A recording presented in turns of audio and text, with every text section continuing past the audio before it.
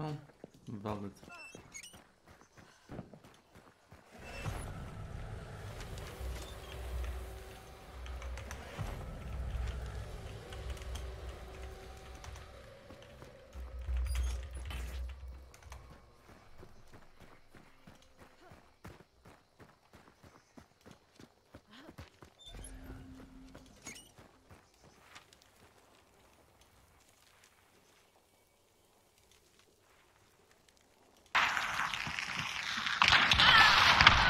Kämpa.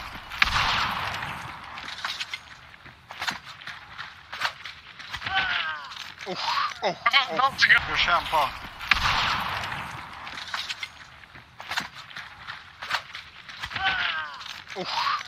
Dalciga nožem skenjao. Au. Čekaj, Dalciga nožem skenjao, nema ti. Karti ne može da veruje, jebe.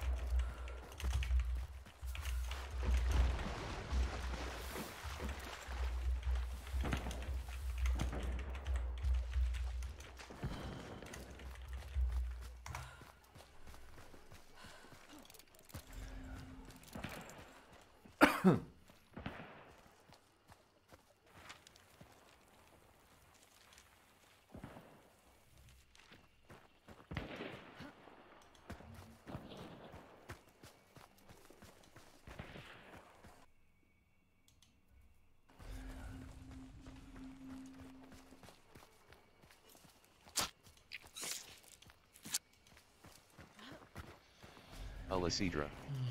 Welcome to my channel. Stream Elements. Welcome to my channel. Nightbot. Welcome to my channel. Lurks. Welcome to my channel. Commander Root. Welcome to my channel. Look Damn Judge. Welcome to my channel. Streamper. Welcome to my channel. Abasemafor. Welcome to my channel. Dynatira. Welcome to my channel. Twitch streamer Discord. Welcome to my channel. Discord streamer community. Welcome to my channel. Stitchy and _sticks. Welcome to my channel. Discord _for _streamers __. Welcome to my channel. 0x2. Welcome to my channel.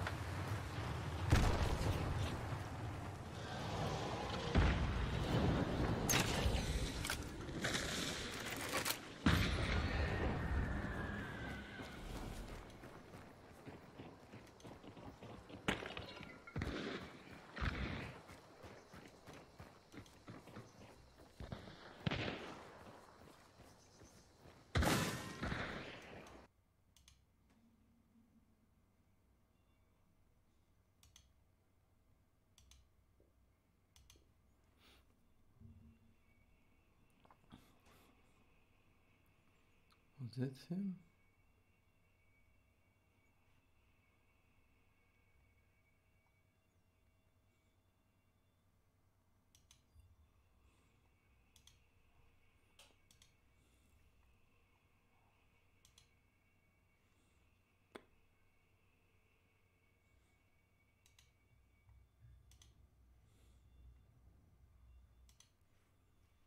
Didn't my internet broke or well,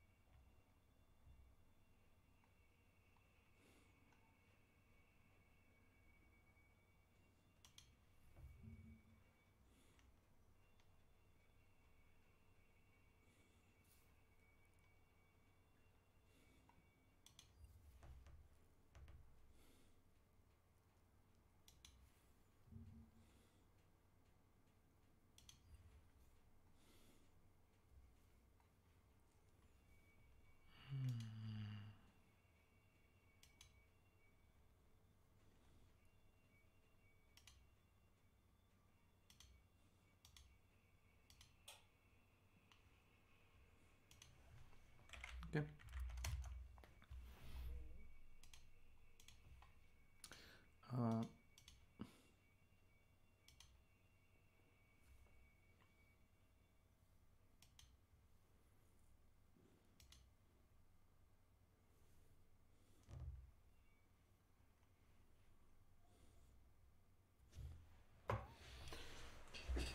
Just that.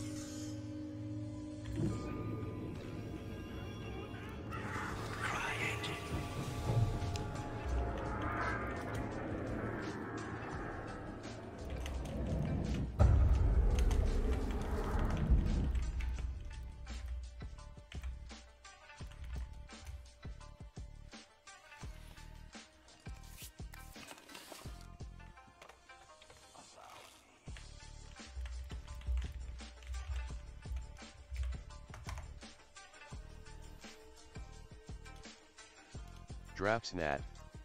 Welcome to my channel. 01 Ella. Welcome to my channel.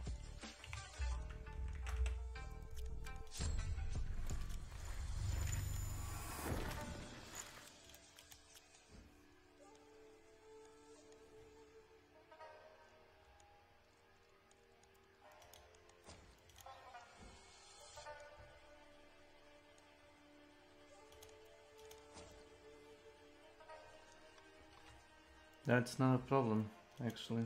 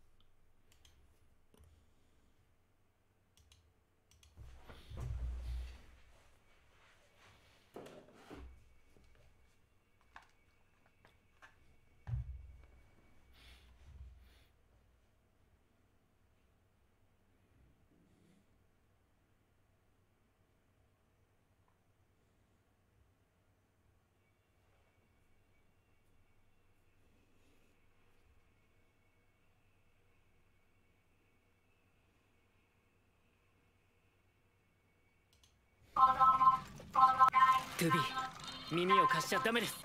なんだこれは。破壊しましょう。なんなんだ。壊れているのか。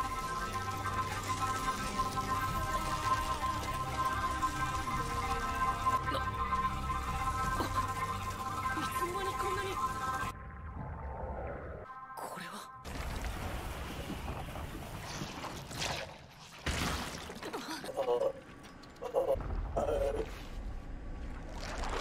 こいつ機械生命体です。ロイド、どうして戦う？トゥビー、あいつ進化してる。一気に蹴りをつけましょう。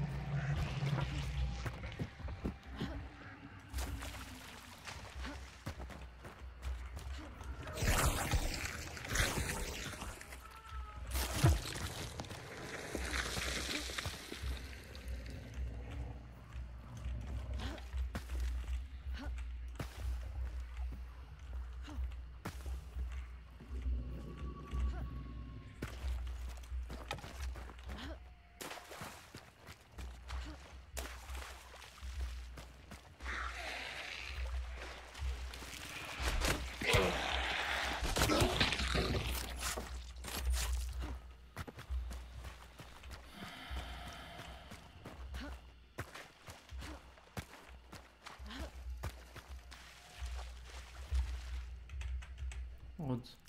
Very odd.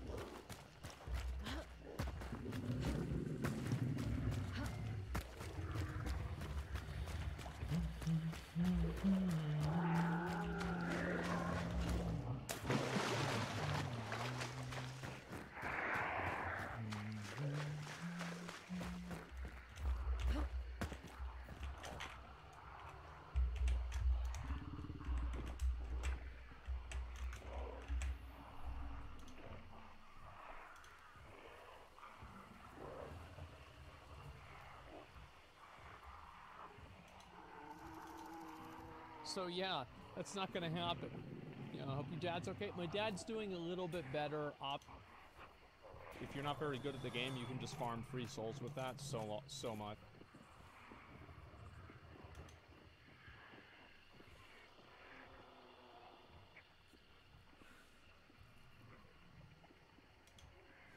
I don't give a fuck about him.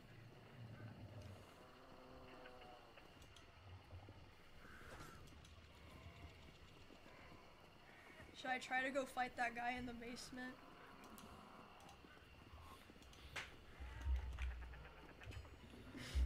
Yeah. Okay, I'll try.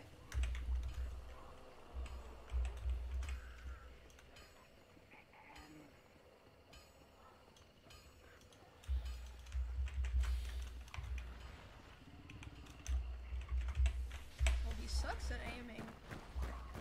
So there's that.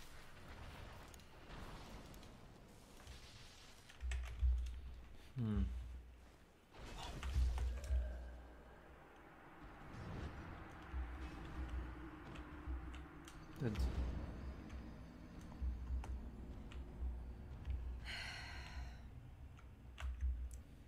Alright, well, what's more I could go try to fight the gargoyle again, or I could fight that thing, or I could just farm and cry.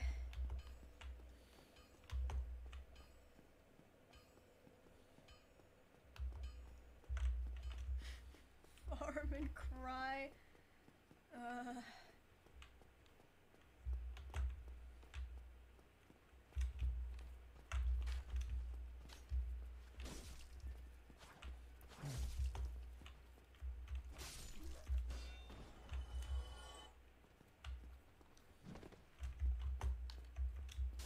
I'm remembering to lower my shield now.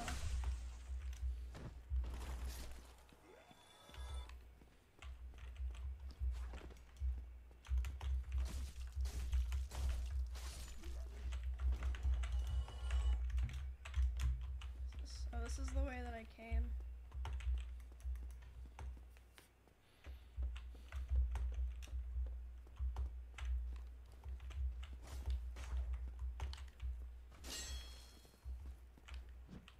Ow, ow, ow! Ow, ow! I keep, I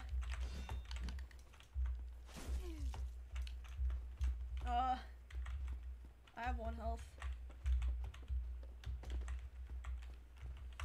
I'm running away. I'm running away.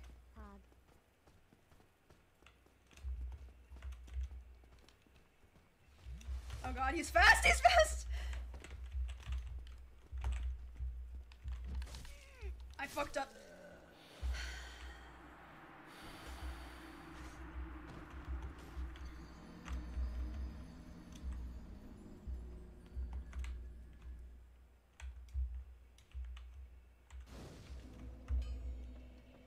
Okay, well at least I have a bonfire here now.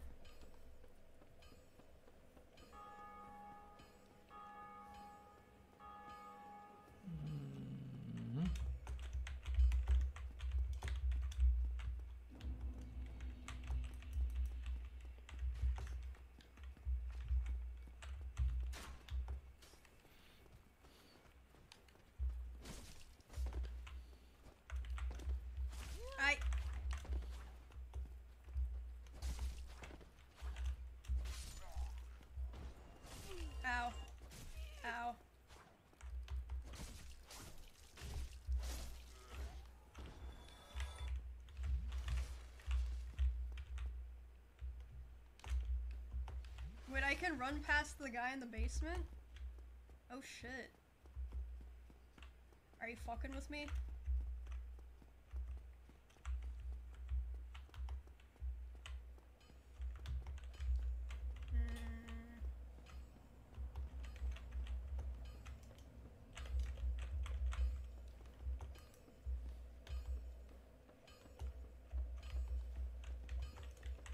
I wonder if I could if I have enough to upgrade my sword again, actually.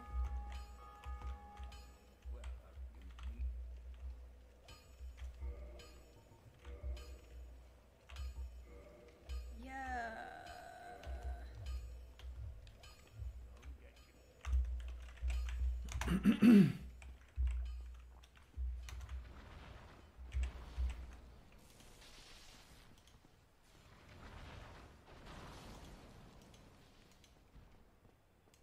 Yes. Man, he looks kind of fightable. Okay, this time I'm not gonna be greedy. I pressed the wrong button. I keep pressing R. Oh shit. Oh shit. I'm healing right in front of him. I have 1 charge left.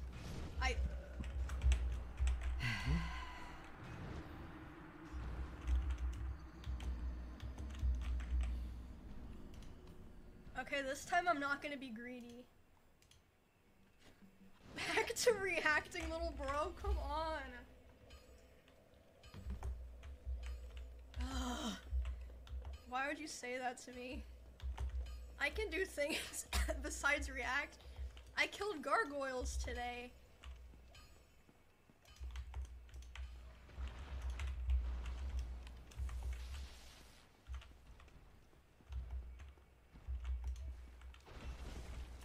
Okay,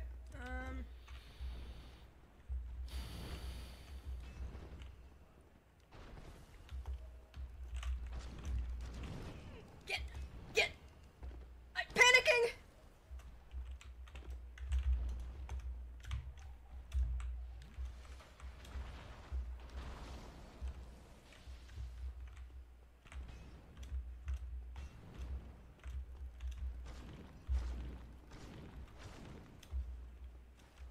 Oh my god, Jesus Christ.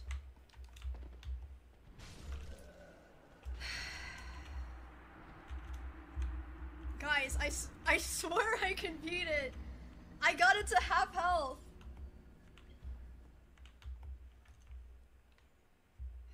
Okay, if I get to 100 deaths and I don't beat it, I'll move on. I'll go do something else with my life.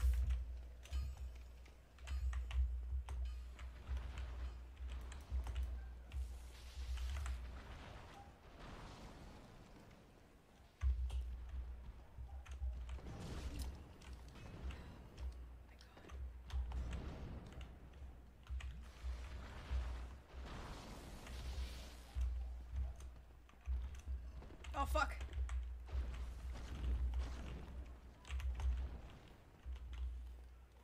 I pressed the wrong button. I keep pressing RB to try to roll. Okay, again.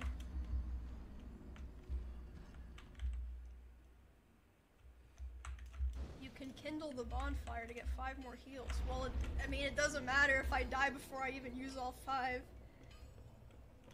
But that's good to know for the future.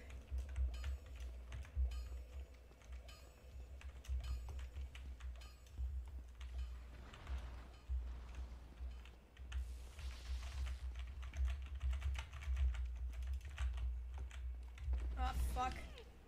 I did it wrong again.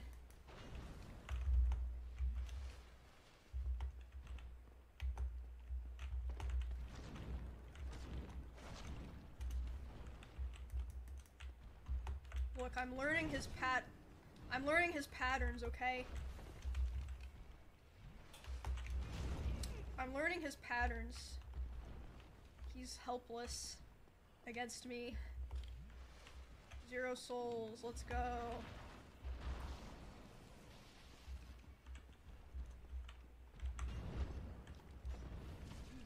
The fucking tail, bro!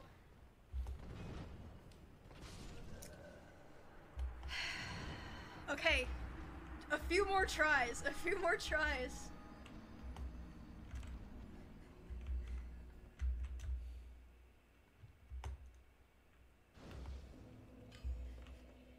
Yeah, 7 more tries. That's all I want. No, I'm not gonna use the electric sword. I'm gonna save that for bosses I can't skip. I could skip this guy, I'm just being a dumbass.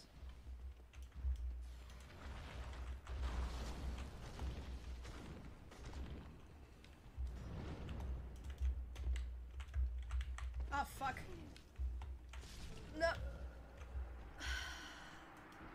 6 more tries. 6 more tries and then I'll move on.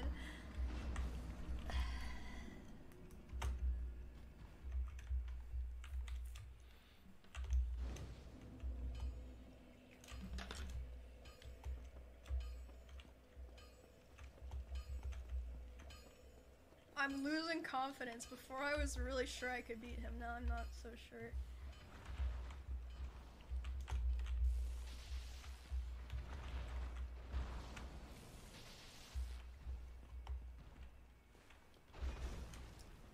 Okay.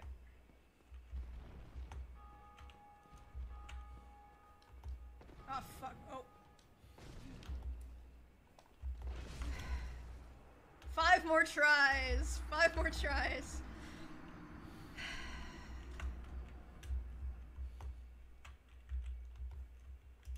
I rolled into it.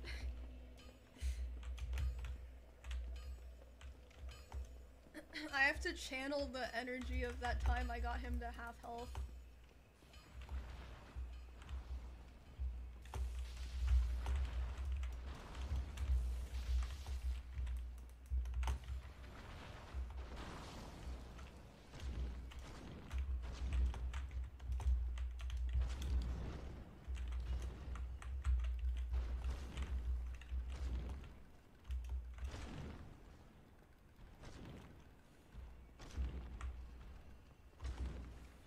Oh, fuck!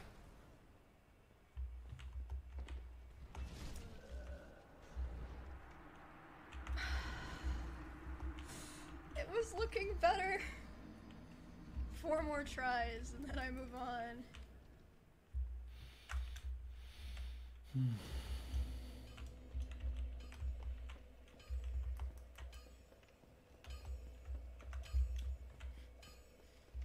Oh, it looked good to start.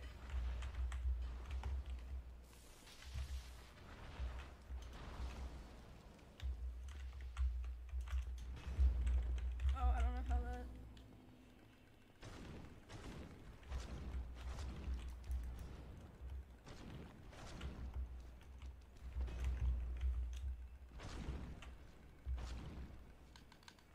Oh god.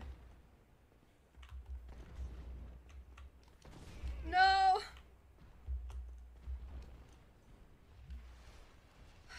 Bro, he doesn't take damage.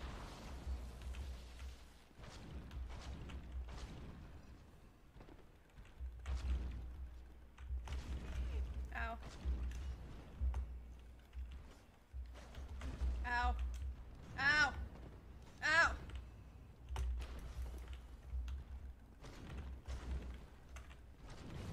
Ow. No! No! Uh-oh. Okay. I avoided it.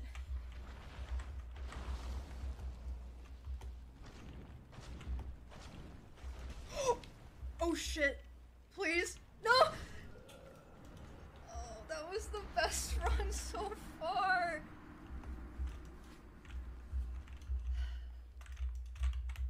I tried to roll, but I mashed it too hard and I was just running.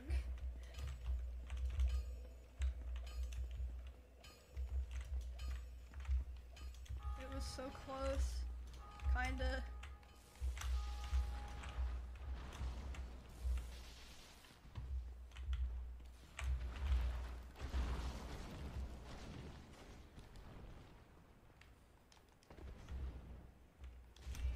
Fuck. Smacked with the tail.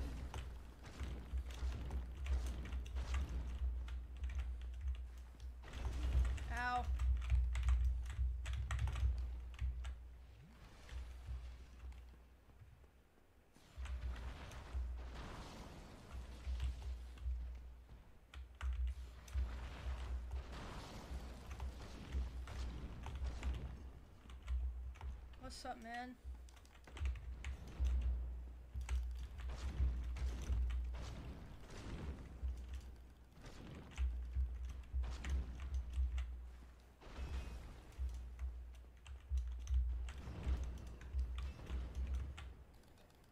Oh god.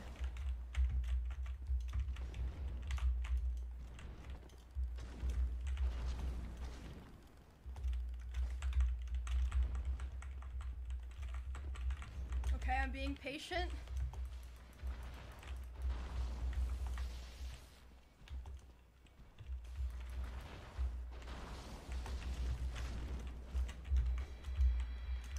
I did it! I did it! Oh my god. What is that? I don't know. He didn't even drop anything crazy. Wait, how many deaths am I on? 98? 99? He's small fry to me. Upgrade material? Oh, okay.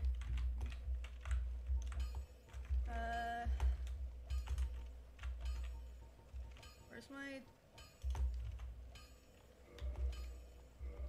Oh, is this like the max I can get my sword to right now? Yeah, okay. Can I do anything here?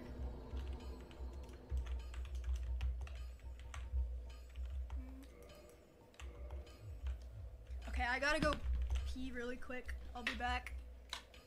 Whew.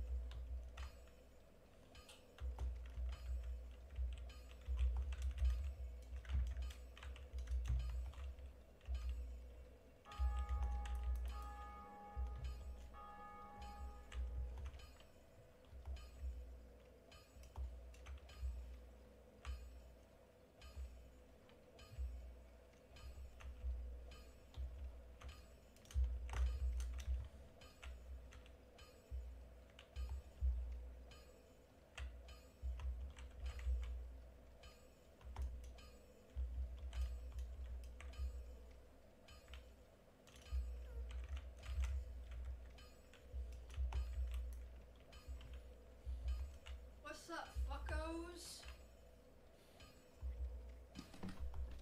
Where'd my earbuds go?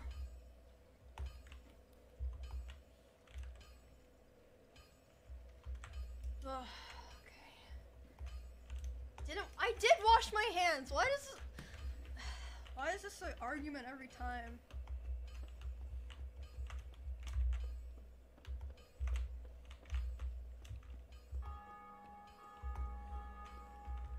Okay, well, I killed the two big things. What do I do now?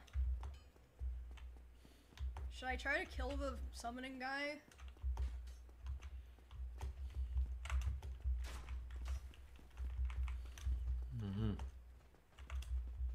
I don't even know where the dragon is.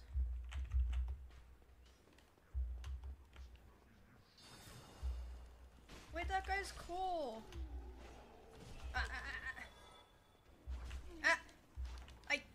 Let me out.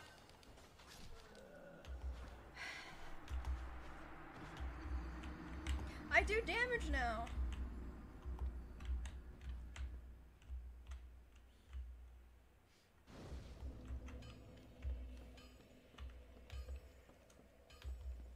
I don't know where you head back.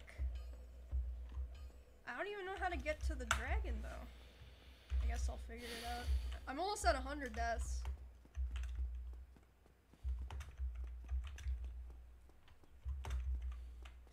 Dragging these nuts.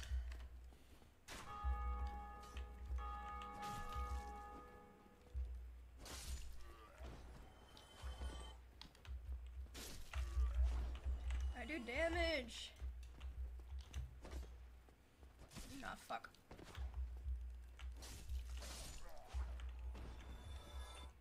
I am feeling a lot more confident in the combat.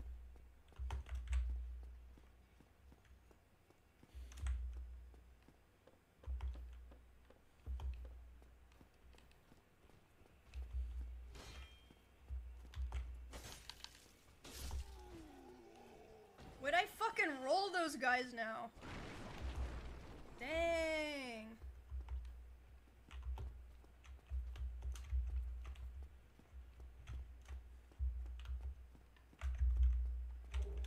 Basement key.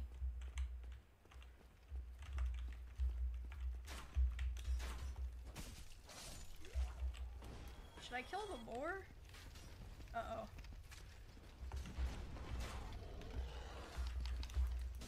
If I can kill the basement thing, I can kill this guy. I'm getting killed by the soldiers, actually.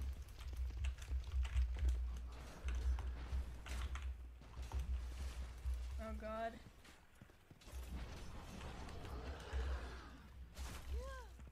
Oh man, why? Ah, fuck.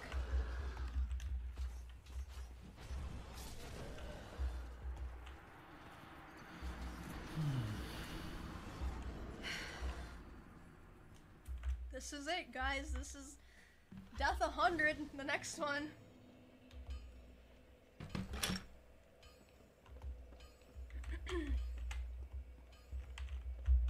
It's a big one.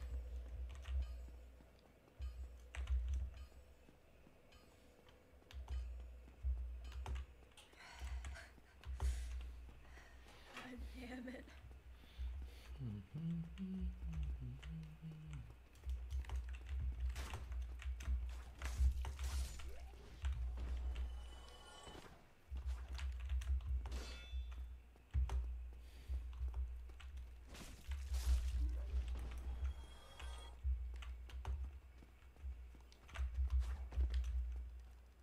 Look, I'm getting better. The big 100 is coming soon.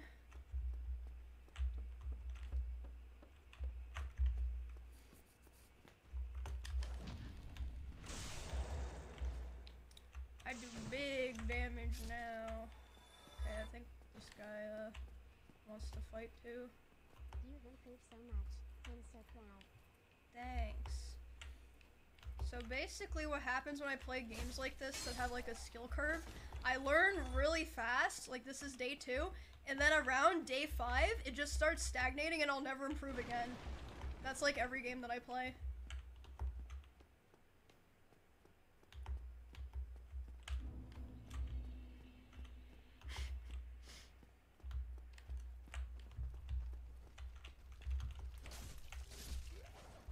Oh god.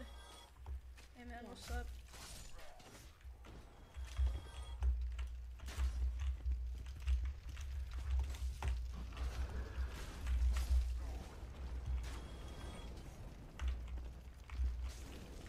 Ow!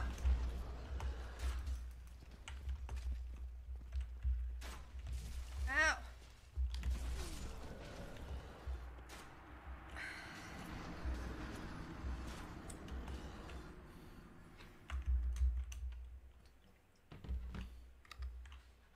Well.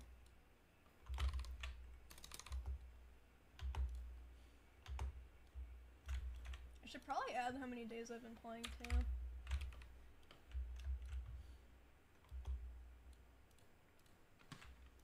I feel like that's useful. Game. What? Game. Full screen. Game. What the fuck did I do?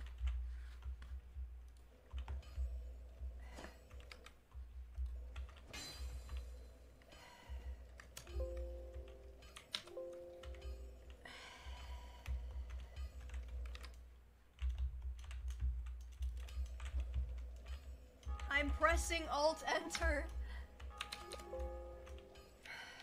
I can just restart the game. Oh no, the controller isn't working again.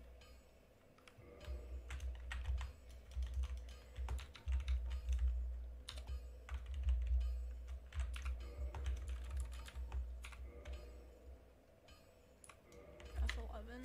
It's not working.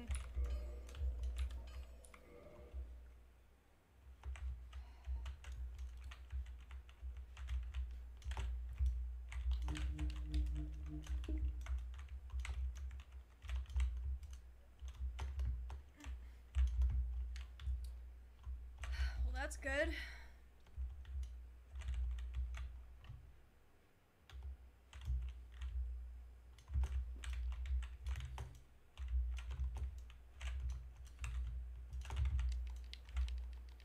Oh great, it's doing the fucking thing again. Okay, how did I fix this before Task Manager? Click anywhere in Task Manager, close Task Manager. Bro, where is Clark still here? I need help. Oh my god, why is this happening to me? What did I do to deserve this? Oh, Control Delete. Okay, now Task Manager. Anywhere in Task Manager, close. And it works. But it's still...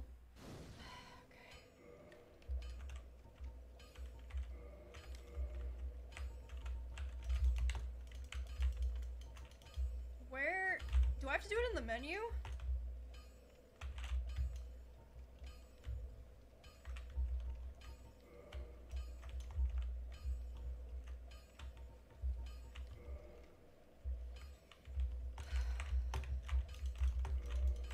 Alright, we're good.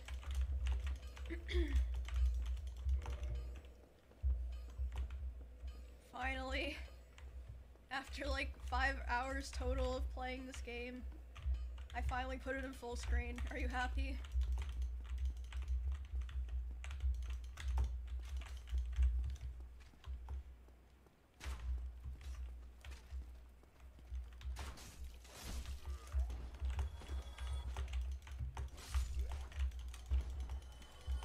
I'm not sure. Okay, so I beat gargoyles. I'm not sure where I'm supposed to go now.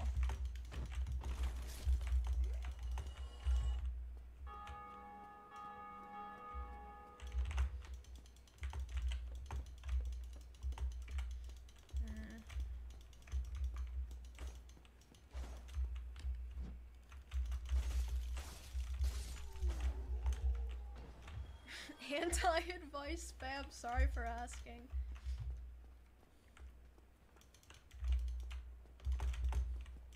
I know I have the basement key, but I don't know where the basement is. Nice try, asshole.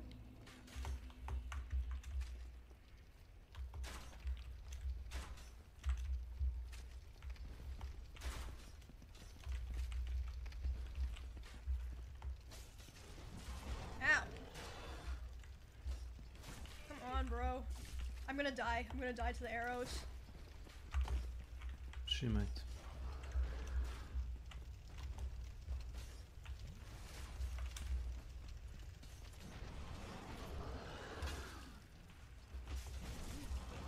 Oh, shrimp. Okay.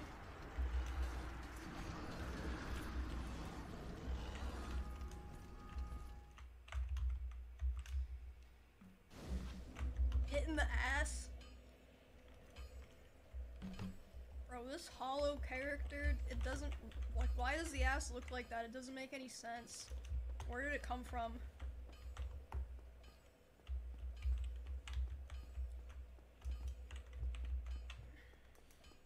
Lep, thanks for gifting a sub.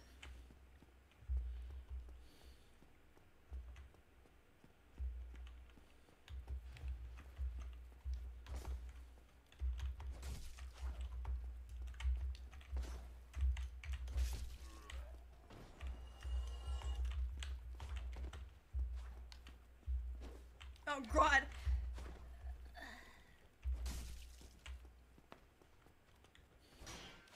Ow.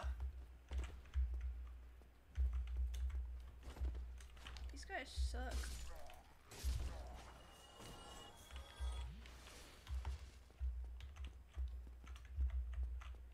Okay, I'm gonna try to go get my souls back.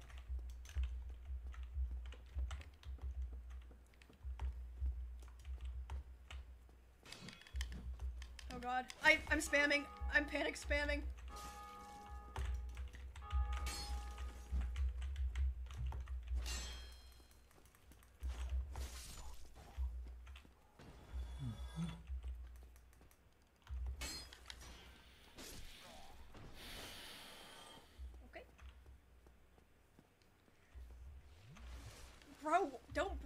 I was stuck at the rats for an hour.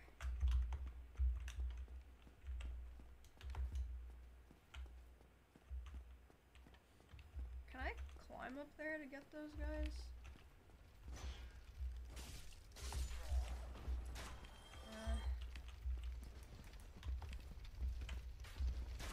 I'm gonna run aggro every guy.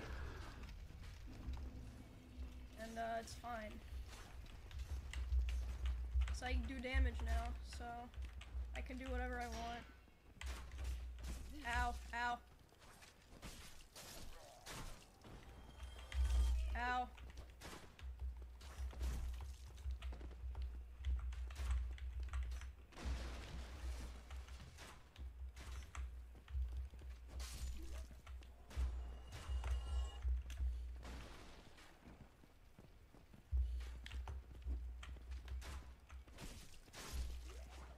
Ow. Okay.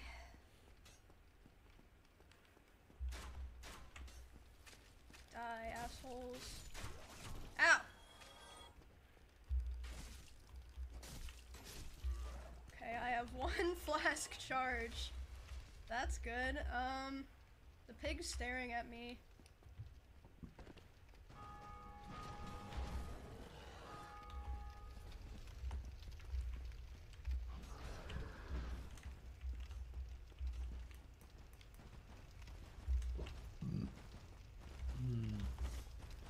Can I just like...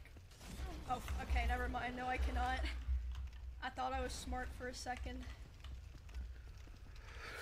Just run back and drop these souls off.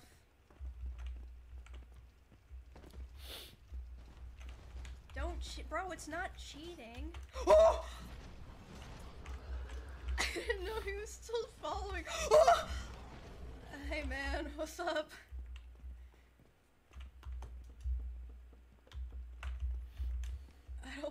I don't want to fight, bruh. Oh my god. GDJK, thanks for the tier 1. Onceler, thanks for gifting a sub. Thank you.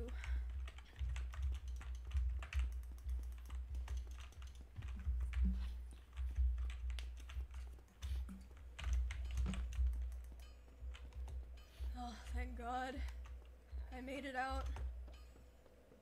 I'm starting to run back to level up instead of dying with all my souls.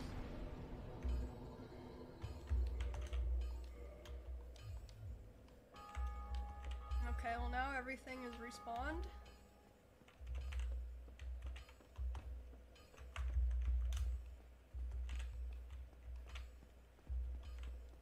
That's good. LY Kaizior, thanks for the prime third eye, thanks for gifting a sub. She's going to the fun house, Monka S. What's the fun house? Sans Fortress.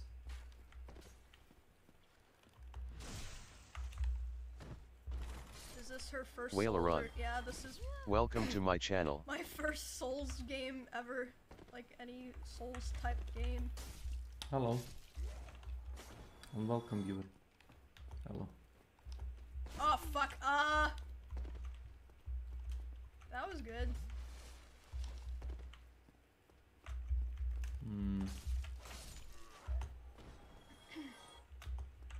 Oh yeah, I played Elden Ring for 1 hour and just ran around and died. Yeah, are you streaming? Yes, Tectone, you're scared the shit out of me! Sick. What's up? What build are you doing? Strength. Oh, sick. Have you got the Uchi Katana? That's my egg blanket. Have I what? Yeah, I'm taking this. I'll be No, real. that's my blanket, bro. Oh, yeah, I'm gonna borrow it. No, you can't borrow it. Yeah, I'm gonna borrow it. Oh, nice! Asshole. Do you know the thrust? It's OP. You forward and attack at the same time, that way you don't bonk the side. Oh, like that. Yeah, then you get him. And you're really good at this. Bro, why are you coming here to attack me? I don't understand. What did I do to deserve this? So pro tip. You can farm Titanite shards of the 3 mobs in the front. Have you beat gargoyles yet? Yeah, I just beat Oh, you them. did? Yeah. Did you cut off their tail? Yeah. You got the weapon? Yeah, It but I'm sucks. not using it. Yeah. Oh, okay. Oh shit, Mello, thanks for the 20 gifted. Good shit, Mello. What were you saying? I think there's a weapon called the Zweihanda. Okay, and if you get that, you should use it. This Vi Honda. It's badass. Vi Honda. Also, there's literally no reason to ever use shields, so if you ever want to just stop using it, you can. Oh, really? Yeah. I've been using it a lot. Oh, okay. Yeah, if you just dodge, you can just invisible frame it. So I'll be better if I learn to not use the shield? Yeah, I think so. Oh, God. Okay. You don't have that, just my opinion. But you're kind of a gamer, so you got it. I'm Feshui42. Welcome to my channel. Gamer I've ever seen in my entire life. Okay, well now you're just being... Fuck! It's because you're just... Bro, no, that's my egg blanket. How is it your egg blanket? Because it was given to me? By who? Someone from my P.O. box? What do you mean, how is it yours? Should I just have it? No, dude! What if I give you 10 subs? No, 20 man. subs. No, it's special because it's from the P.O. box. 50 subs. I never 100 give away subs. anything from the P.O. box. 1,000 subs. No, bro. Just buy your own dick tone. Bro, it's probably like 40 bucks or something. You're a streamer. You make like $10 million a week. Yeah, that's true. Yeah, it is true. A lot of fun playing Dark Souls. Wait, I'm sorry, Tectone. I didn't mean it like that. No, it's fine. I didn't mean it like that, bro. You don't listen. Oh, can I have the Master Sword? No, you can't. That's also from my P.O. box. Somebody gave you this shit? Yes. Wait. Hold on. Dude, I want to show them. That's badass. Yeah, it's nice as fuck. Wait, can I actually not have this? No. Why do you just come in and ask if you can have things? Oh, man. That's what friends do, man. That's what I thought. No, you can't just walk in my room and say, do you want these stale Lay's lemon crumbs? But you actually give this to me? Yes. Like I sell online? It's just crumbs. Yeah, you can sell it. Dude, thank you, bro. That's Wait, huge. who are you selling it to? I don't know. We're like, Emmy ate these chips. She wants to buy it. $10,000. Okay, well, no. Wait, do you want them back now? Wait, check out this thing. Oh, cute!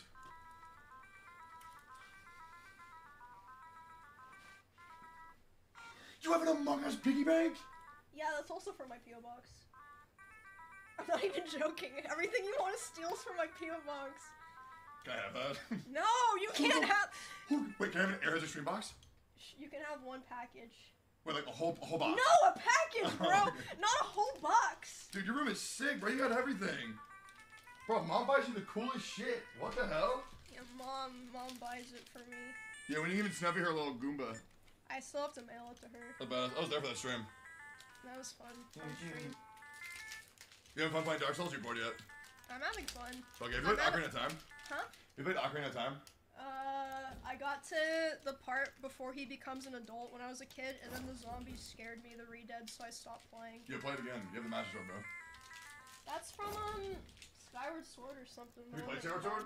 Yeah, I played Skyward Sword. I don't really remember it, though. I played it when it came out. Badass. Oh my god, you have a fucking shotgun? It's not real, but yes. Dude, what the fuck? Is this for your P.O. box? Yep. What the fuck? Yep, this is also from the P.O. box. What the? Yo, next P.O. box, can I have one present? No, dude. Don't you have your own P.O. box? Yes, and I get cool shit, but I don't get a fucking Hylian sword. Well, then ask for a Hylian's. You can't just walk in my room and ask if you can have things. All my chat does is spam dick tone. Mine too. Wait, you actually have They're dick? literally weird duding right now. No, they would never. Bro, it's every stream, Oh, bro. how's your spicy tolerance? Really good. Would you like to try a Carolina Reaper cheese ball from my P.O. box? Can I have this sword if I eat it without making a face? No! Bro, come on. Why do you want to steal my stuff? Because it's cooler if I get somebody from a friend. Okay, what if I give you the shotgun? Yes. Okay. But you have to not make a face. And chat will be the judge on if you make a face or not. Okay, I have to go. I put them in the pantry, I think. Alright, chat. Fair warning, I'm white. I'm not good with spice. But I will try my best. Oh, Jesus Christ. What up? Can I play Dark Souls? Yeah, chat, is Emmy good or no?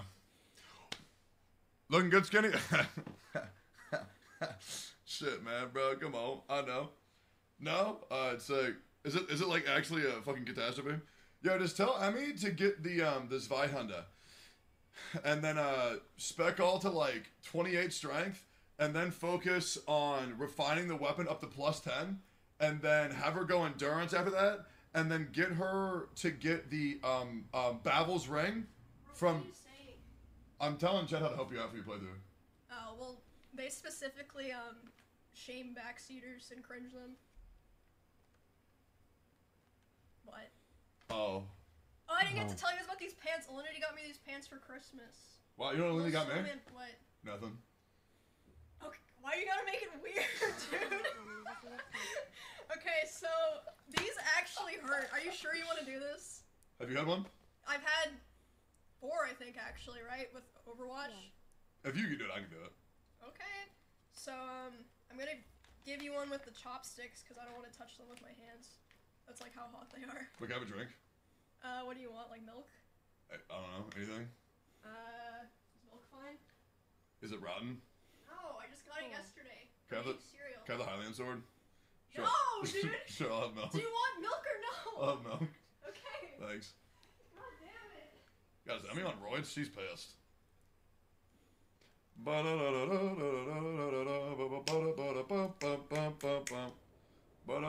You're so fun, bro. How lucky, bro? It's a cheese ball, bro. It's a cheese ball. Hey, yo, Chad, everybody new here. Make sure to follow the stream. Make sure to Twitch Prime and sub to Emmy. Make sure to give some subs. It is Emaru's birthday. She didn't want you guys to know. But yeah, she did turn 24 today. So if you guys want to give her some subs, that would be huge. When's the next podcast? I don't know. Tomorrow? Probably. I mean, how hot can the cheese balls be, bro? Yeah, I mean, I farmed you like 1,000 subs. Oh shit! Thanks. Ooh, Mobusaiku. Mobusaiku. Wait. Oh shit, Miz, thank you for the raid. I thought it was Valkyrie. Valkyrie? Yeah, I'm pretty sure Valkyrie. Okay. Are you sure you want to do this? If I get a shotgun? Can I read it? Yes. If you can eat this without flinching or making a face at all, I will give you the shotgun. Cool. And I have to drink milk? Well, yeah, but not like right away. How long do I have to wait? 10 seconds. 10 seconds to have milk? Yeah, 10 seconds you can have milk. Can I have the chopsticks? Thanks. Did you get these from the P.O. box? No, actually. Oh, wait, actually? No, Okay. actually. Okay. Smells good. Okay.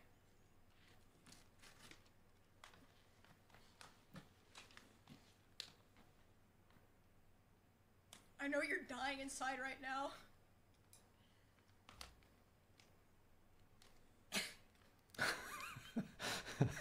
Has it been 10 seconds?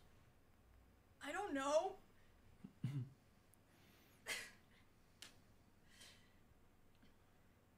I believe it's been 10 seconds.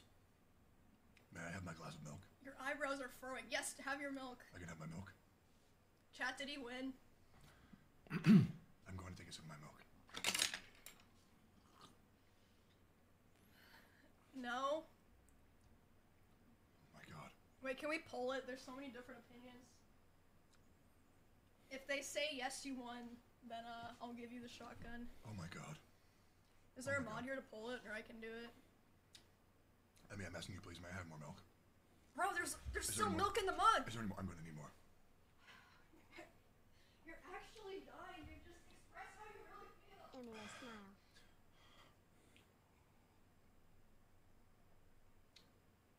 Oh my God.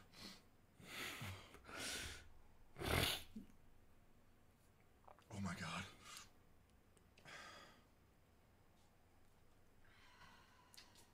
Can I have that, please? Can I have all this? Sure, I guess. Happy birthday.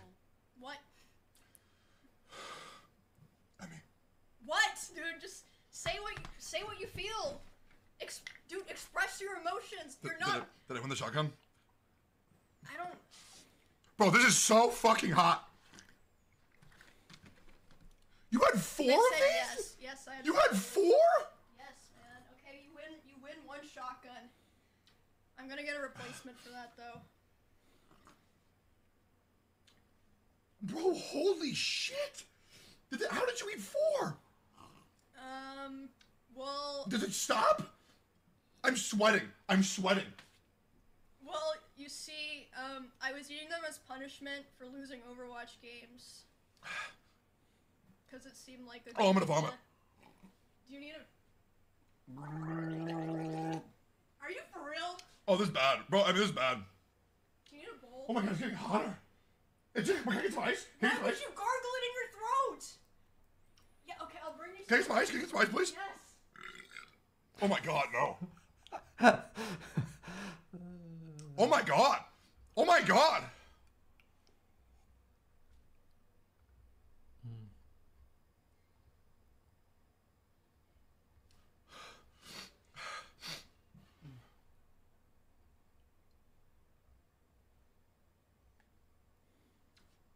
Okay.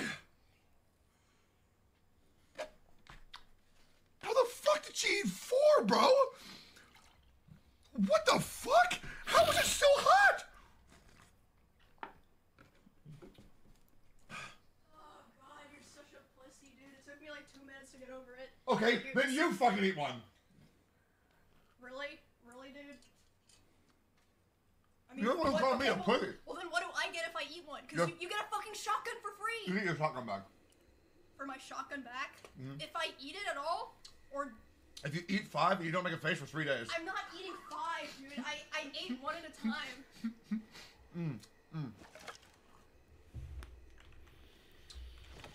Oh my god. Okay, I'm gonna have to go back to playing Dark Souls after this, so I don't know if I wanna, like, I'm really busy after this. Well, why are you telling me this? Because I'm not falling for your tricks in eating the cheese ball with you, because you agreed to do that as a challenge. Don't Actually- drag me into this. Actually, you peer pressure me. And it'd be super weird. I said, Flippin, I said, would you like to try one? And you said, if I do it and don't make a face, can I have, you asked for the sword first, and I said no. I feel like we're working. Friends don't peer pressure I'm friends. literally being gaslighted right now. Wait, check these out. These are also from my PO box. I have the same thing. I have the same thing. I have something. Oh my god, when did it stop? When did it stop? You have to just stop thinking about it. Oh, those are sick.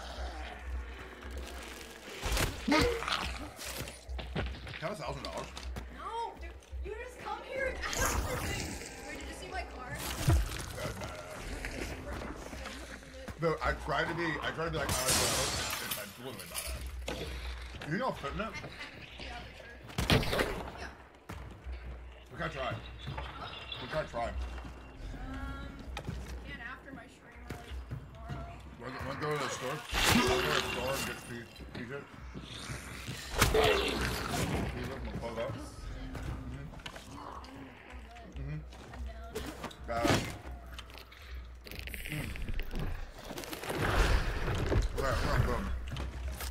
I think we're a fucking shotgun. Yeah, you earned it. This is you? It does take BBs, yeah, but I don't actually know how to load it. Let me see. Dude, now I can finally play Persona 3. Bro, you can't say that. Say what? What? Shooting What? yourself, Chuck. I didn't say that. Oh, never mind. I was gonna play Persona 3. Persona! Oh god, awful. What? I actually have a whole gun. Hey, let me go. Oh, you can't have that one too. Is it real? No, that's also a BB gun. But it doesn't have the orange tip, which I'm not sure if it's even supposed to look like that. Oh my god. Are you for real? You gave me a t-shirt, bro, chill. Well, I didn't expect you to do that. How much long you playing Dark Souls for? How long? I started yesterday, so I think like 5 hours total I'm playing. Okay, wait, that, yeah? Wait, are you gonna beat the whole thing? I'll try. I'll give you 170 to beat it. Okay. Okay? Shit. This week. This week, okay, that's not. Really? I don't play like games for that long. Or for like 3 hours. Okay, we'll change it. Do a 10-hour stream. I feel like I'm gonna actually go insane. Wait, then do it. That'd be good fucking content. I would go crazy. Okay, but the thing with doing a 24-hour Dark Souls stream is after the 24 hours, if I still haven't beaten the game, I'm gonna feel like so it's gonna be like a 4-hour Dark Souls stream. Why don't you do 24-hour Dark Souls stream? If you don't beat it, you have to do a 10-kilometer marathon on stream. A 10 what? Kilometer marathon. Hey, both are gonna kill me, so I would rather do the lesser of two evils and play Dark Souls than exercise. What? Am I going to 10-kilometer marathon with me? No, dude, that sounds awful. I have to do one and I want somebody to come with me. Wait, why do you have to do one? Because I told my chat I have to beat Ocarina of Time, Elden Ring, and Witcher 3 all this month on stream, or I have to run a 10-kilometer marathon on stream. Wait, Ocarina of Time, Elden Ring, and what? Witcher 3. Bro, there's not enough hours in the day. Yeah. That's like one game a week. Yeah, I'm trying to get my atoms You on are that. getting no sleep. I literally don't think that's even possible unless you've like already played all those games before. You have my pants. Huh? Oh, those are nice. Yeah, they're hunting pants. I've been going hunting lately. Who would go? Dude, you're not gonna blend in at all. Were you? When it going snows? fishing in fucking Antarctica? No, when it snows, I'm telling you. Well, my mouth is still on fire. It's still on fire. Nah, I'm gonna fuck that. I'm gonna get the fuck out of here. Can I have this? You want them? I actually have 2 bags. No, I'm not fuck that. I was thinking about giving 1 bag to Nick and Elena. Here's the thing. Dude, I have Nick's birthday present. Christmas present. Oh shit. You know what I got? When's his birthday? Did I'm in Christmas. Oh, Christmas. Here's the thing. I didn't want this for. I just wanted you to say that I could take it to see if you were a good friend. Why would I? Dude, what? You think a good friend just gives you whatever you ask for? Yeah. Dude, you're a shit friend. But, I mean, What? can I have this? No! Just say yes. No! I won't take it. If I say yes, you're gonna be like, you said yes, and then you're gonna You know me who well. Fuck around. Bye, Nick. Bro!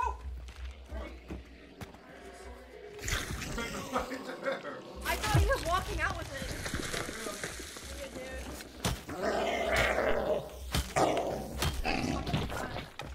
Alright. Back to video game. Bro, he's actually the master gaslighter. He just comes through and... What a fucking weeb. Ah, fuck. I'm dying to trash mobs.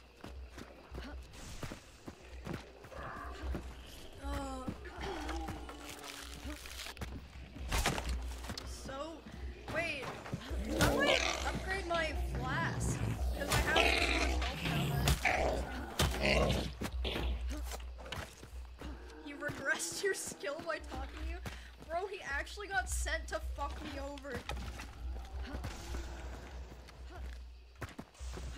The first bonfire? Oh my god, I don't even... Oh wait, if I go... Okay.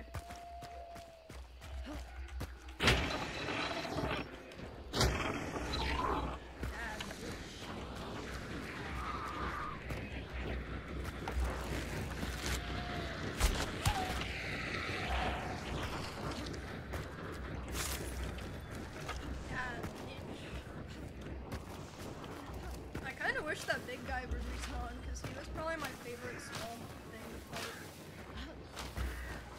Oh god, not this asshole.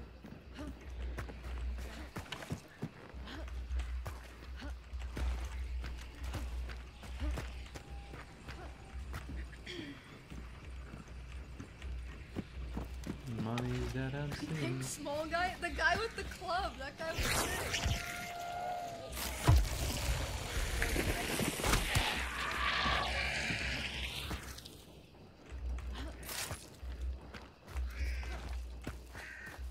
This is fine. Bro, I do need some Cheez-Its. It's been months since I ate a Cheez-It, I think. I used to have a steady supply of Cheez-Its, but not anymore. Is it here?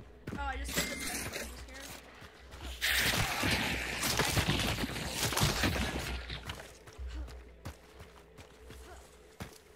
Go down to the left. Where? Left? Which left?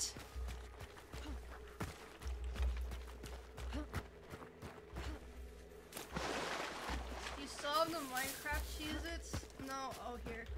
No, I ate all of them. Even though I said I would keep them as a collectible. Hey man, what's up?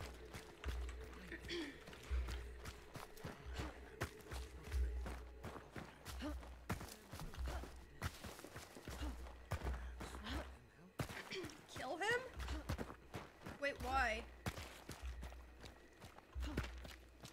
Are you sure?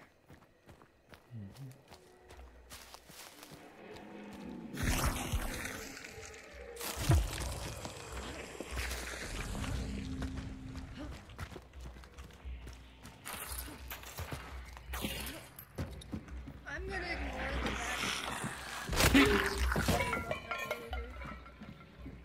So I can truly experience darkness.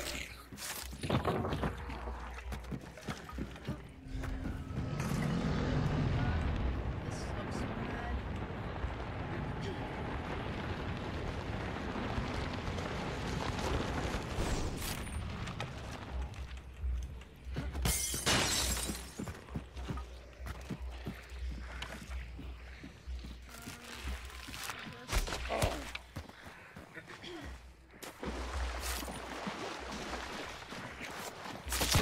Guys, this seems bad.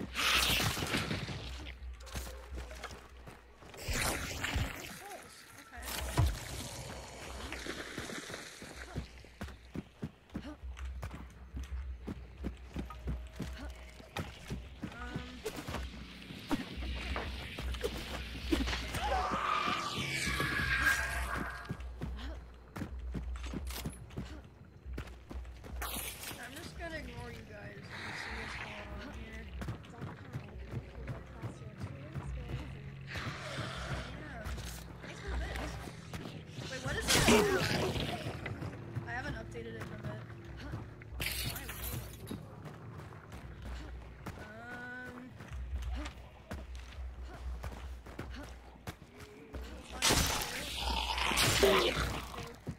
This is also updated though.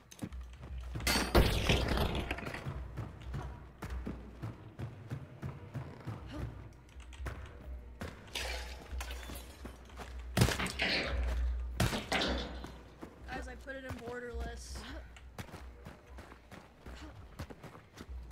Wait, why did it get so much darker?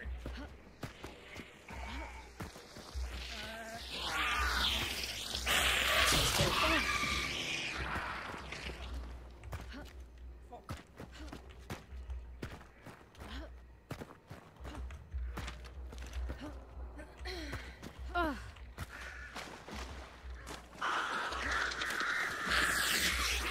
I'm literally losing the options menu.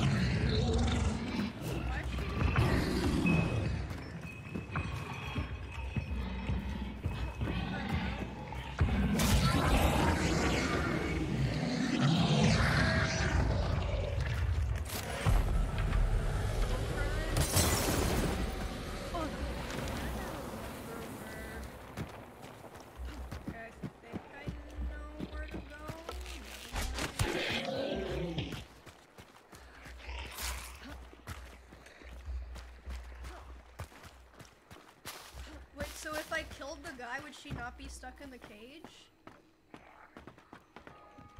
Or what?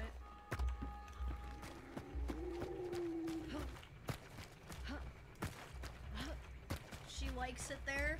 Okay, well, as long as she's happy.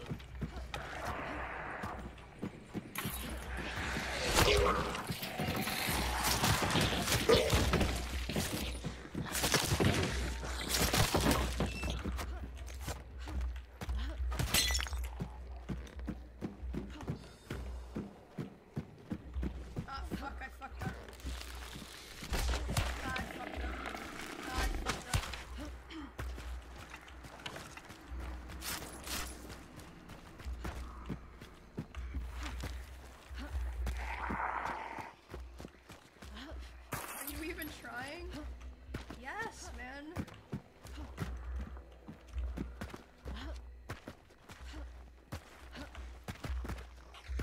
I'm just glad you can pick your souls back up. Like, imagine if you died and could never get them back.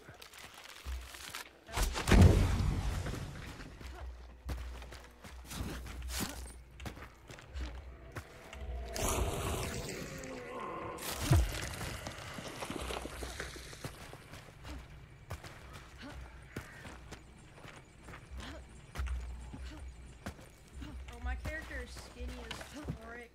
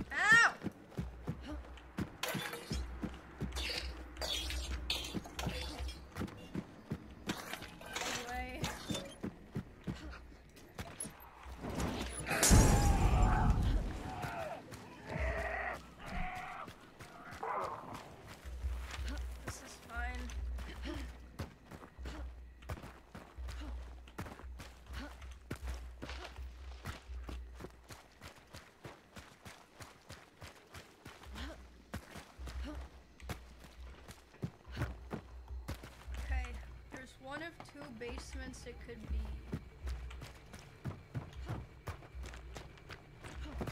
And I think I know which one. Try healing.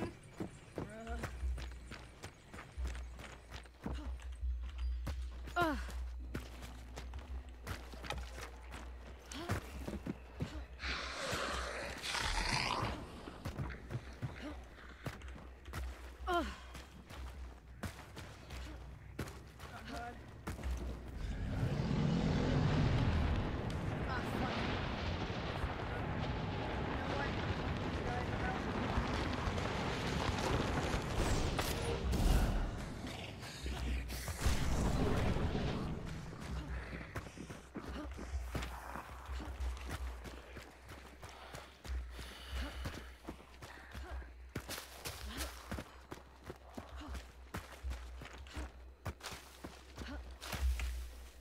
Are they still following me?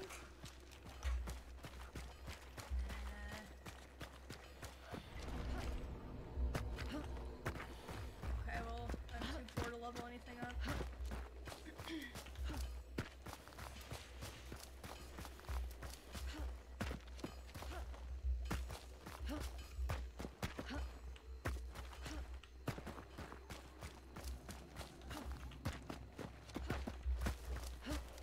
Remember when I beat this guy's ass in one try?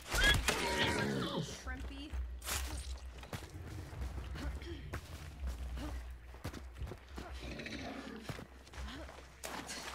I don't know, actually. Oh, weird.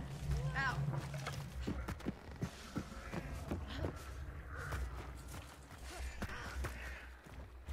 I remember it pretty clearly.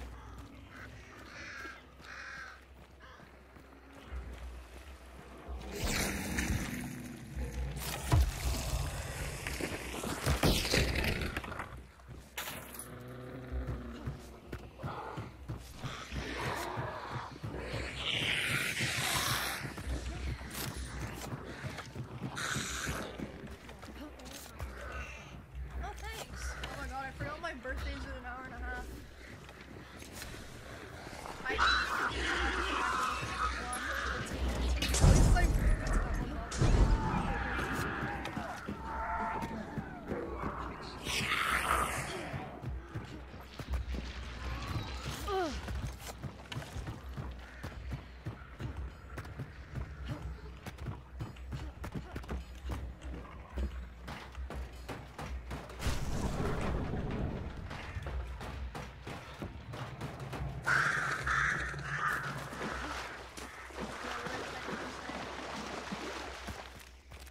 I shouldn't have eaten that cheese pup. I should have warned him better. I don't think he listened. Oh, frick.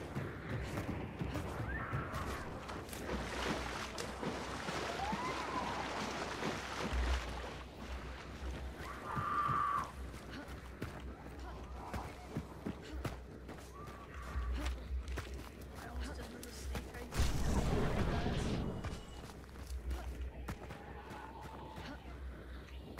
Ugh.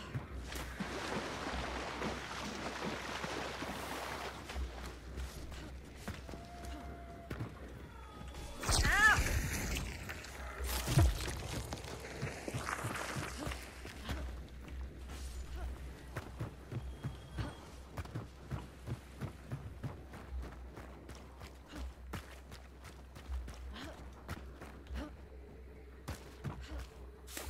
Is this where I'm supposed to be? Oh god, that's...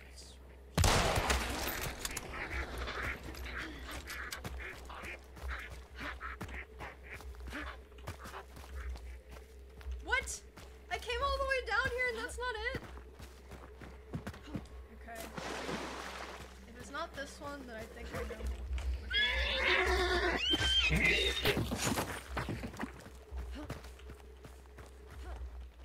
Line.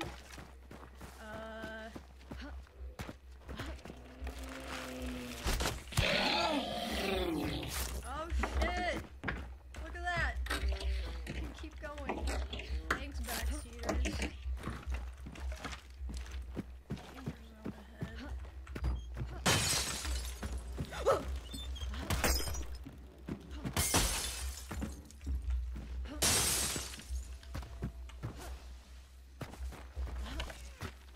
This is a horror game.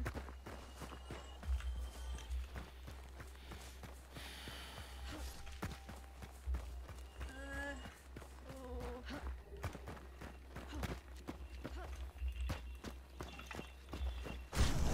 I should've listened. Oh wait, I should have gone back to the bonfire. I have enough souls for a level up.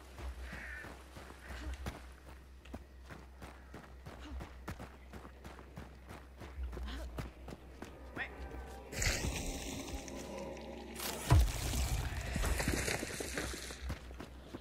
What is this?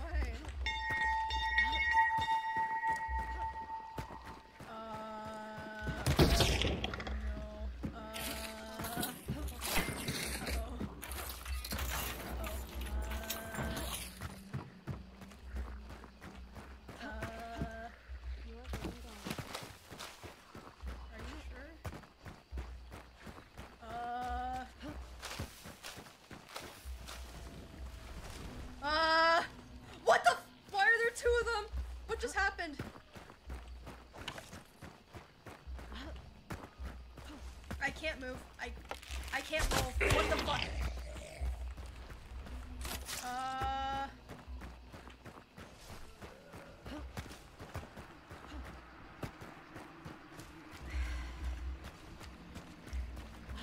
Wow, there's an amazing ring right there. Why does it do that?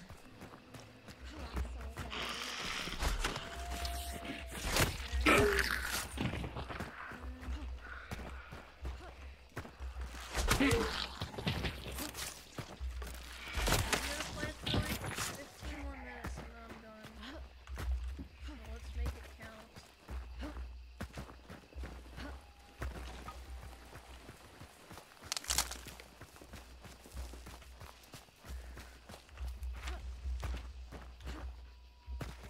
What?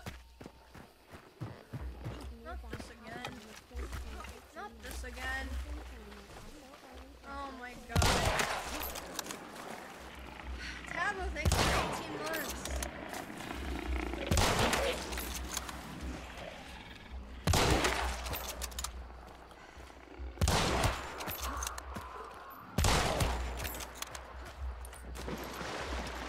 I don't even understand what's going on in this corner back there.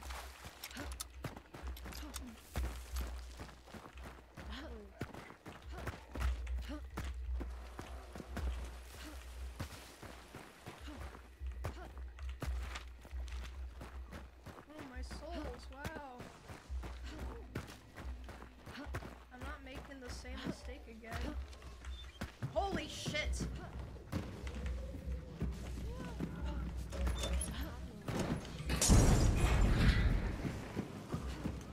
Let me go! Why can they do that? Josh, thank you for 11 months.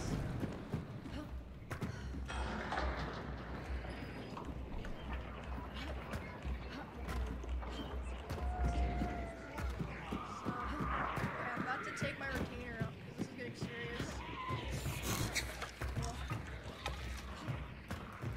Whenever I wear my Invisalign, it makes my mouth so fucking dry. I don't know why.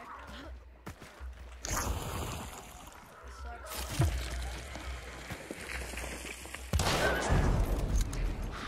My other souls.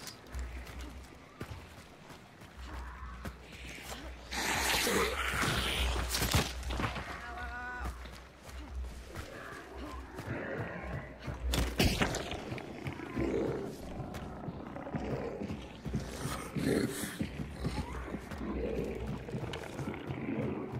Die, broccoli. Take those dentures out too. Oh, I don't wear dentures. What? Oh, hey man, what's up? This is the guy that casts the slow thing, isn't it?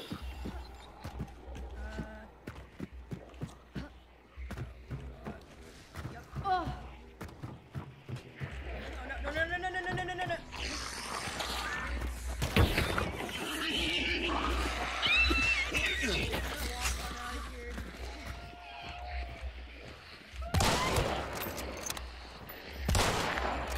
Why is...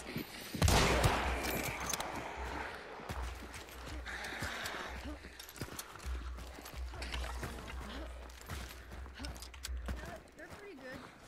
Ow, ow, ow.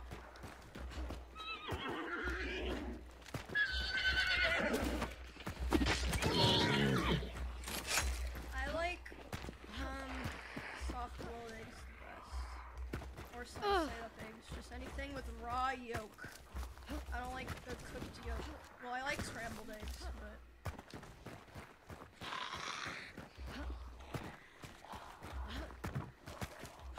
Hey, this guy isn't that bad. He's just tanky.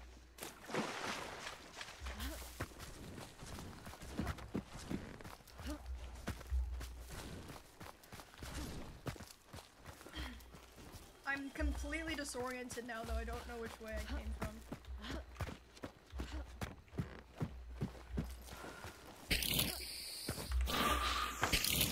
Yolk enjoyers? Bro, I hate when you boil eggs and it's boiled for too long. God damn it. And like, am I gonna die now?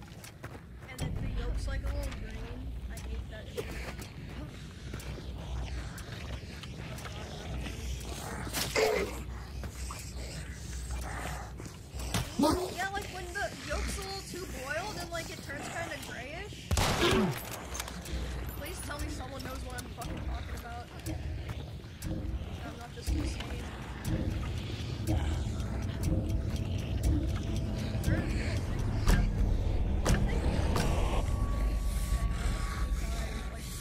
Oh shit, I forgot about that.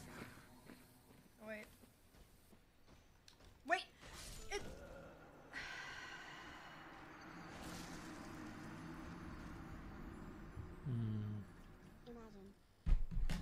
Imagine what, dude? Golden, thanks for the 5 months. Maybe I'll just stop here for the night, then take on that area tomorrow. I am gonna stream tomorrow too. Tomorrow's my birthday. I'm gonna try to get my P.O. box stuff. I did basically kill 2 bosses today. I think I made good progress today. I think it was good. Yeah, somewhat.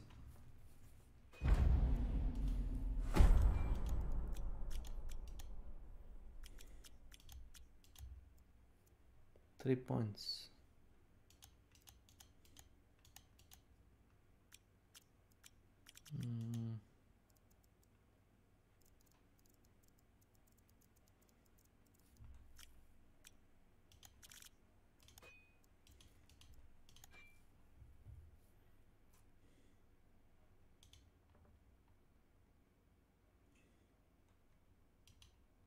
Relax. You better relax. You better relax. Play a game. It's called Flash. You want to play? You want to play? It's called Flash. You want to play a game? It's called Flash. You like it? You like playing the game? It's called Flash. You having fun with it? Huh? You like playing Flash?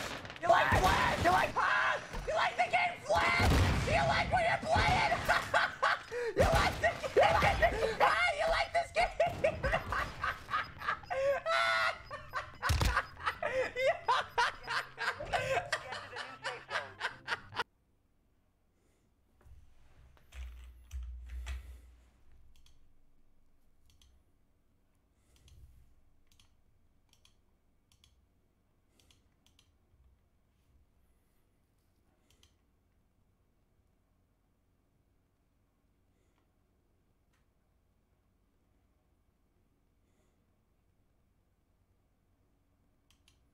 Not many films can lay claim to being one of the best action movies of all time, but also one of the best Christmas movies of all time.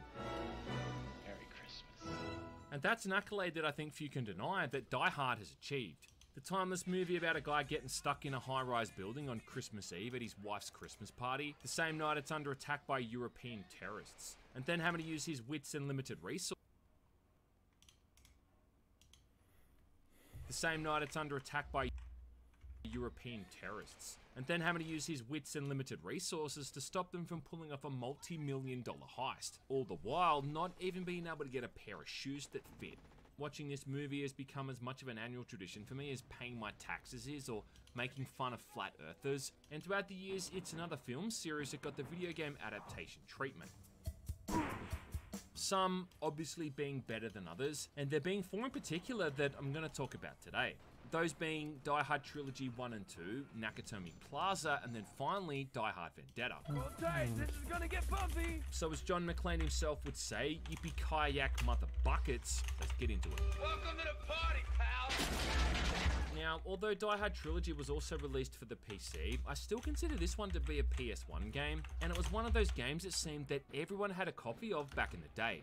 This is also the only game in this list to ever get that much coveted platinum status, and when you put in a Sony game and saw that platinum cover, well, you knew you were in for something pretty special.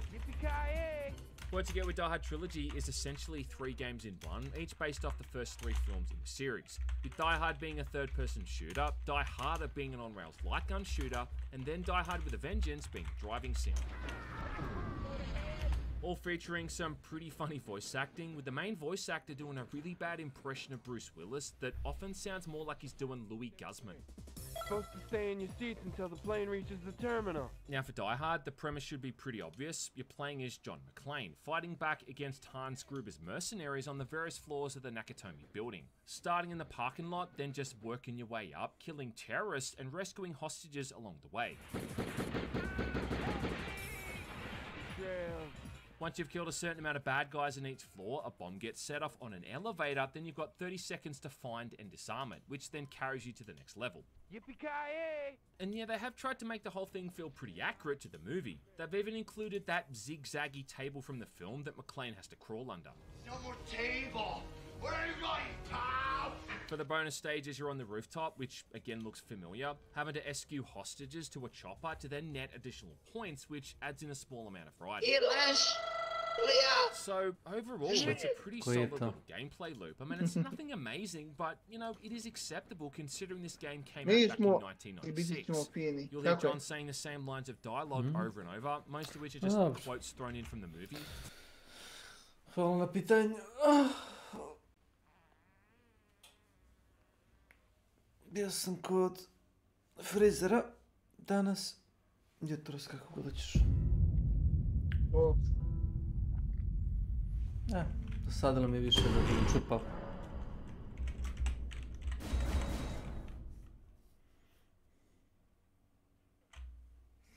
Kaži Milan.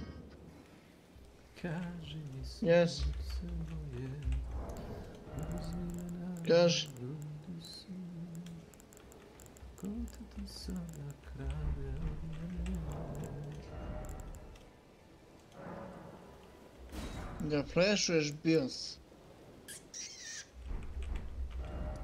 To je...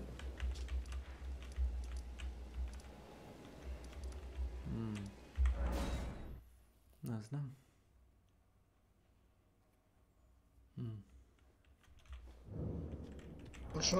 Što ne dvališ bateriju, je setruješ BIOS.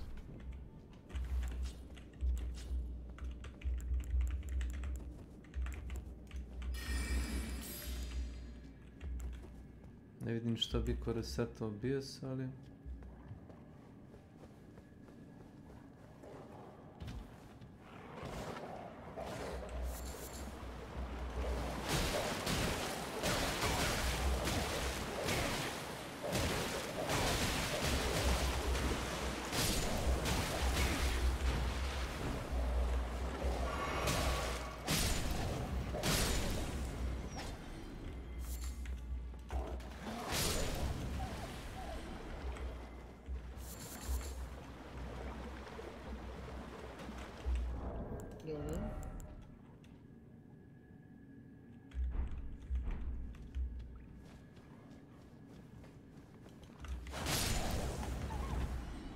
Što bi to radio uopšte?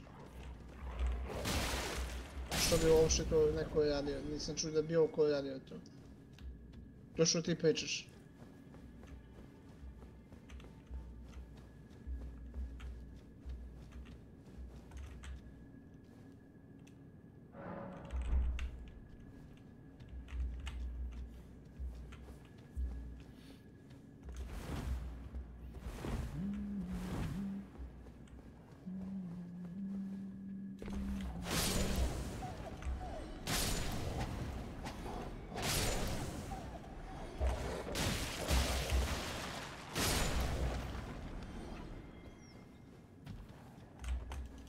Znači da si ti jedini koji upgradeuje BIOS na ploči.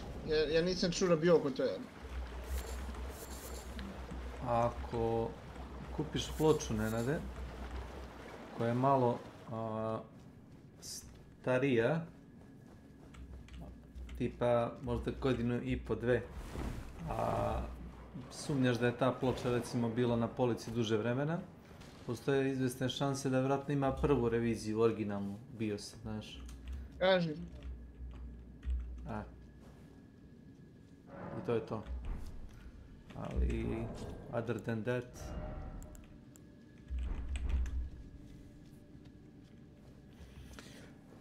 Other than that, I don't know.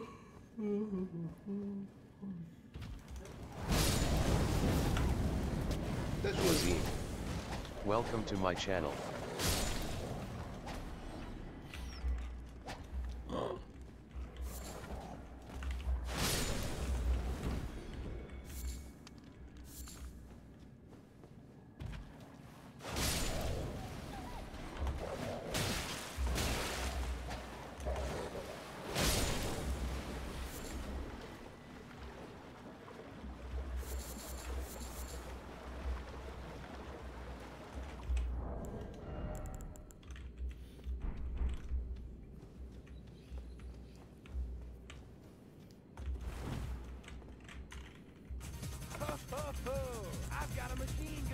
Plus, you'll also hear the countless death rattles from the dozens of terrorists that you gun down here. Honestly, I think you kill more terrorists in the first 10 seconds of the first level than John has ever killed in the entire film series. It's always been kind of funny to me too, considering John kills like, what, 10 people in that entire movie, and yet every video game adaptation has him just committing bad guy genocide. Aside from John's Beretta pistol, which thankfully has unlimited growth, you can salvage other weapons from crates like an MP5, a Skyfork, and a light machine gun, all of which, again, were weapons from the movie. But these all only have like 1 or 2 spare magazines, so you're going to be using that pistol most of the time. There's also grenades and flashbangs, but I found that I didn't really use these often, mostly because John throws them like a Girl Scout with a sprained wrist. Bye-bye, bad guy! It is kind of funny looking back on this thing, considering how dated it's become now in 2023, because I do remember watching my friend play this back in the day, and just both of us being absolutely gobsmacked with how good the whole thing looked. Yes, our gobs were smacked.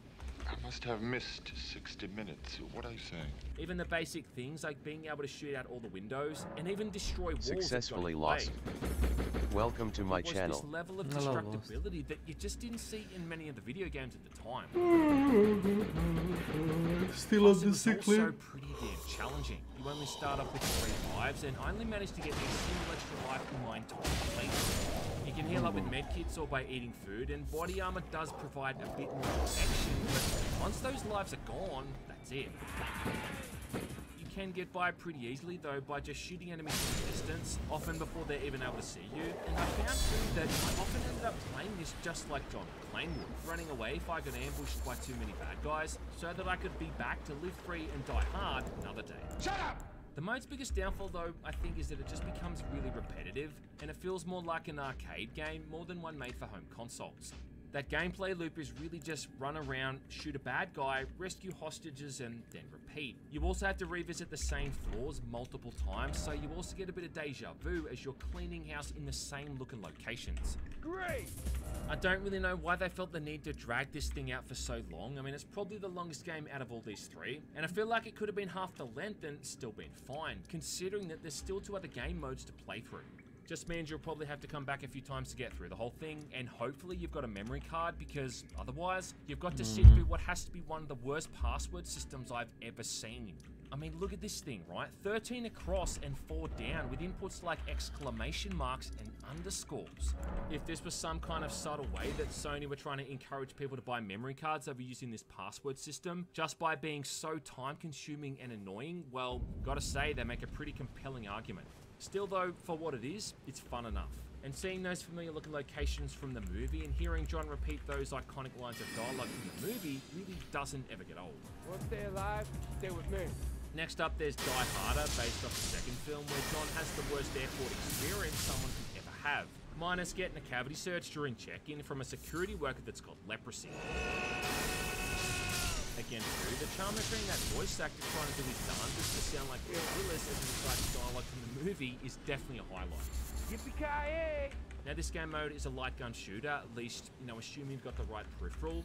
In fact, this is actually one of the few games for the PlayStation requiring the use of Konami's Hyper Blaster. Something that's about as rare as photos of your mum with her clothes on. Failing that, you can also use the DualShock controller, which is about as accurate as trying to dice vegetables with garden shears. I think it's the second best thing to a light gun.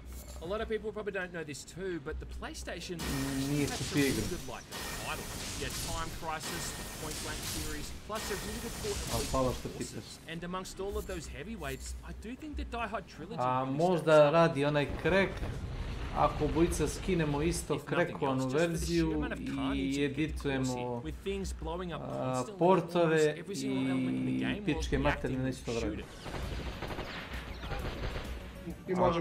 Ako uzme igru, pomozi mi reći za pola godine, godinu, nebitno, na sale igrat ćemo. Neću se zevam sa Hamačijem i sa Goblom. I sa virtualnim mrežama. Igre sam počeo da uzimam da ne bi morao da se jebem s time već neko vreme. Ja igre kupujem samo zbog ovoga. Zbog? Multiplayer. Samo zbog multiplayer. Pa, zbog multiplayer.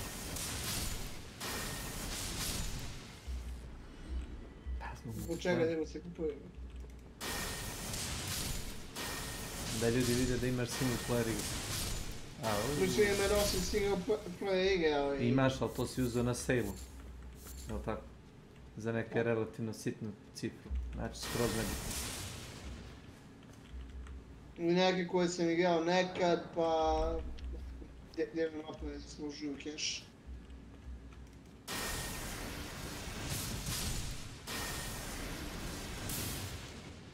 Ja, pobježe mi ptica.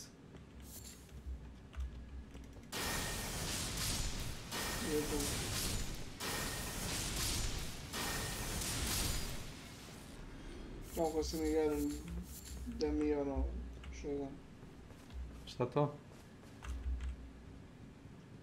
Stalker. Stalker? Pa jesam jedno 200-300 sati čini mi se. Bez modova. Ne, bez modova, vanila otišao. To činit. Gdje si, Dragan? Ništa, ti.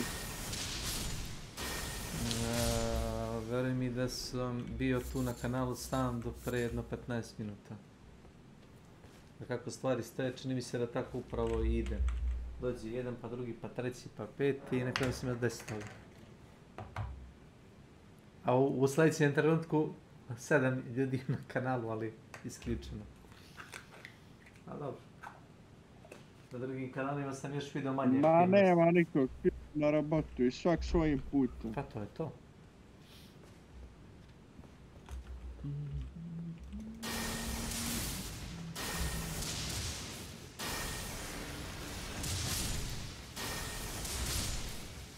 Fried chicken.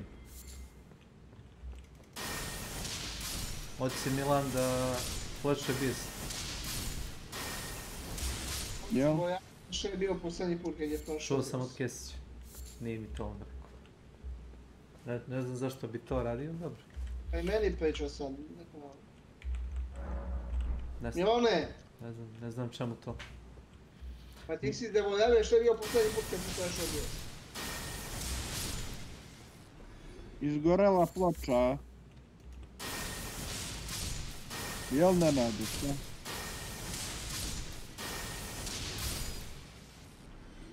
Izgorela ploča. Nije mu izgorela ploča.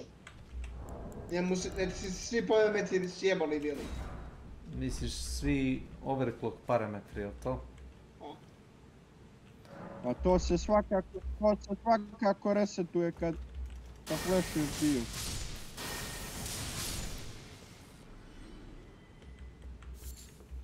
Radio si ti to pre jednu godinu i pol dve, nešto.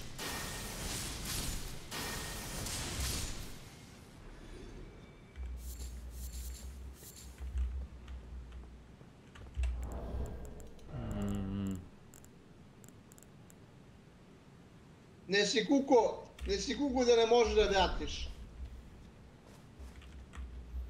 Kuku lala, ima glavu kao tela.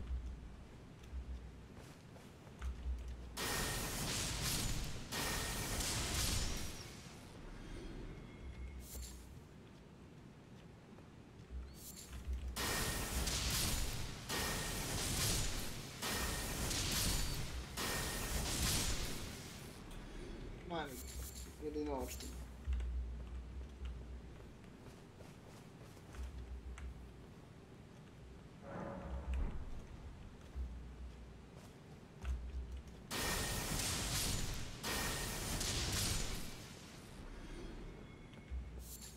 Dobro i?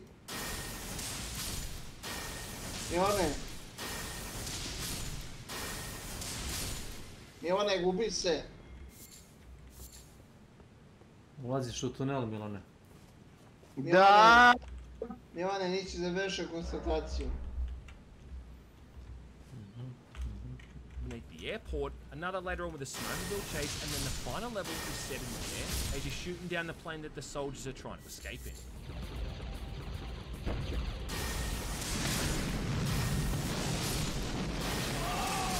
So visually, it is a hell of a lot different to that first game mode, which is a good thing because that mode started to get mighty samey near the ending. Your basic weapon is again John's Beretta pistol, but you can pick up a wide variety of other weapons along the way too. Again, automatic weapons like the MP5 and the Steyr, but then also shotguns and particularly an explosive shotgun. So despite its namesake suggesting otherwise, this thing ain't very fun to use. I mean, if anything, I think it's a bit of a handicap. Thanks for the advice. Though I will say that I do appreciate how shooting enemies with the basic shotguns often going to turn them into red mist. Stigneš i gotovo. Ja samo čekam ploču da Part of my stigne. fondness for light gun shooters because, truth be told, I am a bit of a simp for that genre. But I gotta say that I think I found this mode to be the most fun. If only for the fact that it's playable from start to finish. Ja samo čekam tu ploču da stigne već. Boring to me. I mean, there is a bunch of horseshit difficulty spikes here and there, but it's a mostly balanced experience that just relies on good reflexes. Oh yeah, and thank God you're not penalized for shooting innocent people here because... Ma hoće, pa jel raka čovjek, valjda ne laže. Yeah, it is a major disaster. Gives me some serious flashbacks to playing through Virtual Co-op with the amount of civilians that I accidentally shoot throughout the course of my rampage. It's a good thing that they didn't go the same route there, taking away a health point every time you accidentally kill a civilian. Šta misliš, Nenad, ima li šta od toga? You can replenish these pretty often, but again, like the first game mode, when these are gone, it's game over. You lose, good day, sir. So unless you save your game at the beginning of that level, or want to spend 15 minutes punching in the fucking Da Vinci code, well, you're going to be thrown back to the beginning. And I gotta say, I just don't understand why they didn't include some kind of basic continue option. I mean, considering this thing's heavy and obvious arcade influences. Otherwise, I don't really have too much else to say about this one. I mean, it's really just as simple as aiming and shooting for the 45 or so minutes that the whole thing lasts. Sadly, it brings me no pleasure to say that they've definitely saved the worst for last here with Die Hard's Vengeance. Yes, this one is based off the movie. If the movie had have just been Bruce Willis and Samuel L. Jackson driving around New York City defusing bombs for 2 hours. Right, so this is a PS1 era driving game, which is fine. The platform had plenty of them, some of which controlled and played with good. However, this isn't one of those instances. And that's going to be apparent with the absolutely god-awful vehicle handling and the collision physics, which for a driving game, I'm sure you can agree is a pretty good thing. This entire mode takes the premise from like the first act of the film, where McClane's been given that task by Simon Gruber to drive around various areas of New York City to find and defuse a couple of dozen bombs. Excuse me! Excuse me! Right from the get-go, you're inside a cab and tasked with finding your first bomb, the only indication to its whereabouts being this little arrow you've got on the bottom of the screen. Seemingly, you can choose your own path to get there, but that's the first problem this mode has. Because while the city is pretty large and open, you've really got to go down whatever specific route the game's intended. Every bomb's got a time limit too, so if you don't take the fastest possible route, of which there really is usually only one, well then that bomb's gonna go off and you lose a life, starting back from the beginning of the current bomb. Yes, again, once all those 3 lives are gone, it's game over. Ideal routes usually littered with pickups to drive through, which give extra time, extra points, or can even summon an ambulance to drive into traffic. One pickup even launches you up into the air, which is useful for clearing gridlocked intersections, and the way your car flies off into the air there makes me feel like I'm watching the Blues Brothers. The problem though is that these later levels really just do become outright trial and error, where you're really forced to learn which path is the most efficient, under that incredibly strict condition of only ever having 3 available lives. The worst area by far is the one in Central Park, because this entire place is packed with lakes and puddles that instantly total the taxi if you drive into them. Bombs are either going to be stationary and you just need to locate them, but if they're not, then they'll be bomb cars, which you're going to need to ram repeatedly to destroy them, and these right here are the fucking worst. Because their movements are so erratic that you almost have to know what the next turn is going to be so you can head them off. Yeah, and I love too how every bomb's always magically able to outdrive the player. Like this thing here's a giant hot dog cart, and you're telling me that this thing can somehow outrun a taxi. I mean, give me a break. Once you've done this like a dozen or so times per area, Simon directs you to the exit, and then you move on to the next one. I see you and the Samaritan have qualified for another lap, McLean. Then you've got these awful intermission challenges where you need to beat a dump truck to one final bomb inside a subway tunnel, a truck which always manages to catch up to you or pull off ahead. I take it both you and your friend are enjoying the game. Shut up! Now, I do appreciate that they tried to make this mode different from the other two, but man, this just starts to get really crappy, and it doesn't help that you're again revisiting the same sections of the city over and over. I don't know, I just can't get past how awful these cars are to drive. Everything just handles so horribly, and colliding with other cars, which is frequent, shows off these reality-defying physics, where cars seem to almost attach themselves to your bonnet. And if you somehow make a wrong turn and head down a gridlock street, well, you may as well just wait for that bomb to explode, because by that point, you've got bugger all chance to catch up to it. This game came out a few years before Grand Theft Auto 3, a game which really showed us what collision physics when driving cars should really look like. So trying to plow through vehicles like you would in a game like that just doesn't quite have the same effect here. It also often feels like you're committing mass murder here, plowing through innocent people almost constantly. Aiming for these people? No. Maybe that mine. What's even funnier is that if you go into dashboard view, McLean turns on the windscreen wiper to wash away all that blood. I have to admit, that's pretty funny. Often too, when you detonate these bombs, you'll often see nearby civilians caught in the blast and just roasted like a fucking marshmallow. If I'll praise one thing though, I do have to admit that visually the game does look pretty good. I mean, for a game from 1996, it's kinda hard to fault. They even managed to work in that fake sky reflection effect on the windows. One of my favourite driving games at the time was a game called Auto Destruct, which came out 2 years after Die Hard Trilogy did, and I mean, look at that thing in comparison, despite a 2-year advancement. Still though, I think this is hands down the worst one out of all three here, and that's doubly disappointing considering how awesome that third movie was. Say hello to your brother. I would honestly say that Die Hard with a Vengeance is a better movie than the first one. It's definitely on a much grander scale with the backdrop of all of New York City as opposed to just a corporate building at Los Angeles. Simon Gruber is also a really awesome and highly intelligent protagonist. McLean also has another character to bounce off more frequently with Zeus being around all the time, and the banter back and forth between these guys is really entertaining. I don't like you because you're gonna get me killed! Plus the action scenes and the stunts are just incredible. So, I kind of feel like a game based off that movie just deserved better. Sure deserved more than just making you drive taxis around and chase after explosive hot dog carts. Now, it wasn't until the year 2000, right around the same time when electronic devices worldwide exploded due to the Y2K bug, that we got to follow up with Die Hard 2, Viva Las Vegas. It's actually kind of a shame that the Y2K bug didn't affect this theme because it would have saved us all the aggravation of having to play through it, and to experience just how bad a sequel could possibly be. The best way I describe Die Hard Trilogy 2 is, imagine if Siphon Filter was made by a group of lobotomized monkeys. Because unlike the first game, which was a pretty good combination of 3 different game modes, this combines all those modes into one campaign, but it somehow manages to do it worse in almost every single regard. Oh yeah!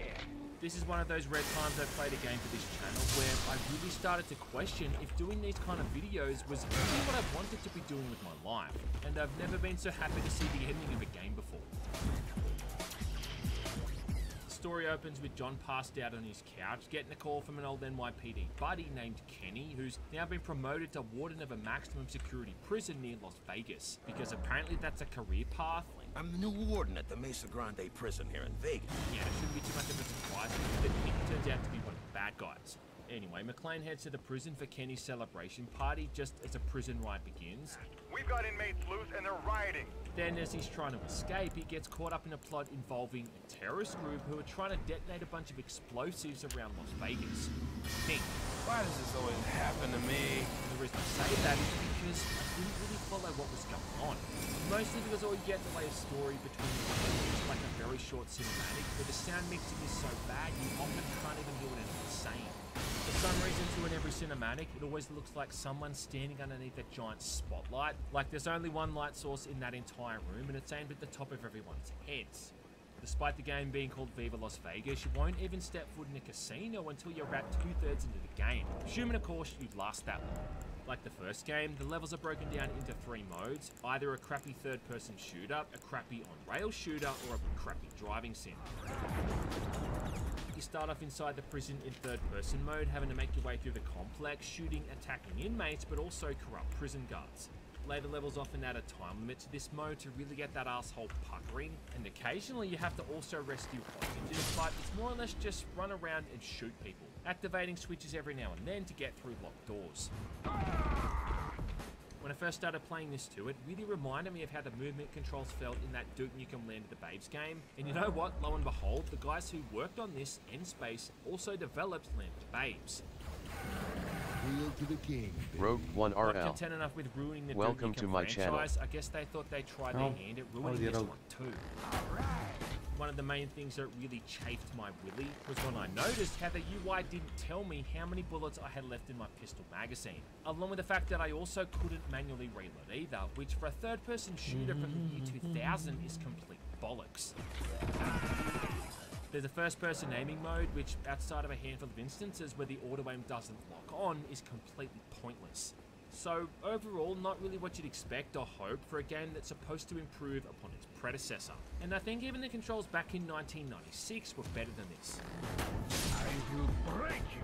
After that opening level set in the prison, you're then into the first of the many on-rails levels, where you just move down this preset path shooting at enemies who routinely pop out from behind cover. Again, like the first game, ideally you want to be using a light gun, but again, I was able to get by pretty well here with the PlayStation mouse. This mode does get a lot harder the further you get into the story though, because someone really got the memo that this is supposed to replicate that arcade game difficulty.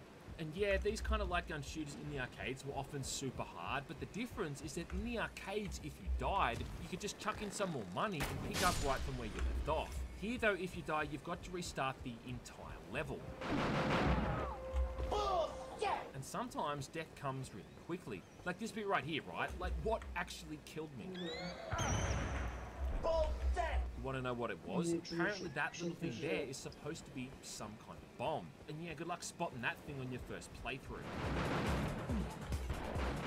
Once you make it out of the prison, you've got the first driving stage, and you'll quickly see too just how awful this mode is. Like the first game, you've got to destroy bombs along with enemy vehicles. However, you're not really driving James Bond's Aston Martin or anything. That is to say, this thing isn't kitted out with machine guns, caltrops, or condoms. So your only method for destroying enemy vehicles is ramming into them over and over. And it might be fine, but the vehicles handle even worse than the first game. There's what I guess is supposed to be a handbrake turn, but the amount this makes your car rotate is just laughable. The big new addition they came up with for this mode is that for a single mission, you have to dispose of bombs instead of blowing them up in those densely populated areas. This involves driving around and picking them up in a dump truck and then dropping them off at a bomb disposal center that just happens to be here in downtown Las Vegas. So as far as the gameplay goes, this mode again is definitely the weakest. But even outside of all the cars handling like a shopping trolley with its wheels doused in cat shit, just look at it. Like compared to how detailed those visuals were in the first game. And then remember that this thing came out 4 years after that. They're all set at night time too, which is a classic trick that a bunch of PS1 games used to do to hide the fact that their draw distance was shorter than a bee's dick. Maybe you can overlook the bad driving controls in the first game, but by this point, I don't really think they had an excuse. We'd had so many good racing games on the PS1 by then, games like Ridge Racer Type 4, the Wipeout series, and Gran Turismo 1 and 2. There was even a racing game on the Nintendo 64 around that time called Cruisin' Exotica, and although that game was a piece of shit, it did have a Las Vegas track which just shows how different two games can be with the same backdrop. I mean, compare both versions, right? In terms of the speed of the visuals, on the 64, it's far more vibrant and exciting. In Die Hard, it's like you're driving a pea-stained cardboard box. This right here is what mid-2000s internet culture would refer to as an epic fail. Assuming you make it past this, in which case, bravo, there's another on-rails section, followed by some more third-person shooting sections. And this really started to make me wonder if anyone had even bothered to test out these levels before they shipped the game. And what was it that killed me that time?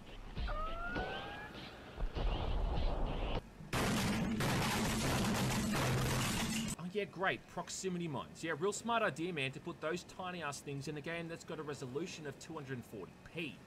Fucking good one. You know what also annoys me? It's how enemies barely react when you shoot them. They just kind of stand there and take the hits. And medkits are so few and far between here that you almost need to get through combat without taking any damage. The thing that also pisses me off is how almost every single enemy is running around with a shotgun or an MP5, but they rarely ever drop any spare ammo for the player. Yeah, look at this. Look how much blood comes out of McClane when he dies. It's like I'm playing Manhunt all of a sudden. Ah, it burns! Ah, ah. The music throughout almost all of this is always these 4 or 5 second loops that just play over and over. In fact, I'd struggle to call it music. And is it me too, or does the song in this level kind of sound like it's ripping off Prodigy's Firestarter?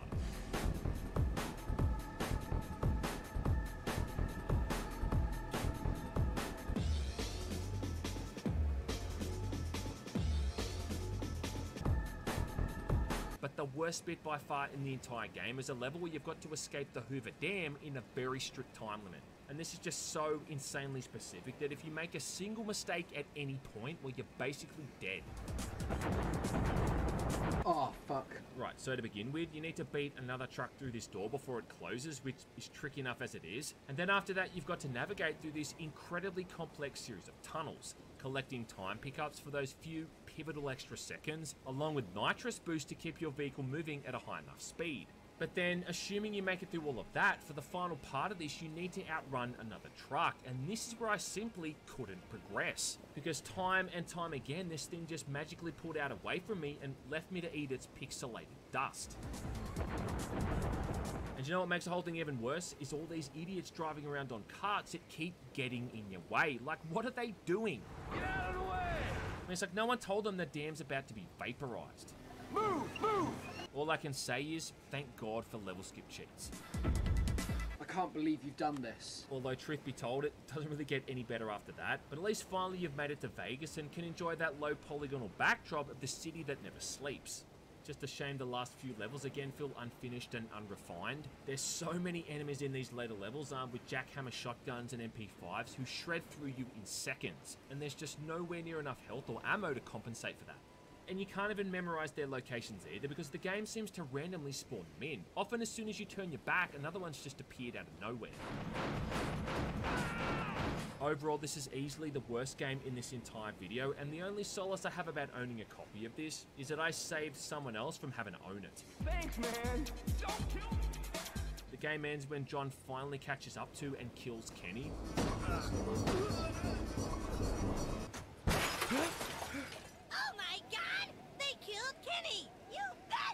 And admittedly, seeing someone crash into the roof of a sports car and get turned into paste is pretty entertaining. But not worth sitting through the previous 4 hours of torture, by a long shot. Kids these days will never know how awesome the early 2000s was for first-person shooters, and it felt like every month or so some new title dropped that just totally reinvented the genre and seemed to put a fresh spin on things. Die Hard Nakatomi Plaza, though, was not one of those games. Your husband? What does he think he's doing? His job. Now, this was developed by Piranha Games and is a pretty faithful recreation of the movie in video game format, and on a positive note, it does do a good job of recreating the loose plot of the film, involving John McClane being the only one capable of stopping Hans Gruber and his band of terrorists from their heist on the Nakatomi Corporation's vault. Yippee-ki-yay, motherfucker. You get the opening titles as John's plane lands in LA, checking into the Nakatomi Plaza building, meeting Joe Takagi, even down to bursting in on Ellis doing lines of blow on Holly's desk. It's all there. Ellis is in charge of international development. Ellis is in charge of international development.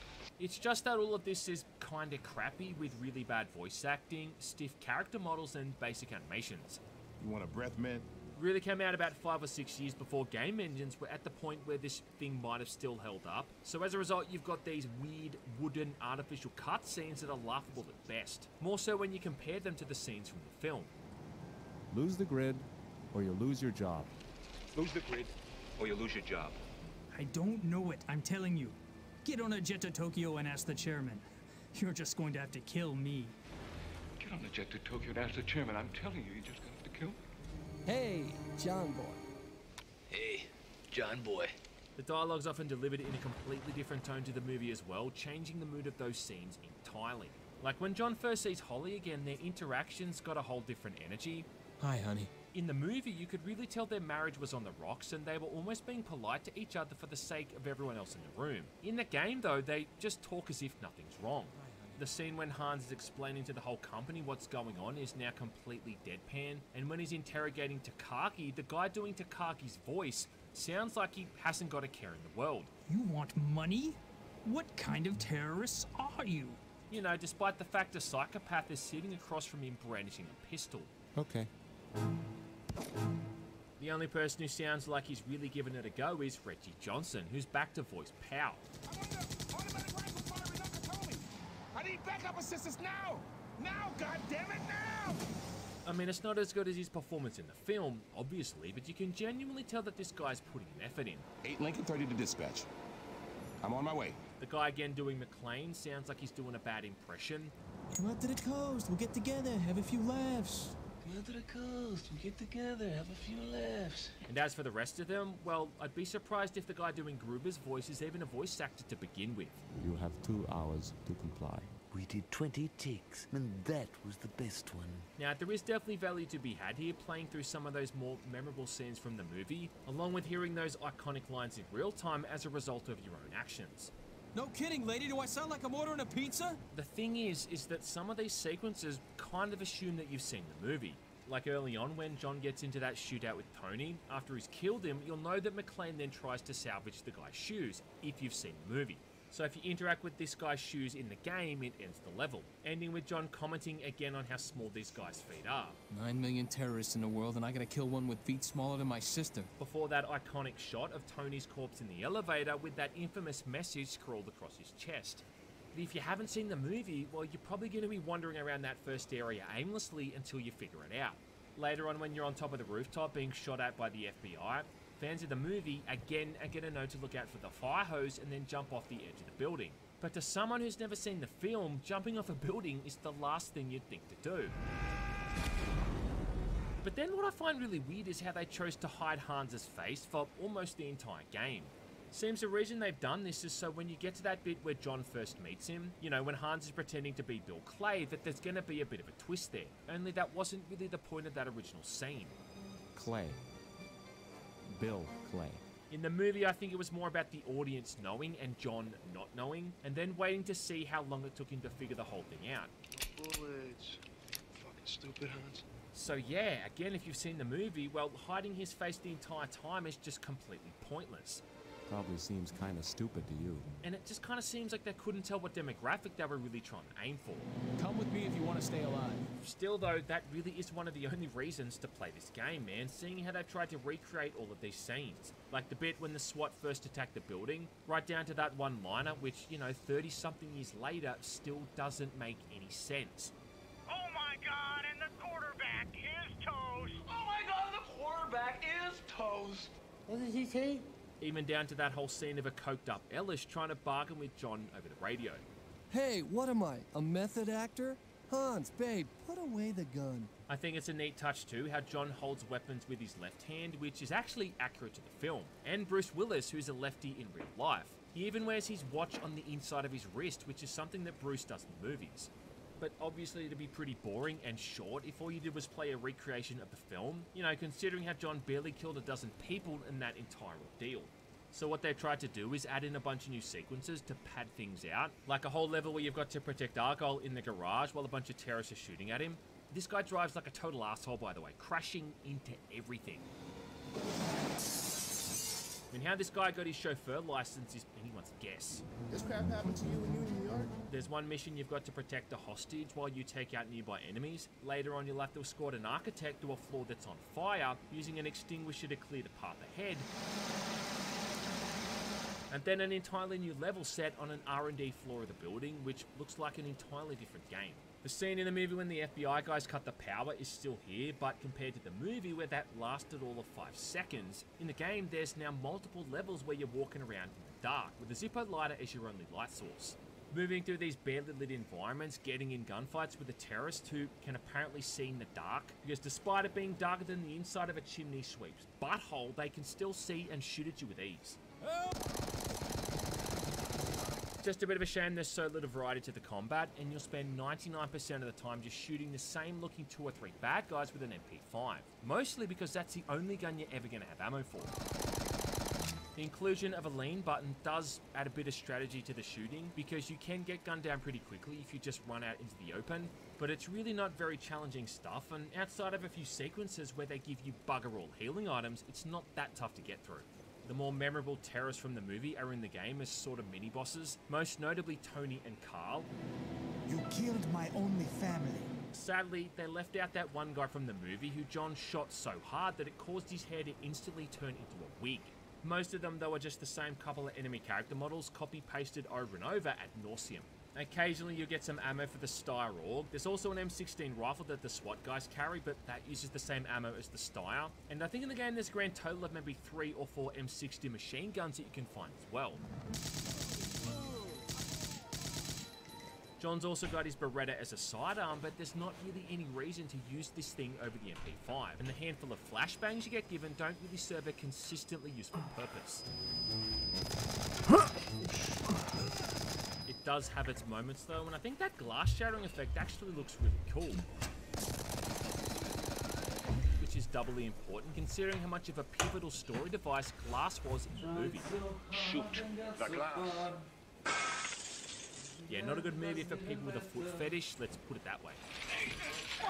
There's even the whole shootout in the computer room where John's feet get cut up, and then the level after that, you're limping around trying to find bandages while your health is constantly dropping. Other gameplay mechanics include a couple of bits where you need to defuse bombs or cut wires inside circuit boxes, but yeah, that's about it. Bingo. The game ends when John finally catches up to and kills Kenny.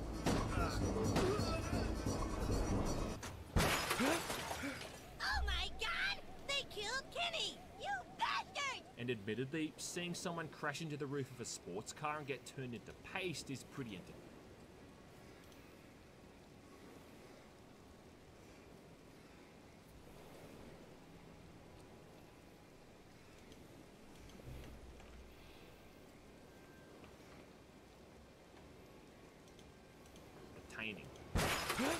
But not worth sitting through the previous 4 hours of torture by a long shot. Kids these days will never know how awesome the early 2000s was for first-person shooters, and it felt like every month or so some new title dropped that just totally reinvented the genre and seemed to put a fresh spin on things. Die Hard Nakatomi Plaza, though, was not one of those games. Your husband? What does he think he's doing? His job.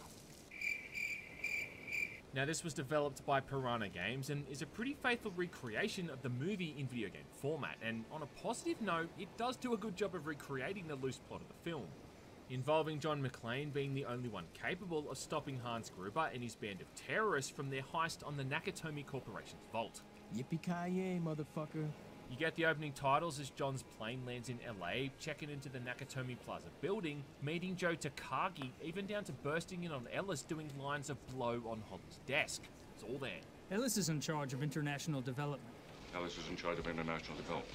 It's just that all of this is kinda crappy with really bad voice acting, stiff character models, and basic animations. You want a breath mint? Really came out about 5 or 6 years before game engines were at the point where this thing might have still held up. So as a result, you've got these weird, wooden, artificial cutscenes that are laughable at best. More so when you compare them to the scenes from the film. Lose the grid, or you'll lose your job. Lose the grid, or you'll lose your job. I don't know it, I'm telling you. Get on a jet to Tokyo and ask the chairman. You're just going to have to kill me. Get on the jet to Tokyo and ask the chairman. I'm telling you, you're just gonna have to kill me. Hey, John Boy. Hey, John Boy. The dialogue's often delivered in a completely different tone to the movie as well, changing the mood of those scenes entirely. Like when John first sees Holly again, their interactions got a whole different energy.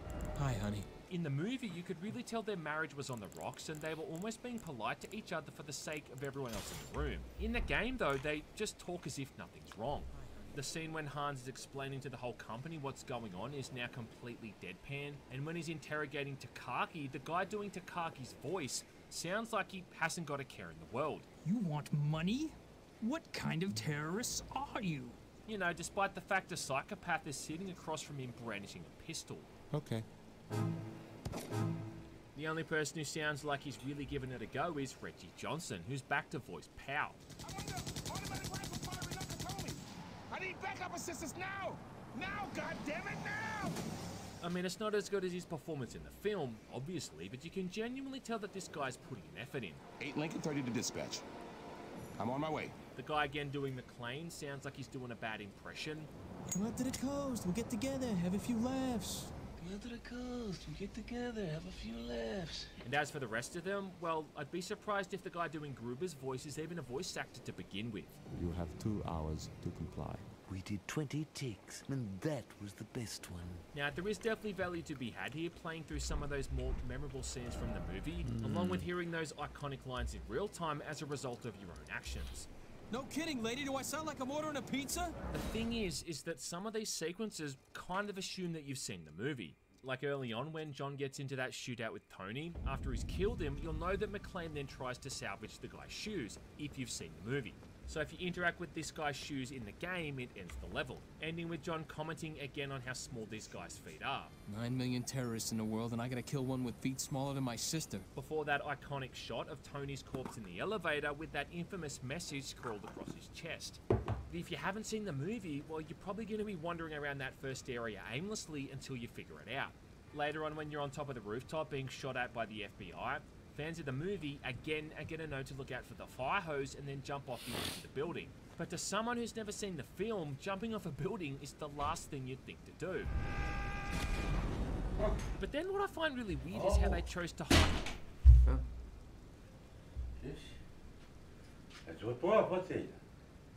Koja? Da, jeste plaćena od mojih para, niko mi nije poklonio. Dobro, ali kad si to žio? Sima je uzeo u Subotici. Kad? Nemam pojma, prije neki dan kad je bio. Trebali smo da idemo zajedno, on je bio do Novog Sada, pa je svratio u Suboticu da uzme. Ga dobro? Ne znam, koliko se može jesi. Ali dobro, mislim, ne treba ni pretjerat. Ali, znaš, ona se vremenom pa se, labi. Ambalaža da te ne smeta. Dobro, a znači što se meni htio kako koji se bio. Mašala, svi smo teški, poprijaš. Ali prijeti. Ovo da gledaju ljudi. Oni ne diram. To je vedano. Da bude bolje vrijeme. Toplije.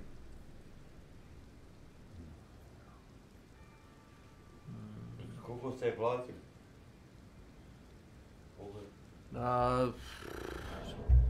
Šta znam, oko 15.000. Pa dobro. Nemoj da ti neko gega, da ti je lom. Pa ko me može gegat? No je čuvaj. Jedino Simu Kosović. Hide Hans's face for almost the entire game. Seems the reason they've done this is so when you get to that bit where John first meets him, you know, when Hans is pretending to be Bill Clay, that there's going to be a bit of a twist there. Only that wasn't really the point of that original scene. Clay. Bill Clay. In the movie, I think it was more about the audience knowing and John not knowing, and then waiting to see how long it took him to figure the whole thing out. No bullets. Fucking stupid, Hans. So yeah, again, if you've seen the movie, well, hiding his face the entire time is just completely pointless. Probably seems kind of stupid to you. And it just kind of seems like they couldn't tell what demographic they were really trying to aim for. Come with me if you want to stay alive. Still though, that really is one of the only reasons to play this game, man, seeing how they've tried to recreate all of these scenes. Like the bit when the SWAT first attacked the building, right down to that one-liner, which, you know, 30-something years later still doesn't make any sense. Oh my god, and the quarterback is toast! Oh my god, the quarterback is toast! What did he say? Even down to that whole scene of a coked-up Ellis trying to bargain with John over the radio. Hey, what am I, a method actor? Hans, babe, put away the gun. I think it's a neat touch too, how John holds weapons with his left hand, which is actually accurate to the film. And Bruce Willis, who's a lefty in real life. He even wears his watch on the inside of his wrist, which is something that Bruce does in the movies. but obviously it'd be pretty boring and short if all you did was play a recreation of the film, you know, considering how John barely killed a dozen people in that entire ordeal. So what they've tried to do is add in a bunch of new sequences to pad things out, like a whole level where you've got to protect Argyle in the garage while a bunch of terrorists are shooting at him. This guy drives like a total asshole, by the way, crashing into everything.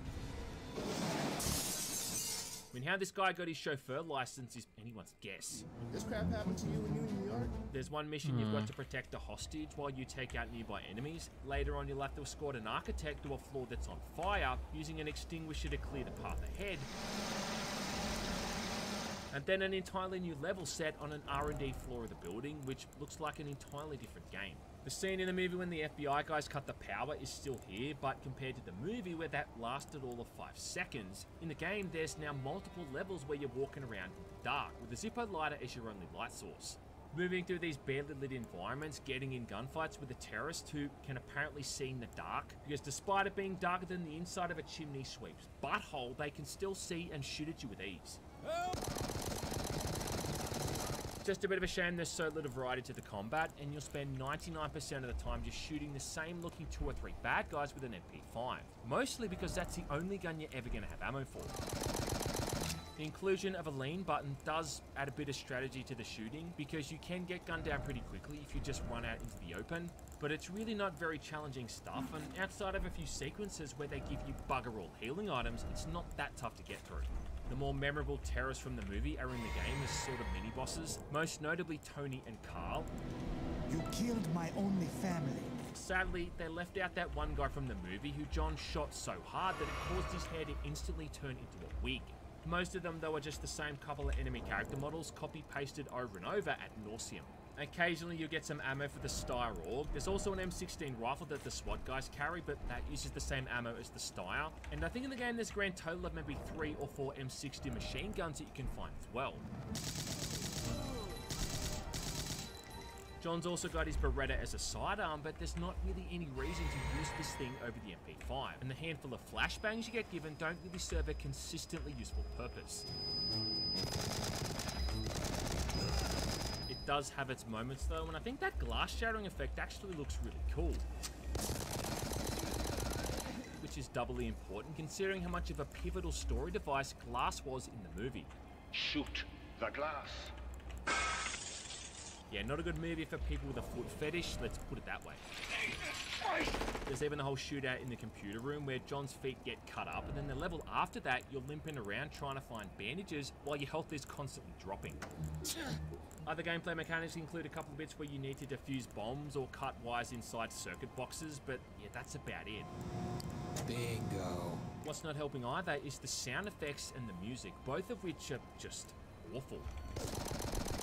Michael Carmen, the absolute lad who did the score for the movie, really helped elevate some of those action scenes and make them truly compelling and memorable. With the music in the game though, it's like they didn't even bother trying to recapture that same kind of energy, and it all just sounds like crappy MIDI music, which is odd too because the composer is the same guy who did the No One Lives Forever games, and the music in those games was fucking great.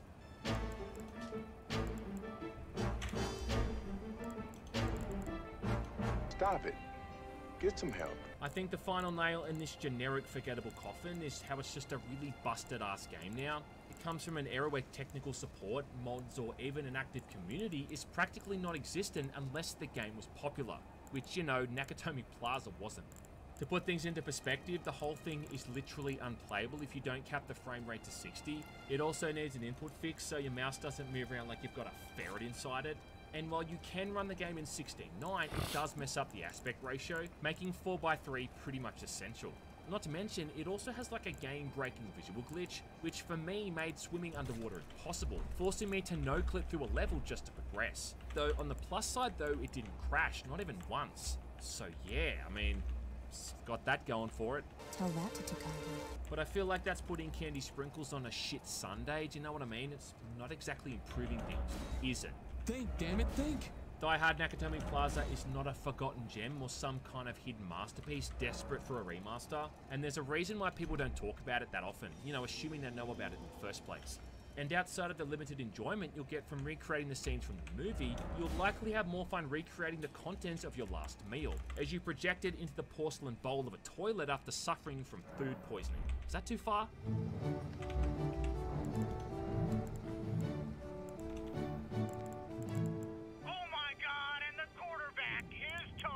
And that brings us on to the final game in the video, Die Hard Vendetta, developed by Bits Games, responsible for such classics as Last Action Hero and Terminator 2 on the Sega Genesis. That was sarcasm, by the way. Both those games fucking suck. You're fucking dead! Either way, John McClane is back and looking far too old for this shit. Involved in an incredibly stupid and nonsensical story about an ex-Hollywood actor named Frontier, shamed from the world of acting and now turned mercenary, who then steals a bunch of expensive paintings to finance the purchase of a missile or something. I'll let you get away with that once.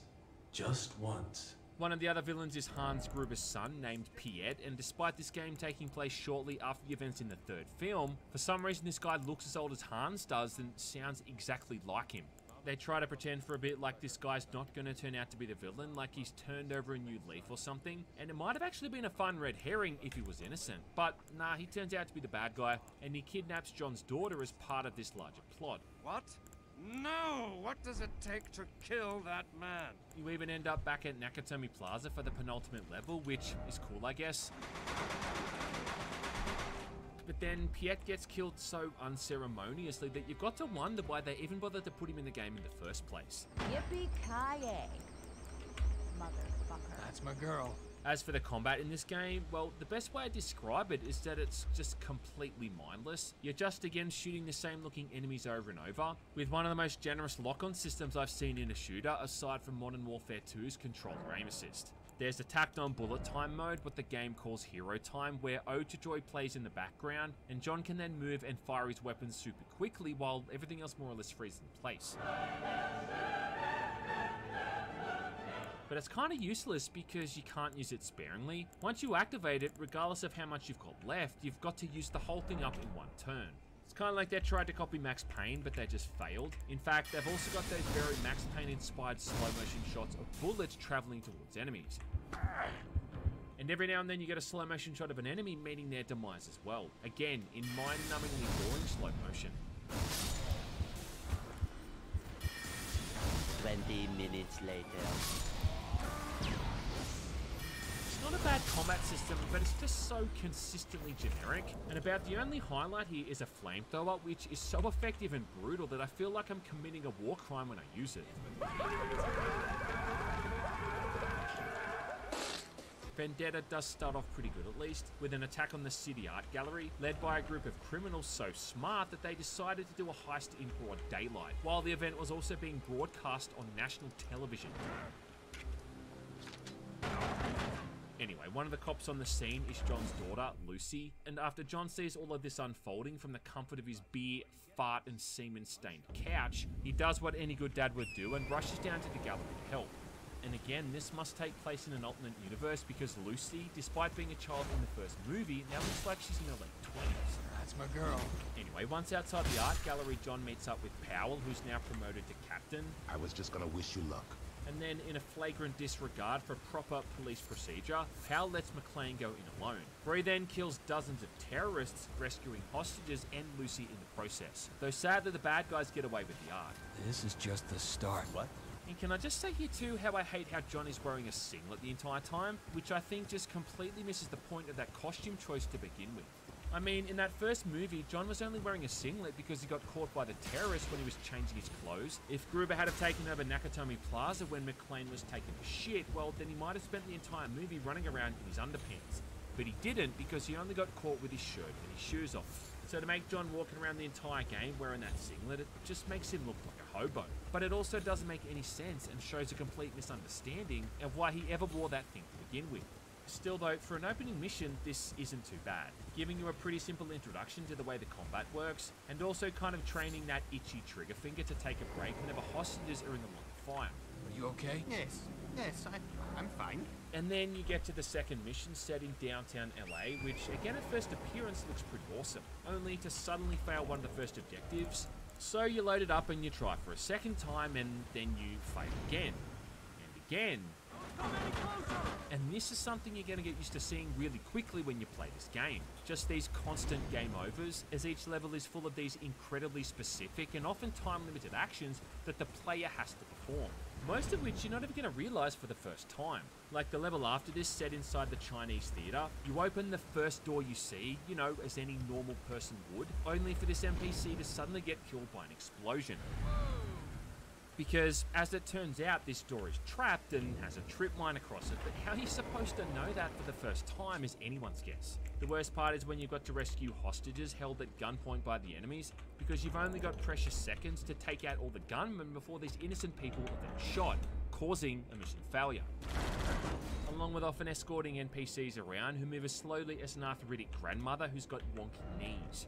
The best way to sum this campaign up is trial and error, staring at that mission fail text before restarting from scratch and trying to figure out what you did wrong, repeatedly. It's almost like every new room and area is just like a mini puzzle where you have to figure out the solution, and that's fine, but the lack of checkpoints means you're replaying these 5 or 10 minute segments over and over every time you fail.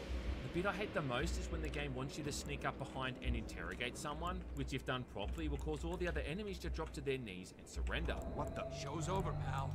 Tell your men to drop their weapons. But if you don't do it exactly the way the game wants you to and in the right order, well, just slap yourself in the balls and reload that checkpoint. Whoa, hold on, homeboy. Die Hard Vendetta is also the only time I think I've ever seen a game have an auto jump feature, where if you walk to the edge of something, John's gonna jump off it automatically. I think the idea here is that it's supposed to help you out during the platforming sections, and in that way it either works brilliantly, flat out just doing all the work for you and making those sections completely challenge-free, or on the other hand, it's completely broken. Jumping when you don't want it to and causing ridiculous fall damage. I do think there are some genuinely clever puzzles though, like shooting out this giant fish tank so the runoff water fills up a pit to let you jump across it, or shooting out another fish tank so some poor sod that's inside it doesn't drown. You can also shoot a nitrogen oxide tank which causes the bad guy near it to turn into solid ice, and that's kind of cool. Hasta la vista, baby. We did 20 takes, and that was the best one. And there are moments that are brimming with soul and humour. You don't say. Like going to the change rooms of a boutique in downtown LA and finding a woman hiding inside in her underwear.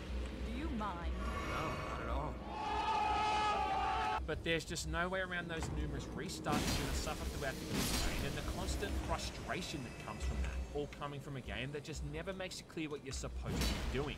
Yeah, I love the game over message. Try to stay alive. Yeah, thanks for the advice. Thanks for the advice. This is also an example of quantity over quality when it comes to the campaign, and the amount of locations and environments you move through just makes the narrative even more confusing.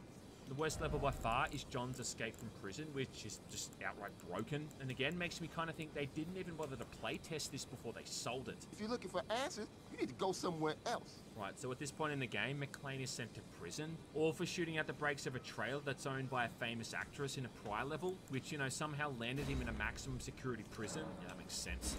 Right. I'm sure that'll be happening any minute now. And to get out, he first has to sneak up behind and disarm 2 guards on the top and the middle floor. Just relax and I won't hurt you. What? After that, you need to find a pack of cigarettes and give them to an inmate in one of the cells, who then lets you hang on to a single cigarette for yourself, which you're then supposed to use to start a fire in another cell on a mattress that's apparently covered in highly flammable human shit. Then you rush out and hide on the far stairs, not the closest ones, because the guard coming to put the fire out is going to use them to get to the 2nd floor. At which point, you then got to rush back to his office and hide in the locker behind his desk.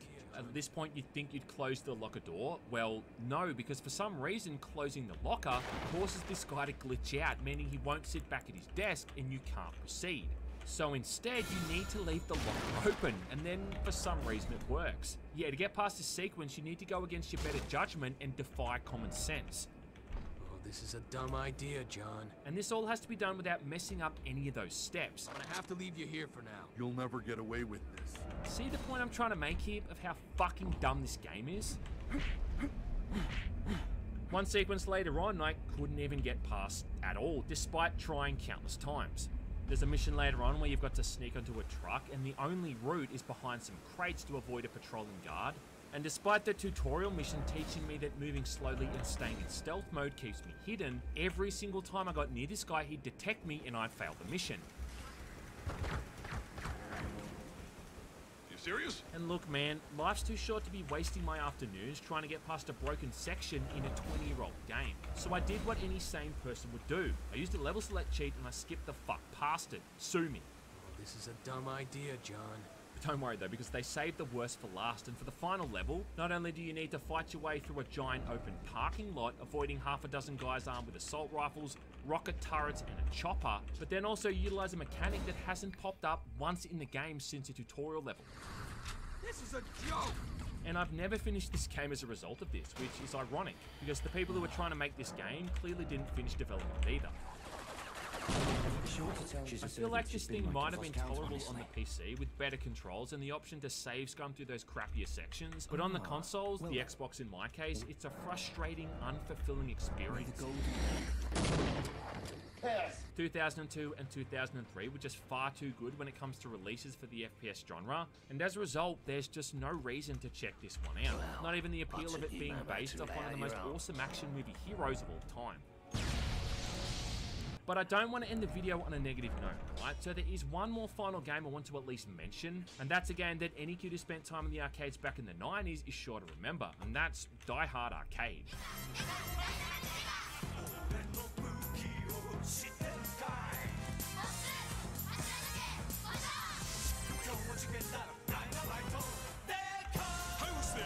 Originally called Dynamite Detective, they changed the title outside of Japan to Die Hard Arcade, with the main character Bruno now being called John.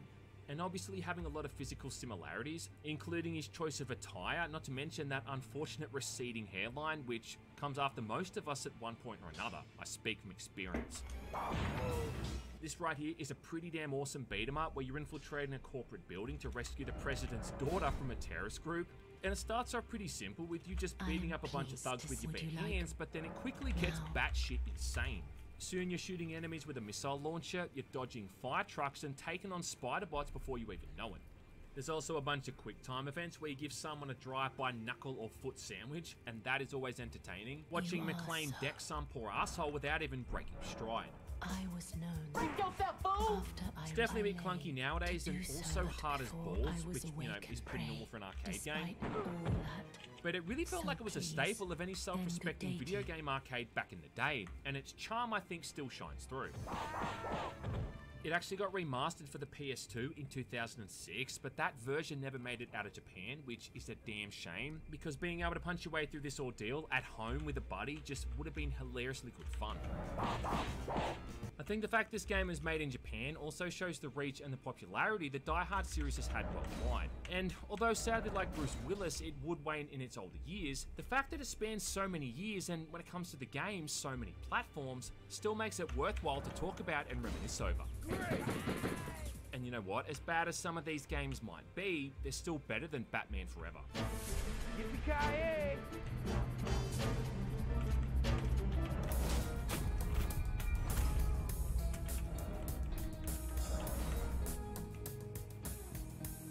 We've spoken.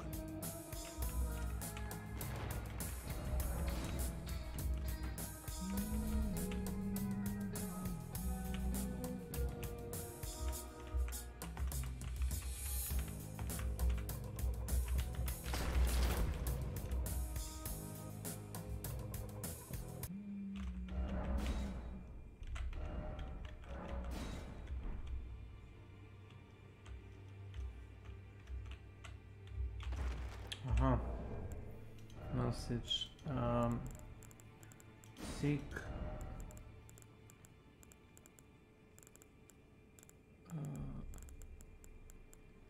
String. Knife.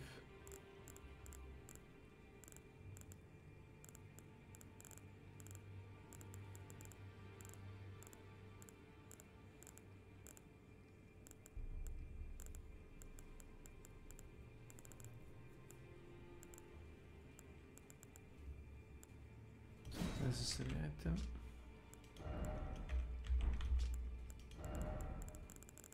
And then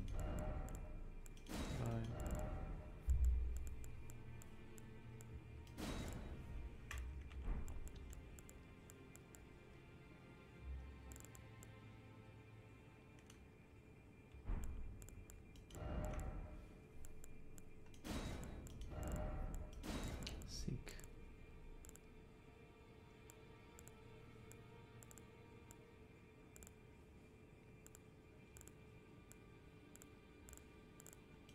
Sinner.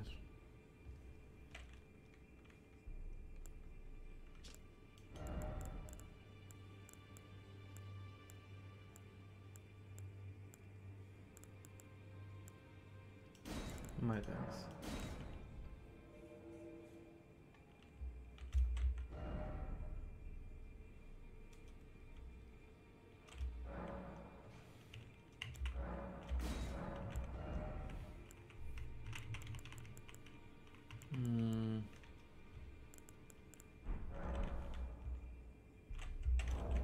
The fuck knows.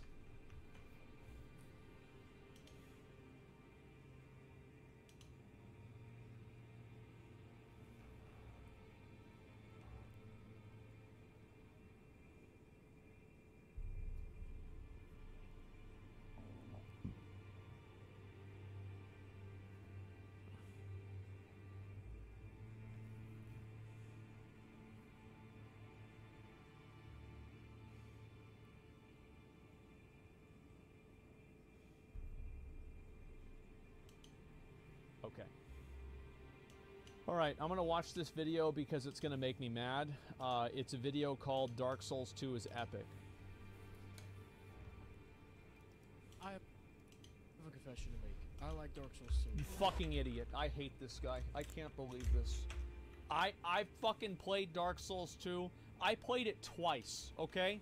I went through the whole game. I did every fucking DLC. I beat every boss. And you're right. Dark Souls 2 has a handful of good ideas. But guess what? They had 100 ideas. 90 of them are shit. 5 of them are okay. 5 of them are great. That's true. All right, let's keep going.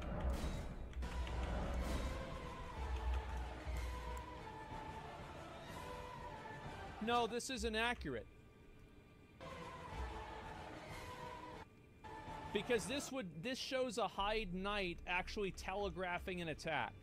And anybody who played Dark Souls 2 knows that they just stand there with the sword like this, and then the next second they hit you. Yeah, so this is not even, this is false advertising.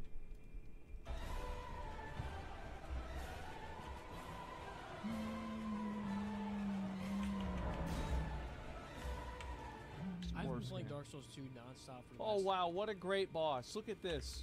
How incredible. Look who it is. It's Ornstein, and his name's Old Dragon Slayer. It's basically a worse version of a Dark Souls 1 boss. How incredible. I am genuinely enjoying it. Wow. But don't get me wrong. This game has a lot of problems. It does. Some of the level design is very questionable. I can put anything in this room. It's literally just a square box and a bonfire. What the? Oh, well, how about the fact that in order to get to this fucking place, you have to take an elevator up that goes for like fucking 10 hours? What is the logic that at the very top of the elevator you have magma? It's like it's not even environmentally consistent. There's nothing about this game that is consistent. Questionable. I could have put anything in this room. It's literally just a square box and a bonfire. This is literal fucking dog shit too. This is after you kill the Lost Sinner. I remember this exact fucking room. You just go into a blank, empty fucking room, and then it gives you some special thing that it says, and then you go back to Majula. What the hell? One of the funny level designs is Earthworm Peak. Look at it. This is a nice tower. Well, you go. I actually think this level design is pretty good. I'm gonna give it to you. I think this level design is relatively good. I like this area. To the tower, kill the boss. You know, the usual Dark Souls stuff. Then you come upon an elevator and take it up to Iron Keep. What the how is that even possible? Isn't that actually like a really bad problem? Because at the end of the day, who cares? But I just thought it was funny. And this cute little picture really describes it well. Yeah. The heck is this thing? Looks like just thought it was funny. And this cute. Yeah, that's Dark Souls 2 level design. Incredible, guys. Absolutely fucking incredible. Dark Souls, I don't know what's more inconsistent. Hitboxes in this game or the level design. It's a race to the bottom. little picture really describes it well. The heck is this thing? It looks like that one puzzle from Skyrim. Am I scared? Yes, it's freaking Ornstein, bro. Give me your damn armor. Oh, okay, you can keep the armor. Moving on from level design, Dark Souls 2 really struck out with the weapons. There is a bunch of them. And the design. This is very true. The Dark Souls weapons and the amount of different weapons and play styles Dark Souls 2 has does set it aside from Dark Souls 1, and I would even argue Dark Souls 3. I think Dark Souls 2 has the largest breadth of different types of playstyles, as well as they enable a lot more playstyles with the inclusion of more Titanite slabs that are available per playthrough. So Dark Souls 2 is better in that regard. This part is true. Designs are actually pretty unique. Look, it's an anvil chained to a stick. Very That's cool. Funny. And also, boss weapons are 10 times easier to get. You just talk to this guy. Speaking of bosses... That's true, but Dark Souls 3 did the exact same thing. This game should be called Boss Souls 2, because my god, there are 42 bosses in this game. Well, this boss actually isn't a boss. It's actually a target dummy, because if you fight her and aggro her through this tree, it could be this one or the one behind him, all she does is she just walks towards the tree, and you can just hit her, and she'll do nothing and just die.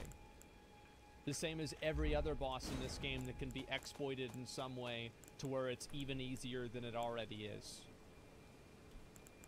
This game should be called Boss Souls 2, because my god, there are 42 bosses in this game. When I first heard that, I was like, holy guacamole. There's 42 bosses in this game in the same way that there's like 78 or whatever bosses in Elden Ring. True, but half of them are just reskins of a previous boss that's in a tunnel.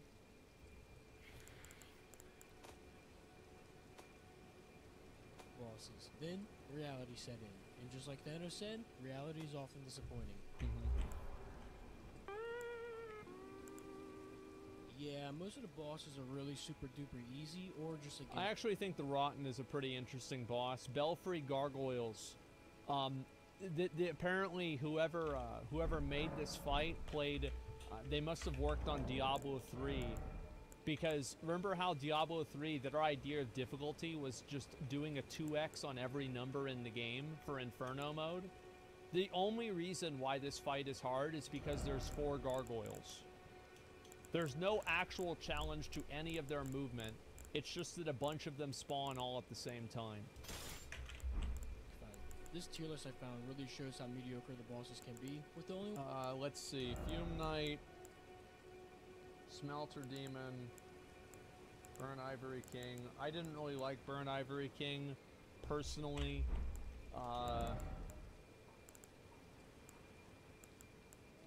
Just looking around. I actually think Lost Sinner should be A tier. I kind of liked Lost Sinner. It was a unique boss. One's an S tier being the DLC bosses. And now I'm realizing I said mostly negative things about this game. I swear to you it's good. I promise you I'm enjoying it. I give it like a 7 out of 10.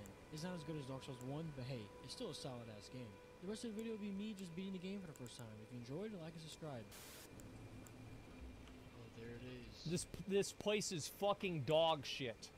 You have those 2 Hierophant fucking elephant guys here. God, that's so fucking annoying. So is that the end of the game up there? Damn, no warm welcoming here, bro? No. Oh, no, wait a second. We skipped the part where there's no visual indicator whatsoever that you have to kill NPCs in front of the doors in order to make it open. There's no visual indicator. There's no communication with the Emerald fucking Herald. There's nothing. You just have these NPCs that are infinitely spawning until you just eventually have to go to fucking GameFAQs.com to figure out why the fuck it's not opening.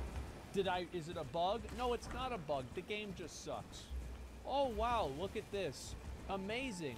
Look at that. It's the same exact fucking NPC on the way over to the Lost Sinner. And then, oh, wow, look who that is. The same guardians that are guarding the doors that you need to open with the key later on in the game. It's pissing me off so much. Oh, wow, look at this. Traditional Dark Souls 2 difficulty. 3 mobs. Isn't it hard? Wow, what a challenge. Oh, wait a second. Let's wait till we get to the Ruined Sentinels. Yes, they are. You want it? Oh, wow, 4 mobs. Wow. That's so cool. This is human zone only. No statues allowed. No. Oh, look at that. No, no, not one of them. I'm not gonna fight you. Just make it fair. Have just him, please. Well, it's not going to be fair because the hitboxes aren't fair. Yes, Dark Souls 3 level design. I don't have a problem with them reusing bosses as normal mobs. You know, like Farum Azula did that. It's not a big deal. But, like, I hate Dark Souls 2, so it's bad.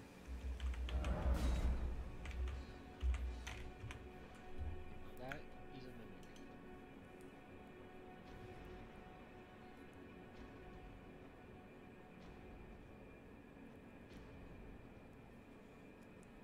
This is, by the way, this is the mind of a person who says Dark Souls 2 is epic. Okay? Number 1. Number 2. Dark Souls 2, the ending of Dark Souls 2 is the most pathetic ending I've ever seen in a From Software game. It is literal dog shit ass garbage. Even King Allant, which was also a dog shit ass garbage ending in Demon Souls, is 1,000 times better than this.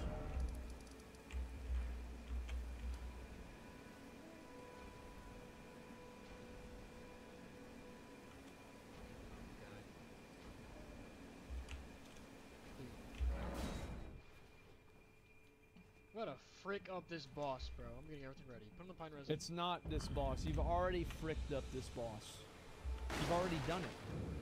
A pleasure to You guys ready to see what this crazy new boss is? This is, by the way, this isn't like an Elden Ring, oh, you go to one of the catacombs and you fight a reused boss. No, this is a fucking, this is in Drangleic Castle. The main fucking part of the, this is like Anor Londo. Okay? This ready. Oh, See, wow. Do you know what I see? Shoot your bow. Okay, don't shoot your bow. Not a good idea. Oh, wow. There's two mobs with massive ranged items that are just in a small room where you have to roll away from them. God, I fucking hate this shit. Not a good idea. Dude, this is not fair whatsoever. A little fun fact here is that the Dragon Rider that uses the bow has like 1,000 health. Even though it does high damage, it has like almost no health. It's not scaled up properly. It's probably just the same as the rest of the game is not done properly. So if you just kill that one fast, it becomes just as easy as it was in Hyden's Tower. You must not forget those who partake in drug, their hunger for dragon until the floodgates burst. The strength of a might is no surprise that dragon. You fat bastard. There you go. You don't like that? Oh, this guy's weak as hell. See, it's just what I said. Yeah, look at that. Team? This is what you get. Freaking booty sniffers. Oh, wow. Another challenging Dark Souls 2 encounter. I hate this game, I hate this game, I hate this game, I hate this game, I hate this game, I hate this game, I hate this game. There's a door! Drink! There's the assassins. Oh my god. Oh, wait a second. What about the fucking chariot? Oh my god! Where's the chariot? Dude, this doesn't change anything. Why do you play so many enemies? Game! Yeah, see, even a guy who's saying this is a person who's supposed to be simping for the game, he can't even fake it for 4 minutes. Game! You only got one choice. Run. Where even am I going, bro? Bonfire. Bonfire? Okay. Look at what I found. I found a bossy. Try left arm. Be wary of the stairs. This is the fucking dog shit. The mirror knight, right? Keep in mind, one of the best bosses in Dark Souls 2. Looking Glass Knight is, I think, is an S tier boss fight. It's super fucking cool and unique. One of the best boss fights in the entire game. That was a mistake. Hit him! Hit him! What you doing? There you go! What's he doing? What did he do? He summoned someone in the fight?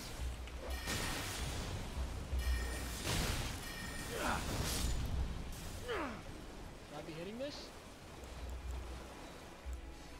That's so it's so fucking cool.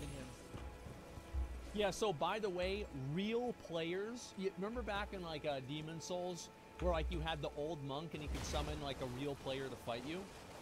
The exact same thing was it with the Looking Glass Knight. Is like you would have a real player that was summoned that could actually help you like kill you while the boss fight was there. That's so cool. John Souls, bro, that one clip, you remember that one clip of Moon with the knockback sword? RP walking and just bonking people off the edge. It killed like 3 different people. It was so fucking funny, man. I watched every one of those streams. John Souls. Hey, bitch.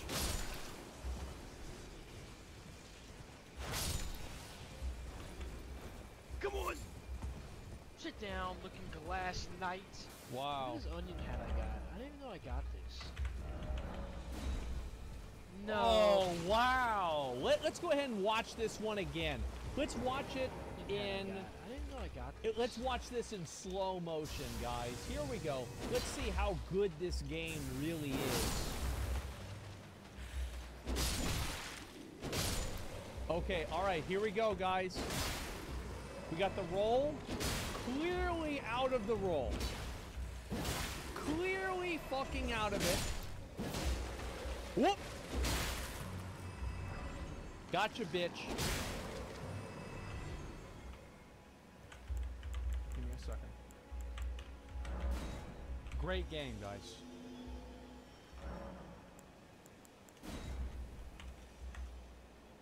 Oh, wait. The hell is he doing? Like a child. Yep. Hooray for skeleton. Right arm gone. That's not how Hooray it for works. skeleton! Holy moly. Holy moly. Don't get trapped. Don't get trapped. Fight me. Holy. These mobs are actually pretty hard to kill. Ghosts. All these ghosts. No! Have mercy!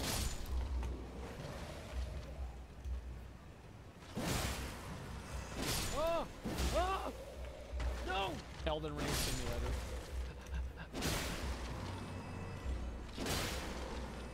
This boss has 2 attacks. It's regarded as one of the best bosses in Dark Souls 2. It has 2 attacks. Looks awesome.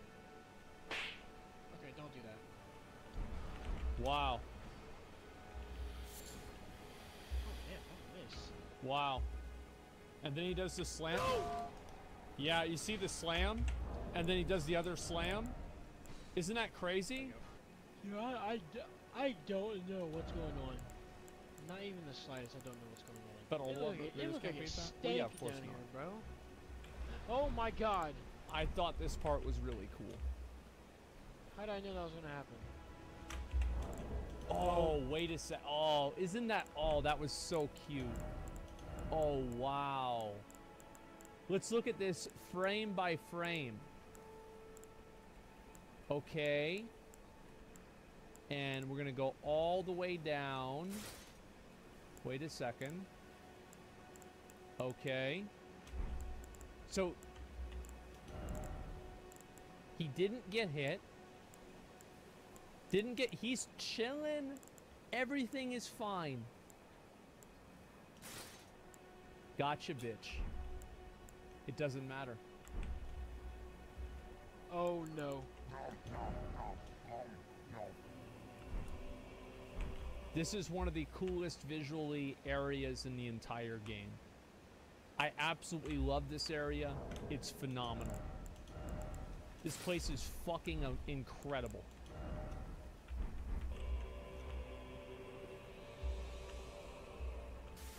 I don't know what's going on at all. I had some idea what was going on in the freaking first game. No one does. Now, man.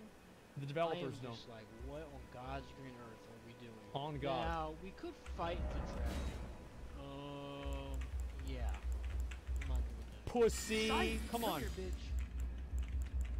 Watch out. Okay, so you guys want to know what this boss does? He flies up and you have to run away. And then you run back and you hit him in the foot. And then he flies up again and then you have to run away. That's the entire fight. There's the fire. It's still going to hit him. Yep. Look at that. What a good game. I am good. We have to get stuck once. Shit. This part's actually kind of hard. Oh my god. This is like a fucking war going on. Don't mind me, Giants. I'm just here to. I'm just here to. I actually don't know what I'm here for. I don't know. This ain't none of my business. The flashback of the Giants war. Holy moly! Look at that. They fricked that guy up.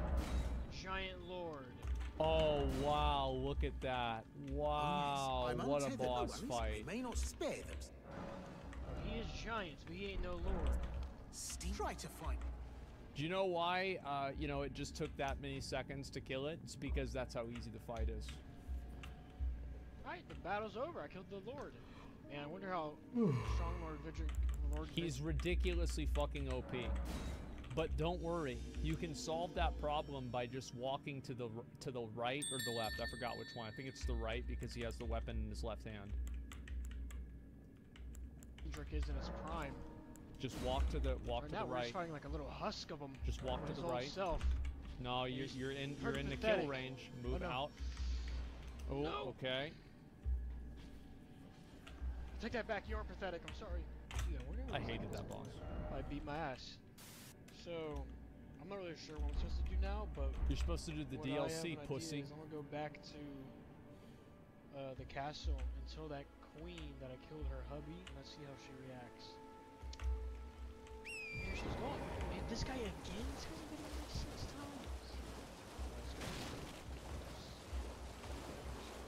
times. Oh, wait a second. That wasn't realistic. Because if it was actually Dark Souls 2, you would have had him use the fog wall and then get hit while he's in the animation of the fog wall, which would prevent him from starting the boss fight. I think that's the last boss. I think boss is not really the right word to use. Yes. But she's kind of bad.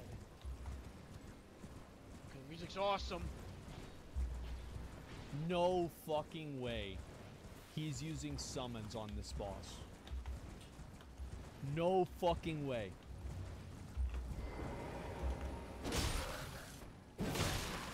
Who cares?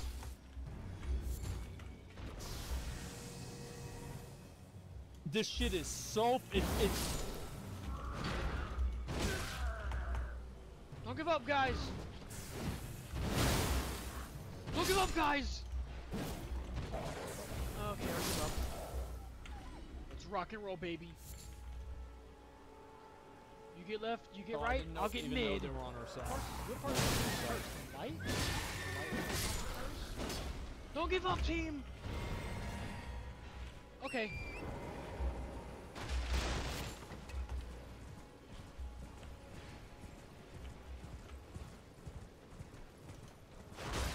Oh, he's dead. This is the last fight. This is the last boss fight in original Dark Souls 2. This is it, right here.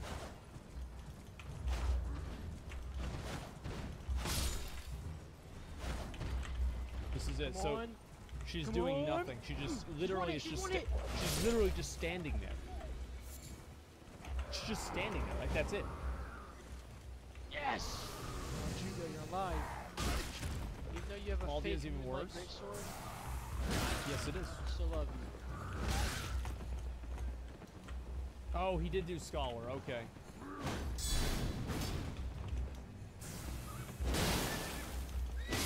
Wow. Well, I think that definitely goes to show how epic the last boss was. You didn't even show it.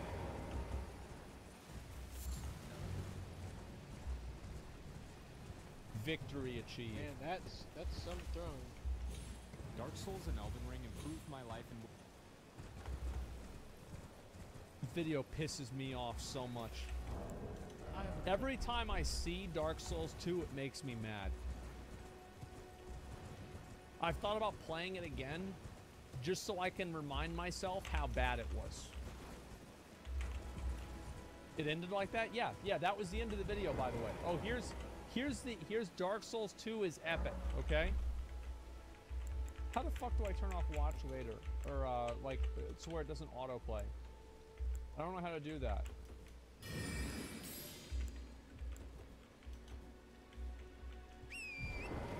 You You don't? You can't on playlists. What an annoying piece of shit. Not the video, the fucking YouTube.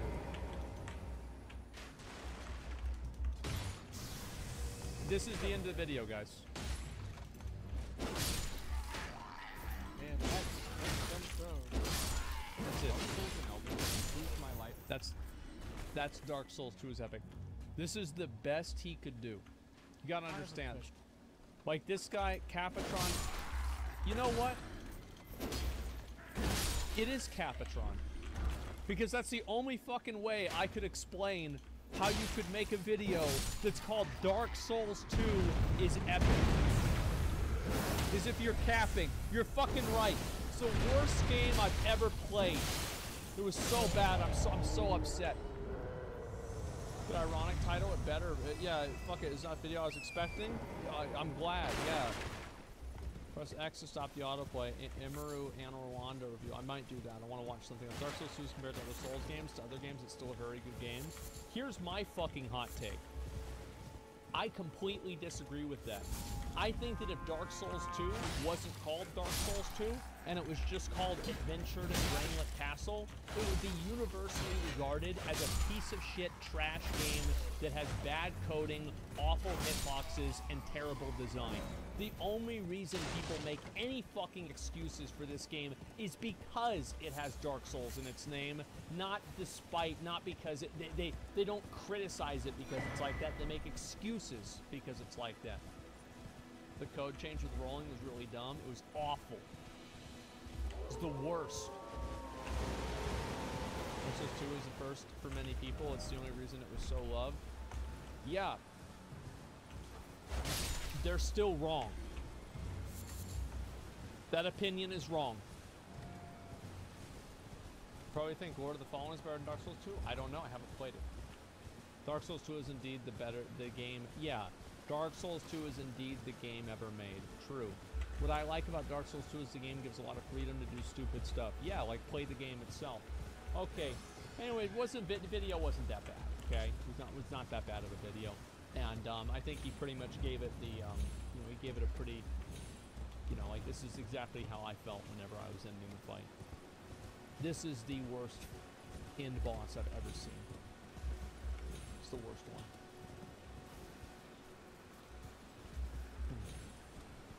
Dark Souls 2 is the best PvP out of every Souls game. Really? Okay, let's watch it.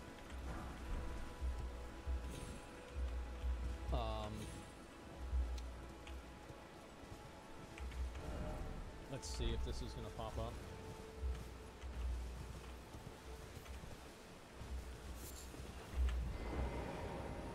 I've never seen this video before.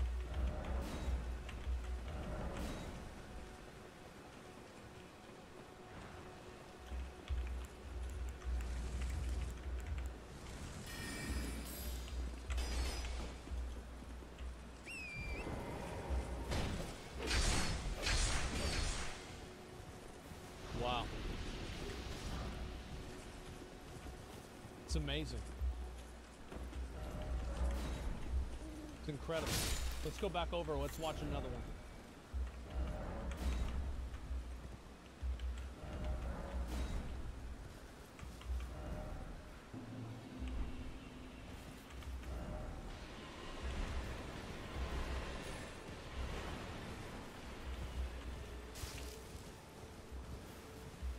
That was an NPC? Yeah, I know. That's why I went to another video.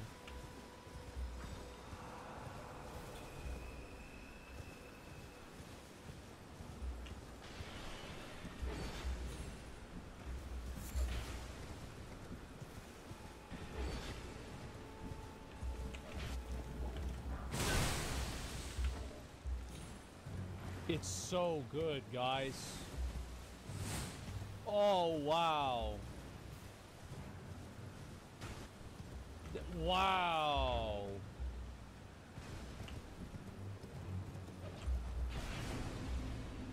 Uh-huh.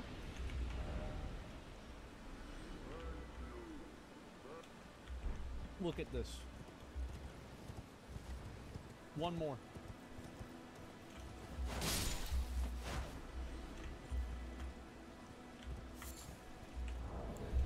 I haven't seen any of these videos before.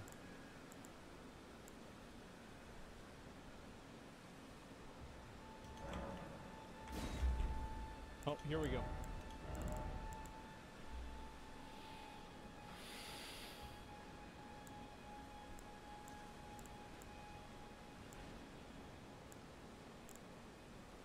This is what people say is the saving grace of Dark Souls 2 is the PvP.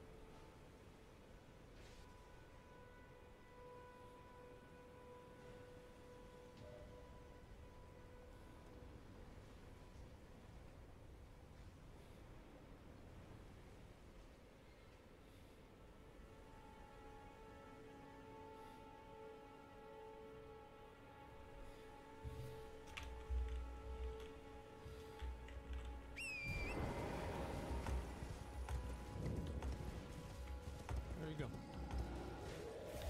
That's the game.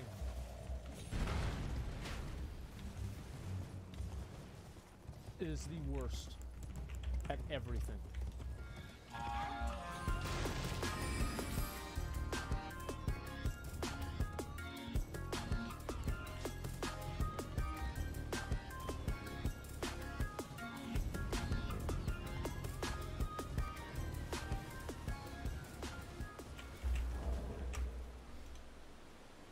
Thagamin Cage. Welcome to my channel. Hello Cage, what's up? https://www.twitch.tv/videos/17160953556. Armored Flying LUL. Good luck in So ER. Laughing face. I don't know, thinking to play some MW2 or watch The Last of Us, new EP and get some sleep. I might watch The Last of Us last EP in my night shift later. Okay. Oh, you wanna watch Last of Us? That's interesting.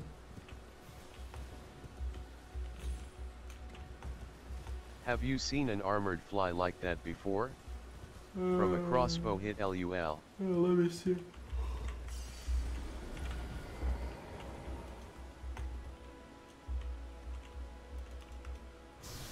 My guiding movement.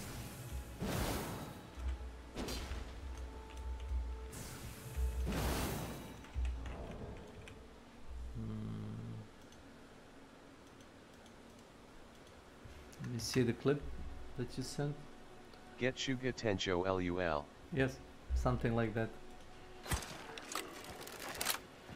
The fuck did you do? Yep, the Moonlight Swords were nice in Dark Souls games too. Yep. You have to export this to YouTube, and they'll probably use it for like a meme thing. I'm gonna share it to my friends.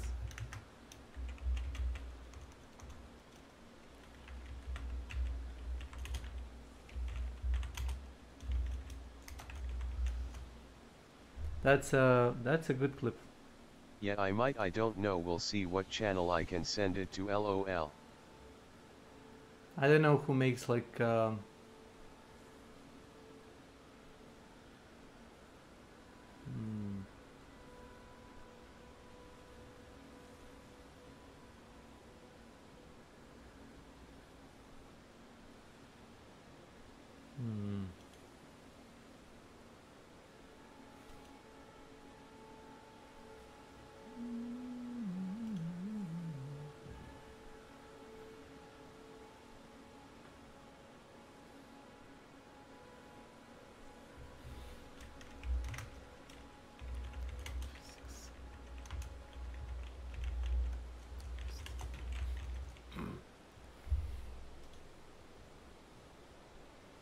Thanks for sharing.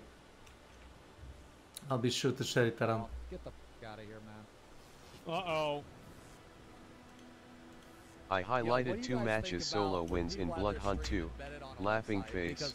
Yeah, thanks. That boosts your views You're so welcome. much, man. I think it's scummy. I don't like it. You don't know what that means? Okay, so what that means is that, so you know if you go to like I'll Icy go Veins, watch The there's Last like a of Us Twitch and stream sleep embedded or on the straight to site, you know sleep what I mean? will Anyone that's CGL on mag. that site, it Thank you. counts Take that care. person on the site as a viewer, even though they're not watching your stream. I don't think it's understandable. I think as a content creator, it's scummy. I think it's understandable, but it's also scummy. It's both. Like, of course, people are going to do it because it makes them more money. That's why they do it. It's understandable. People would want to make money. Yes, but it is scummy. No respect for that. It's scummy in multiple ways. The first way is that the person that's being counted as a viewer doesn't even know that they're being counted as a viewer. So Exactly. Like, you go to Icy Veins. Let's go look at this shit right now. Let's see if they've got one up. Icy Veins, where is it? They have it up there or not? Some of them they have it, some of them they don't. What's this fucking bullshit? It looks like they don't have one up right now. I think that for other websites, they have them up all the time. Sometimes if they don't have certain streamers that are live at the time, they won't have the embed that's going on. FX Drive, yeah, I guess you could just do that. Let me see. Extra live. So like this is what they do, right? And let's see, is this one up there? I might have it blocked or something. I'm not even sure. This is Wiki. Let's go Dark Souls Wiki. Yeah, it doesn't seem like it's showing up right now. I think that my ad blocker might be preventing it from being seen. But yeah, a lot of these websites do have incognito. I don't want to go through it. We all know what we're talking about here, okay? Just because I can't find it in this exact second doesn't mean it doesn't happen. Happens constantly. So these embeds happen where they're on these websites and the screen, it's like, here's the screen, right? You've got, this is the whole screen. Let's assume this is your monitor, okay? And this is what you're looking at. Oops, this is what you're looking at right here. There's like text, you know, and then inside of there, this is like ad space. This is like more ad space. This is ad space. And then this is this is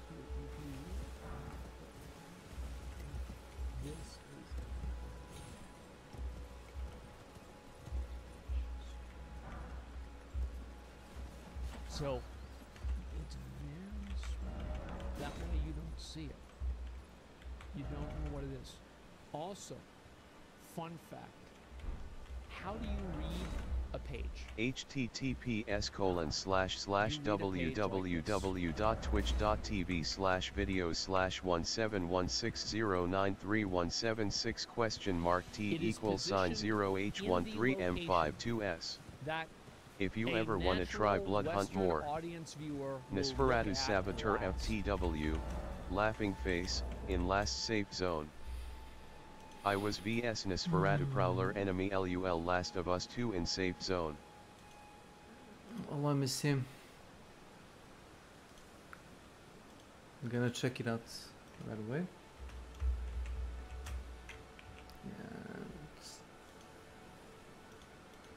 By the way, is my stream frozen because I'm alt-tabbing a lot? High ground and / or tight CQC corridors or a rooftop sort of in the museum forgot.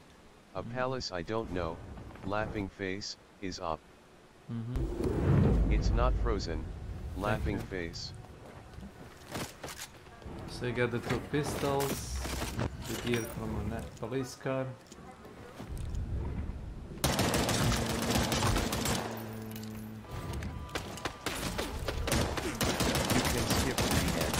Laughing Face, yeah. Funny 1v1 I had high ground. Anakin can confirm, high ground off LUL. Yeah, the high ground is always advantageable. And now you're hitting your guy melee.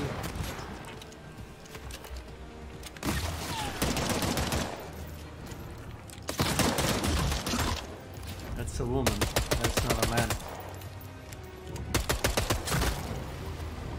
She's trying to jump. It's long clip, sorry. No, it's fine. Now you're sucking. Thank you, I think, with time skip to 13 minutes minus 14. Oh, good. Oh, you're using double barrel. For what purpose? This the Vandal one. Laughing face. https://www.twitch.tv/videos/1716091043.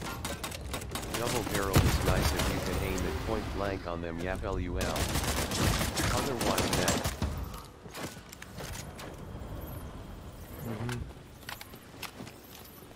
Other shotgun also nerfed, but more shots, just more spread. Laughing face. Well, at least the double barrel has less spread than the pump action. At least the reloading is, you know, they nerfed a bit accurate. melee to LUL, the healing it gave us, I think. I don't know, what did you do? You kind of jump off. Oh, you... It's camo skill? I usually claw melee unarmed vampires with the Vandal, but I did kill some with Saboteur unarmed LUL.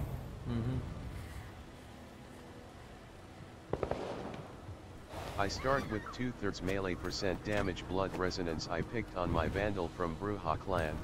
Laughing face. PPL are surprised when you kill them in a few hits with just claws/melee LOL. Because you suck no up... weapon, I mean. You laughing suck, face. Yeah, because you suck up a blood of like humans and you get like punch a boost. asterisk as Bruja. Laughing face. Vandal.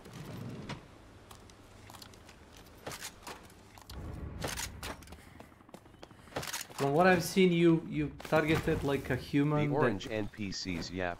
Yeah. Laughing face. Yeah, it's like orange resonance. Choleric, I think. Yeah, choleric. But yes. I like to start 2/3 orange already with the Vandal. Laughing face.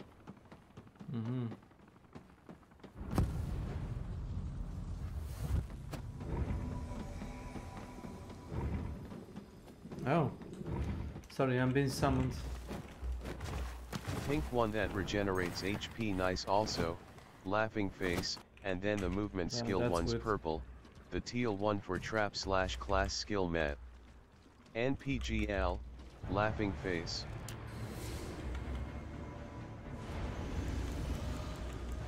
Let me know if you like the matches. Hey, if you ever start Blood Hunt, the Saboteur is up sometimes.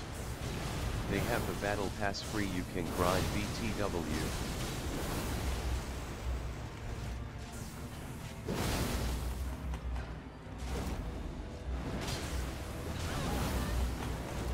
This battle pass free one has way more tiers and skins and stuff. Previous one was Halloween, had 30 tiers, I think, also free. Laughing face, but this one 100 tiers.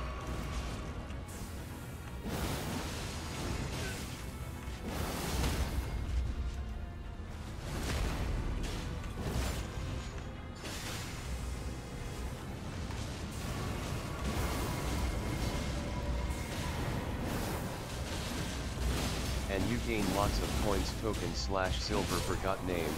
From this season pass too. You can buy other season passes free, or skins. Laughing face.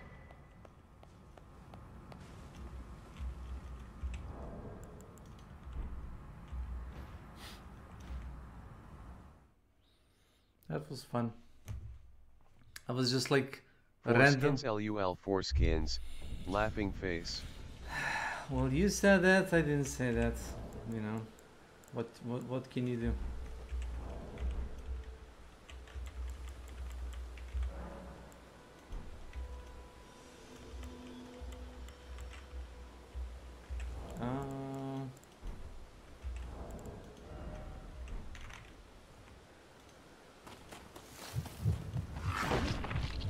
How did I get randomly summoned? I don't know. Oh, that's, I guess, charm of playing online game.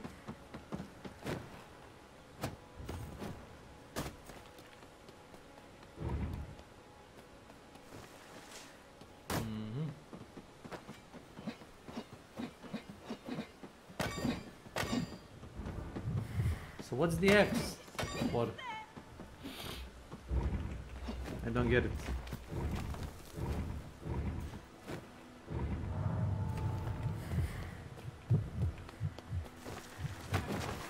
Any melee is better than no melee. Laughing face. Well, what about the vampire claws and all of that? Crowbar / knife is green tier.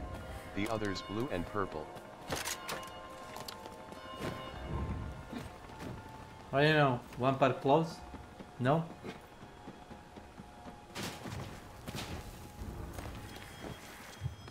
I mean, I can dig more of this game than the Warzone. Only Saboteur has claws, the others have fists, I guess. Because this Laughing game is face. like, you know, fairy tale, like you're super, you know, like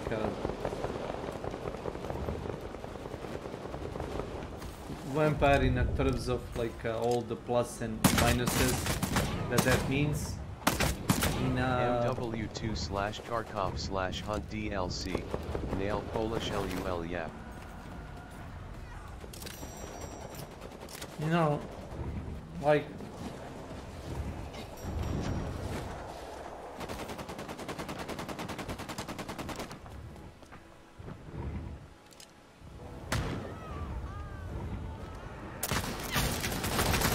and she didn't see you here.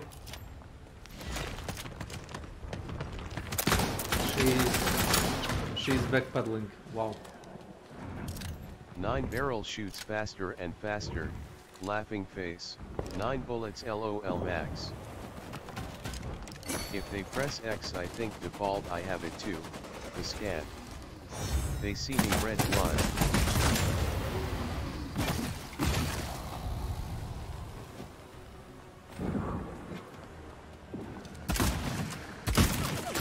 But otherwise it's pretty transparent.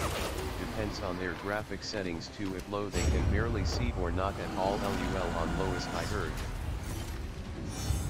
If you crouched also you can select starting bonus faster crouching speed LOL. Faster crouch walking speed asterisk. So what's the blood bag means? Oh, you respawned. Why did you respawn? Like a passive or? Blood bag heals more and slower. Blood syringe heals less but fast.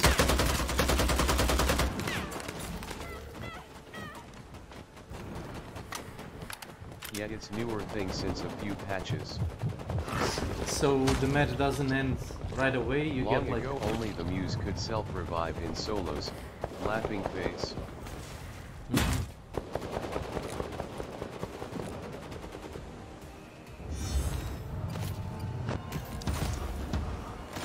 So what did you throw? If she escaped the battle / ninja self-res, also she can heal in duos / trios the teammates if they nearby. Laughing face. Wow.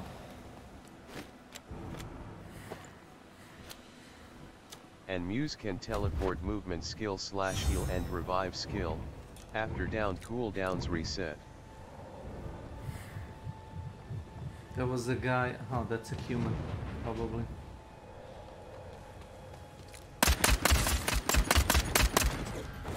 Well, there goes that guy.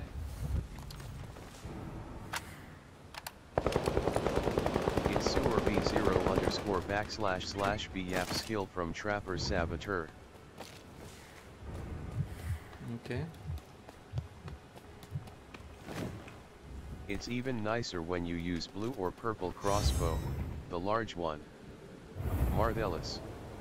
Welcome to my channel. More acid. Laughing face. AOE and with the Trapper skill LOL. Extra life, regain up to 1 extra life. You got one more. And in last zone sort of like capture the flag, well hold the zone LUL, imagine it's up.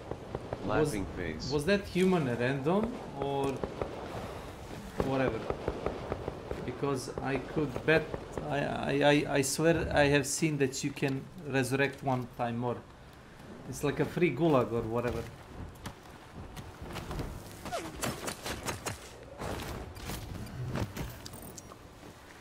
Yep, it's newer addition to the game +1.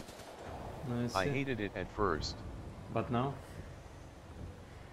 It was tough enough fighting 3-4-5 players at same time.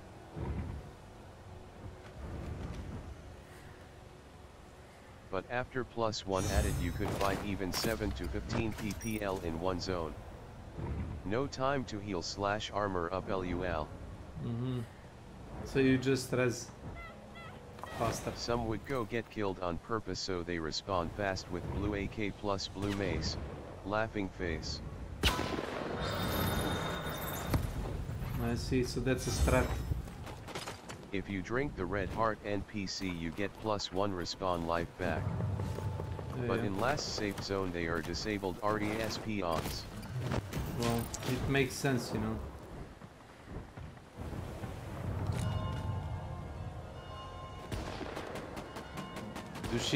Does she see you? The enemy can trigger your saboteur trap and damage you if they shoot it. Laughing face. She sees me if she scans with X yap.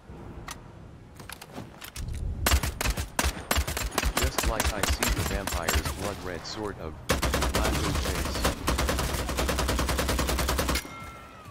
I mean, she has like a ton of health. She still isn't there. Or if her eyesight very good IRLLUL it's sort of transparent char like Predator in Predator / Aliens vs Predator movies and games. Laughing face. And now she's either finish you off or you're just gonna respawn.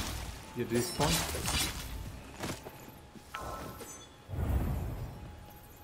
You'll respawn probably. It's a mutual finishing each other off ILMAOLUL sounds kinky. I mean...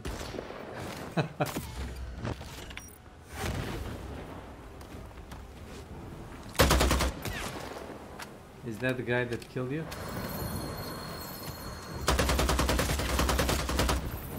I think it is. It uses the bat skill, from what I see.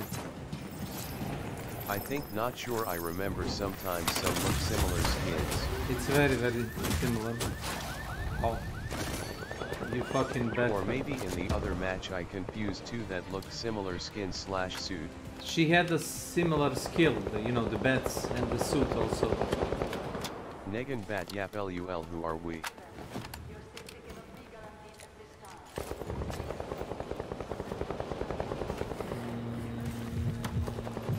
So what does the purple human do? Nothing, he just sits there. Whatever. Purple lowers cooldown on the Q, invisibility, and bonus speed. But you do see the trace sort of visually.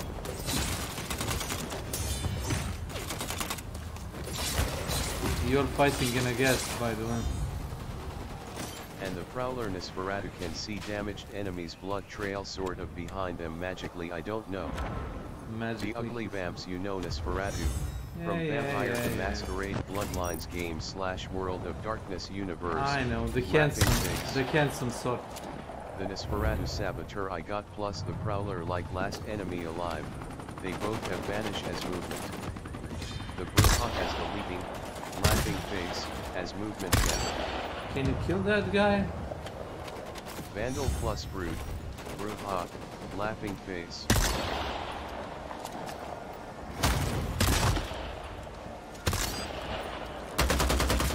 Oh, you have a high ground, I see. That's what you were saying. It's kind of a silly, like nobody's even trying to go up and, you know, try to melee you. I would have tried to do that. The Toreador clan Muse plus Siren have teleport back to designated, sort of, forgot name of it, laughing face, you put a hologram sort of and can warp to it any time but it expires if you don't. At S.W.Frost 1 he tried to get up, trust me, others in other matches also. It's not easy, laughing face. I mean, you basically crawl upon like a building wall. No? Oh, he tried. And now melee. Whee! Got him. He also had katana, so what are you, like, immortal? There can be only one.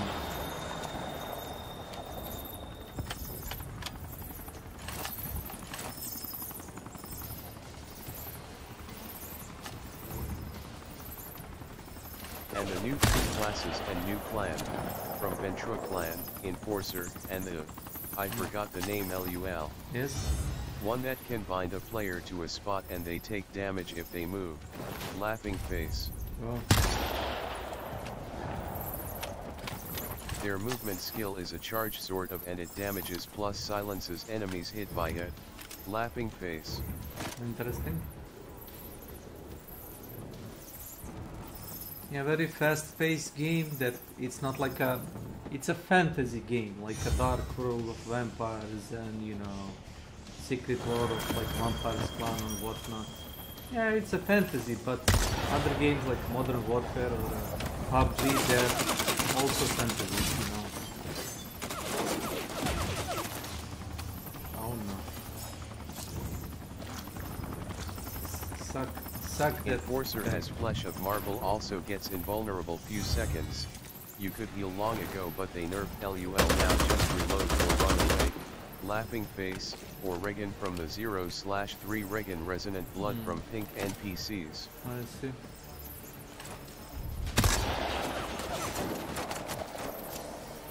So why did you jump down? That enemy was getting low on heals, sad face, and red numbers so lower HP to LUL. I pitied that player a bit.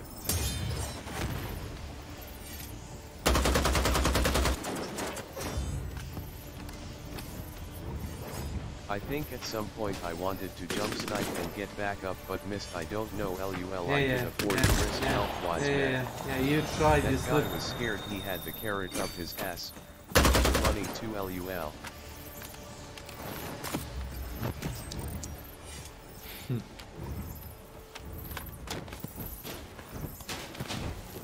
And what now?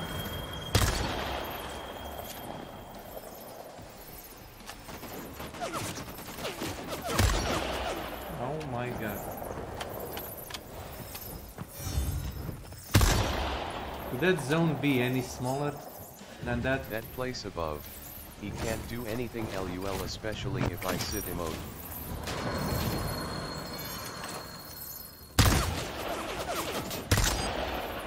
So you just wait? Is that it? Like a but Dark at some Souls? point capture the last safe zone shows up. Laughing face. So I had to get down or lose. Oh, sorry. Smiley face. Sorry.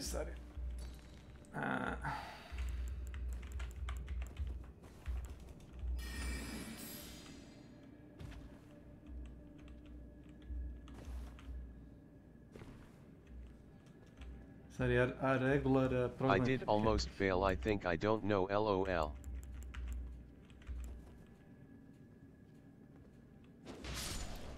The other Vandal match was easier at the last 3 of us alive LUL.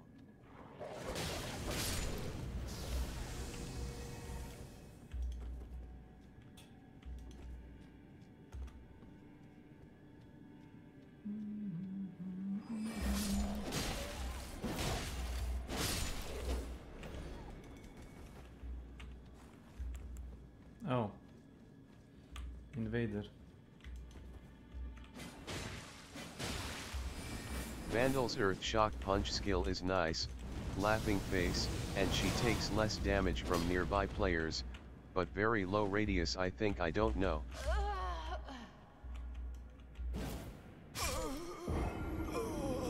The Brute Clan other one. Brute's passive is regenerate HP up to 50% HP when out of combat. Laughing face.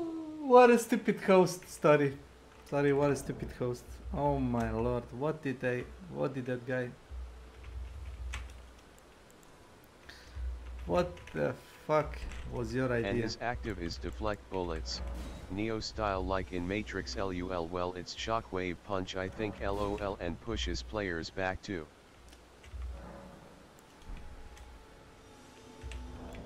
And you can shoot drop that shockwave but enemies can't LUL.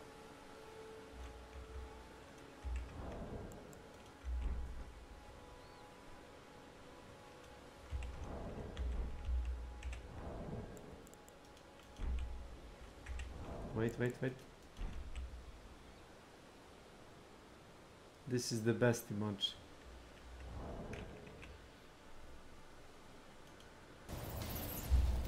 Also, if you see players using katana, right click that deflects bullets back to you BTW.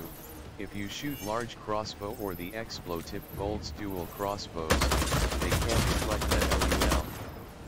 Oh.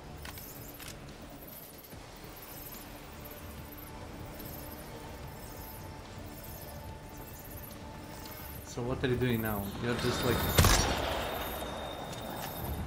The dual glaives melee is higher damage than katana I think, but not much. Also the right click is nice lunge attack you can use for mobility between vaults and jumps. Laughing face, extend range so you can reach buildings you wouldn't otherwise.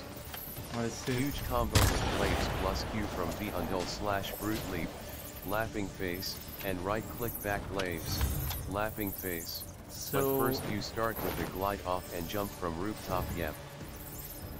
What is that person trying to do? Close a long distance, laughing face, even without Q from Vandal / Brute's travel skill. Yep.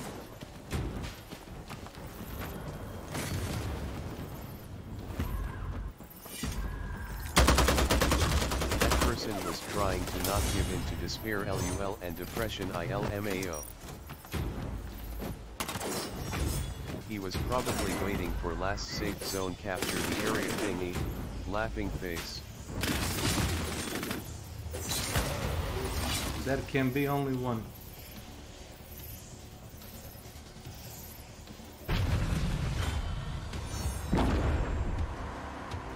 Cocky. That's cocky.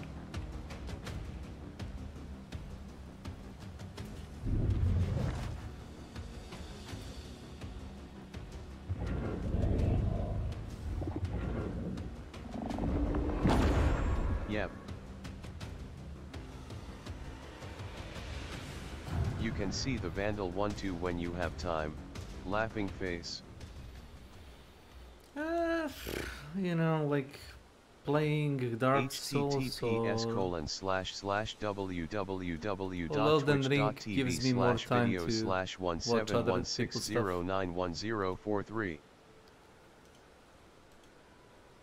I guess that's why I like it. I can do some like shenanigans thing, and I can like see, I can just like help guy like do a stuff. I have lots more solo wins ones, laughing face, highlighted. Nice.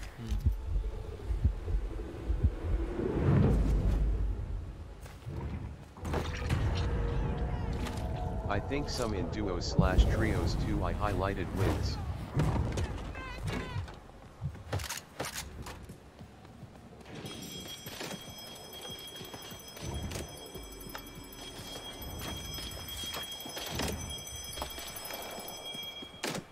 What was the fucking alarm? Shock was up long ago when shotguns were up.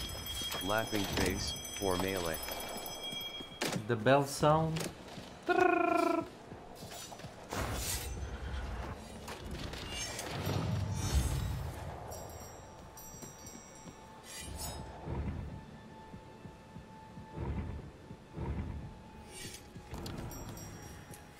You would Q jump, then E earth shock. The vampire enemy was tossed in the air and damaged. He was in slow motion a bit, laughing face, and then you would double barrel him in the air, or silenced SMG or other combo LUL. The alarms start when one of the doors is opened first time. I see. At antique store for melee web / weapons store / pharmacy for heals. I see.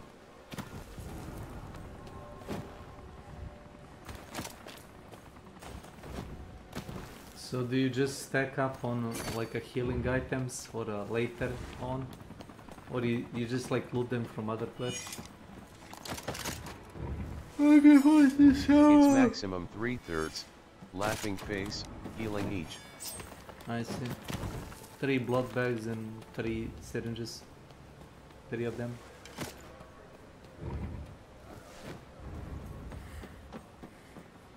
Three armors also /3 red gas neutralizer.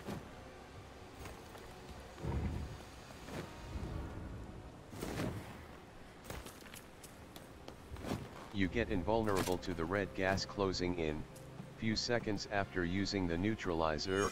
Laughing face. How fast? So you can escape / make nice flanks, or heal with the blood bag / armor. How Laughing fast face. do you health while in a gas? That's my question. If you fall in the water BTW in game or enemies fall in water, shark eats the vampire LUL. Shark. Shark in a city.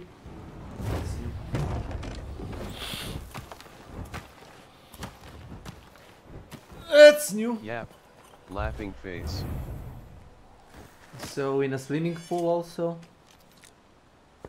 Shark Mob is the company, so yep. In the water canal / map entrance. No problem.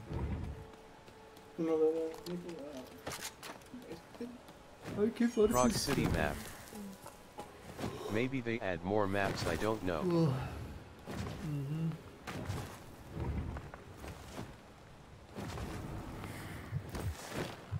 So what type of engine are they using? Is this Unreal or something else?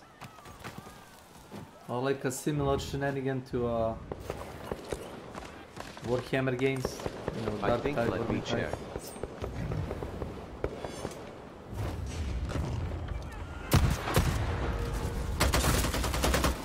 Unreal Engine, yep. 4.5 probably.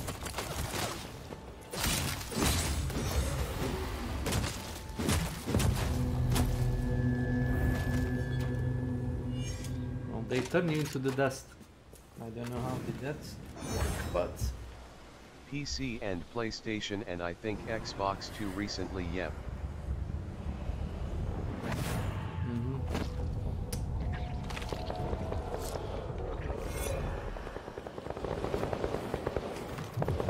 Yeah, you get more points for Battle Pass.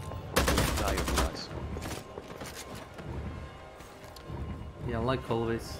You get fully healed but it's noisy. Laughing face, nearby players hear it very loud. And you get +1 more blood resonance max limit. If you diablerize players or the entity, the armored soldiers with nice guns, smiley face, humans faction. No.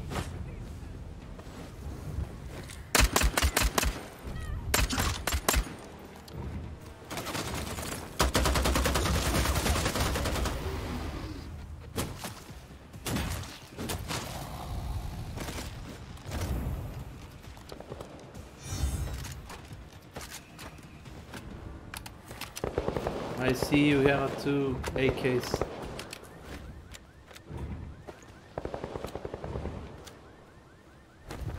I think.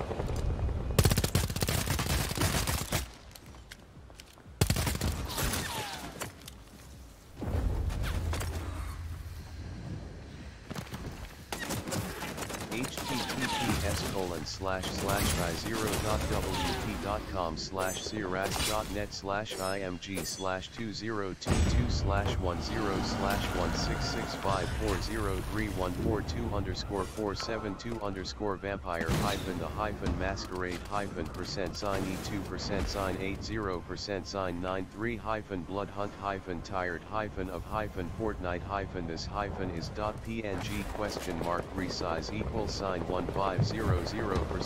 $2C938%SSL $1. Carmoon's Power and other nice skins LUL. Saw it was here when I was looking for the images on Google LOL https://.net/17787/masquerade-the-masquerade-the-masquerade-17878/vampire-the-masquerade-worth-a-try. I think I used it maybe in other highlights on Vandal. I equip it sometimes, laughing face, or other similar loot clothes LUL. If you have NPCs close to one another and they are facing the one you want to get blood resonance from, you can point guns at others so you make them run. Laughing face. I see. The siren from Toreador clan or passive though makes you able to not get blood hunted. If you use powers or drink blood from the NPCs, in a radius AoE the passive affects them. Laughing face, also you drink the blood faster.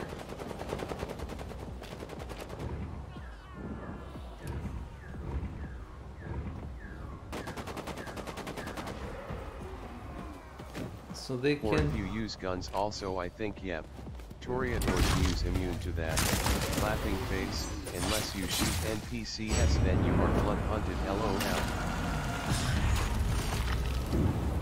So did you get more points for eating that guy?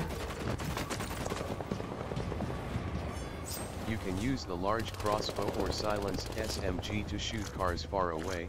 Laughing face, make enemies fight each other near the car alarms LUL. I see. But sometimes you can kill NPCs by mistake with the acid cloud left by the large crossbow bolts. Smiley face. She has a robo skin. Or the NPCs scared from gunshots/vampires powers nearby they can run into it. Laughing face, or saboteur's trap so watch out LUL.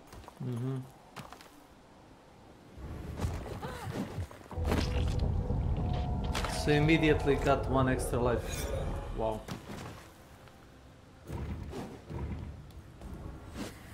So doesn't this make it like that 40 people can eventually...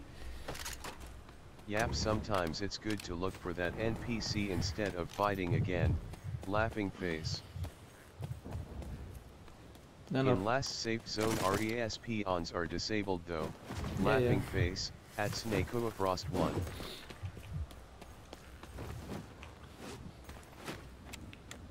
Yeah, you told me that. Yeah, and they had to add bots too since not enough players sometimes LUL, not to say that some players play as bots or worse in some games. Yep LUL. Some people do play like bots.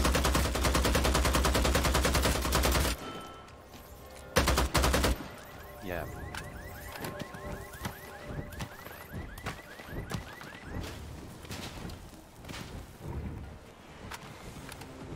Worse even LUL percentage depends on the game. Laughing face. That guy didn't finish the one on the street. Is he an idiot?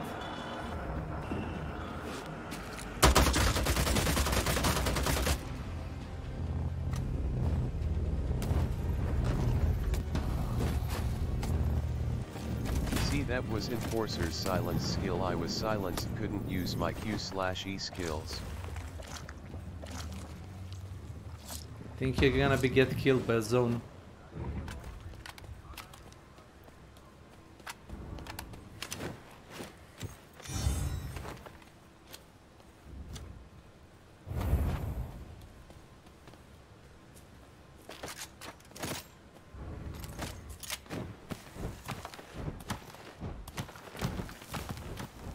So why the 9th battle?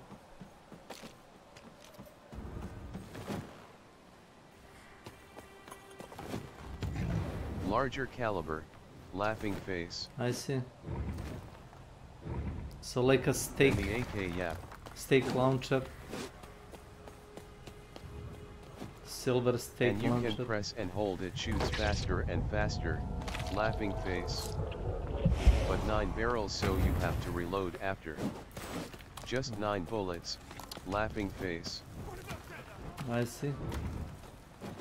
So that human gives you... You should see the minigun LUL. That human the gives you is 1 hit point per second. Minigun, there is a minigun. Wow. From Camarilla cash boxes. You need a key to open the boxes. Yap can find purple/gold tiers. You open the box? Long ago you could open all boxes. Nike. No key needed LUL.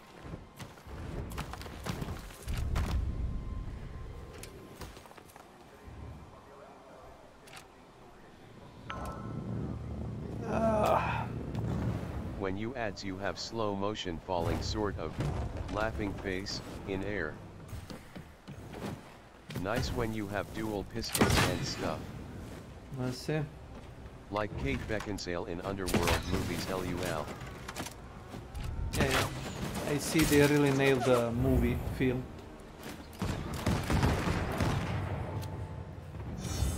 And your armor is blasted.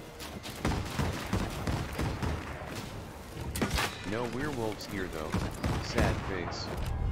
I mean, that could be like a new thing, you know, like add the werewolves as a faction. You know, clan wars. I broke that guy's armor, yep.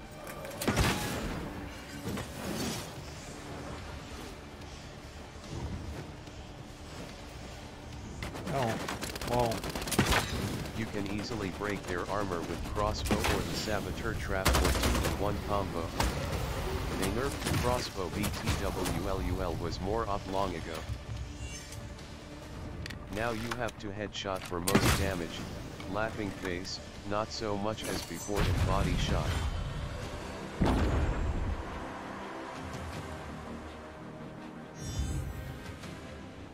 Okay. It was nice. It was nice. Anyway, what was I doing last time? I tried so hard. I almost maxed season pass. I think it's 100 tiers. I reached almost 80 I think. Laughing face. Yeah, if you wanna try grind it, it's nice season pass. I don't know how much more it lasts BTW. No, it's fine. But it should say in the left side down in corner. Laughing face. I'll go sleep a few more hours. Good luck, man. Thank you. Take care.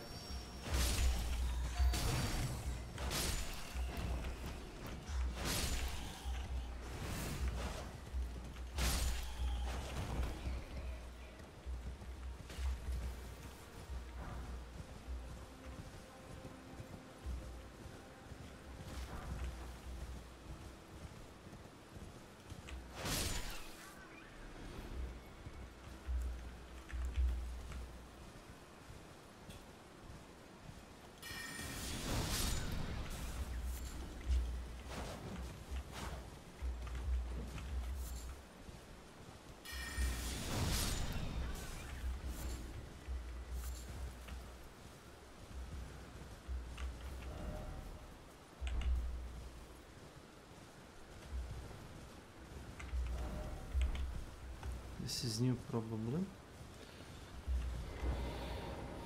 Because I don't remember.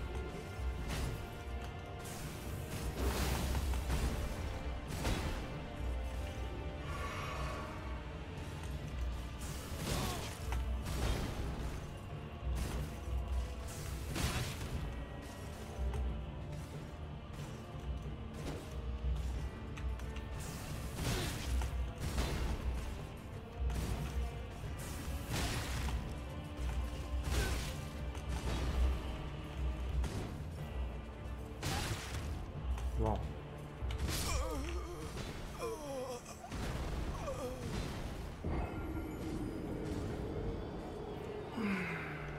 Nice slashing it, asshole. How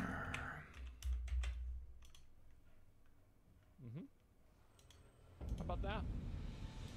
Isn't that interesting? Again, I do not fault anybody for doing embedding for Twitch streams. I only fault Twitch for having a system that allows it to happen.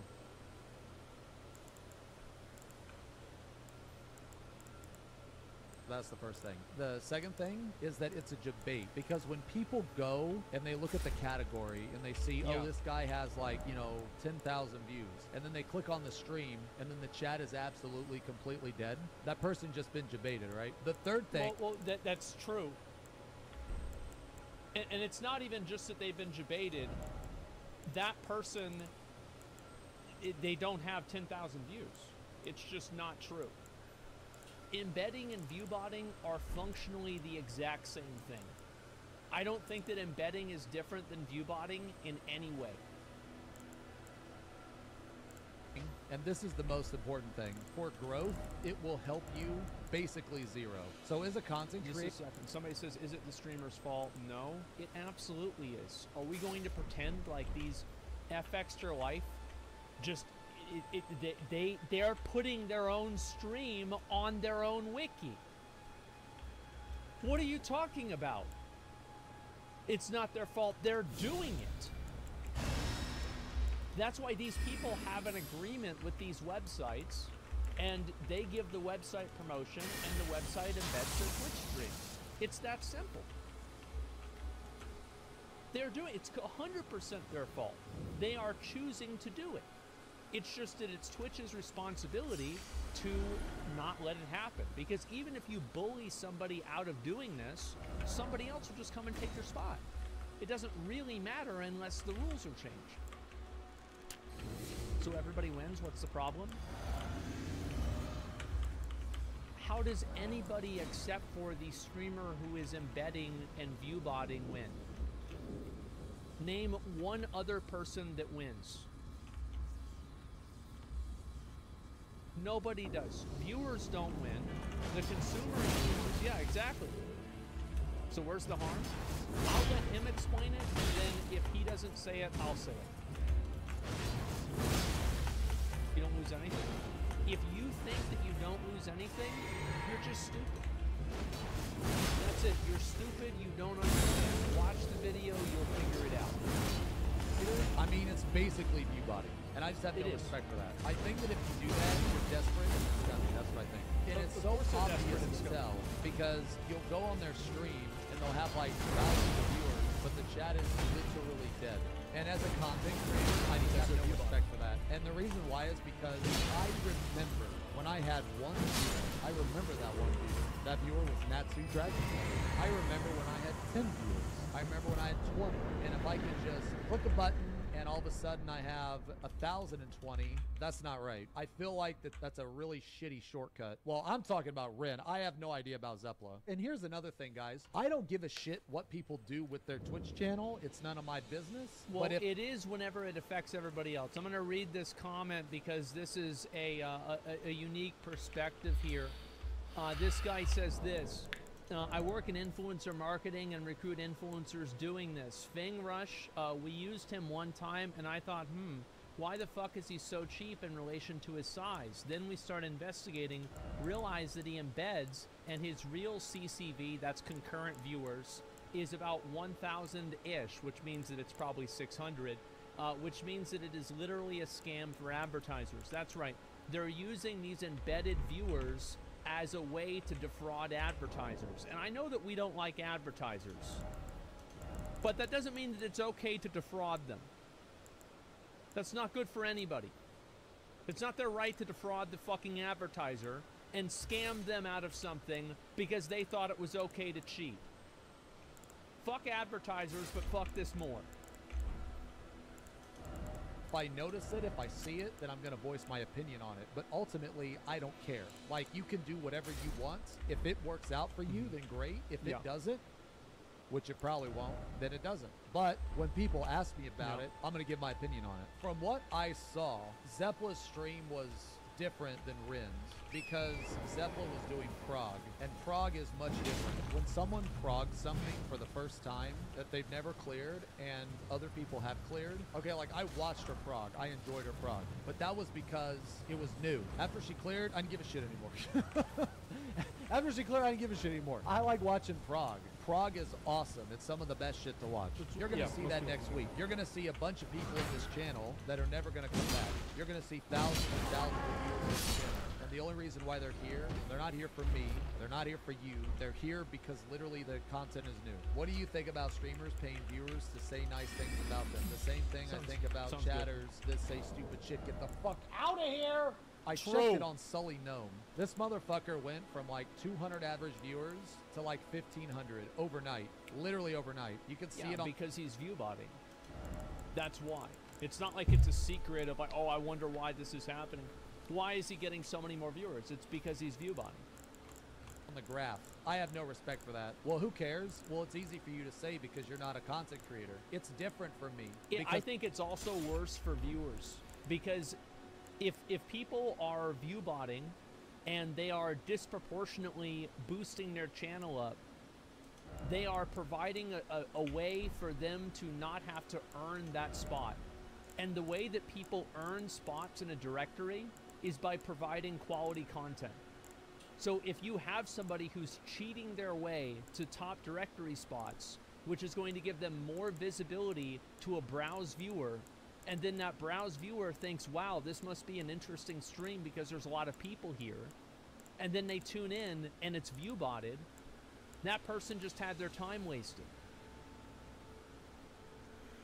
The difference, Ren had his stream embedded on his Paladin damage guide specifically so people could see his stream, joined and asked for help about Paladin, but which actually happened, so where's the damage? Well, I just explained it.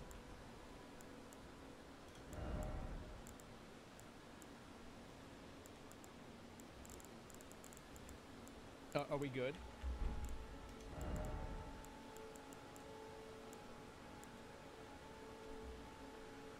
Are we good? Okay, yeah, we're good. All right. I don't know why I keep getting Fs constantly, man. What, like, it's so fucking annoying to me. I've actually thought about just like blacklisting the word F or the letter F because it's just like people spam it if like my stream loads for like a fraction of a second. It's very annoying. Anyway, so Twitch's side, yeah, I have no idea. Anyway, it doesn't matter. It's bullshit anyway. So this person, like, it doesn't matter if he's embedding on something that's his or not. If it's embedded on his own guide, I don't see the problem, but it generally shouldn't be allowed. Where do you draw the line, number one? What if it's embedded? What if somebody is embedding on their own stream? Or sorry, they're embedding on their own website. Like, is that okay? Is it not okay? What about just no embedding? I think that's 1,000 times simpler, and it's better for everybody. Also, Twitch streams do not exist inside of a vacuum. Your stream exists inside of an ecosystem on the platform. So whenever you are inauthentically boosting your visibility, you are damaging other people because as you boost your visibility, you push somebody else's visibility down because of the way that the website is aggregated. That's why they're view botting. They wouldn't be view botting if this wasn't the case. Why would anybody view bot if the amount of viewers that you have doesn't matter? Think about it. Questions, legality. Some advertisers don't realize that you can require certain contracts, not conversion. Oh no, you're definitely right. And there's a certain amount of legality. I think that if you were to adequately explain this to an average person would fall off on the side that putting up metrics that are embedded views and presenting them as if they are authentic viewership is fraud. I think there's no other way that you can look at it functionally. It is fraud without a question. I'm a content creator. Those metrics are what sponsors look for because they count as viewers. Like, not only is the growth almost non-existent, but they're also debating sponsors, which, I mean, you know, depending on if you care about debating sponsors or not is up to you, but, you know... Well, you should care about debating sponsors, because if you debate sponsors too much, then sponsors leave. And if sponsors leave, you get less content because people can't make as much money off of it. That's just what happens. Or you have sponsors that want to have, like, instead of asking a 2-hour stream for a sponsor, they're asking for a 4-hour stream because that's the same value. And so you get less content and more sponsors because some people think that it's okay to cheat the sponsors and they have to make up that money somewhere. So, like, my point is that a lot of viewers don't care about this, and they actively don't care about it because they don't care that streamers are getting fucked over, because they don't care about streamer problems. My point is that, number one, I think that's stupid, and it's just coming from a place of jealousy, and it's stupid kid logic. It doesn't make any sense. But even if that's the way you think, it still affects you as an individual content creator. Or, sorry, individual content consumer. As a viewer, embedding hurts your viewing experience. Yeah, this does hurt your experience as a viewer. How though? Go back and watch the last 10 minutes of my VOD where I explained 4 different ways. I have gotten a sponsor, I've been happy that I've got the sponsorship. I mean, I don't know if companies debate sponsors all the time. I mean, maybe, I have no idea. Okay, well, look at it like this. So you have 2 streamers, all right? You have 2 streamers. They both average 200 viewers. Yeah. One of them has their stream embedded, and now they have 1,500 viewers, while the other guy still has 200 viewers. Well, a sponsor is going to take the guy with 1,500 fake viewers over the guy with 200 actual viewers. Wouldn't that piss you off? That's just one example. If you're a content creator... if this was happening to anybody at their job, they would be furious about it. I think we can all agree on this. Like, for example, like, let's say you do any sort of, like, customer service, and one person is, like, filling out, let's say, like, fake work orders, and they're getting 35 work orders an hour done, and you're getting 5, and they're getting promotions over you, you would be furious. This is effectively the same thing. It's already hard enough. Shrug? No, think about it. Think about it. You don't have to be a content creator to know the answer to that question. Sponsors collect viewer number, comment count. That's not true. I can tell you 100% that's not true. You are incorrect.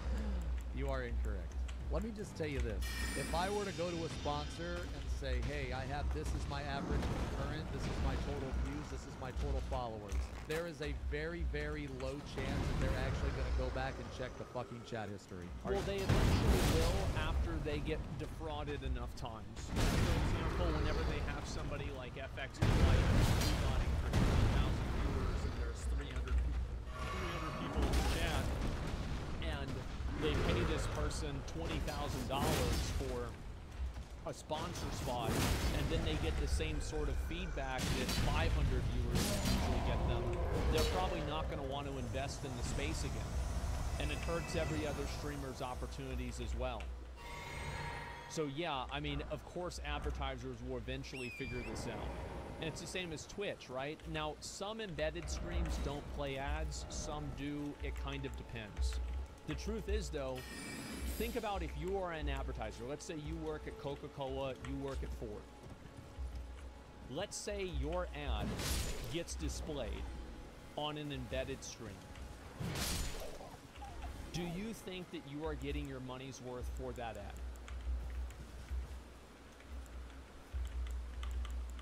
No. Absolutely not. They don't care. So, wait a minute. You think that advertisers don't care that their ads are being shown to people that don't see them, but they're still being charged for seeing those ads? Are you fucking stupid?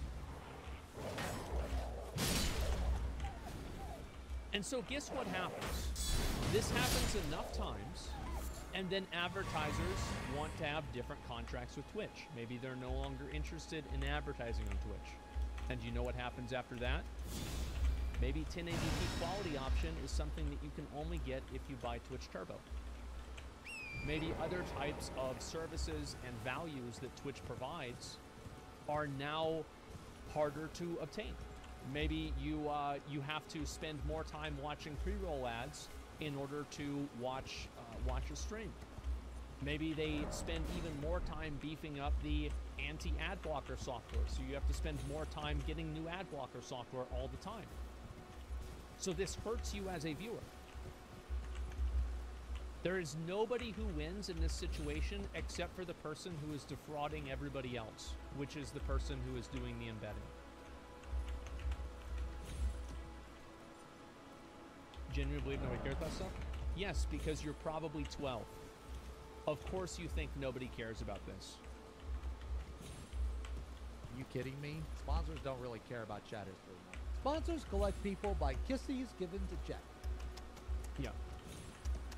If sponsors gave a shit about chat, I would never get sponsored. Because the only thing in this fucking chat is XFFing Baldo. Oh yeah, and somebody else said, you speak on behalf of advertiser but recommend ad blockers. I'm going to ban you too, because you tried to do a gotcha. Sponsors don't pay for an ad block view. So there is never a situation where a sponsor is giving Twitch money whenever their ad is not shown. So you didn't know that, but you tried to fucking, you know, oh, I got you. No, you didn't. Get the fuck out of here. You're so stupid. Oh, clear for Zeme, show gills, good take. Who asked? No one cares. Not wrong. Oh yeah, and hydras. Yeah, and fucking hydras. Can I have a Madge kiss?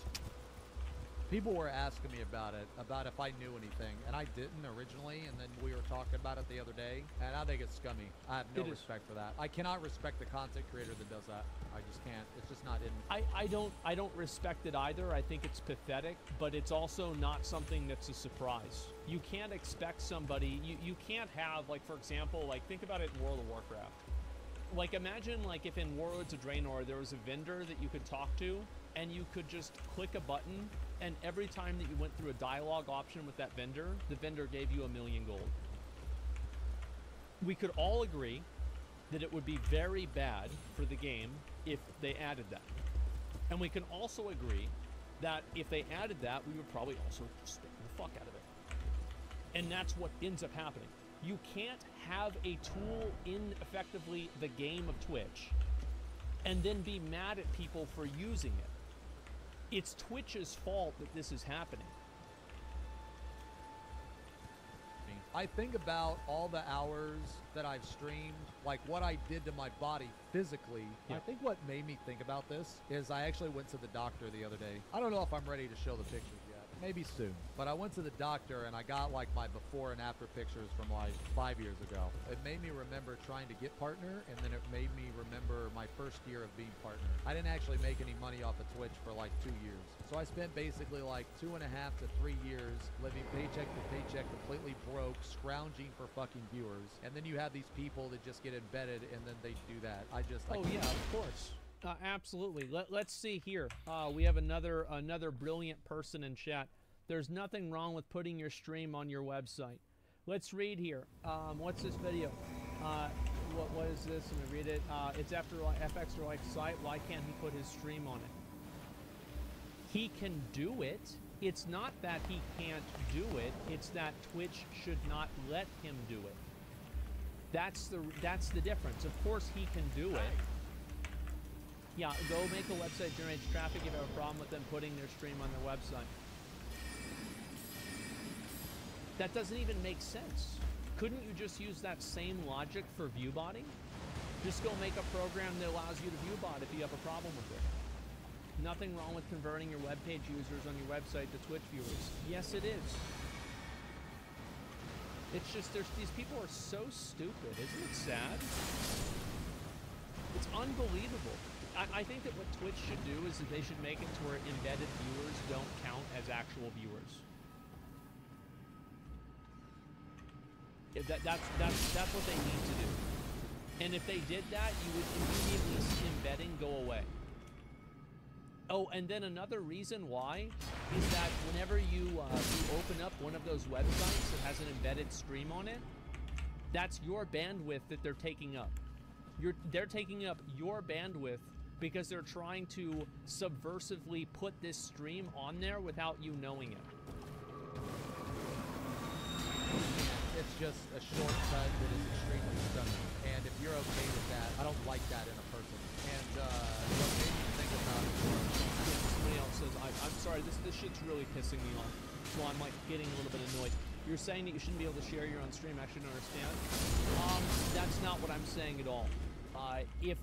If you think that's what I'm saying, you are either incredibly stupid or being intentionally disingenuous. You are not sharing your stream. You are providing a link to the stream, or sorry, a small version of the stream. The implication of sharing the stream is that you want other people to see it, right? That's the logic. On none of these websites is the stream intended to be seen by the viewer. Almost every single one of them, the stream is off in a corner where you can barely see it. It's muted. It's in this tiny little box that you don't notice. It is obvious that they are not trying to draw attention to it. They are, in fact, intentionally trying to not draw attention to it, but it autoplays. Because of all the hard work that I put into. I remember, like, a long time ago, before I got partnered, I would job hop, I would do anything I could do to stream. I would get a new job, work there long enough to use my vacation days, fired, another job. I sacrificed everything I could to stream. And I just knew, like, cheating like that, like body, getting your shit embedded, that's just so fucking scummy. That goes against everything that I, like, work for personally. If you're okay with that, then we just have different values. But me... Well, they do have different values. Those values are in their bank account. They're doing it because it makes them money. It's that simple.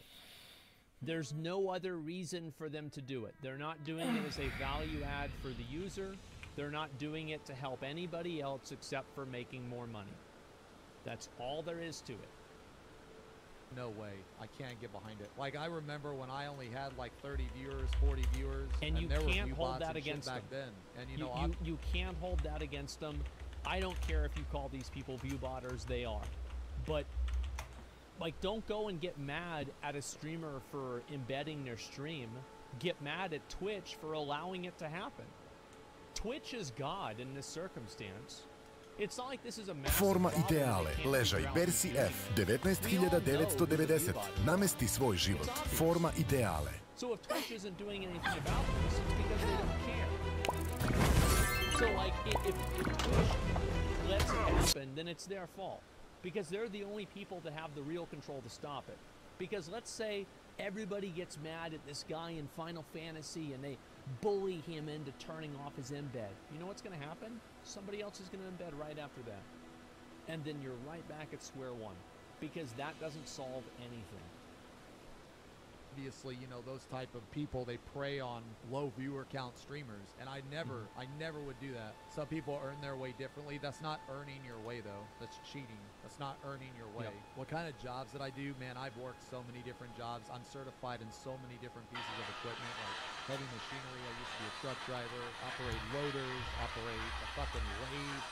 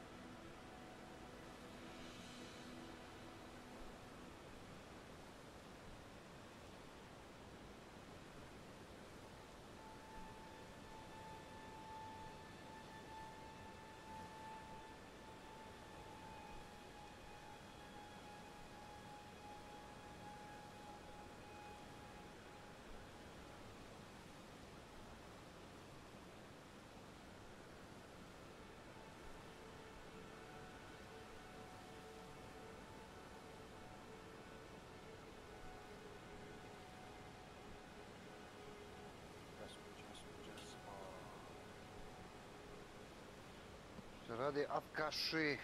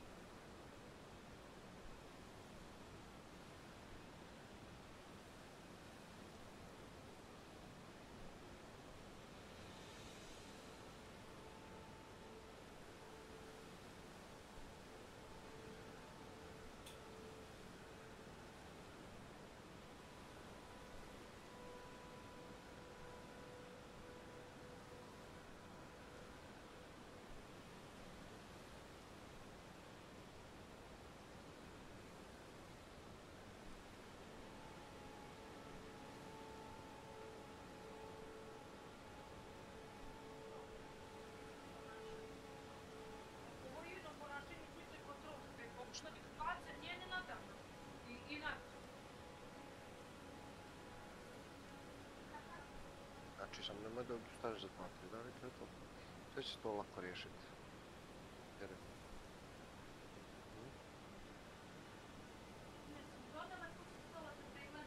Ne može da nađe.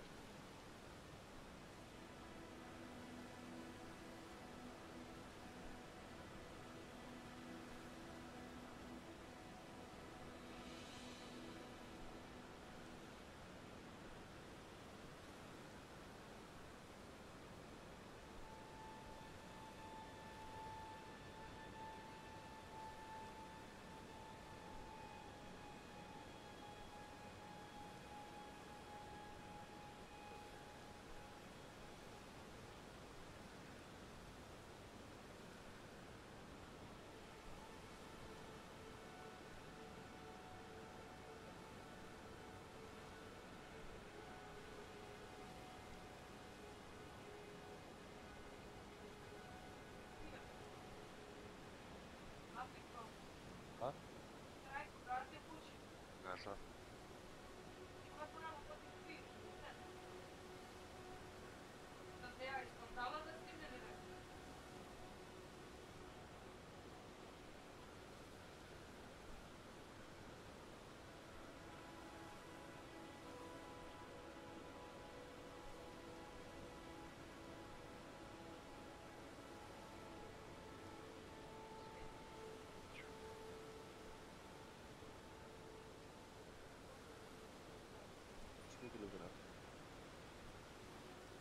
Jutro smatamo se proučamo crnemu i možda je.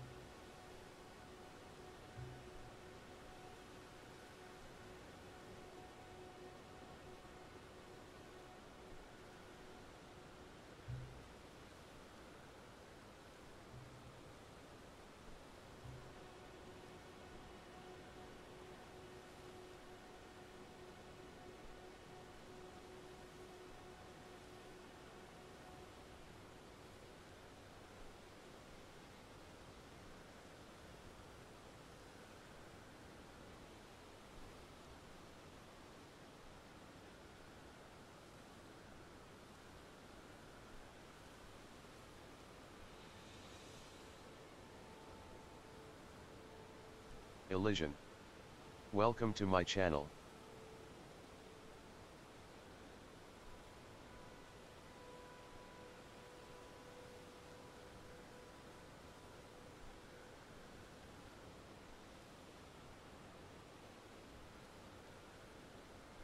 Što se radi?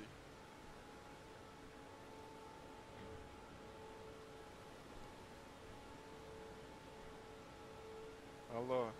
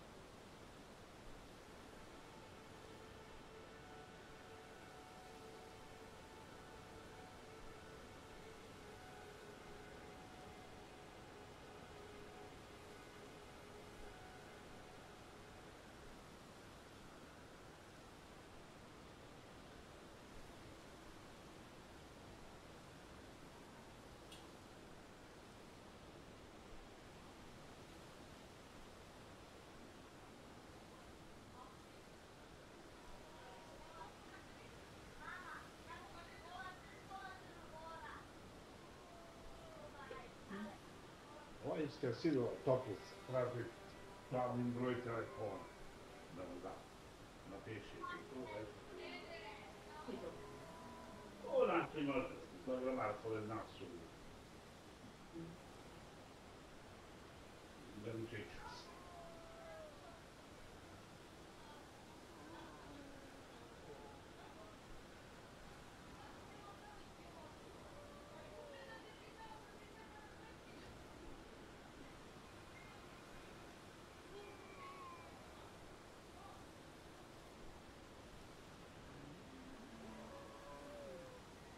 Šestba.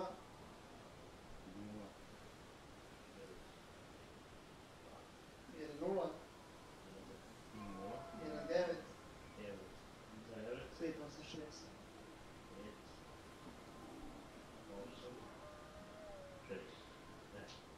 12, ne?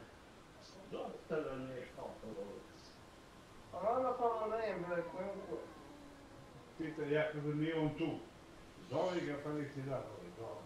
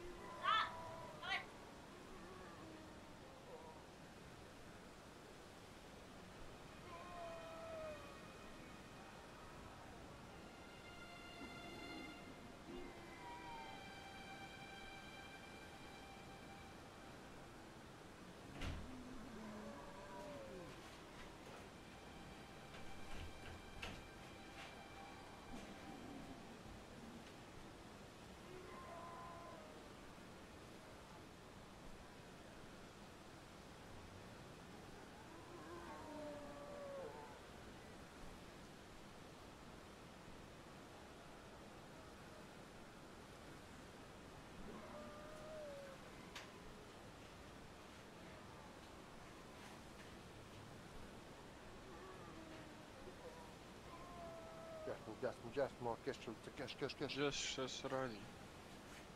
Tebi je stric taj Milan, jeli? Jes. Evo sad baš Milan zove. O koje su tvoje keščulice, keš? A iz Bihaća. Ovaj čovjek ima baš naglasak, ono, jak. Moguski.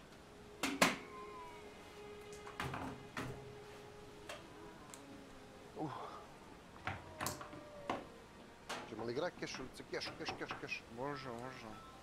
A zove onoga bogalja? Ja me zove upravo. Ajde vamo na kanal, ja i Peko smo tu, Ne, ajde, Peko je tu na kanalu, ajde.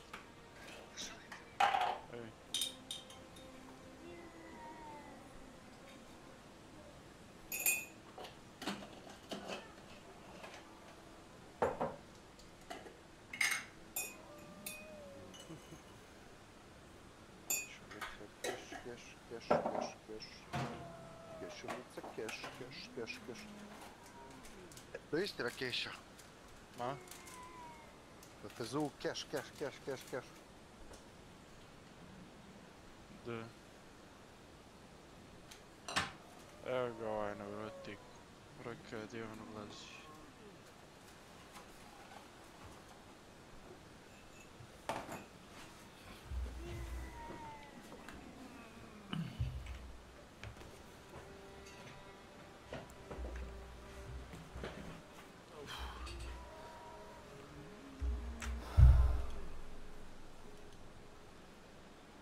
Keša, pogledaj kako odleže, ti perfekt.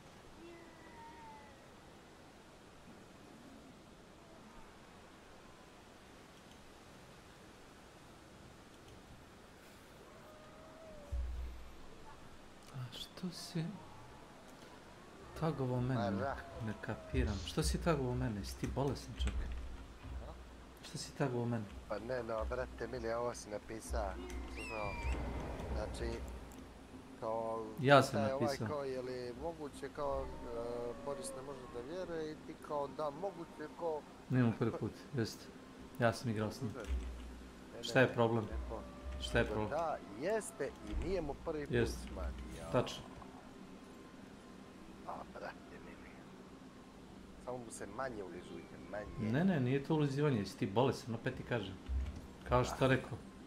Meni to izgleda kao ulizivanje. Nema šta da ti izgleda. Nema šta da ti izgleda. Ne možeš da izgubiš. Planiram da izgubim ovu partiju, veka. To što imam retardiranog lovca 50. nivo i ne mogu da mu uzmem sad pojene, ništa. Možeš, plati Blood Bonde. Da skinem perk. Znači mu skinuti nikad više. Plati Blood Bonde i...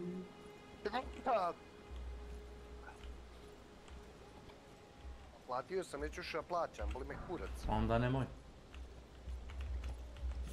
Šta nemoj ginut? Kako da ne gine kad igram s tobom, psihopato?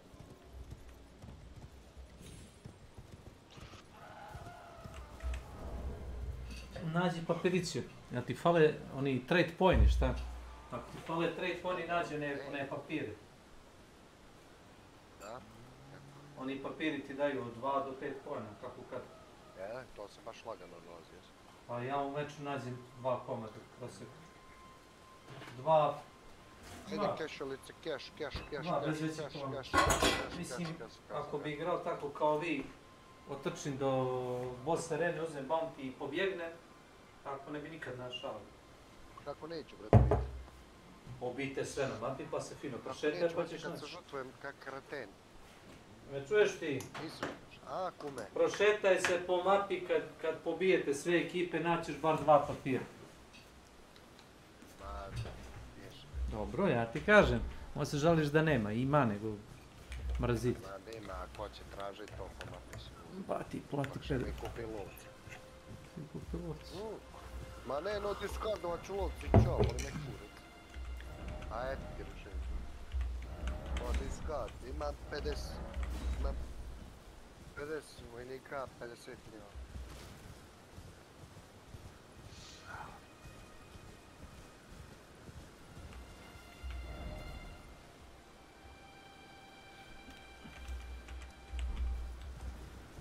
Kad ste igrali ono Cashu?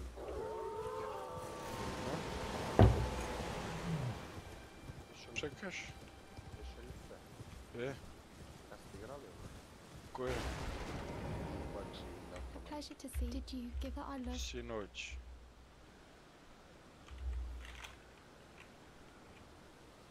Ne, zamolio bi te ako možeš buduće da mi ne podriguješ na ovo, ako ti nije problem.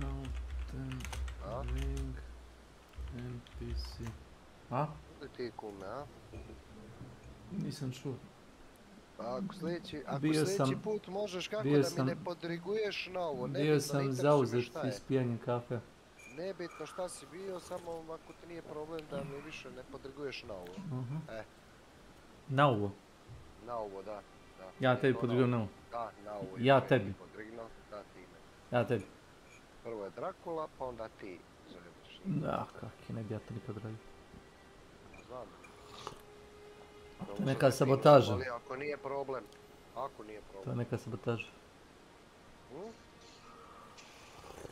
Dobro, ja sam te zamolio. Tu se ne viđe gledar. A to, brate, ulizivanje, to na porušenje mene ne interesuje. Alo. Konekcija se gubi.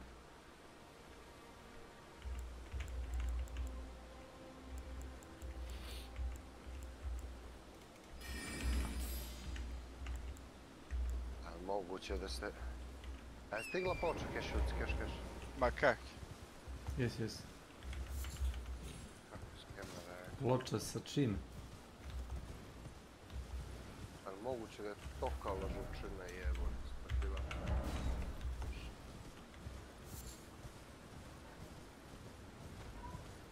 Maj, nije, kako pređe grazno. Baš ono... Sljedeći put je ti naručiš. Baš ono kako to.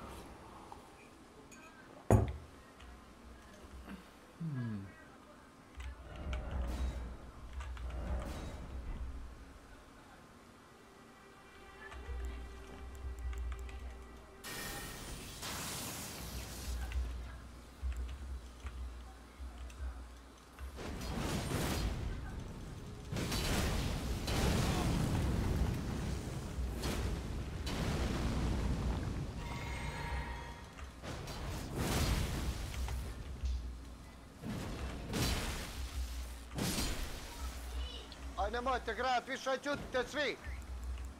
Alo!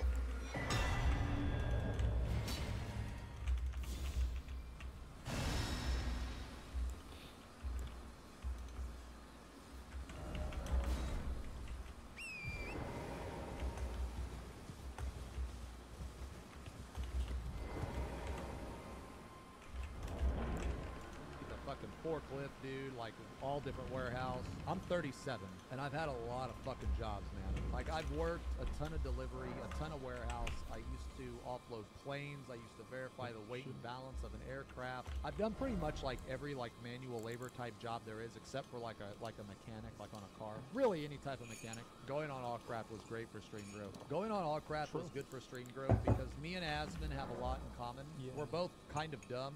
The people that watch our stream are also kind of dumb. Look, I'm sorry, guys, but if you watch my stream, you're done. I'm gonna be honest, whenever Zeno showed the picture of himself before he shaved his head and his hair looked exactly like mine, that was emotional damage. That hurt me more than any story arc in Final Fantasy ever could. That was so fucking upsetting. You're cute, dumb but cute, okay?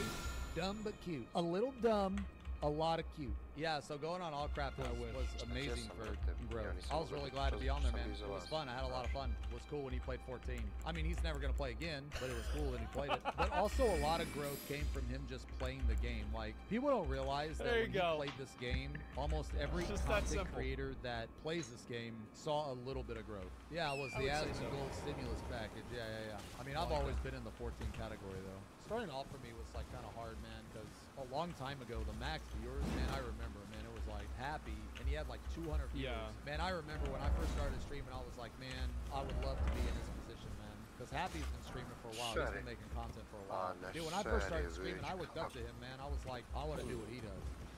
I want to do what he does. I want to be a streamer. I mean, he wasn't like the only inspiration. I had like other inspirations too. But in the category, it was like him. It was Miztech. It was Joe. It was like back in the day, dude. It was like Miztech made guides and Happy made guides. And people would all like Final Fantasy back then was really small.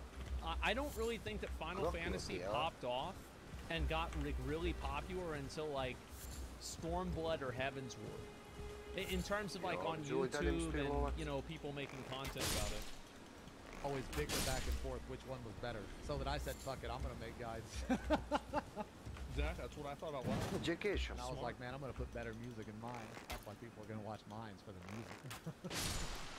So this is what I'm talking about. If you look at the past, like, 14 days. Or sorry, 30. So look at this. Like, this is so fucking obvious, man. Are you kidding? Yeah. Look at this shit. Well, I think anybody who's going to pretend like embedding doesn't help,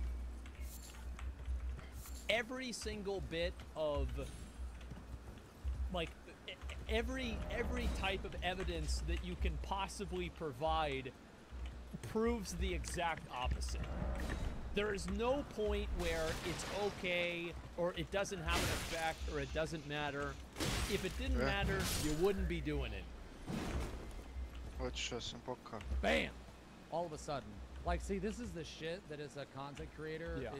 It's scummy, man. I just can't get behind this. Like, look, this is so fucking obvious. This is more than double. So he peaks at 514, which is good. That's a good number for Final Fantasy 14. And then all of a sudden, it's 1530. That's almost triple in like one night. So when you go to... And like, here's another way you can tell. So you can look at these average viewers, peak viewers, etc. What do you think the odds are that he did a stream for 18 hours and got 0 followers? With an average viewer count of 700. Oh, I know what the chances are. 0. That's what the chance, yeah, the number would be 0.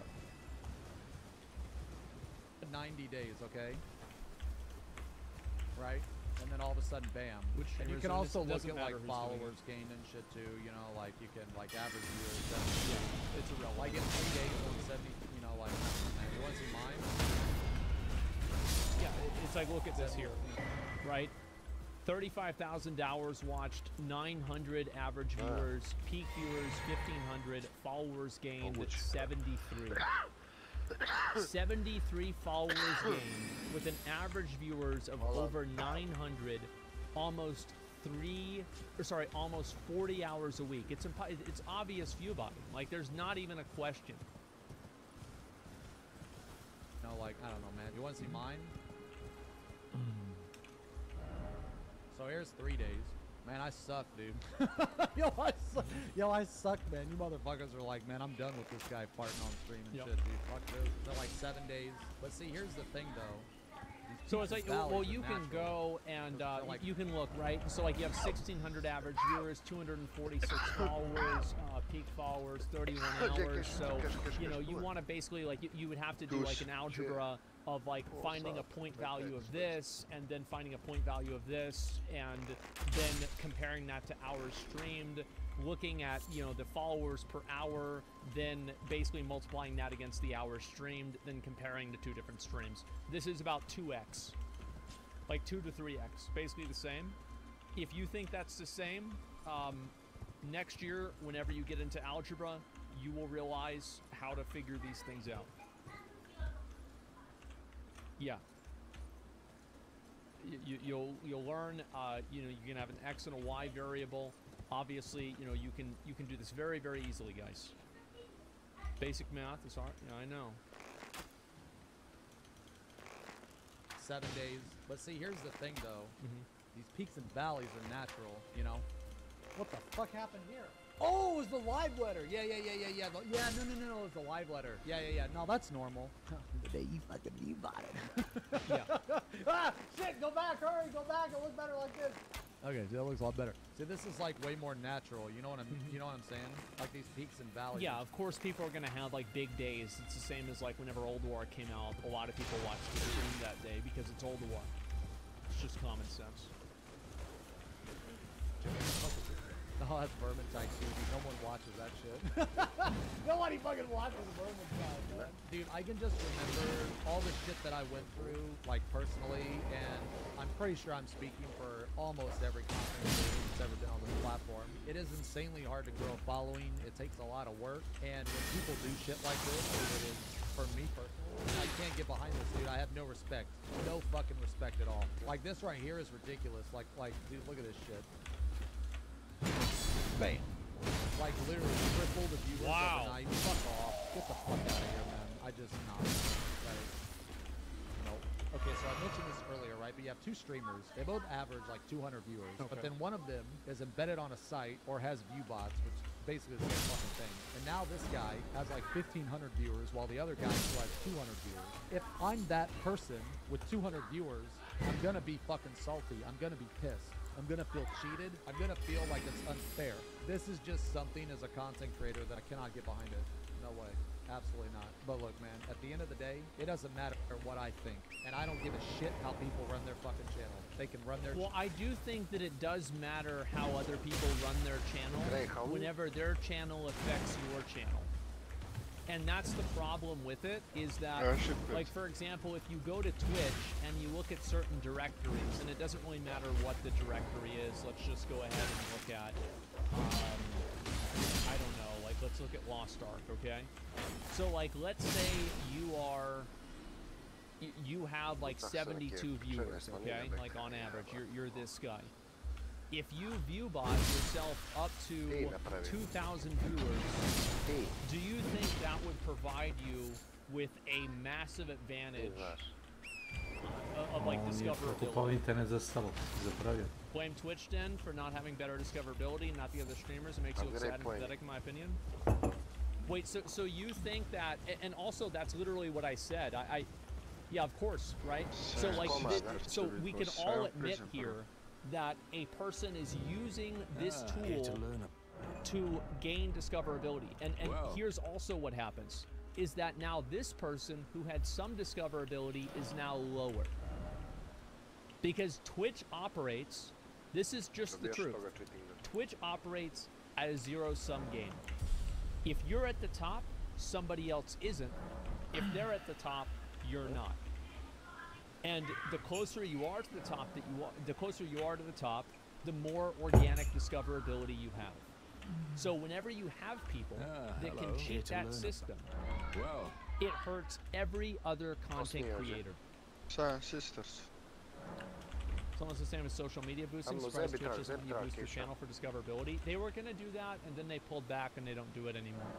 Obviously, this is morally wrong, but legally, wouldn't it? No, I don't care about legally. Wouldn't embedding counts as an advertisement, and it genuinely helps the promoters? No, it doesn't. I don't think so at all. I think that if you took somebody to court for like embedding, like for example, like if you were like Coca-Cola and you gave somebody a sponsor spot and they said that they had 40,000 average viewers, and you realize like 39,000 of those viewers were embedded viewers that weren't actually watching your ads, you are not doing your good faith effort in making that the people that you are showing their ads to actually see them. Like, there's always going to be a little bit of, you know, like, there's going to be a little bit of fuckery that happens in everything, but this is a massive bad faith effort. Yeah, what if somebody gets embedded on the Blizzard app because some Diablo 3 season starts? That's healthy, right? I don't think any of it is healthy. Anytime that somebody has their stream that's embedded on an external platform that's not Twitch, I think that's bad. And I think that it hurts the platform and it hurts other creators. And in my opinion, I think that Twitch should make it to where any viewer that is that's an embedded viewer doesn't count towards a streamer's active viewer count. Because if they did that, nobody would do it. Because the only reason that people do it is because viewer count matters so much. And the reason why viewer count matters so much is because viewer count is discoverability. And by the way, this is bad for Twitch. It's not good that Twitch works this way. It's stupid that Twitch works this way. And Twitch needs to fix their internal problems with how their discovery works. But just because Twitch has a broken discovery feature or discovery system doesn't mean that it's a good idea to take advantage of it and co-opt it in a malicious way. Would even Twitch provide higher admin setups for embedded streamers? I'm not sure. Should Twitch not have people on the front page then? Well, that's Twitch's it's their own prerogative to decide to run their website the way they want. Like, I'm saying this is a bad idea, but at a certain point, it is Twitch's own prerogative because they are making the they are consenting to do this with their channel. It's very different. Like you're saying, should Twitch be able to make decisions for their platform versus some other third-party website that's trying to artificially inflate their numbers? Well, obviously, it's completely different whenever Twitch does it because it's their website.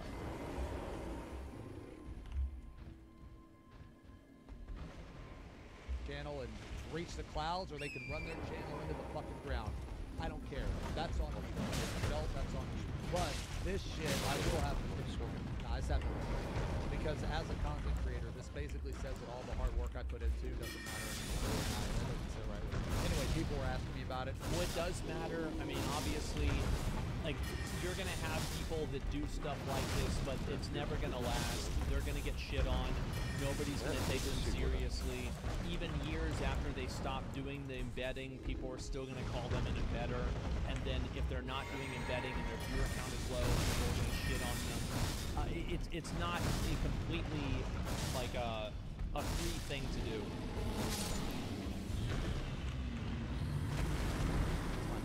When it started to happen, I had a lot of people, like, you know, in the chat, they also messaged me DMs. What's going on? You know, like, why is the chat dead? Why is there so many viewers? All this shit. Yeah. And I'm like, I remember getting approached by, I don't know if it was a company or a person, but I remember being approached. I'm pretty sure anyone that has ever streamed on this site has been approached by a bot that is like, hey, you want to buy some follows and views and all this bullshit? Click here. Saren is using the embedded right now. I mean, I don't give a shit what people do, man. I'm just telling you what I would do and what I would not do. If people want to do that, that's fine, but I can't respect that. Yeah, I noticed that too, man. I've noticed that too. Like, whenever, what is it? Extra Life or whatever? You'll have like that's the best one. They're the biggest one. Chat is just completely fucking dead. It's crazy. If I had my stream embedded on a site, like 10 viewers, and now all of a sudden I have like 700, but I'm only talking to 10 people, dude, that would feel so fucking. Ooh.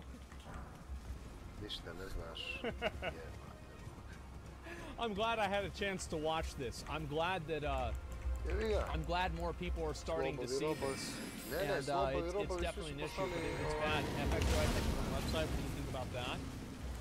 They have their own website, but their website is not Twitch. They are co-opting Twitch to promote their own website in a way that is disingenuous and is not authentic to what Twitch is trying to present as the discoverability platform that they use. They are intentionally defrauding people. I don't know why anybody is trying to even create the slightest little sliver of authenticity that this could possibly have. This is completely inauthentic. It is completely manipulative.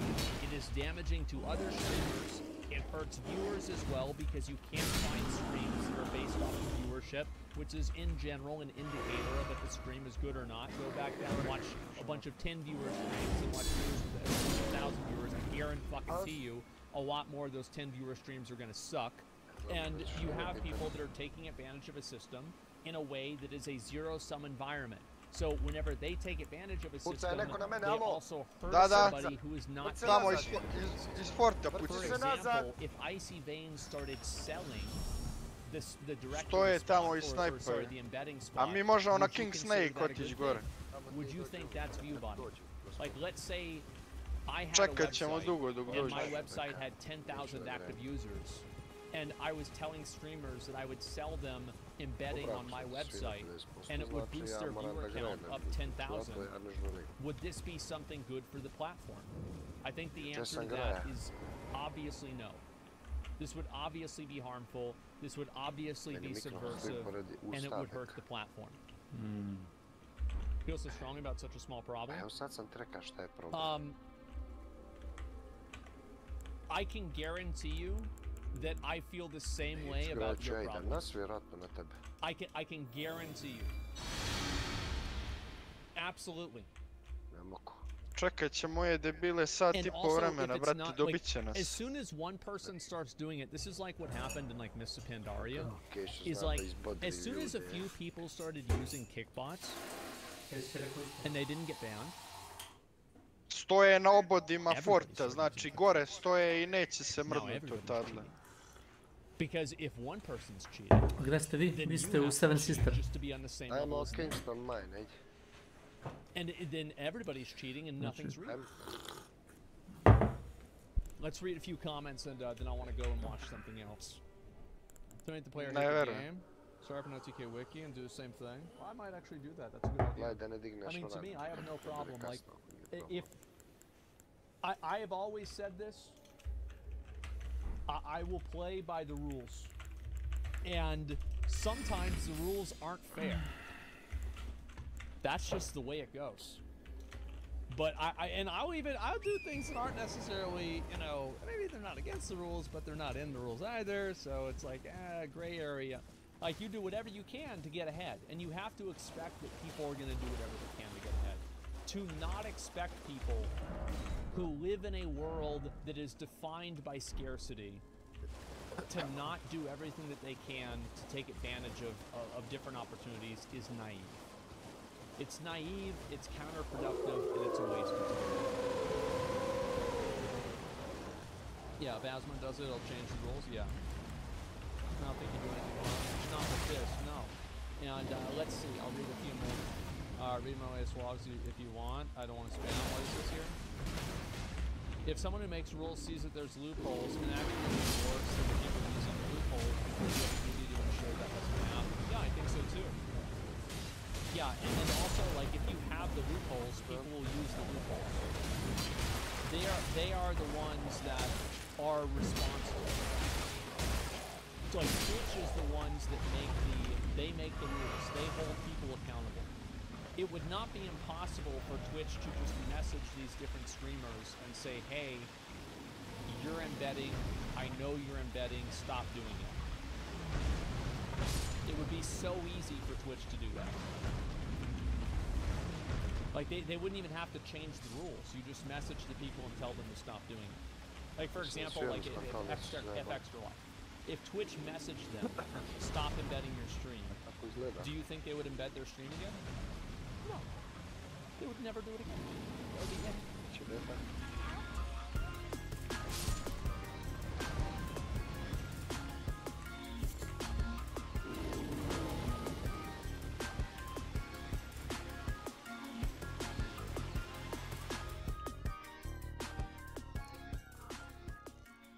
GG.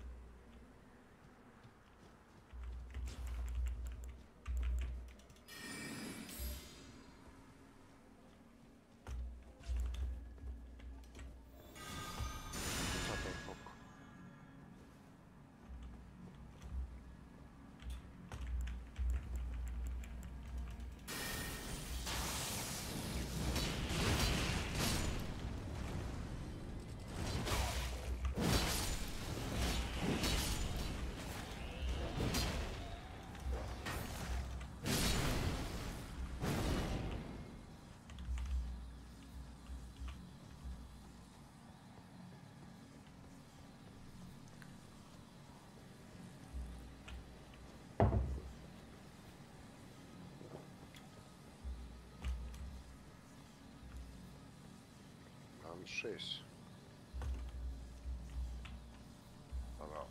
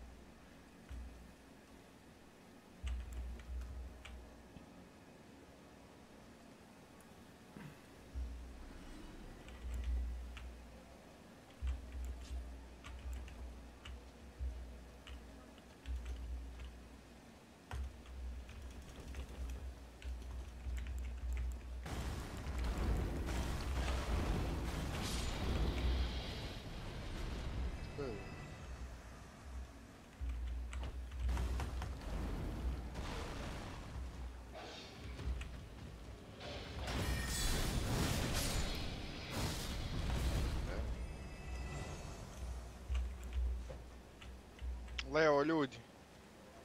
Si vidio? Čuo sam rane dignut.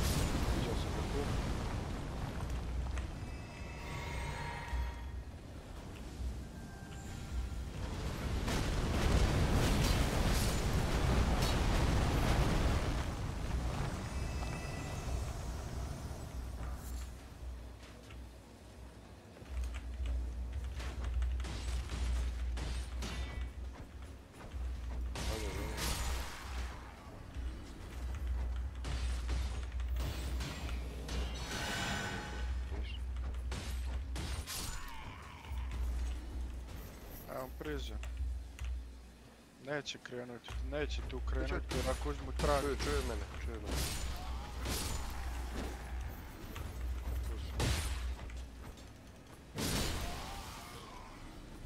Da.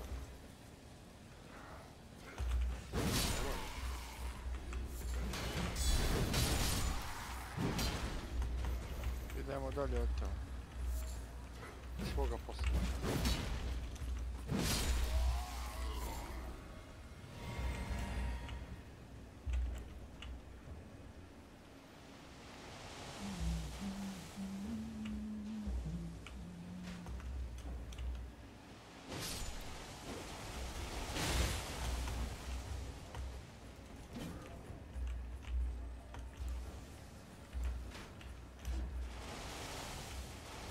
To.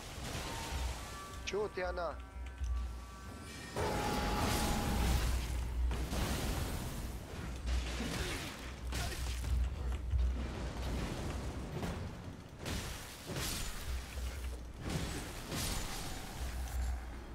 Ko ti?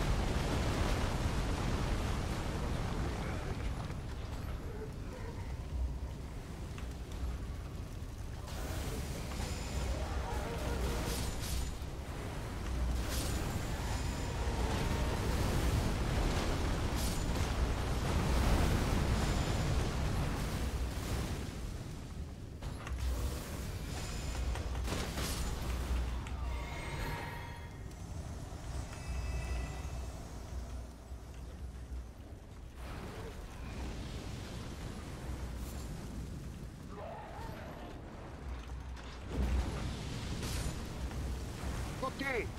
A čuti jebote kretenu! Onda čutaš, pa brate mili kenjaš, ti koliki gluposti, ma ne čuješ čovjeka. A nije jebi ga nego si kreten, brate, meni kažem ti čuti. Pa probija kako nešto viča kak kenjaš. Čuti. Kažem ti čuti, ti ne zgaš Whipping Stone Mill, govna neka.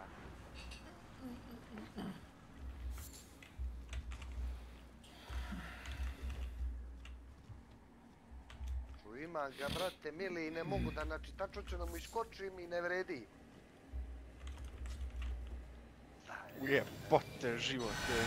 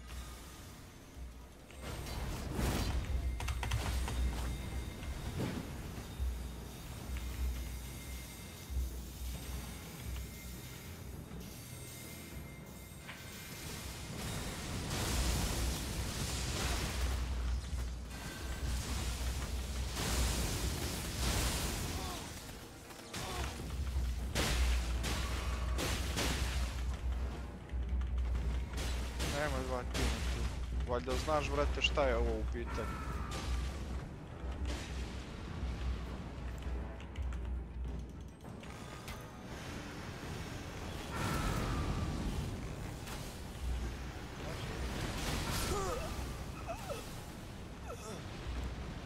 Čuo si.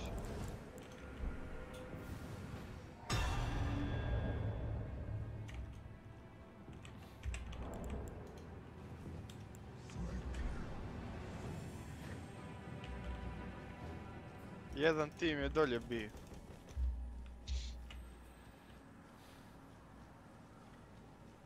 Samo što su se raštrkali. Flankali su. Ja sam ubio jednog lika, dvojica su bilo unutra i pucaj neki sa strane na mene.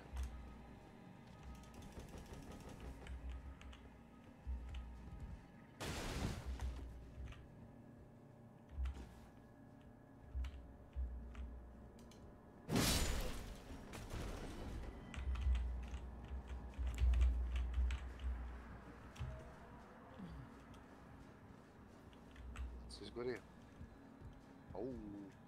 Šen te ubio. S mozinku. Tako brzo, 2 hita. Dvojica, brate. Dvojica su ga double tapali su ga. Da. Jedan mete, drugi.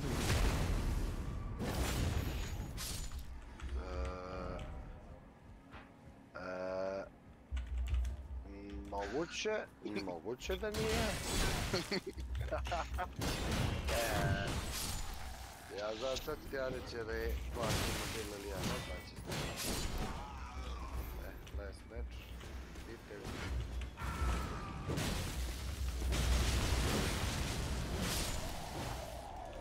ga. Ne. Isti tim me ubio. Ti si baš ovako siguran bio da... Tiži koga sam ubio, keša, majke. Da. Hvala. Razumno. To je toliko backup. A to su sve, da ti ja kažem šta je ovo, to su one vrane dignute kod prizona i patke. Tako si igra, vrati. Tako si igra ova igra. Čuješ odakle dolaze i spremiš se da ih ustreliš. To je potpuno nebitna informacija. Nebitna. U ovom trenutku nebitna. Šta bi, ajde, samo me interesuje, nema problema, ajde, čekaj, Peko, nema problema, evo da je jedan tim, šta bi ti drugačije napravio nego sad, to me interesuje.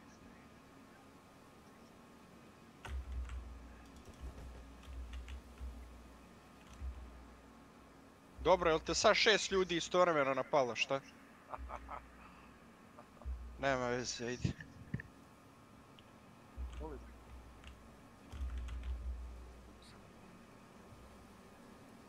Radi 6:15. A moguće da nisu bilo 2 tipa.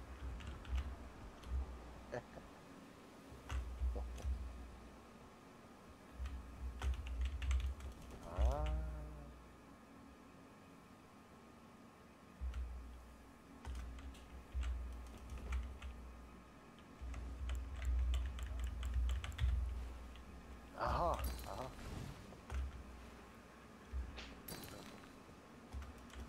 Bilo još lagano sa kricom.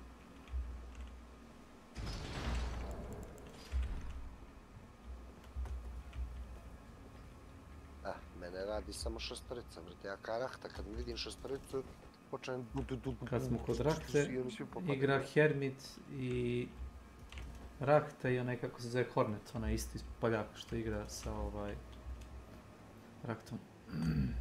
Ali uglavnom igra i s Hermitom, to mi je dosta neobično. Obično on igra s tako jakim igračima.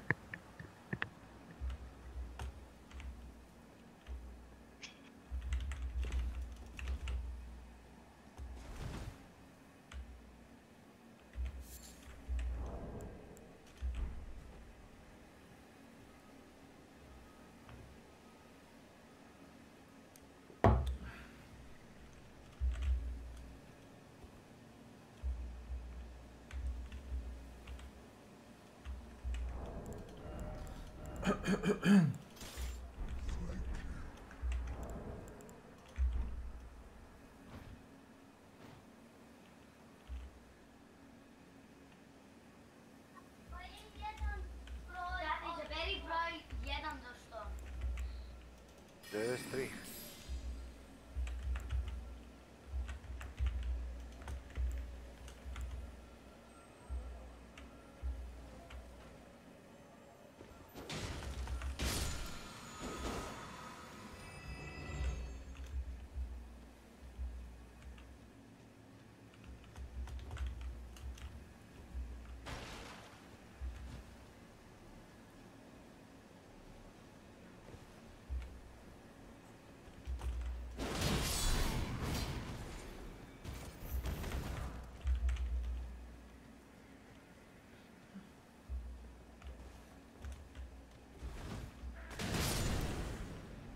Idem pereščun da probam. Pokrivamo veći prostor.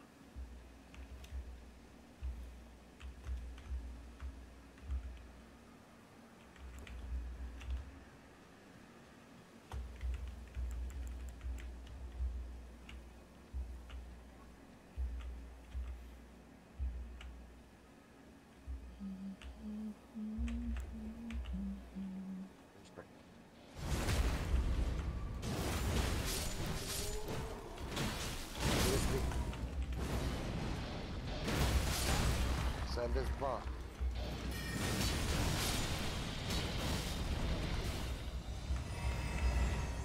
Nešto si reka, Beka. Beka. Nešto si reka malo čas.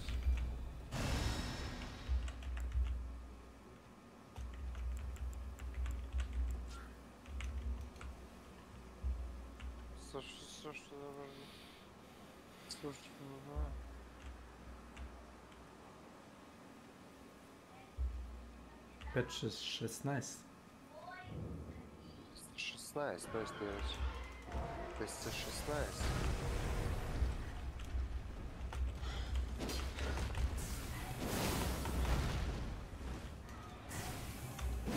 Trener, ja mislim szefem pytanie.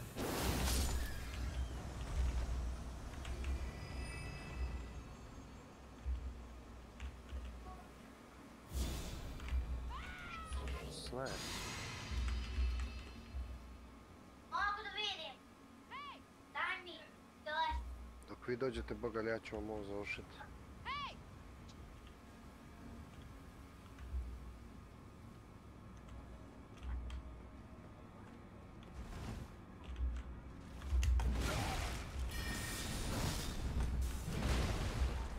Ova vrata.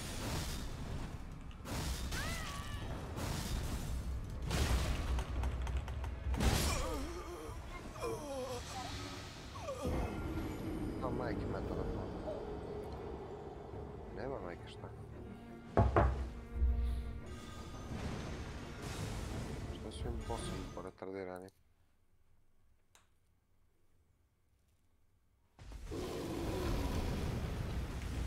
Žud me krenuo totalno skupo,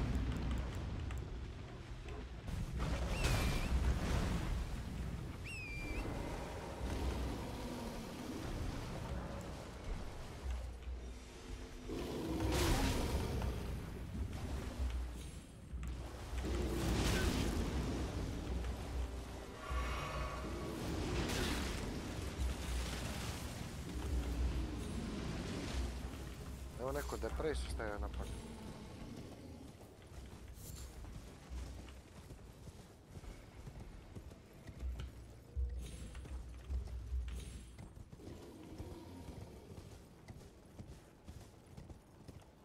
Morao se dobro zapatati.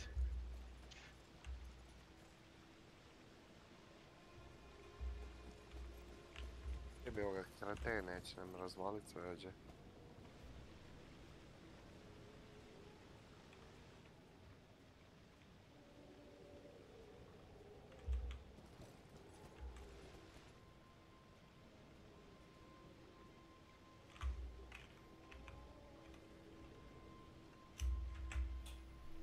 Yes. Dođi ovamo. Dođi ovamo. A zato što si slijepac. Da.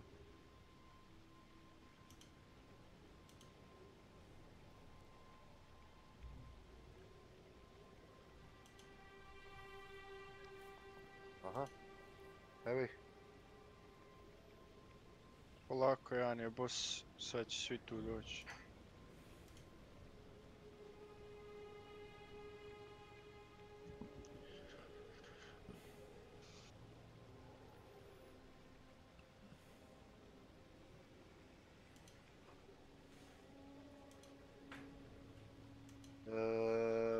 Jesi navratao na dolje stavio Bartonal BPK, ne znam gdje je to. I talked about how the Souls game saved my life, and a lot of people resonated with my story and said it had inspired them to make changes in their life as well. So I wanted to make a bit of a part 2 to that story that's a little more in depth of how my mindset shifted as a result of playing Dark Souls. Last time I talked about how I got into the series and how it made me realize persistence and failure are necessary for success, but I didn't talk much. I didn't think that at all.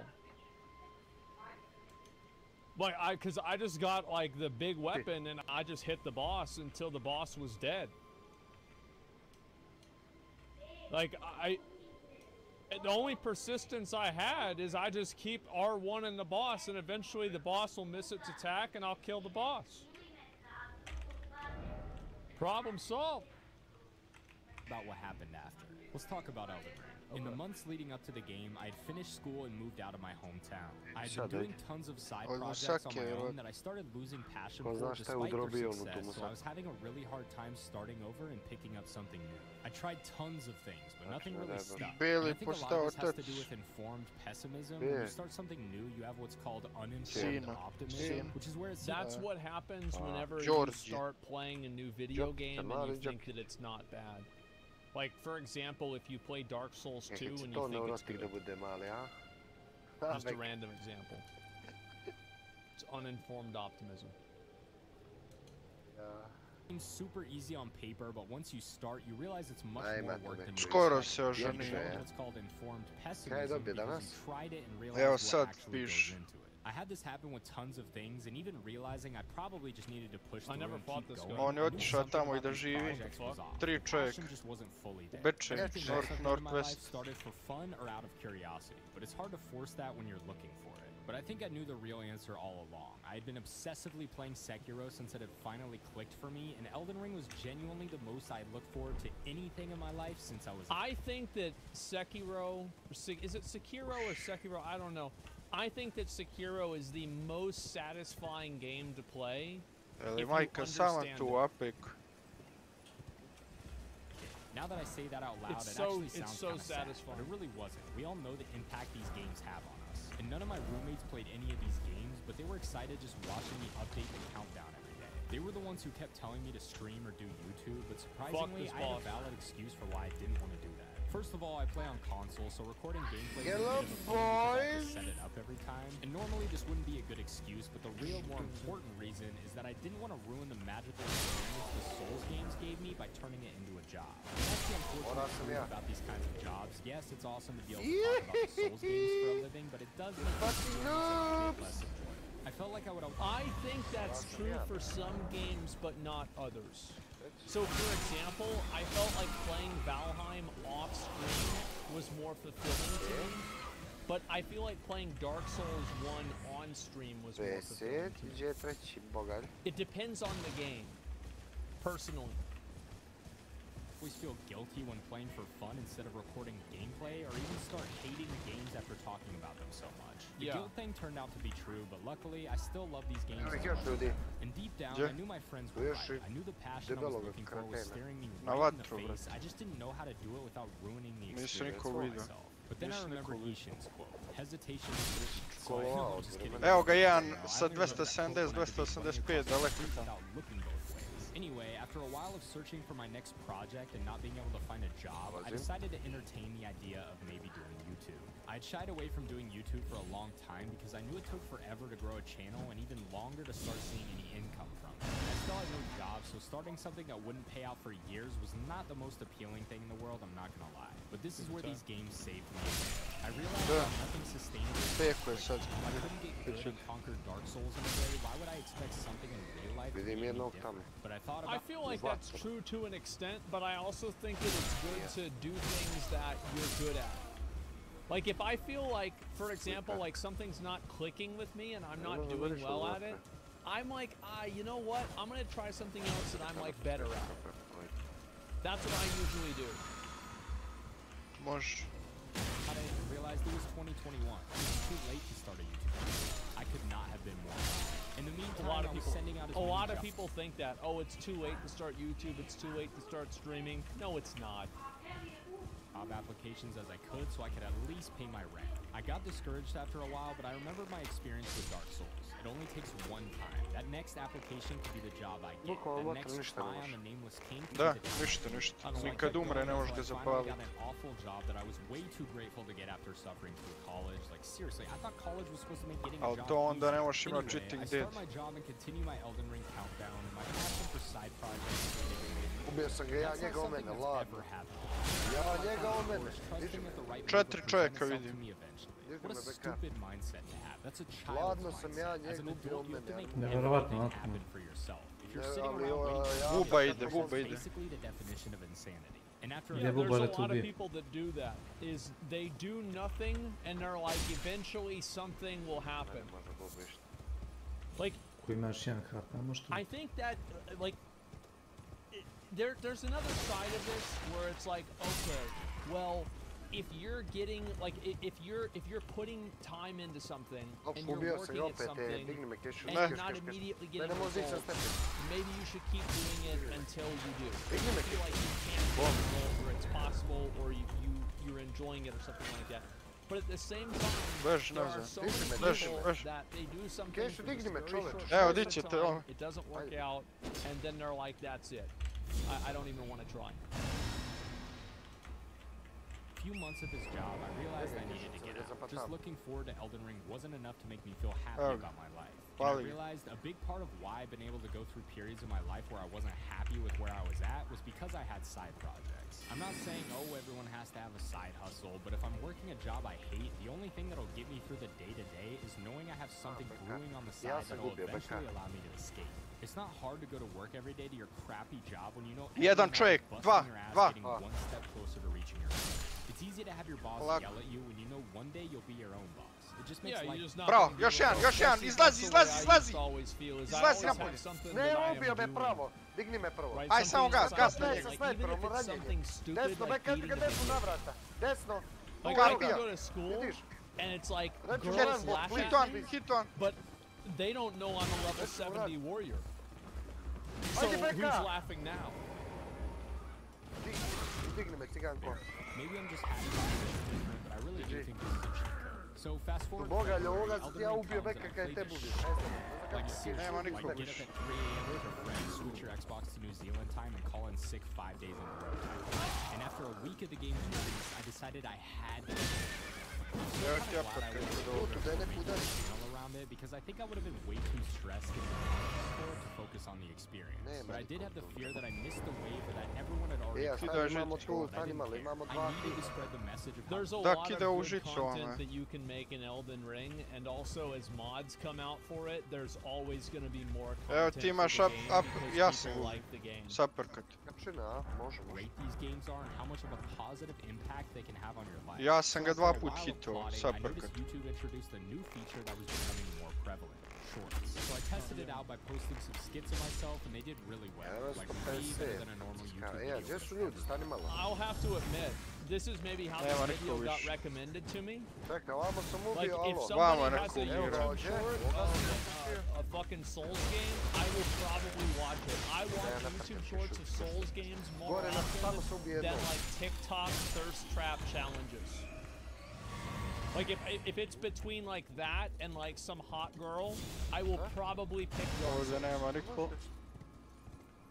So I decided to make a new channel and post some Elden Ring clips I had saved in my library. Needless to say, they did very well. First ever video had like 900,000 views now, and it was my first day ever of playing. Everyone hated it because the title was like, this weapon is broken, but bro, it was like a week after the game came out. None of us knew anything. But obviously for the first few weeks, that video got made. I was still mind blown that it was possible to start a YouTube channel in 2022. Četvorica je bila. YouTube does a relatively good job at helping people discover content. It's not as good as TikTok, but it's better than Twitch.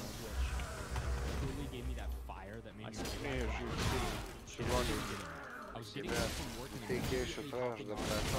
They really missed an opportunity to give Fia huge ass kitties. That would have made that cinematic so much better. So I had to go. I would edit and post all these videos and work on all my breaks and lunches. If I was able to sneak ahead during work, I was listening to videos on how to grow a YouTube channel and Elden Ring hidden secrets. Whenever I was in college, my goal was only to be able to make enough money with my YouTube channel to where I didn't have to get a job. I could focus on school. And then my YouTube channel started doing really well, and I switched to school. That's what happened with me. I started seeing a light at the end of the tunnel. This could be my way out. In the meantime, I was still struggling to find my identity with long-form videos. I tried a bunch of different things in the beginning. Most of them you can go back and watch, but I still felt I never had that problem. Whenever I first started making videos, they would be like average length of 35 minutes. I'm just talking about the video game. That's it. The problem I have is the opposite. I feel like I need to cut some of my stuff shorter. Naturally, I was consuming a ton of Elden Ring content as well, but I realized no one was making interesting listicle content. And that's where my series of the best and worst in every Souls game was born. It was crazy to me how many people still told me, oh, make sure you don't get too excited, or like, oh, don't quit your day job. Well, it's because people want to hear that their opinion of the boss that they didn't like is also the right opinion by a YouTuber. So, like, for example, whenever I go and I talk about how hard, you know, some bosses, people are going to talk about, yeah, that's so true, but, you know, they killed it in 3 attempts. So it's like, you know, they can agree with you and like the video while at the same time sucking their own dick. That's the Souls community on YouTube. Just yet. Even now, people try to convince me that I should play it safe and keep a job. So, being the person I am, I quit. And it's been working out pretty well so far. Also, I'm just kind of petty. Back when I was applying to jobs, I started by applying to my dream jobs. Then after weeks went by, I lowered my standards a bit, ran some. It's like when you're hungry and you open the fridge and then you walk How the fuck do you have that much health? Holy shit. Look at that. It's like the whole screen. The first job I applied to, I actually applied to like work at Walmart, bro. They wouldn't hire me at Walmart. Can you believe that? Around for a little bit and then you come back to the fridge expecting something better. You didn't actually expect anything better, you just lowered your standards. That's how I ended up with this terrible minimum wage job. After months of searching, I had to settle for that out of pure desperation. But here's the craziest part. Maybe 2 weeks after quitting my job, I got offered my dream job from an application I had sent in. Kupio sam 100 prestiž. Ne 100 prestiž.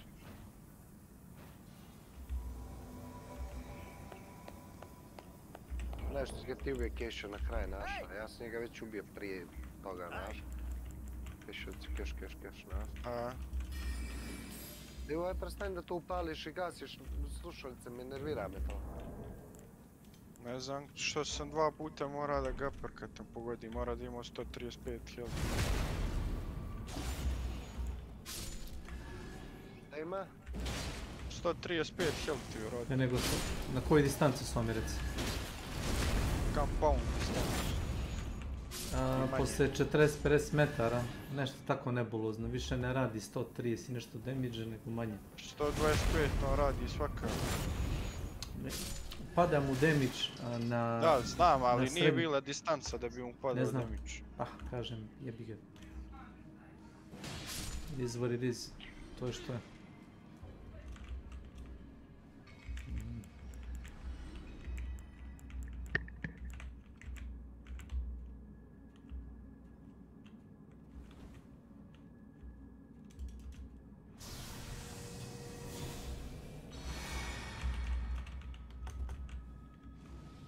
Peše solida, coach, Canadian assistant football manager.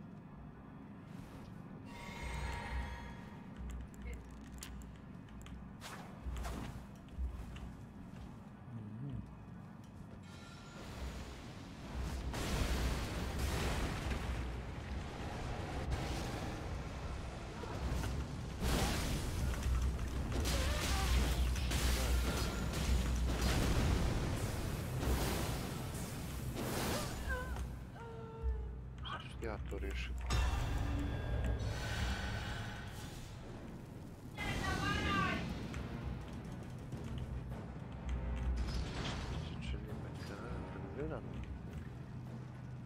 Sama graje, Mike.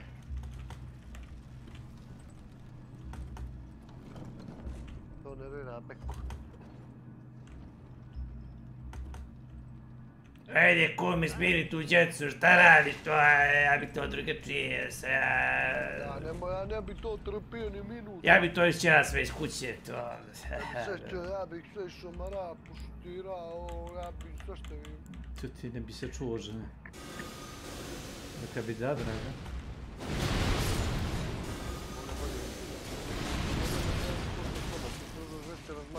Ja nisam. Bore i za sebe, a za tebe se bore. Ne. Ne, brate, ja sam jednostavno ono... Žo. Ne, Bek, ja nisam da mogu živjeti. Ja podijelim, ja dam, poklonim, učinim. Misliš, ne ti bi to prodao prijatelju, tako? Da mu ne da, znaš za to kume, znaš za to prije. Ako ja ne idem na bore, neš ni ti. Neš ga ni ti, kunem. Hop, desno ljudi. Nego, veli mi... Kješ uđi unutra, uđi compound, kješ ovo. Nema nekromanger.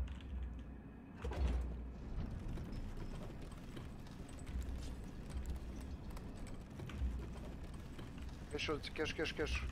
Znam, ali ne mogu, brate, nikako dicat. Moraš da smrdiš sad tamo.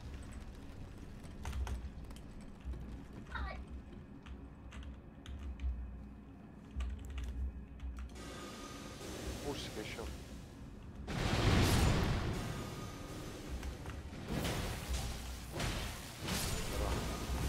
Idi digni ovoga pogalja.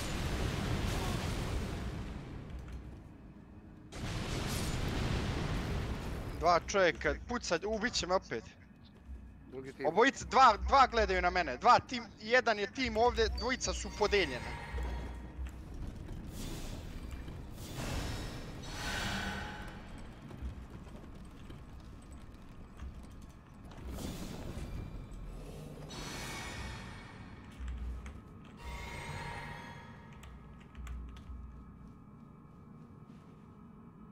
Sam sam, ne mogu.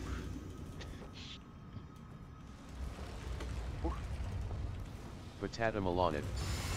Welcome to my channel. Ah, yeah. Tulatica.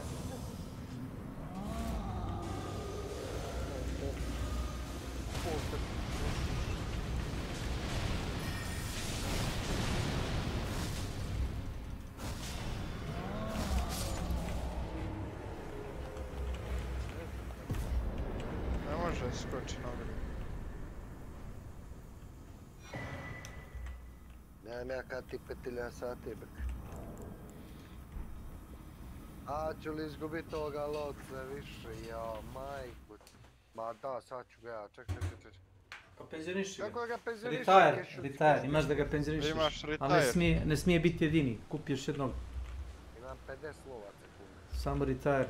Gdje je retire? Imaš retire dugme u glavnom meniju. Kad uđeš na lovca i hoćeš da ga opremljuješ skroz dole, retire piše.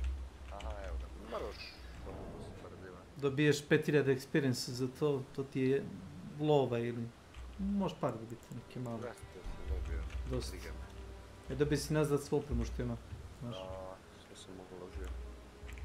Ajde, crnac mi ne bilo.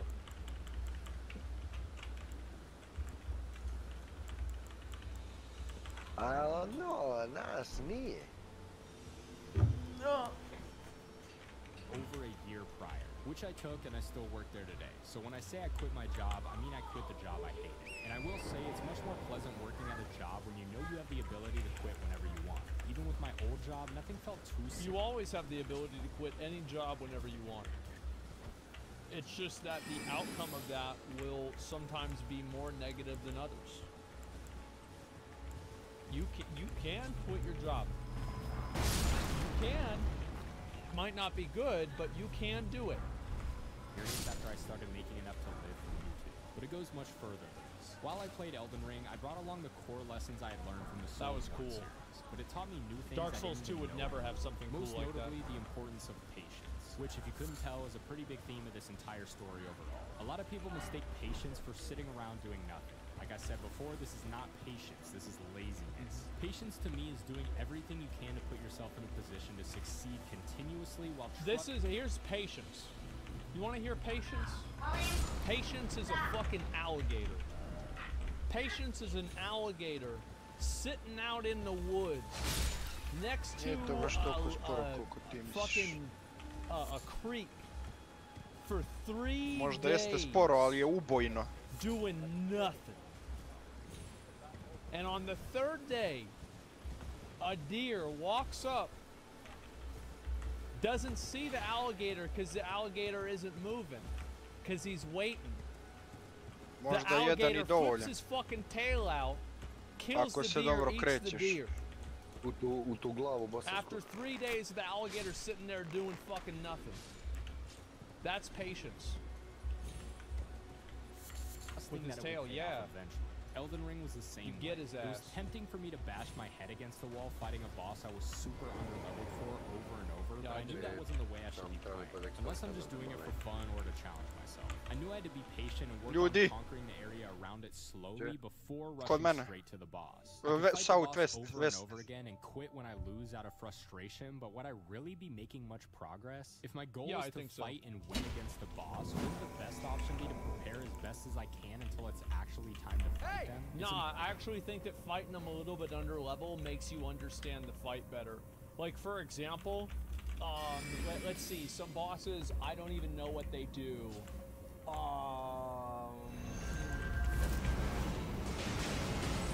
Let's see. I'm trying to think of my bosses I killed. Nito. I don't really know what Nito does. I'm not really sure. Renala. Yeah, Renala is another example. You know why I don't know what Renala does? Because every single time where she goes like, I just fucking hit her. Yeah. Just hit her with the stick again. Nope. I have no idea what she does. Morgoth, I have no idea what he does. What's this spear thing? He's dead. Who cares about no fucking spear? He's done. But I guarantee you, like, whenever I go back, I'm gonna do another Elden Ring playthrough with magic, and I bet Renala is gonna be harder because she's immune to a lot of magic spells and shit. So yeah, I feel like Radon. No, Radon. I knew what that shit was. But yeah, I mean, I think actually learning to fight, like there are a lot of fights in Dark Souls that I actually didn't learn until like my 3rd or 4th playthrough. Like in Sekiro, for example, I don't mean to mute again. Sekiro, for example, if you use the Mortal Blade, you don't have to learn most fights. You don't need to worry about it. What if the boss kills? Who cares? Fuck him. Patience and not rush yourself in Yeah, just fine, because you want something. Yeah, look, hello. I want to find love fast. I want to beat the game fast. If you rush through everything in life, you miss out on the experience and the journey, which was always really the best part. I don't know about you, but the second I beat Dark Souls for the first time, the first thing I thought of was, damn, I wish I could play that again for the first time. And that's why I try to take... I was actually getting depression playing Elden Ring. Whenever I got up to Godfrey, you know, like I had seen like a little bit of like XQC stream whenever he first beat the game, and I'm like, fuck, I think it's about to be Ajmo na ekstrakt Cypress Huts. Ja mislim, a šta to Ma ne, znači? manje health imate. Pa šta Ne možemo I mi was sad so naći depressed, bossa man. prvi sigurno. Like after that stream, I went and I lay Welcome down. to my channel. My time with this channel. I know I could shove a bunch of sales pitches down your throat and make a quick buck, but I'd rather build this up in a way that will Ajde samo da pokažem da je uzeo mišljenje tamo. or I could do random quick stuff and make 10 times the money. Kako dižeš? If you're playing Elden Ring and you glitch your way past the draconic tree sentinel because you couldn't do it, sure you got the royal capital, but how do you get your ass stomped by everything else that's there? No, that's not like that tree sentinel. If you have a problem, I guarantee you there's a trick. Like, give me a boss and I'll tell you how to fucking do it. It doesn't matter.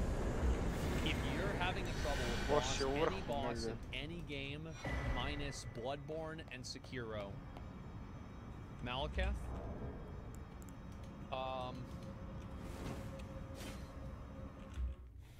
Malekith has extremely low poise. And based off of his first attack that he does, you can actually poise break him in only 2 charged R2s. So if you time the transition quick enough, and also use the fucking pillars, if you time the transition in the right way, you can probably kill him inside of 1 poise break. Yeah, Elden Ring has its own difficulty slider. That's why I try to give as much free value as I can, because I know it'll benefit everyone, including myself, more in the long run. I could easily charge for the PDF on growing your YouTube channel, but I don't. I could make a huge course and sell it for $1,000, but I'd rather be able to help you all in the ways that I wish someone had helped me. The only thing I sell on YouTube is my shirts that I hand make, but I'm pretty sure those are sold out right now anyway, and I do phone calls if someone wants personalized Welcome to my channel. And I would love to give those away for free as well, but I'd be losing money and someone's got to pay the bills. This game shocked me and taught me new lessons just when I thought they had showed me everything they could possibly teach me. In my last video, I saw a few comments saying I should thank myself for starting these good habits after playing these games. And I agree. I do give myself credit, but I think it's fair to also give credit to what inspired those thoughts and taught me how to execute them without me even knowing. I think that one thing that Elden Ring does teach you is that sometimes if it's not working, think outside the box. Do something different. Stop doing the exact same strategy. Oh, you're having problems with Melania? Well, just throw the fucking frost bomb on her whenever she's gonna do waterfowl dance. Problem solved. It's done. Says you. I don't. The reason why I play these games the way I do on stream is because if I played them to like their full potential, it would be boring to watch. Do you think it would be fun to watch if you use like 7 different fucking consumables and then just CC the boss the whole time? No. And before everybody, oh, you guys are capping that? Okay, let me think of some examples of bosses that I did that with. Because I'm sure that there were many bosses in Elden Ring that I exploited the fuck out of and people got mad about it. Let me think. What were some like Dark Souls 3? Actually, wait a second. Yeah, that's such a good fucking example. Do you remember in Dark Souls 3 where I face rolled through the entire like first 2/3 of the game? Yeah, the Abyss Watchers, remember that? Yeah, people didn't like that. They were fucking furious. as much right as I can, and I can now confidently say I'm in the happiest state I've ever been in my life. Sure, there are problems. YouTube is a huge grind and super stressful. My job can also get annoying and prevent me from spending all my time making videos, but overall, I wake up every day pretty happy to be alive. Ako su oni ubili jedan tim, onda je ovaj ponseruje. So thank you to Dark Souls, thank you to Elden Ring, thank you to FromSoft for creating them, and A da li su ubili, to je znak pitanja. Thank all of you. Because you watching this right now has given my life meaning and allowed me to be happy every A gdje je ovome pištolj? Šta je s ovim čovjekom? And hope to inspire someone to realize that they can do whatever they set out to achieve. It's not too late to start. It's not too Kako je ova igra ubagovana, ovo nema niđe, kvate živo. Fail, then fail again. Because if there's anything these games taught us, it's that dying doesn't mean it's over. By the way, if you come at that guy from behind the door, you can just aggro one tree sentinel. You don't have to fight both at the same time. Može, ako se ubili, ne može biti. Not literally, like if you die in real life, it's kind of over. But if you thought that was my outro, you'd be. Okay, all right, that's a good one. Okay, I remember all this because I play the games a lot, man. Yeah. I do think that like games like this. Just a second, let me pause it. They do something where they give you a challenge and then they give the person, the player, the agency to solve that challenge in whatever way they want. And I think that's what makes the game so good, is that they say, we want you to get to the number 4. You don't have to do 2 plus 2. 0, 5 minus 1, 6 minus 2. There are so many different ways to get to the number 4. And I think that whenever you take the path that you want to get to that number, it is a more fulfilling experience. They gave you one way to solve everything. Sekiro actually has a number of ways. It's just that a lot of the ways people don't engage with because you have to have like so much extra game knowledge, like the umbrella, mortal draw, the fire crackers, like all 3 of those can trivialize entire things. And multiple. So, I hated it up until college. Yeah, exactly, because you have more autonomy. You have a lot of things to do. Exactly, that's the video. I think this is a good video talking about games like this. This is why games that are hard can actually, and not, I don't think Elden Ring is a hard game. I think Elden Ring is just about as easy as, I don't know, as Dark Souls 3. Like, minus a handful of bosses. Like, in terms of difficulty, I would say Sekiro is the hardest game. Some of the harder fights in Elden Ring, and maybe Bloodborne is the second. Then Dark Souls 3 DLC, maybe. Then Dark Souls 1, or sorry, Dark Souls 2. Then Dark Souls 1, then Demon Souls. Yeah, you can't over-level in Sekiro. Yeah, because you have those fucking prayer beads and shit. Yeah, Sekiro's definitely hardest. Yeah, I think that no matter what, almost anybody would have to agree, like, Sekiro's... Dark Souls DLC is not hard. Dark Souls DLC is not hard. No, it's not. Dark Souls DLC is hard in ways that aren't fun. Like, for example, it's hard to get past the horse valley. Is the boss fight hard? No. It's not hard at all. It's just 2 cats. But that's it. Dobro, izlazivač. Vadir was only hard because they didn't have HP. No, I think Vadir actually has a very good moveset. Da ti na guzicu nije čovjek došao, ne bi tako prošao, pošto ti na guzicu došao. Ne bi tako pričao da si umro, ne bi tako pričao da si umro. I don't think so. I guess, I mean, I think Sister Creed is only hard in Phase 3. I think Phase 2 and Phase 1 are so easy that it's a joke. Like, I got to Phase 3 on my first attempt at that fight, and it took me a number of attempts to get to actually beat the 3rd phase, which is actually very hard. But other than that, you know, fuck that. Madeira is easy to learn, maybe. annoying balancing, to be honest. Yeah, it can be really frustrating. Sister Freed is harder than Gale by a lot. I spent more attempts on Gale than Sister Freed, but talk to S-Fan, he'll agree with you. You guys remember that?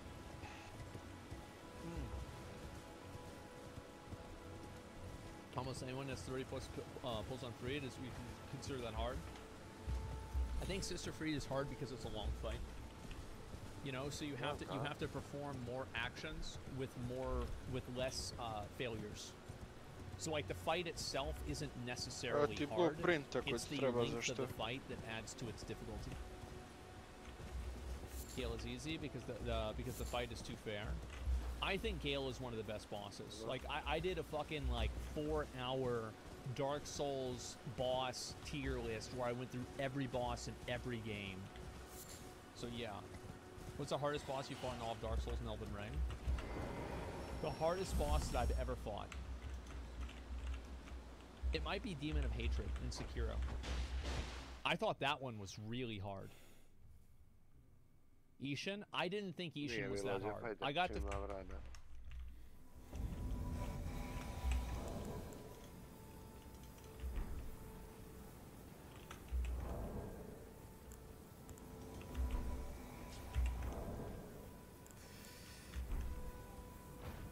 Evo ti ga trade cache. Koji? Determination. Punj sam.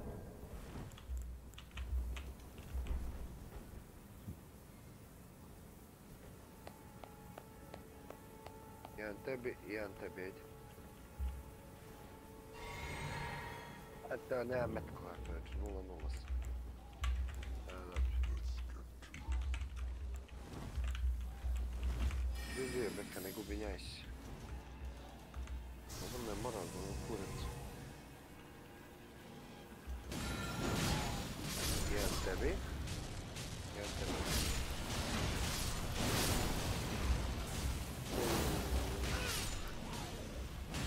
Neko je htio da izađe iz ove partije.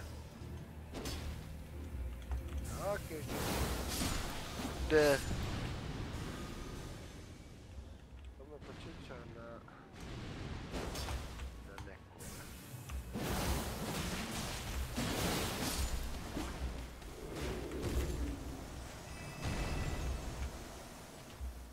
Na koga keš?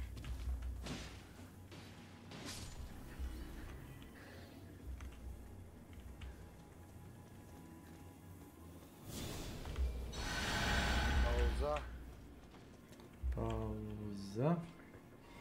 Neko izađe na 6. Jega, štica, a? Keš. 2.13, 100 ti prestiž, ovaj što sam gubio. Gušo, je li? A? Dobro je. Da, i ovaj drugi isto 2.13 što sam gubio. A ja vidio ove bogalje što smo ubili, jao, na kraj. Ajaj, danas je samo, brate mi. Kao da kradeš slatkiš od bebe, a? Ne, ovo je baš bilo ono grevce, brate. Gledno, uletio sa terminusom, a ja sam uletio s automatom, mislim, ono, nema smisla. Otičan nam je šizofreničar, a? Šizofreni cepač. Vidimo gdje Nakić.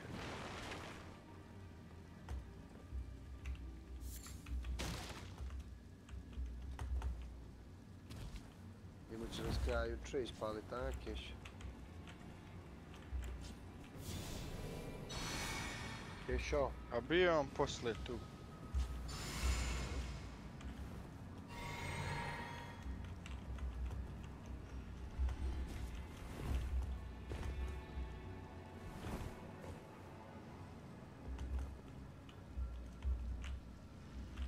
Radi ga s Makićem.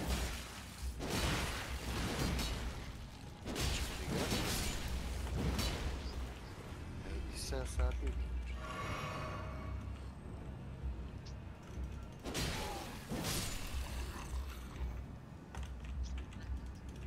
Evo sad mi ga oni bekom, a sad tek kako kucaš u njega, oni ti igra s tobom više, znaš, tako jedno izašao. Da. Pa, skoro nije, ali Je. Ali ono, bili smo ono, počistili server i... Da.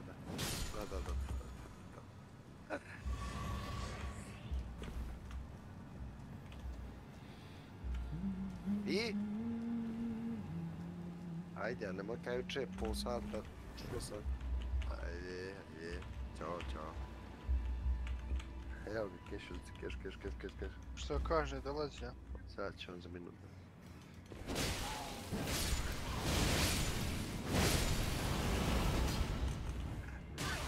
Ne pitaj be koliko dana neću nastaviti.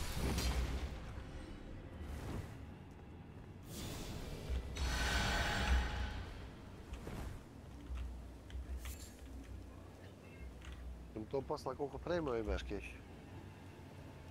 A, 6.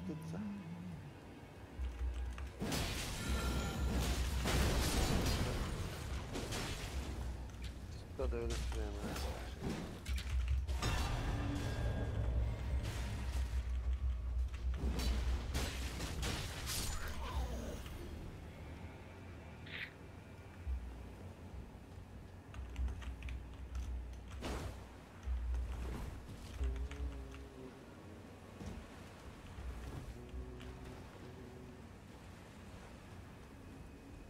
Everywhere. Welcome to my channel.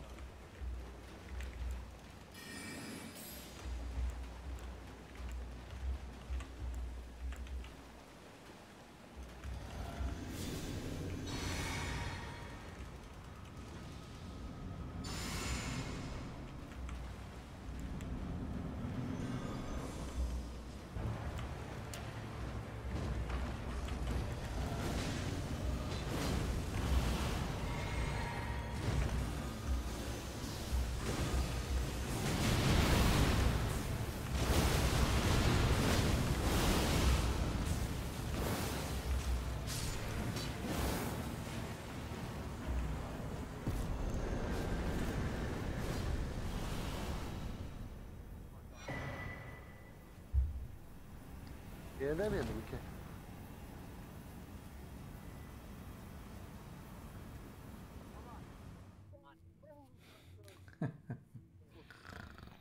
The Phase 3 Ishin, my first attempt. And then of course I choked and I spent 3 hours getting back to that point. Then I killed him. But yeah. Miss Noble? Yeah, exactly. Demon of Hatred? Yeah, I feel like Demon of Hatred was really hard. Orphan of Kos, I first tried Orphan of Kos, but I was like kind of abusing the axe R2 knockback.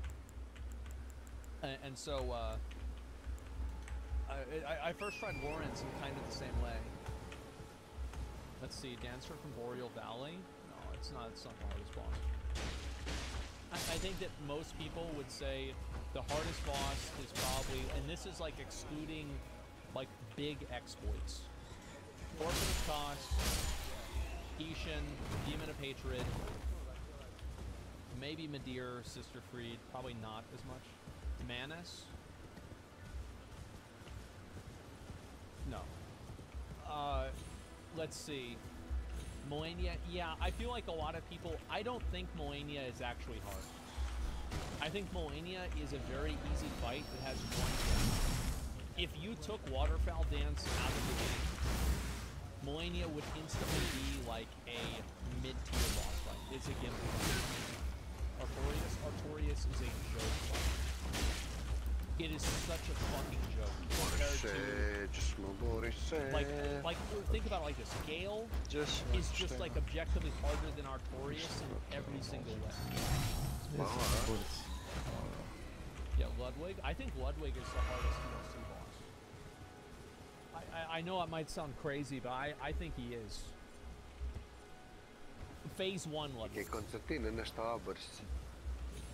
No. Manus was the hardest Dark Souls 1 boss. Manus was undeniably the hardest Dark Souls 1 boss. Manus was ridiculously hard. Ornstein and Smo? Bro, like, that shit's a joke. Like, Ornstein and Smo that was a hard fight whenever the game came out.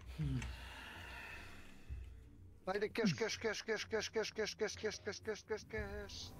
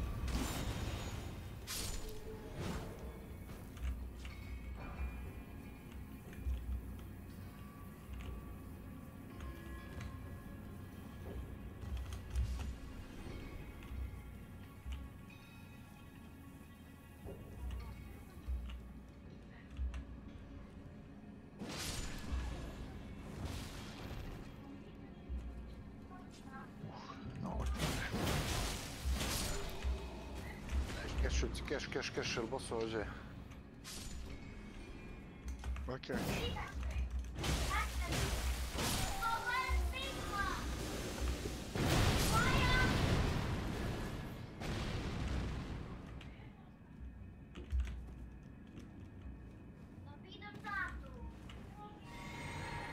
Rekla majka ne može.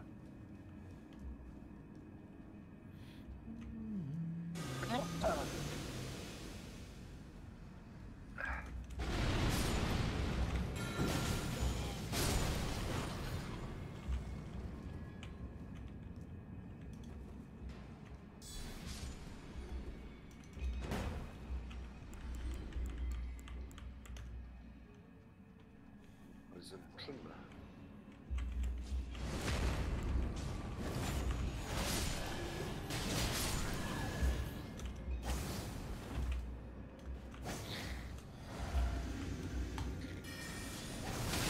A igra si Makić jučer tankuje malo, a? Jesam, a? Ja i Burazer rekao, vidim ti si online, ne znam samo kako... Ma da, bio sam online, ali sam bio otišao, pa mi ostali upaljeni tankuje, vidim da si me poslije pitao. Igrao sam, boga bi... Dora 2 sata.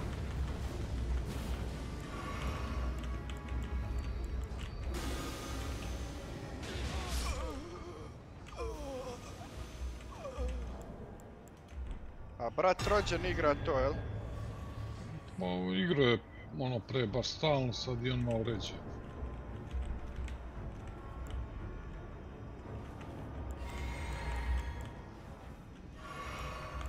Ovdje neko bije otvoreno. Nije Lado niko. Opa! Svoga posla. Svoga Lada, ajde. Imam stikicu, Kešu, nemam stikicu. Ko ima stikicu, Borise? Nemam je. Nema veze, odraćemo na ovako, ajde. Bili. Kešu, otvori nam ona vrata lijevo.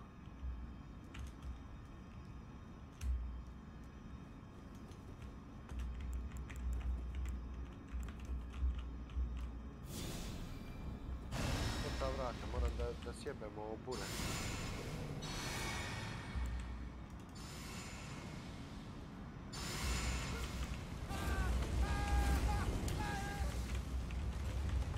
Ne gore da zapatava, ne. Zapatava, ja ću bossova, da.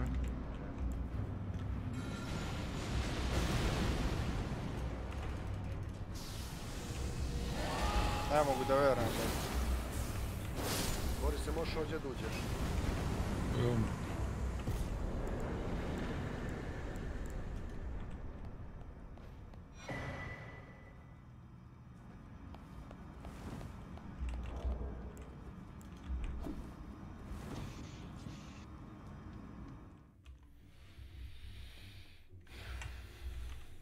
But like, if you compare it to any other of the future, there are fights in Dark Souls 2 that are harder than that. Nameless King? Nameless King is probably one of the hardest bosses in the baseline game of Dark Souls 2. Godskin Duo? I don't think so. I think that boss is a joke too. You're gonna play Dark Souls 3 and stick around stream. I'll wait for the new mod for Dark Souls 3. But yeah, I love seeing videos like this. As I said, I love these games. So, I'll always watch videos about them. Where's my team? Right, I don't want to talk about that one. That's just stupid. Yeah, battery veliki gore. Evo stižem. Znaš malih možda kad si Nema malih, ima veliki. Veliku battery ovdje na ovdje. Čuvaj. Priđi, Rivicu, ovdje priđeš i ovdje pap. Ovdje ću je na ćošak ovaj. Ne na ćošak, ne. Na prelaz ovaj, da možemo napucamo, tu.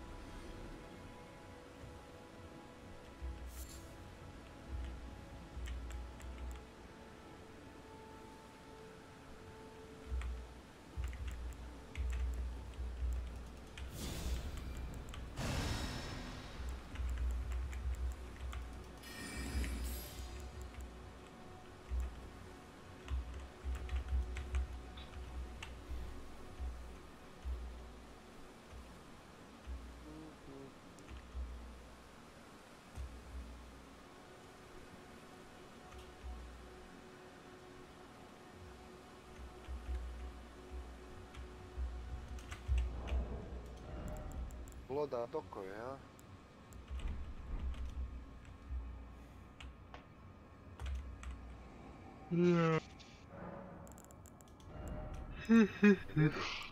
Güzel ıslamak için. A sad sam ustao.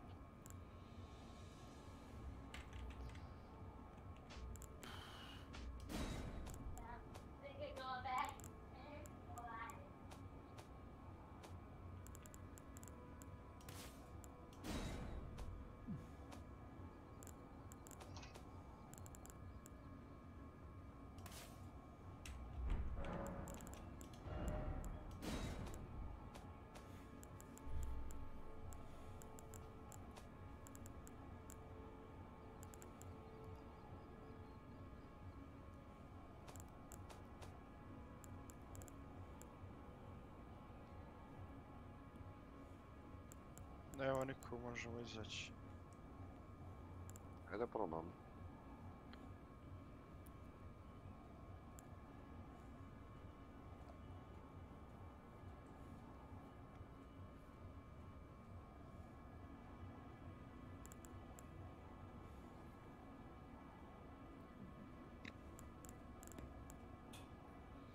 Isto?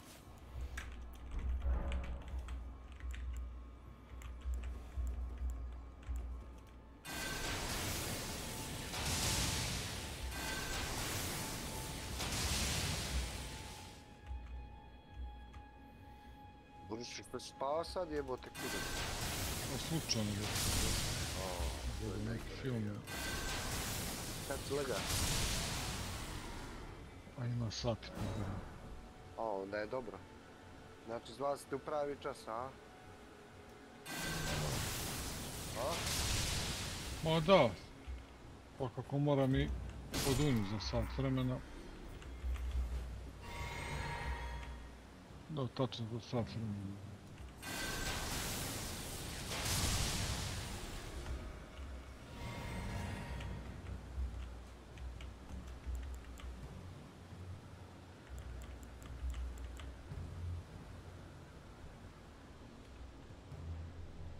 Sam te tačno na gramu stavio, a? Kešulice, keš.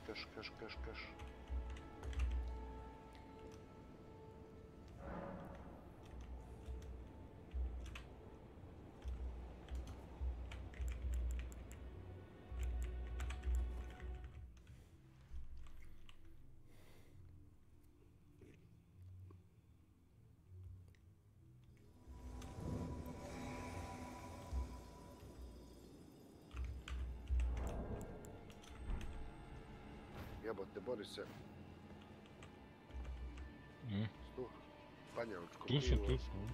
55 dinara je baš. Što to neki? Ne bi znao. I baš dobro jebote, evo ga pijem. Nema zveznika, valja. Dobro je jebote. Nešto između Nikšićkog i Jelena. Eto. Korak to je. 55 dinara.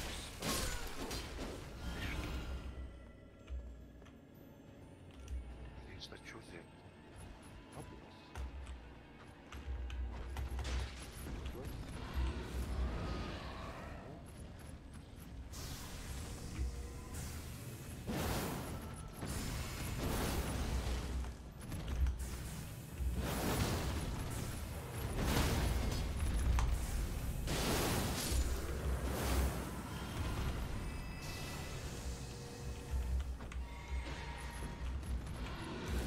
I kešćan 6 žvezdica, bravo kešćan.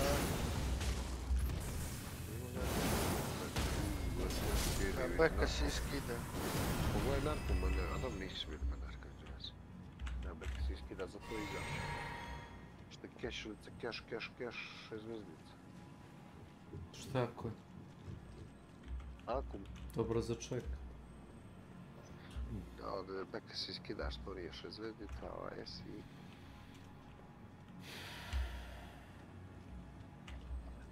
I Saša. Ne možeš pasivno da igraš kao on.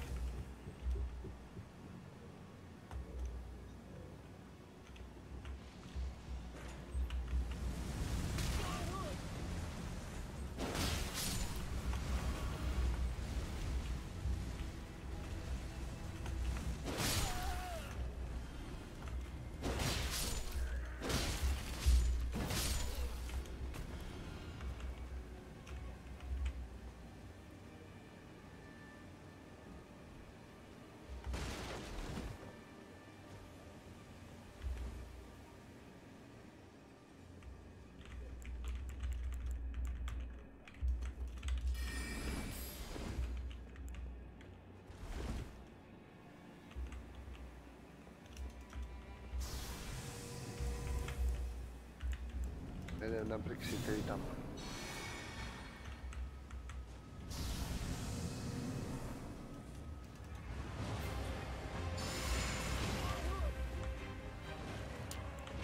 Belated1.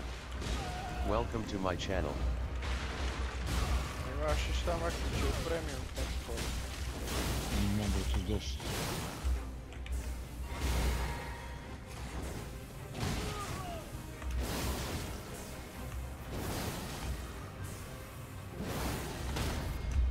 Imam dosta, ja nisam prodavao ništa, imam one male tireve.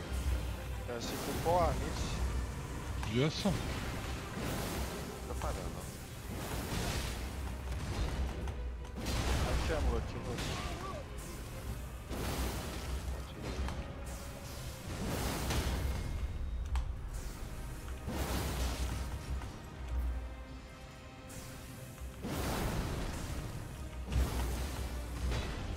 Ja sam uzeo 3-4 tanka, jedno 100 € sam dao za igru silu. Koliko? 3-4 tanka. Koliko para da? A jedno 100 €. Ja sam mogu mi dao možda i više. O da, ne sprdajte se. A da li ja igram to već još od bete, brate. Pa da, ja od 2010-11 igram tu igru. Da, ja od bete igram to. Beli. Gdje je boss tamo, jel? Da.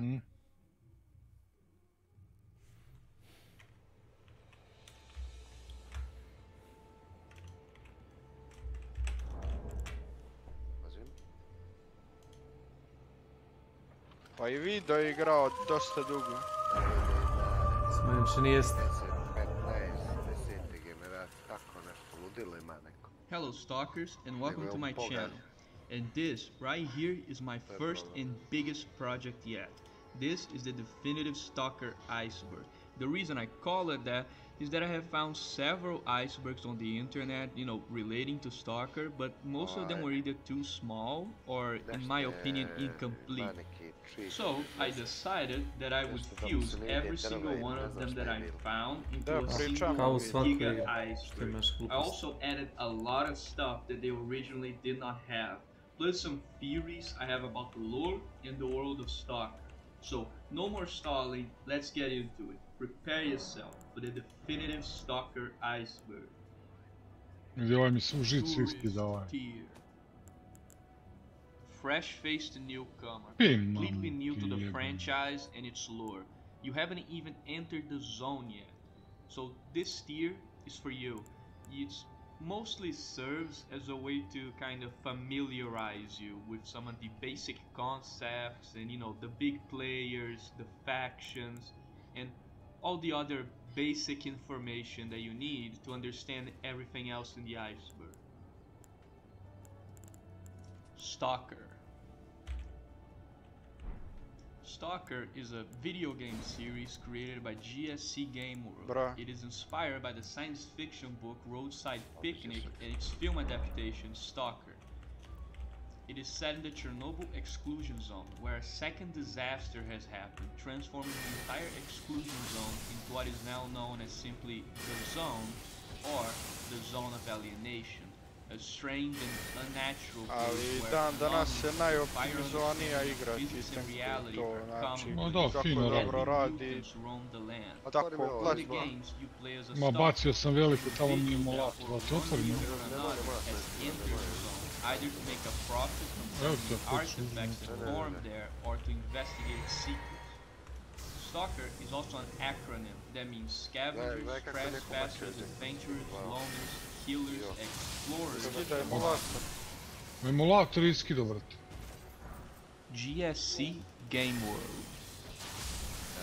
GSC Game World is the developer behind the Stalker series, founded in 1995 and is based in the city of Kiev.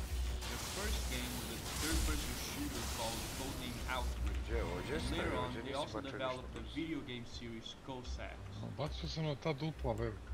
On December 9th, 2011, GSC was dissolved and subsequently, the original Stalker 2 was cancelled. Many employees, especially those who work on the Stalker series, formed two new studios and made new games that were inspired by their past work. Thankfully, in December 2014, GSC reopened and announced a new game in development. They have since then made Cossacks 3, a sequel to their other main long-running series, and have also restarted development on Stalker 2, now named Stalker 2 Heart of Chernobyl. Roadside Picnic. Roadside Picnic is a 1971 science fiction novel written by Arkady and Boris Strugatsky, commonly known as the Strugatsky brothers, and it's the main source of literary inspiration for the Stalker series. The games borrow a great deal from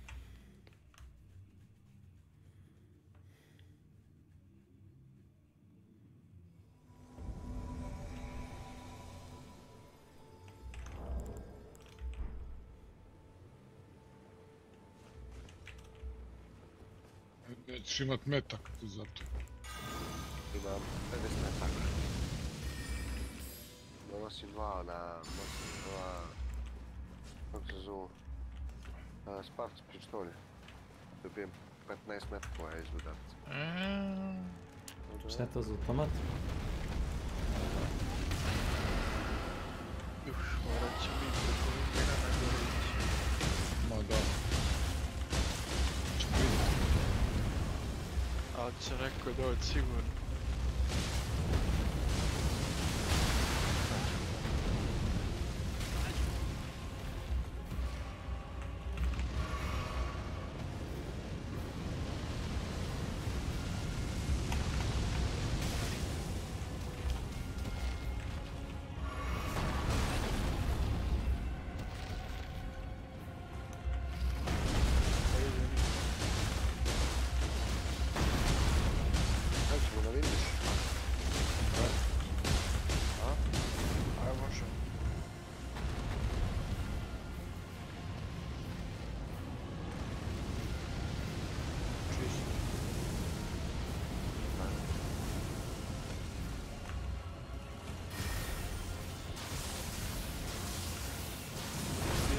Ću reši eventis.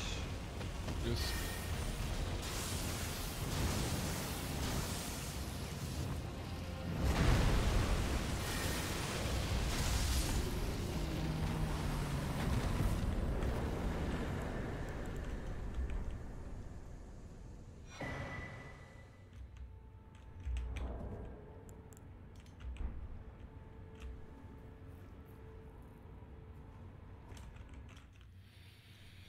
The novel, a point that they can be considered a loose adaptation. The names and abilities of many of the anomalies and artifacts are many times lifted straight from the novel. Even the name Stalker itself comes from the book.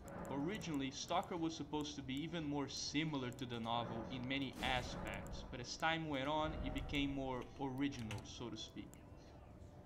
The Chernobyl disaster. The Chernobyl disaster was a nuclear catastrophe that happened in Ukraine on 26th of April 1986. It was caused by a multitude of factors ranging from human error to design flaws in the reactor's design. And ironically enough, the test that caused the reactor to explode was a safety test. This test meant to measure the ability of the steam turbine to power the emergency feed water pumps of a RBMK-type nuclear reactor in the event of a simultaneous loss of external power and major coolant leak. During a planned decrease of reactor power in preparation for the test, the operators accidentally dropped power output to near zero, partially due to xenon poisoning, which is a gas that's used in this type of reactor, and it had accumulated inside of it. While recovering from the power drop and stabilizing the reactor, the operators removed a number of control rods. And upon test completion, the operators triggered a reactor shutdown. But due to a design flaw, this action resulted in localized increases in reactivity within the reactor. This resulted in rupture of fuel channels, leading to a rapid decrease in pressure, which caused the coolant inside the reactor to immediately turn to steam. Streamuješ ili šta? This decreased the neutron absorption, leading to an increase in reactor activity, which further increased coolant temperatures. This endless loop would eventually result in a giant steam explosion and the melting of the reactor core. In response to the incident, a 30-kilometer exclusion zone has been put into place around the power plant. This area is highly radioactive and entrance is strictly forbidden. This area is the setting of the Stalker series, where it's now called the Zone of Alienation, or simply the Zone. However, differently from reality, the Zone of Alienation from the Stalker series is 60 kilometers wide instead of 30, and it was set up around the nuclear power plant following the 1986 disaster, and it was extended by the second Chernobyl disaster in 2006. Taman 3200. Loners. Free stalkers, or loners as they're also called, make up the majority of stalkers in the zone. They are stalkers that are not aligned with any faction, and instead they work independently as freelancers, doing whatever jobs they feel like doing for whoever they feel like doing. While the faction is not very organized and does not have a central leader, loners seem to have a strong sense of brotherhood, so attacking a loner will make other loners hostile. And again, while they do not possess a main leader, they do have small figureheads, so to speak, that many loners rally around, such as Wolf and Fanatic in the Rookie Village and Beard in Zaton. Their main occupation in the zone is participating in the artifact trade. Loners risk their lives in the zone with the objective of locating and selling artifacts to enrich themselves. Loners have no standard equipment and thus come in all shapes and sizes when it comes to armament and suits, but they do tend to prefer Warsaw-packed weapons. And while some only have leather jackets, the ones that do have suits mostly wear the Sunrise suit, or if they're more wealthy, they use things like the Seva suit or the exoskeleton. Bandits. Bandits are criminals and felons that have escaped into the zone to run away from the law. They mostly steal artifacts from stalkers and deal in weapons. They are hostile to practically everyone and are thus hated by almost all factions. They are a constant nuisance for loners, and the two have been fighting each other basically since the beginning of the zone. Unlike the loners, the bandits actually try to keep a certain level of organized leadership, with leaders such as Yoga, Borov, and later Sultan. But many bandits simply don't follow these leaders and instead act within their own gangs, setting up ambushes for stalkers and being basically the highwaymen of the zone. They are one of the most poorly equipped factions of the zone, usually relying on low-grade weaponry and very light armors. Traders.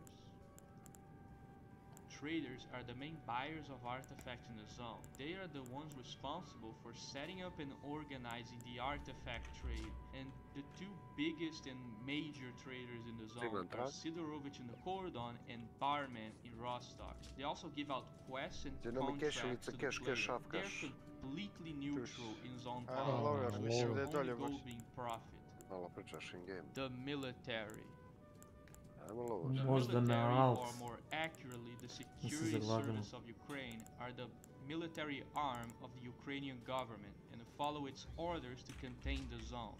They are made up of Ukrainian soldiers that have been sent into the zone to guard the perimeter and conduct operations within the zone. They are in theory supposed to stop the artifact trade and keep trespassers to a minimum, but in reality they are one of the most corrupt factions in the zone, constantly accepting bribes to turn a blind eye and not enforce their orders.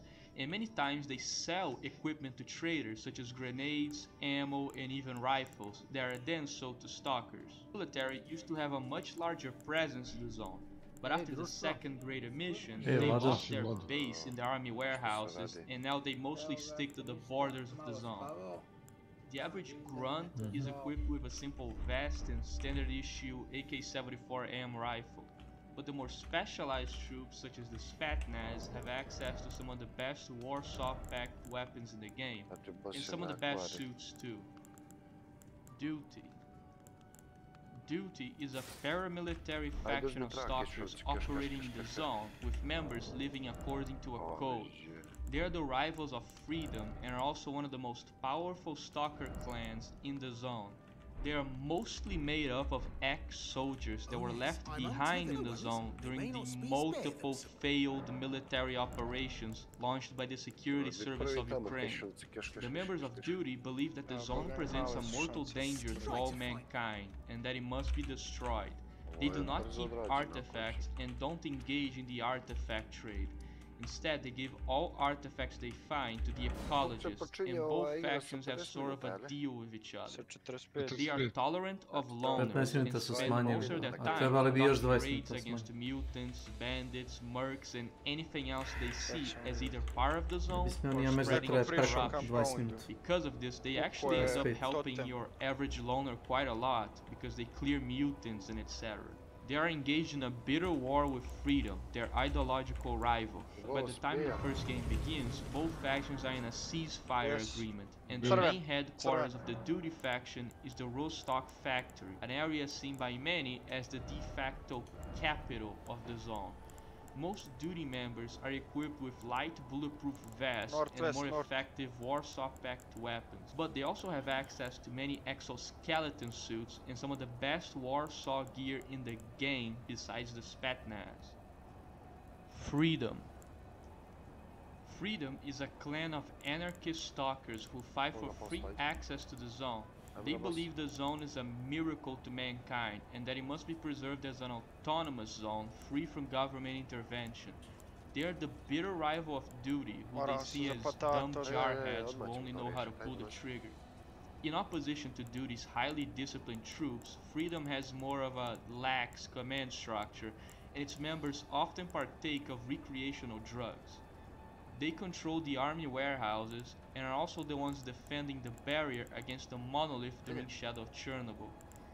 In contrast to Duty, which uses mostly Warsaw Pact weapons, Freedom uses almost exclusively NATO or Western weapons, and in terms of suits, they have around the same amount of access as Duty.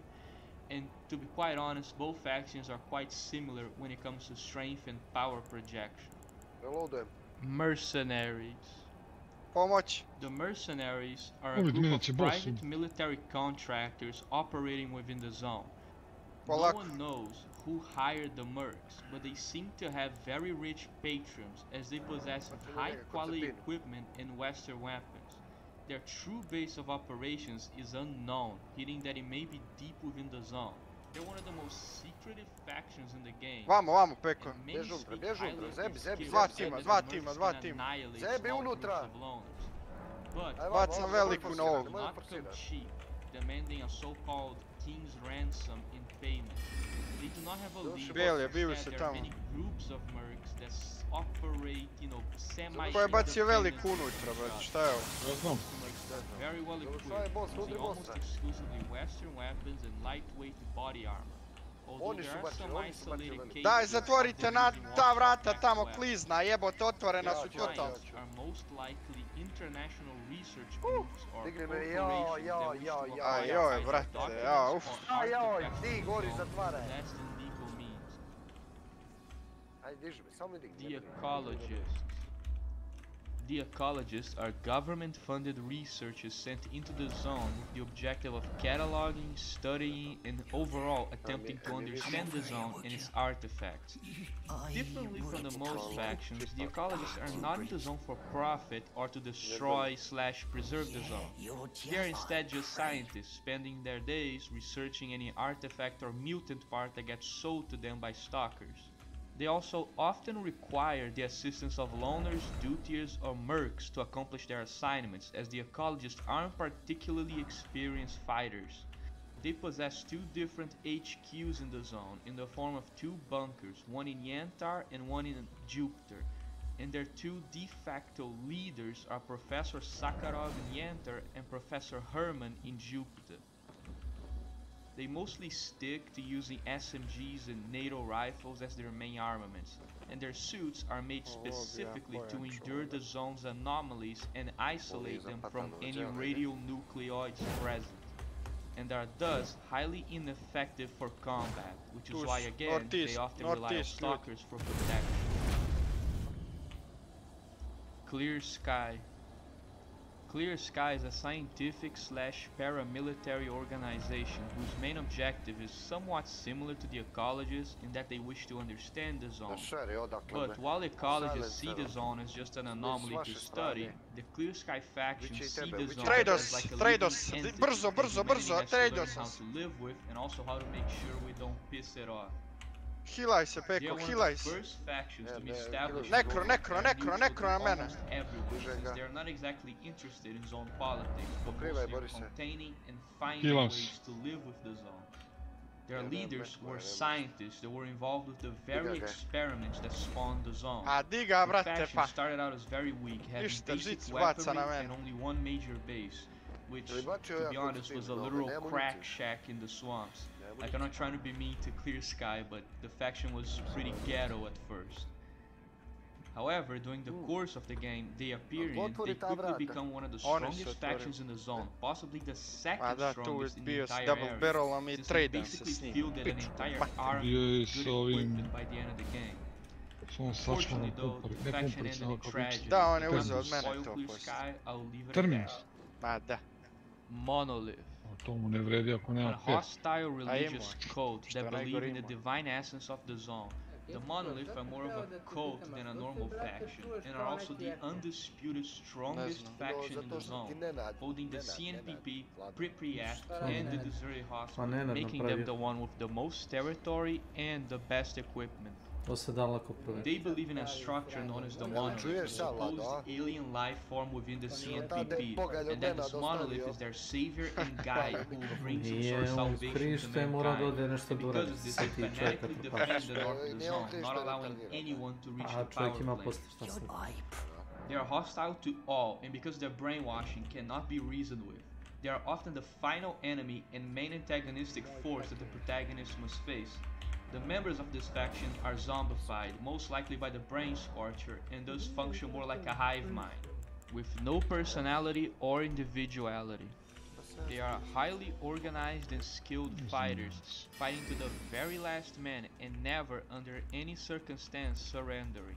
It is possible for Monolith members to be able to overcome their brainwashing and return to normal, but this is very, very rare, with only one case in the entire franchise. While the monoliths seem to follow only, well, the monolith itself, they do have some sort of chain of command, as in the games you can find several preachers that seem to lead the others in a squad, but overall the true nature of this faction is still left a complete mystery. Renegades.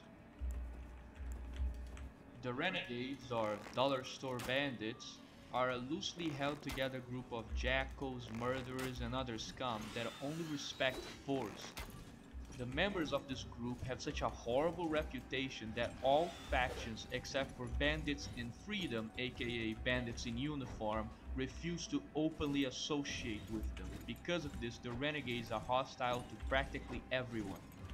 Their equipment is bare bones, using only basic SMGs and some AKs, and the only suit of quality they have is a modified mercenary suit, which is known in the fandom as a sunset suit, but canonically it's never named.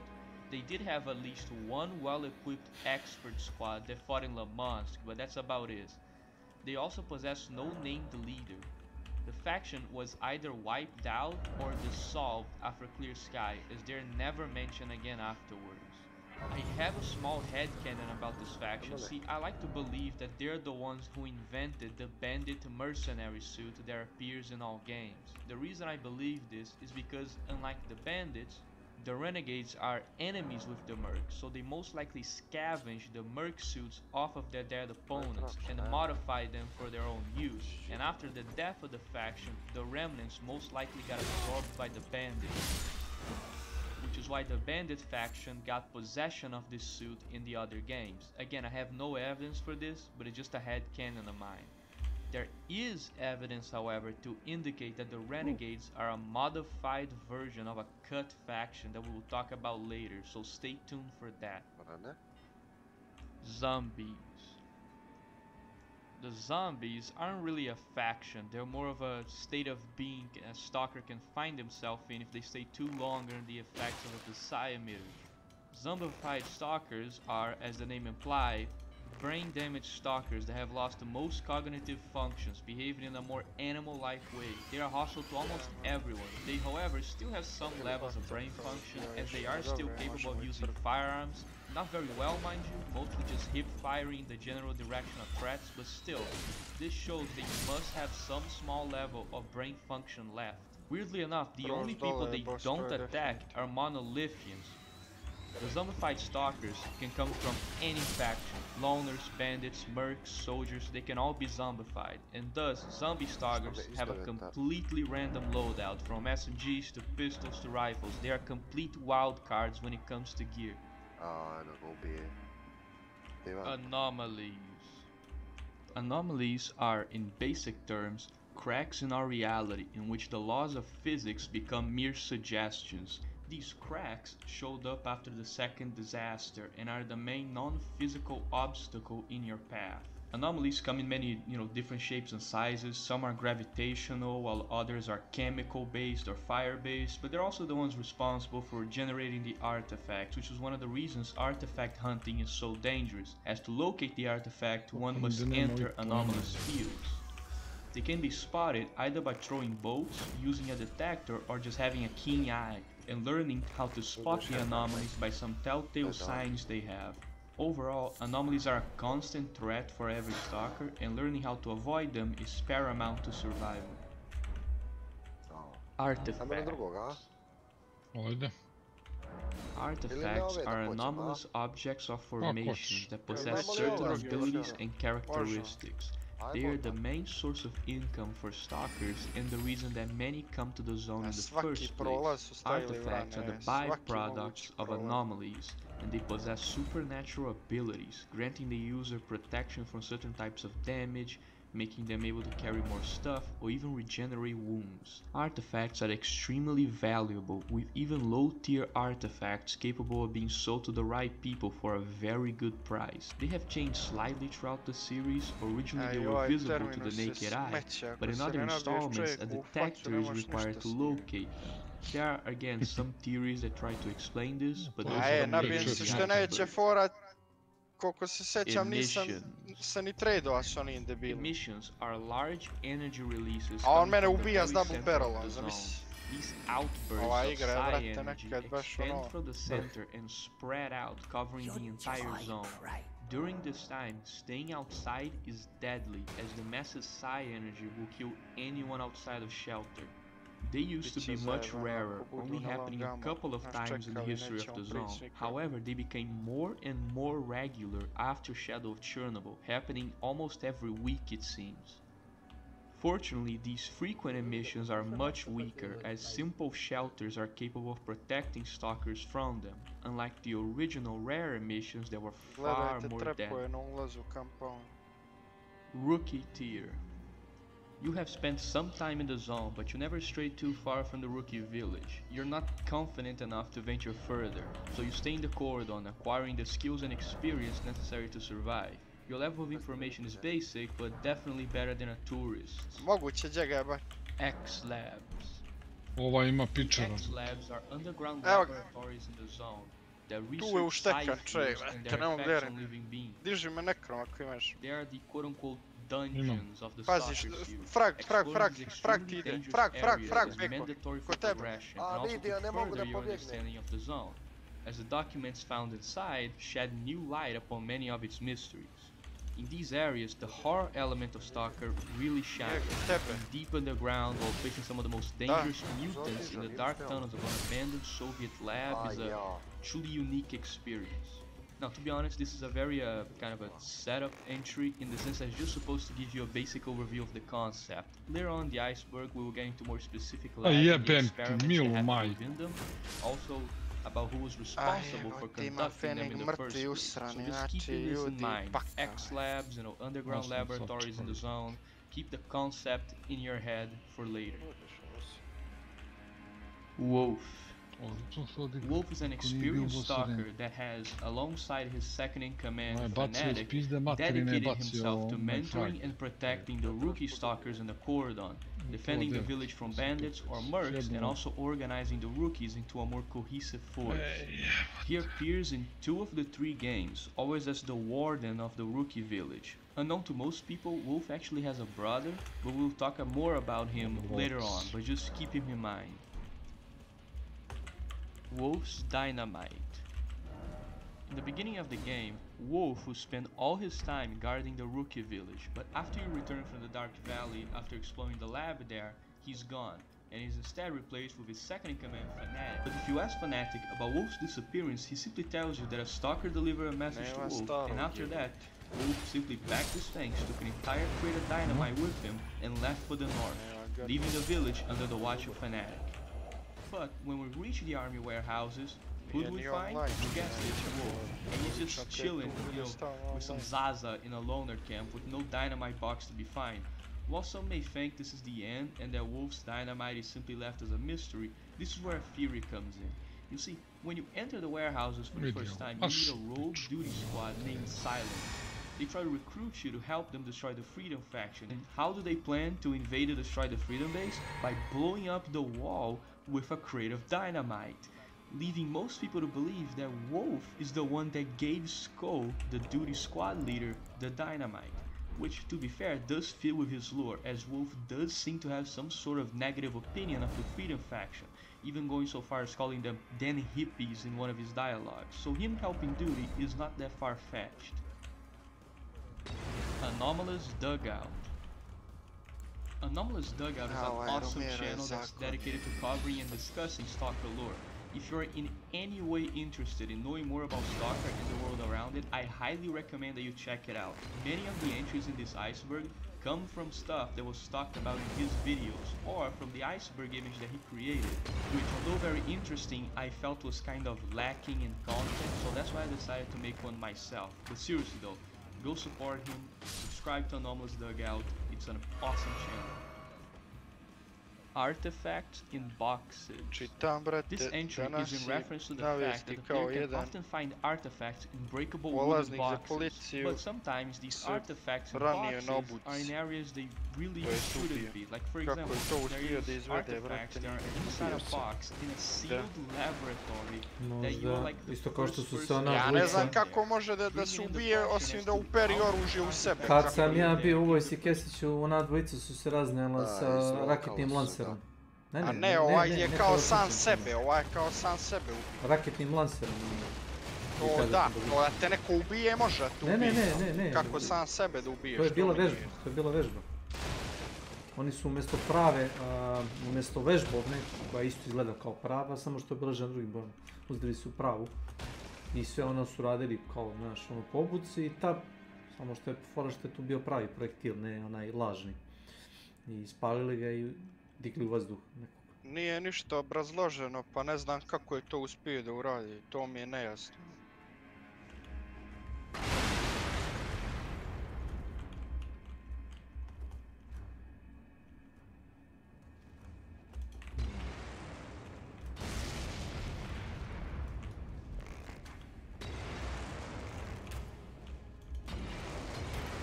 Evo crkva.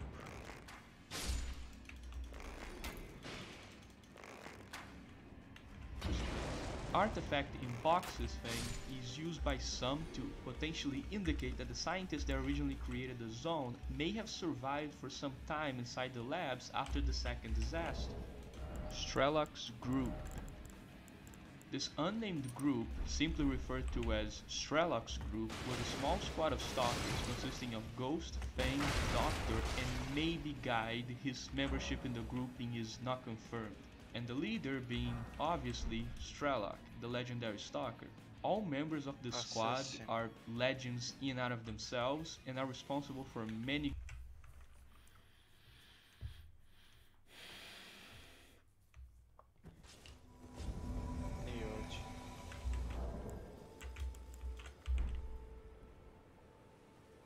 Onda dolje neće.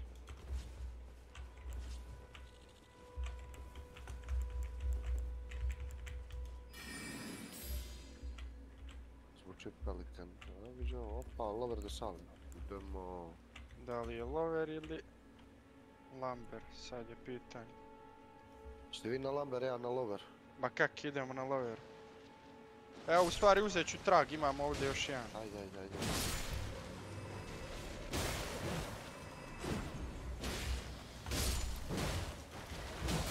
dole, nema šta. O. Puca, Franciska! Dole, direš. Da. Evo što je, Moguće si izašao zato što je kešio na šesticu. Zašto je kešio? Oni će te baš boostati. To jest. Male su šanse. Neće ni pucat. Sve je moguće, u randomima sve je random.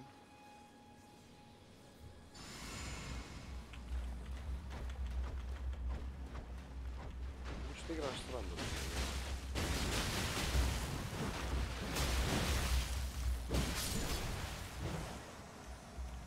Keš, ja ću gore zapatam. Ja sam grdilo putao pa gdje random nije mu nešto po volji i uzme iz roka me.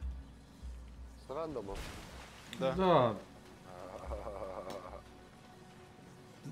Neko odcepanje u mozgu. A dobro, malo na kraj pa da se pucate to okej. Ne to. Kraj meča pa ono, imaju bounty, kako to i tako to.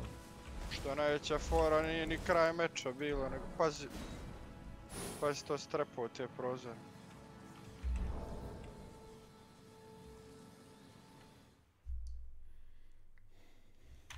Si bačio i tamo, jesi? Sve gotovo.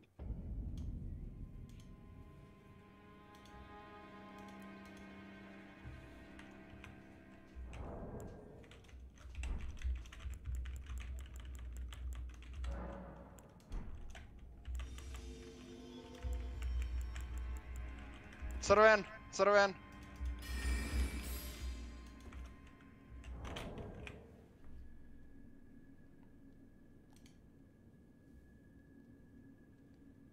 Samo ga tucite, ne smemo stati. Ja ću pratiti ako neđe probijaju.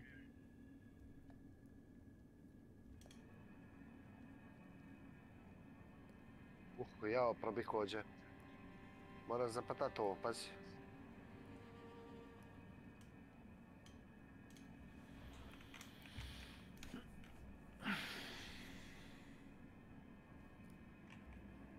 Pali boss!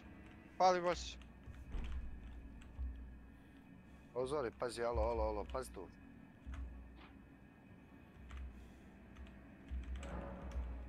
Iza. Great feats, such as being the first group to ever reach the center and return alive. They were trying to discover the truth of the zone, and they were very close, practically on the precipice of revelation, before several events in the zone caused the group to eventually collapse, with the death of most of its members. Their mysterious leader, Strelok, is the man you're hunting down in Shadow Chernobyl, and he's one of the most important stalkers in the zone. But more about him later. Jai is a stalker considered by many to be the very first stalker to ever enter the zone. This can't be proven, however, and seems to reflect among stalkers due to his impressive abilities, being described as capable of reaching any area in the zone and slipping past any anomalous field or enemy encampment with ease. To get the true ending to Shadow Chernobyl, meeting Guide is mandatory, as he's the one who reveals the doctor's location to the player. While he does not appear in the other games, he is mentioned twice in Call of Pripyat as being the one who led the military survivors and later Strelok himself to the laundromat in Pripyat. Project Truth. Project Truth is the name of an operation led by the Security Service of Ukraine in the zone with the objective of uncovering the truth behind the Agropole Research Institute for Agriculture, aka Agropole. The original purpose of the institute was to research agriculture in radiation-infected soil. However, the military find out that between 2005 to 2008, they never conducted any research relating to this, and instead the entire institute was actually a giant front operation for the group. They used the institute to acquire some of the funds and equipment they needed to conduct the real research into psychic fields and the noosphere. The Project Truth documents are the ones you steal from the military in Shadow of Chernobyl, and they are the ones who reveal the existence of Lab X-18 to the player. This is also why the military shows up in Lab X-18 after you collect the documents there. That's because they already knew of the lab's existence and were there to follow up on that lead. And coincidentally, they start the raid at the same time you were there. These documents also have something quite interesting in them, is that they actually create a bit of a ludonarrative dissonance in the game. If you're wondering, ludonarrative dissonance is the disconnect between a game's narrative and the gameplay. So why do these documents cause a ludonarrative dissonance? Well, you see, the documents state that the investigation started on the 12th of the 5th, 2012 and ended on the 25th of the 5th, 2012. There's a bit of a problem with this. You see, Shadow of Chernobyl starts on the 1st of the 5th, 2012, so this investigation started 11 days after the game begins and ended 20 days after the game begins. If you played Shadow of Chernobyl, you know that stealing the documents from the Institute is like the second major quest you take on. Like, even if you suck as a stalker, it should only take you at most for like 3 zone days for you to reach the Institute. So yeah, you can see there's a little bit of a problem here. Like, you steal the documents of this investigation before the investigation ends. This shows that the canonical timeline of events is not the same as the gameplay line of events. Canonically speaking, the Mark I took at least 26 days to reach the Agroprom Institute, most likely spending those days doing jobs for traders and preparing to go further into the zone. While in game, you reach Agropon in like a matter of hours. So yeah, pretty interesting case of ludonarrative dissonance right there. Fresh zombies. Fresh zombies refers to certain stalkers that, although they have been zombified, still move and act like regular stalkers. One example is the crazy freedom stalker in the army warehouse. This shows that the loss of cognitive functions may be a slower process than anticipated, and that victims of psi fields maintain at least some level of higher brain power for at least the first minutes or hours after exposure. Stalker rankings. This entry refers to the ranking system, which sadly only appears in Shadow of Chernobyl, and it's basically a giant stalker scoreboard that's set up by Sidorovich that tracks the achievements and feats of all stalkers using a point system. However, this begs the question, is the scoreboard an actual effective way to show which stalker is the best? Because you have to keep in mind, this thing is run by Sid, and he only includes stalkers that he knows. So there may be more skilled stalkers out there that simply did not make the list. Scar killed Fang. This is in reference to the popular theory that may or may not be canon that states that the stalker responsible for the death of Fang, one of the members of Strelok's group, is Scar, the protagonist of Clear Sky. The evidence behind this is that obviously Scar is hunting down Strelok and his group in Clear Sky, and thus it makes sense that he would face off against Fang.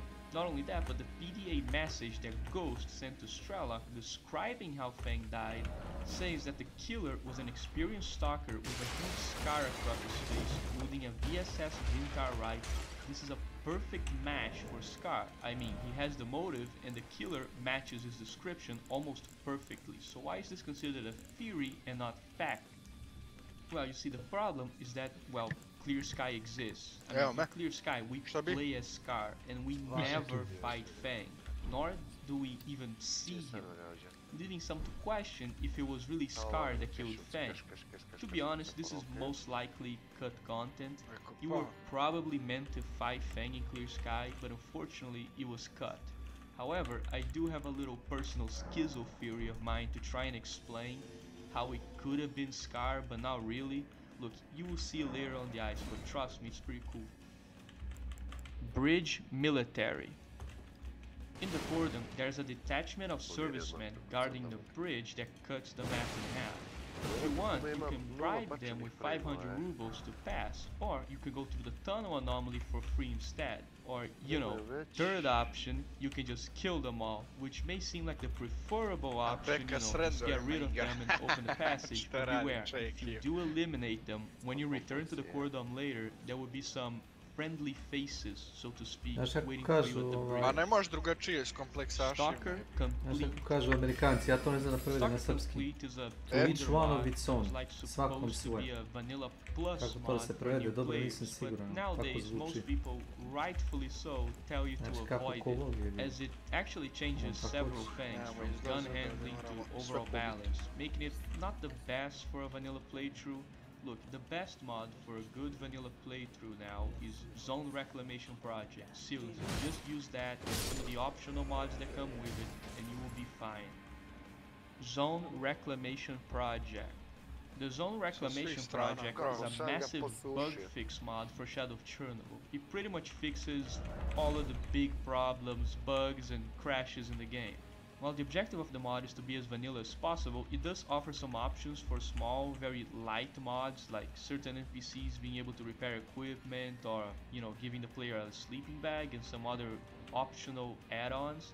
But overall, it's a very fine mod that really doesn't change that much and just kind of patches the game up. And is, in my opinion, without question, the true gentleman's way to play Shadow of Chernobyl again. The Sunrise Bandit. This is a bandit stalker that can be found in the garden on Shadow of Chernobyl. From afar, he looks like a wounded loner asking for help, but if you approach, he'll get up and attack. This is a really good, memorable moment, and it's a shame that we don't see bandits do this kind of stuff more often in the game. Like, this is the perfect example of how bandits would really operate in the zone. They wouldn't just be hostile NPCs, you know, attack on sight, but instead setting up ambushes and whatnot. I really wish they have more situations like this in Stalker 2, as it makes interacting with the bandits a lot more interesting. Blowout soon, and congratulations, newcomer, you have discovered the very first Stalker meme. But seriously though, these are extremely old memes. They have become quite unfunny since they've been around for so long, but every now and again they can still be kind of funny. Grigorovich's Pepsi addiction. This entry is a joke concerning the CEO of GSC Game World, Sergey Grigorovich, who allegedly has a severe Pepsi addiction to the point where he, you know, wastes all the studio's money on just buying more Pepsi. New Arsenal. Arsenal is a massive very big to the point where it's personally classified as a suit light mod. It's also the best tractor simulator in the world. It's like 5 quests, you do nothing but drive a fucking tractor around. It's crazy. It's cool, in my opinion, especially gunplay. It's not so much story. The story of Arsenal is literally World War II time travel fan fiction. Yeah, I'm not kidding. It's very fun. One day I'll definitely review it. Checkpoint. This refers to the fact that when you first reach the duty checkpoint after coming back from Agropron, they will ask you for help in dealing with some wild boars that are coming from the Dark Valley, and depending on how well you do, the guards will have different dialogue. Clear sky, every artifact. This entry refers to the fact that emissions in Clear Sky don't respawn artifacts, so in theory you can get every artifact, quote unquote. However, this would be rather difficult, and you would be playing Clear Sky, so if you want to challenge yourself, go for it. I'm like that, I'm not going to stop you, but it seems like a pretty boring challenge to be honest, so I'm not sure I recommend it. Unique Groza in the beginning. This is an assault rifle that only has a 10% chance of appearing in Sidorovich's inventory, and is arguably one of the best weapons in the game. This gun is the Thunder 545, a modified Groza that fires 545 instead of 9x39. The thing is, while the cartridge changes, the base damage is the same, so penetration will be worse due to the fact that you're using 545, but the damage is still very high. Not only that, but he has double the durability, lasting much longer than the other Reci There's only two examples of this weapon in the game.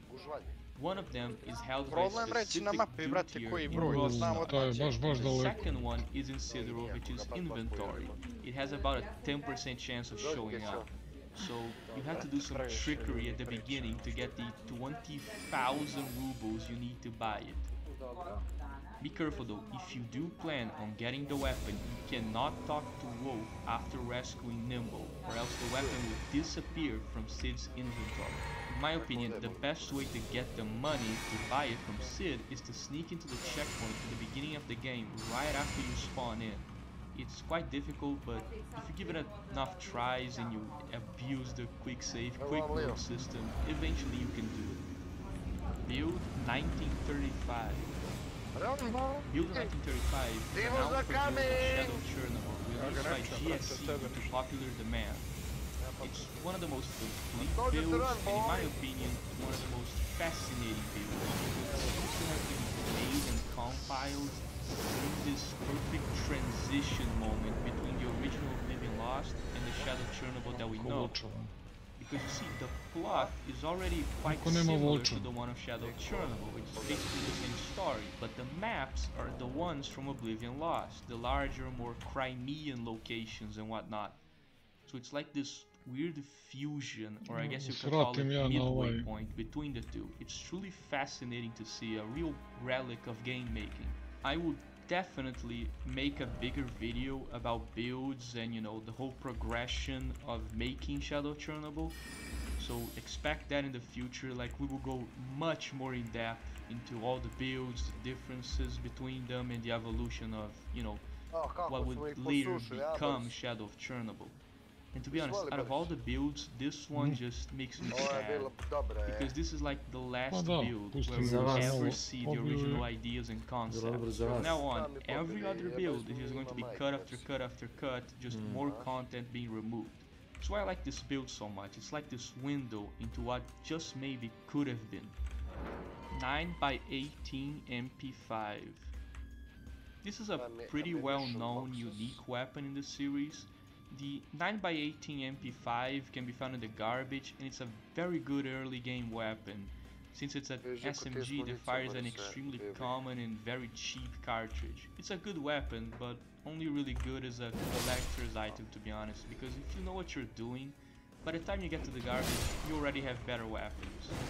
So it's mostly something that will most likely be used by just new players. Fun fact, the icon it uses is the old build icon for the MP5, which is not even an MP5, it's an HK53 that uses 5.56, so a very weird icon choice. 9x19mm stash in the garbage. This is a massive ammo dump located in the garbage, giving the player a whopping 300 9x19 ammo, and it's not even hard to find. It's right in the entrance of the garbage in this tower over here. All you have to do is shoot the crates and a rain of ammo will fall to the ground. VSS in army warehouses. In the Freedom base at the army warehouses, if you go inside one of the barracks, you can locate just a random VSS just lying around in the floor, and nearby in the attic there's two crates that in total have about 150 rounds of 9x39 ammo. It's a very random supply stash, like the thing is just sitting there on the floor, but it's a very good one if you enjoy the weapon, or maybe if you just want more 9x39 ammo. So make sure you go here during your visit to the warehouses. Experienced tier. After doing a lot of work for Sidorovich, you finally decide to venture further into the zone. Leaving the safety of the corridor behind, you have reached the garbage. It was not easy. You have fought some bandits and lowlives on the way here, and either bribed or went around the uniformed dogs on the bridge. But still, you made it. The garbage. Its mutants and bandits will test you, but with newfound confidence and a much better knowledge and understanding of the zone, you take another step forward and continue onwards. Original zone in Crimea. This is actually true. The zone was originally supposed to be in Crimea, with the center of the zone being an abandoned, unfinished nuclear reactor there. Crimea being the original location is evident even in the design and ambience of the original Oblivion Lost maps, especially the Cordon, with the huge ravine and other geographical formations being more in line with Crimea than Chernobyl. However, GSC CEO Sergei Grigorovich decided that the zone should be in Chernobyl instead. The developers originally did not want to make this change, so to convince them, he took them on trips to the Chernobyl zone. After these trips, the development team decided to move the zone to Chernobyl, as the area really was much more iconic and memorable. Oh yeah, and also, fun fact, when they were trying to enter the Chernobyl zone, they originally tried to just drive into a checkpoint, and then Sergei tried to bribe the checkpoint guards with 500 Hervina to let them in. And it's just perfect. I love that. He just drove up to the Cordon checkpoint and was like, hey, let me in and I'll give you 500 Hervina. Perfect. The group is a clandestine group of scientists who worked in the zone after the first disaster. They are the ones who operate the labs in the zone and the ones who begin to study and make sci-fuels. They are also responsible for the creation of the zone. Although they started operating during Soviet times, the collapse of the Soviet Union did very little to stop their activities. In fact, it might have made things easier for them, as the now independent Ukraine has no reason of investigating the claims of these secret underground labs in the Chernobyl zone. They would then use front institutes such as Agroprom to funnel money into their operation. They also mention in some of their documents having several contacts, quote-unquote, that would supply them with equipment. Although most assume that they all died during the second disaster, there are some theories that they might have survived for a while longer after the zone appeared. Some of the members of the group left after the zone was created. These members will be the ones that will later create the Clear Sky faction. Interception. Interception is a mentioned-only faction in the zone, so it's not sure if they're actually real or just folklore. They are mentioned in dialogue with stalkers that will relay the story of the group. They are apparently highly skilled military stalkers and specialized operators with bases deep in the zone, and they stay inside the zone sometimes for months. The rumors go on to suggest that they to any beast in the area, and they even managed to tame some of the mutants. Furthermore, the stalkers mentioned that another stalker by the name of Pakhomich managed to catch this group on camera, meaning that there's found footage out there somewhere of interception members. The stories also say that the Duty faction knows about interception, but for some reason denies their existence when asked about it. The Noosphere. The Noosphere is a theorized informational field around the Earth that contains all thoughts, ideas, and consciousness of every single being with cognitive abilities. This sphere also contains all human emotions as well, so if one were able to alter the Noosphere, they would be able to modify, if not outright remove, certain emotions from man. This is mostly establishing entry. It's here so that you understand the basics of what the Noosphere means, so that in later entries and tiers, if it gets brought up, you won't be confused. So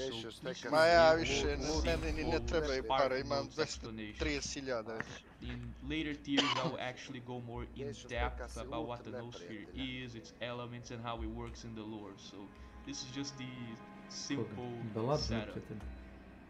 What's interesting is that the Noosphere is actually based on a real theory, and there will be later on the iceberg, a more serious dive, so don't worry, we will go into detail about it later.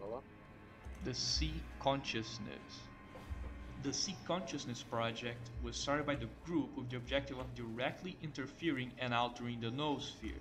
To achieve this goal, they used 7 volunteers who had their minds interconnected, creating a super consciousness known as Sea Consciousness. With the power of these 7 united minds, they will be able to alter the Noosphere and remove things such as anger, cruelty, greed, and hatred for mankind. However, things did not go as planned.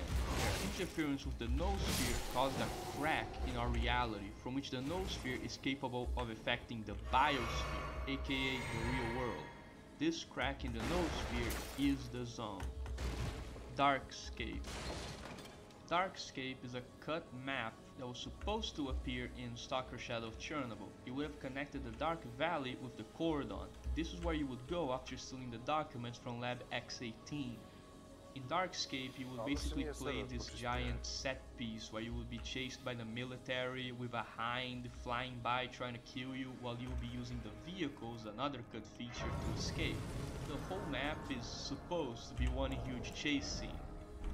And the whole map is built around the idea of using a vehicle because it is absolutely gigantic. Trying to walk through Darkscape is miserable because it's ginormous. So a vehicle was absolutely necessary for this level. And you will be traversing the map while dodging military patrols and helicopter rockets while speeding towards the Cordon. The transition to this are actually still present in Shadow of Chernobyl. It's just been blocked off by debris. And you can still see it in the map too, right next to the Cordon and below the Dark Valley.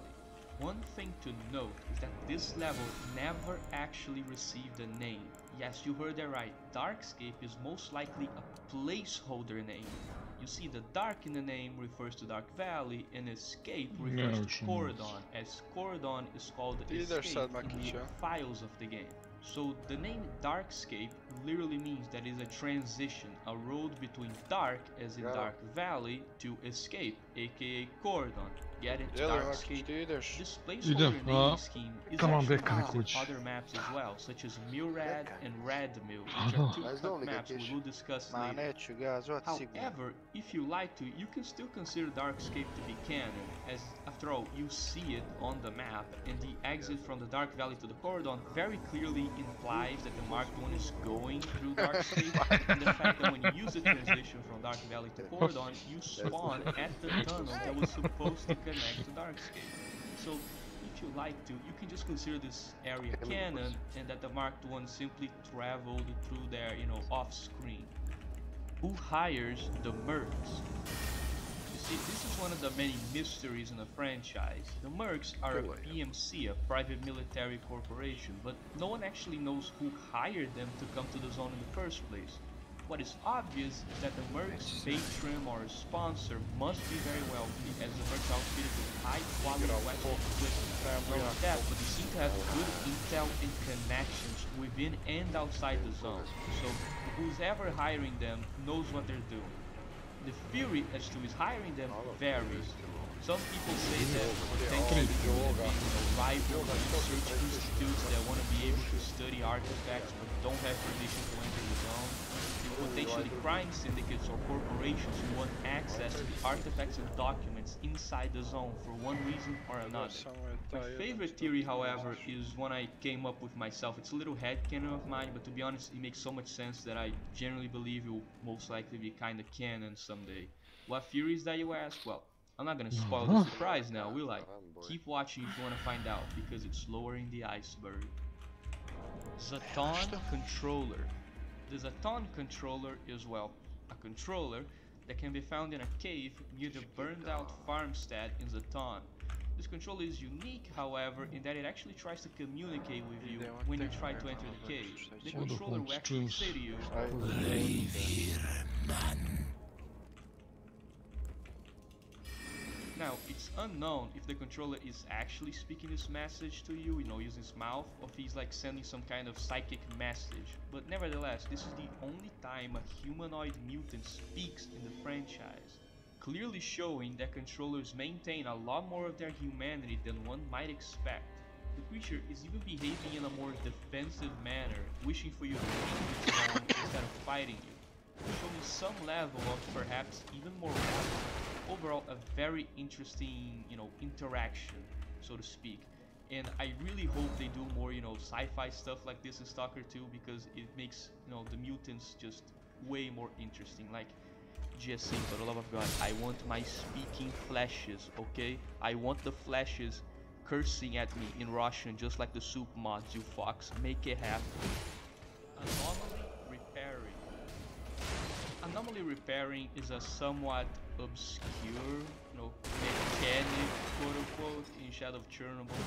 The reason I put mechanic in quotes is because I'm not sure if this is a feature or a bug, but still, to perform this, it's actually fairly easy. You must acquire certain artifacts that give you 100% protection from certain anomalies. Like for example, having 4 to 5 batteries giving you like 100 protection from electricity.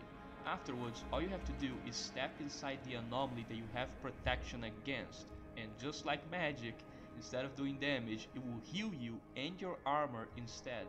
A very useful mechanic, especially in vanilla Shadow of Chernobyl, because in that game you can't even repair your equipment, so knowing how to do this is very important if you want to keep a specific suit. The best leader of freedom. This entry is in reference to a stash that can be found in Shadow of Chernobyl, literally called Supplies of the Leader of Freedom. It's located in Pripyat, and the description reads, "The last thing they knew about him is that he was the sole survivor after the scorch. He left all the supplies in some old supermarket and moved on out. Everything went not as it was planned, and that was the best leader of freedom in all our history." This description implies a lot of things. That first of all, a group of elite freedomers led by their ex-leader somehow found a way to bypass the train squadron and enter Pripyat. However, they were most likely slowly picked apart by the monolith forces inside the city, until only the leader remained. The problem is that there are multiple retellings of the story. The stash implies that the leader is the sole survivor, while dialogue with freedom stalkers in Pripyat imply that the whole group survived for a month and maybe even survived. All in all, it's difficult to tell what the true timeline of events is. You know, we don't know if there's only one survivor, if the leader is also dead, if they survived for a month in Pripyat and then managed to get out. It's impossible to tell. It's most likely just a truth that's been buried in folklore. Nevertheless, it's still an impressive feat for the Freedom faction.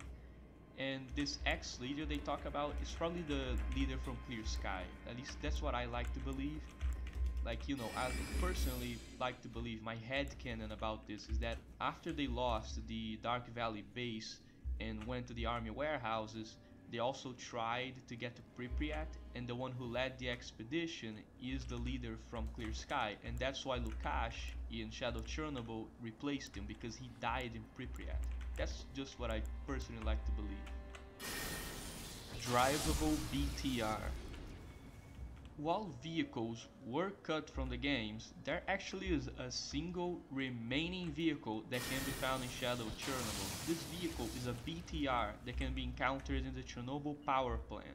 It's hostile to the player, but if you manage to get close to it and you just mash, like you just beat the fuck out of the interact button, you can eventually get inside. Once inside, you have to put this command in the console, bind_KB. This will bind B to turn on engine, an unused command from when vehicles were still in the game.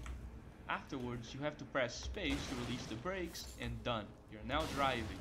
Just be careful, it's not invincible and can be destroyed by enemies. And let me just say, I love shit like this in Stalker, like I really do. Like, you would think that the vehicles would be completely removed, but yet somehow, through the power of the jankiness of this engine, one manages to make it to release.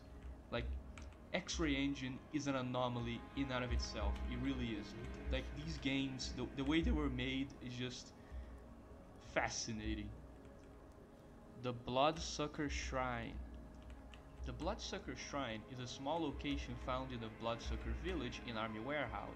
The reason some call this a shrine and suspect that the Bloodsuckers built it is because of the highly unnatural position of the bodies present.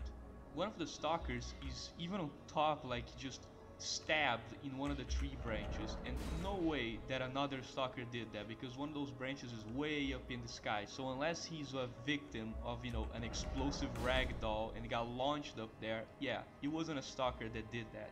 Not only that, but it seems that some of them have been placed there instead of dying there, like the military stalker, for example, that's just sitting on a rock. Like, it's very unlikely that they died like this. It was more likely they were placed there, with the main suspect of course being the Bloodsuckers in the village. Personally, I really hope that it's true, like I really hope this is canon, and that in Stalker 2 this idea comes back, Because think about it, like this whole idea that bloodsuckers position corpses around shrines and whatnot, sometimes hanging the victims from trees and everything, it had so much potential for horror that I really wish they explored it. Original Scorcher. This is in reference to the fact that the original Brain Scorcher was in many ways wildly different from the one we got in the first game. First of all, it was slightly bigger and featured these big piles of radioactive rubble and trash just like the garbage, and the bunker that the player was supposed to access was in a completely different location, much closer to the entrance than the one that's in the final game, which is right under the antennas. Overall, this version feels darker, oppressive, like it has this kind of air. Instead of being like this forest with the antennas, it's instead just giant trash piles with these bunkers that are like in the mountain, and then there's this giant antennas in the background. I genuinely like the atmosphere, let's call it that. And man, like the more things I see that got cut from Stalker that were in the Oblivion Lost, like dude, it just makes me sad. Like this game could have been even greater than the one we already got. The Balaclava Soldier. The Balaclava Soldier is a almost unused character model for the soldiers of the security service of Ukraine. It only has a small...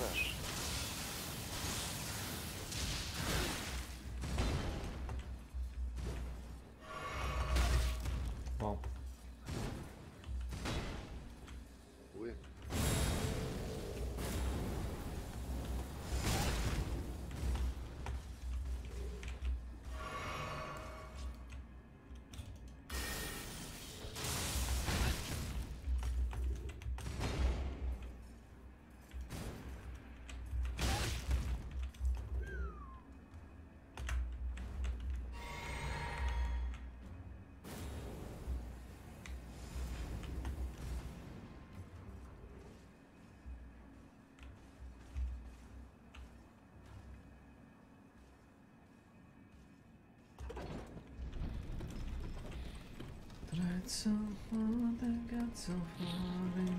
Ja ubih jednog što ima 40.000 kilova.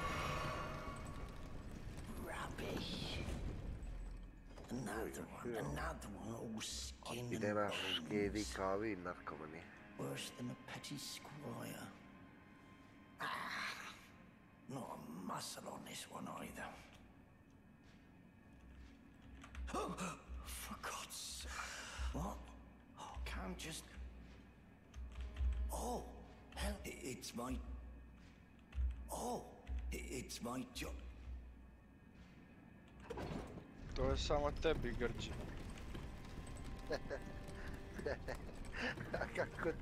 A kako kešalica voli da ti kontrira, pa te čude.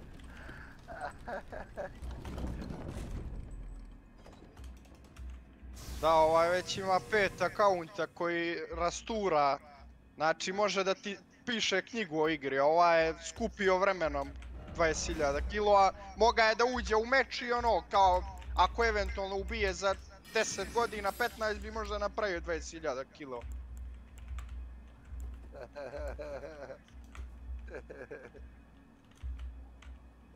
Da.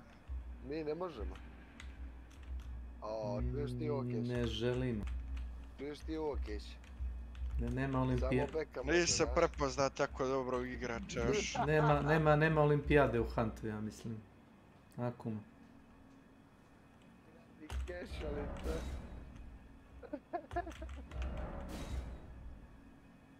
Izvini ubijaču, rak te zije.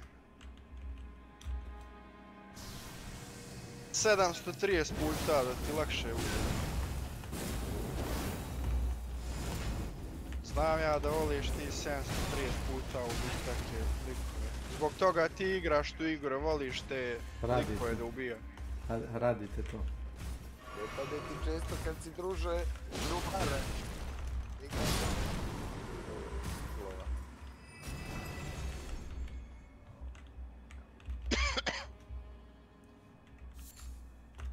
Nisam prepoznat tako dobrog igrača, izvinjavam se.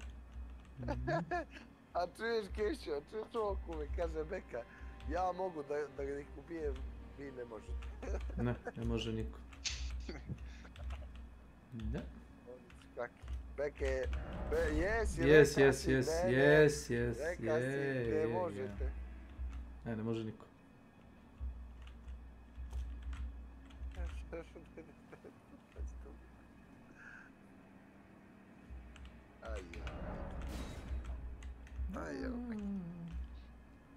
Beka, nemoj da ti klipujem koliko ti kašnjenja imaš, druže. Znači ti, ne znam, na blef ubijaš ljude, znaš ti to?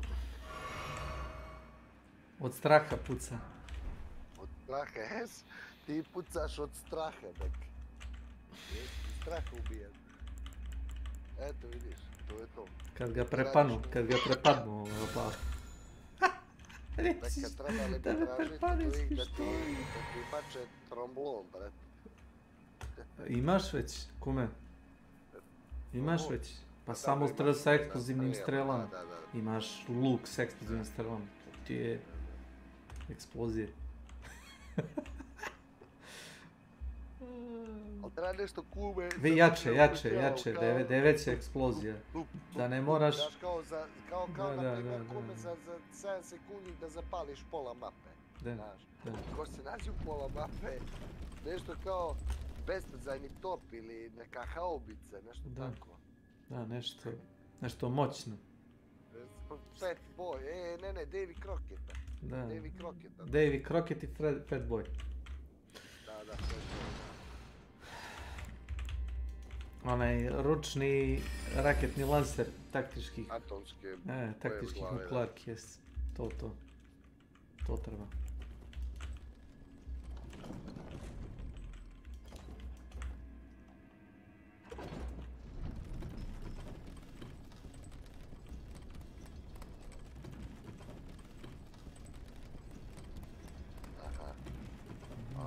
Nisam te ništa pitan, nisam mi rekao.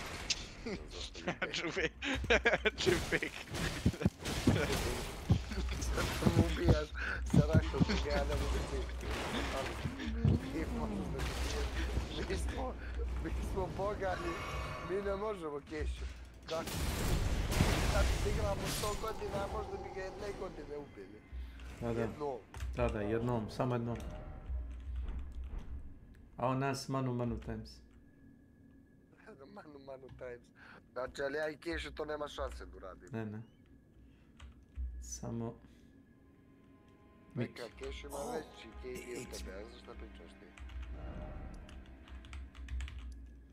Jes, bitno je.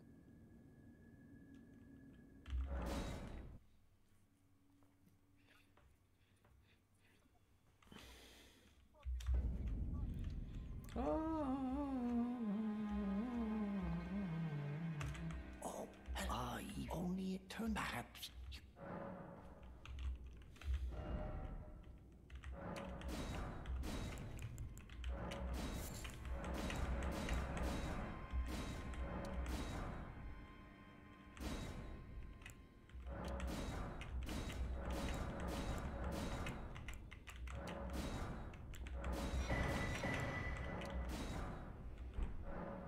Fare thee well, I pray.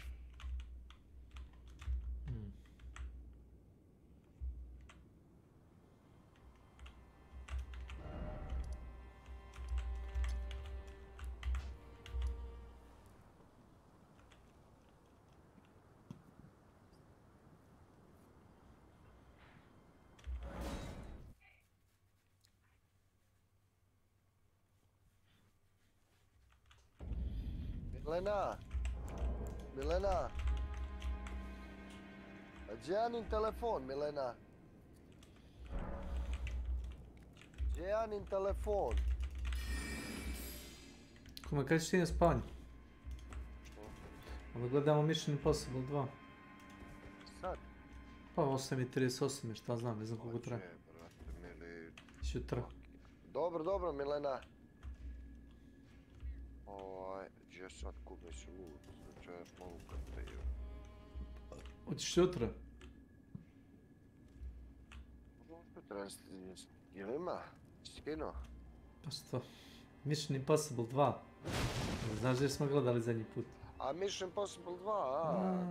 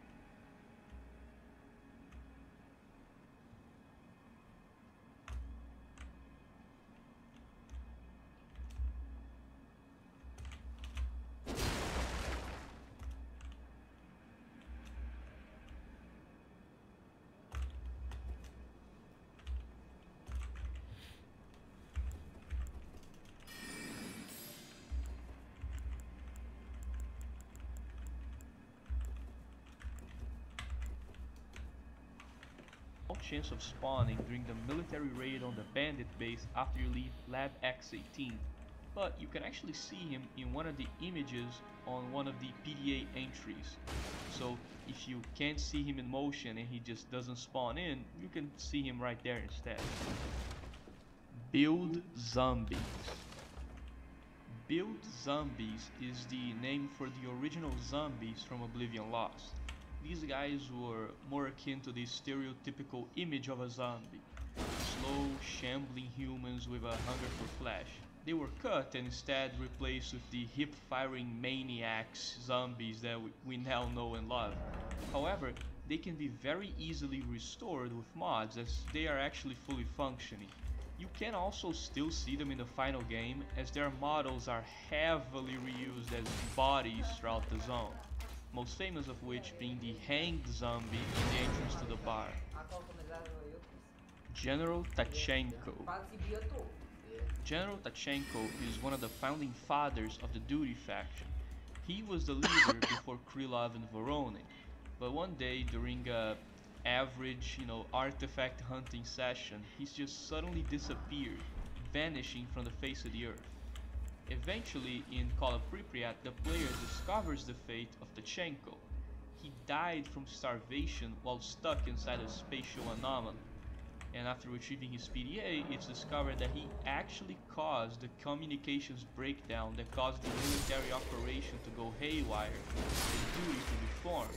He did this because he was tired of his military life and wanted to remain in the zone, forming the Duty faction in the process. Wolf's brother. Wolf actually has a brother by the name of Hound. You can find him in Clear Sky being held hostage by bandits. Saving him is an optional quest that is given by Wolf, and he's really not important outside of this quest. He's quite a minor character.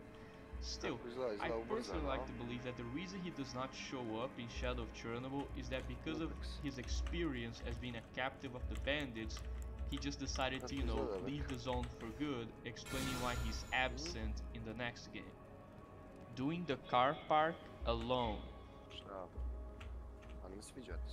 See, this is actually a quite well-known fact. See, when you're doing the first mission of Shadow of Chernobyl where you have to save Nimble, you can decide to go in alone without help from the other stalkers in attacking the car park. If you do this, you actually receive a better reward. But of course, the obvious side effect is that the mission is harder since you don't get any support. But to be honest, I highly recommend you do this as the reward is worth it to finish the game. Just make sure to talk to Wolf after saving Nimble to actually get the reward. Build 1865. Build 1865 is an internal development build for Oblivion Lost that was made to test the AI system. The main difference between this one and the other builds is the presence of previously unseen game locations. It also seems to have some weird, lighting and weather system. Not only that, but of course, the AI system of this build that controls NPC and monster behavior was very advanced for its time. Minigun. The minigun is a cut weapon that originally appeared in Oblivion Lost. However, for some reason, the minigun stayed in the files of the games and was even usable in some later builds that were already set in the zone. This has led to some to speculate that maybe they might have planned to include it in the mainline series. However, I find that very unlikely as the huge minigun feels a little too much for a single stalker to move around. So maybe it only stayed for testing purposes, who knows. Veteran tier. You survived the garbage, explored the area around the military base in Agropron, and even entered the bandits' home turf in the Dark Valley. Now working for barkeep and duty, you have completed many contracts, and thus you've grown more and more experienced each day. However, you're still not experienced, well-equipped, or confident enough to enter the labs. But hey, you have still come a long way. And because of your extended time at the bar, you have heard many of the zone's legends, rumors, stories, and heroes. So your knowledge of this anomalous area is growing every day. living copies / counterparts.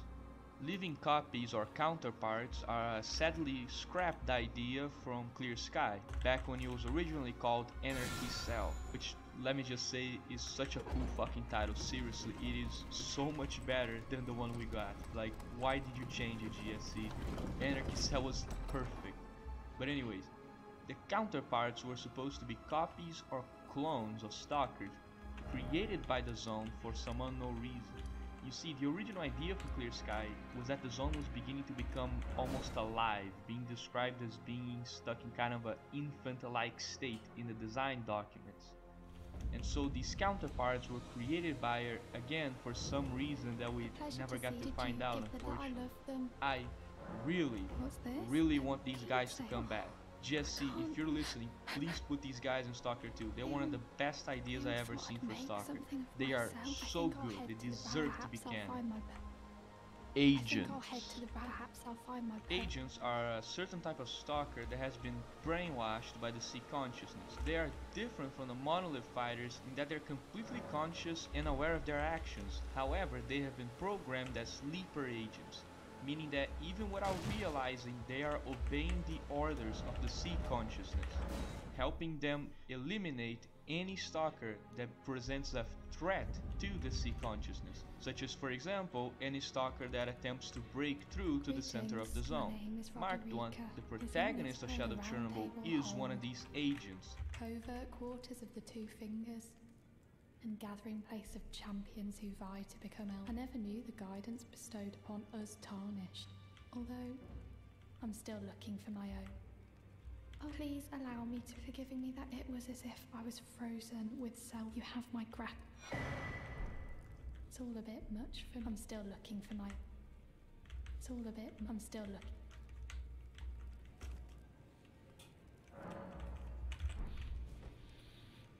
Pleasure to thank goodness. I'm still it's not easy.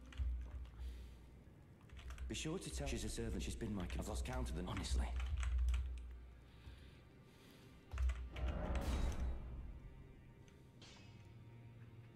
Well, I took you no matter its layout, you're out. The girly boy, she's crestfallen and but she has a gift. I saw another one. Her eyes shed us.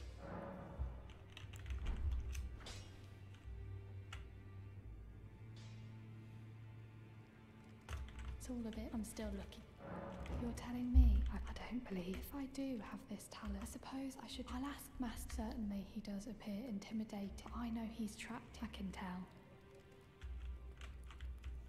If I suppose I'll ask Master.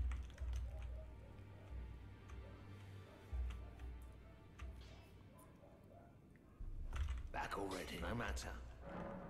The girl. Are you out of your mind? Who'd stay with an ugly brute who owned absurd? I refuse to believe. I don't doubt you, but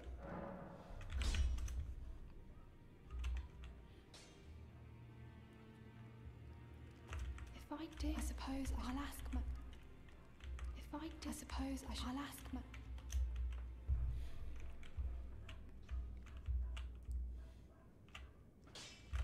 Back already, no matter.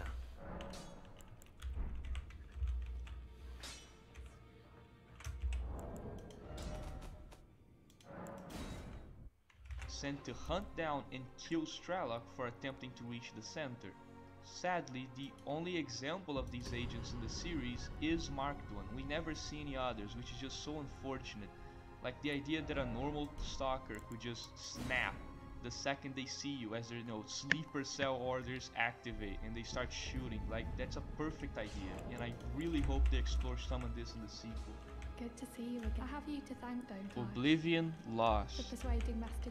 Oblivion Lost is the original project GSC was working on. It was supposed to be kind of this futuristic shooter in the vein of games like Quake 2, for example. However, after the weak sales of another GSC game called Codename Outbreak, which was kind of similar to Oblivion Lost in many ways, the team decided to do something different in their next game. They instead decided to make a game inspired by the novel Roadside Picnic. From now on, the name changed from Oblivion Lost to Stalker Oblivion Lost. Stalker Oblivion Lost. Stalker Oblivion Lost was the original name for what would eventually become Stalker Shadow of Chernobyl. The reason that they tried to keep the title of Oblivion Lost is because GSC had already used a lot of money to market it, so they did not want it to go to waste. Instead of just describing to you, what the differences are, I think I'm just gonna show you. Like, if we launch one of these early builds, in fact I actually have one of the earliest builds of Oblivion Lost right here, and as you can see, the differences are immediate. Like, the moment you launch, the atmosphere is completely different from the original idea of a Quake style shooter. And you can actually see that the first ideas for levels are already being made. In this build, we can explore two of them, a very early Agropon and Cordon. What's interesting is that Agropon really did not change that much over the years. Like, you can tell that this first map here is supposed to be the first complex, you know what I mean? So the ideas of Agropon were kind of already being finalized. While on the other hand, the Cordon changed wildly. It was originally much bigger with a completely different look and feel. This version is also very raw. Trust me, trying to get footage of this build for this video was a nightmare. Like, for some reason, Xbox DVR just did not accept this game. Like, it just was completely incompatible. Like, I had to do, like, it was a nightmare getting this fucking footage, but eventually I got it. And overall, it's a really early test build of what would later become Shadow of Chernobyl. Now, this is not the only build of Stalker Oblivion Lost that we have. So later on the iceberg, we will also see some, other builds that were later on in the development process. So don't worry, we will go more in depth, about the development cycle of Oblivion Lost and how everything went down. It's just not right now. It's deeper on the iceberg. Like, later on we'll talk about, specific concepts and specific builds and everything. So this is mostly just kind of a set of entry, so you can understand what we're talking about. But later on we'll go into more detail about all the different builds and whatnot. The zone is not growing. This is a theory in response to the widespread belief among certain citizens of the zone that the zone is slowly growing. The zone did grow when it first appeared, as the original zone of exclusion was 30 kilometers, but when the zone appeared, it was expanded to 60. And when the first great emission happened in June 10, 2006, the zone grew by 5 kilometers, meaning that the actual size of the zone is 65 kilometers. So there does seem to be a pattern of growth here. However, some stalkers object to this notion, such as Duty and Freedom members, and the ecologists nor Clear Sky ever speak of such a thing happening, so it may have been a one-time thing, and perhaps now the zone has stabilized. Everlasting Fires. If you have played Stalker, throughout your journey you might have noticed that some of the campfires never actually go out, even if left alone for days. This has led some to theorize that the campfire might be getting affected by the zone, acting more like a small burner anomaly, and thus will never go out. This is actually more likely than you think, as anomalies do seem to be attracted to certain objects, like for example electro anomalies, being many times near or at electrical equipment, burner anomalies being formed inside old incinerators in the labs, and fruit punch anomalies forming in areas with old chemical compounds. So this theory of campfires being somewhat anomalous itself artificial / lab-made anomalies and artifacts. This entry comes from the fact that some artifact descriptions mention that the scientists are trying to or either can't make a certain artifact on laboratory conditions, such as for example the Mama Beads artifact, which reads, an extremely rare artifact, keep it safe because it has no negative qualities, scientists cannot figure out how to create such an object in laboratories. This description implies in some way that they might have figured out some way to create anomalies willingly. This is supported by some equipment that can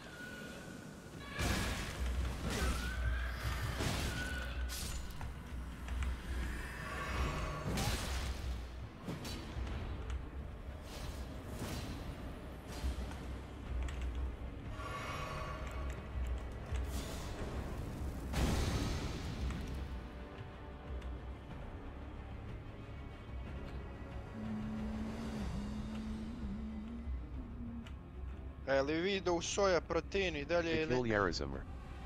Welcome to my channel. Yes. Više si dalje tamo.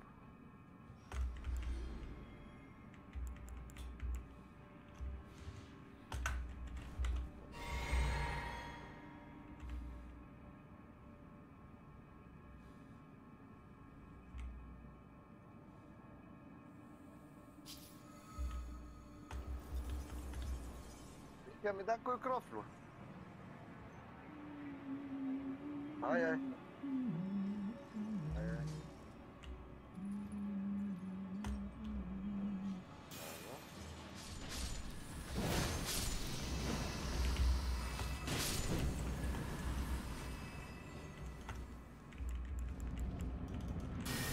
Koliko on bio dugo kod Čeda, bio dosta dugo, jel tako?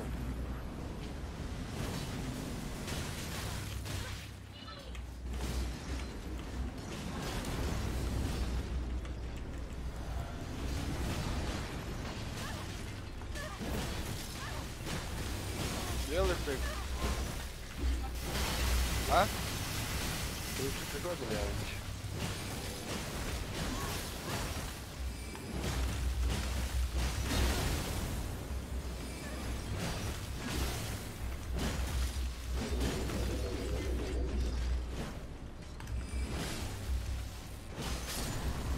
Nemaš sa njima, brate, teški su ljudi, brate.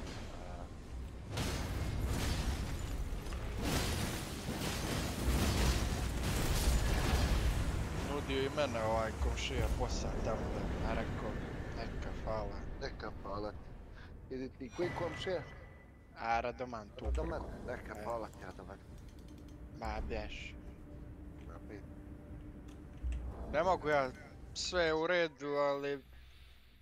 Ne mogu ja s teškim ljudima da radim. Ne možeš s Radomanima.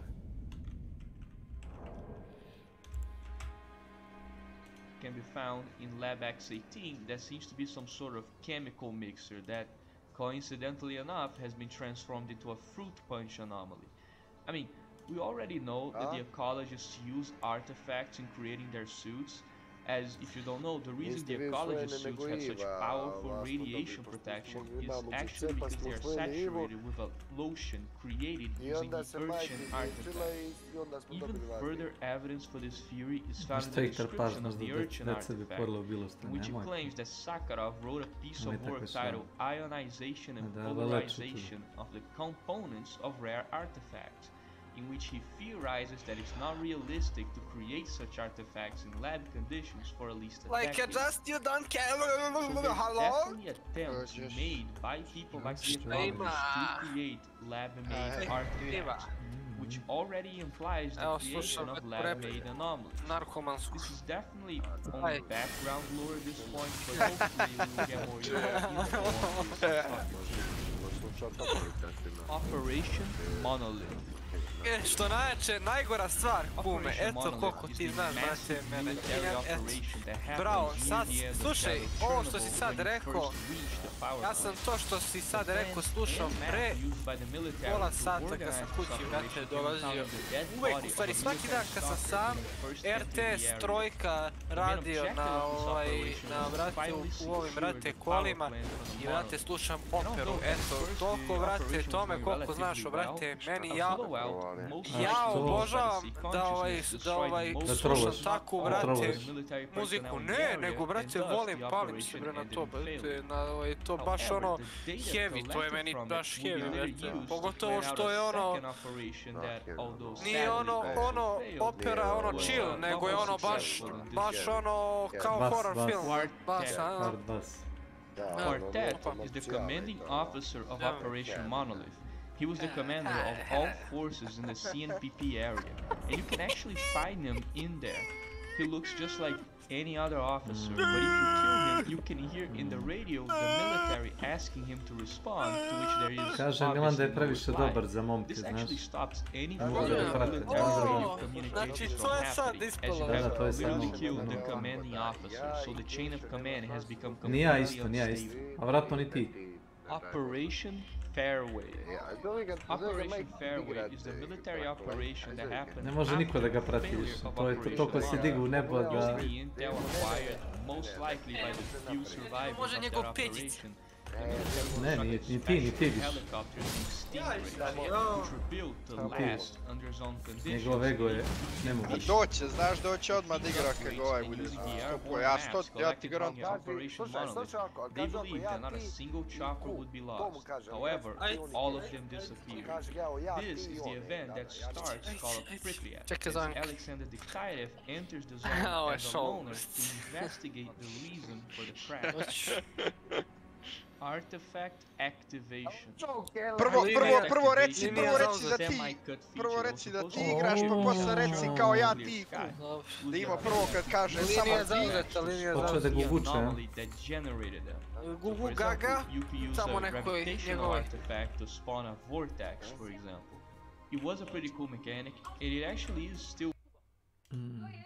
Gugu gaga. Zaboga, brate, mama!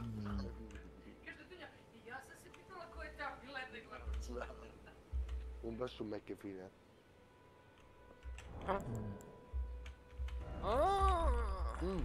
Dakle, imam ideju.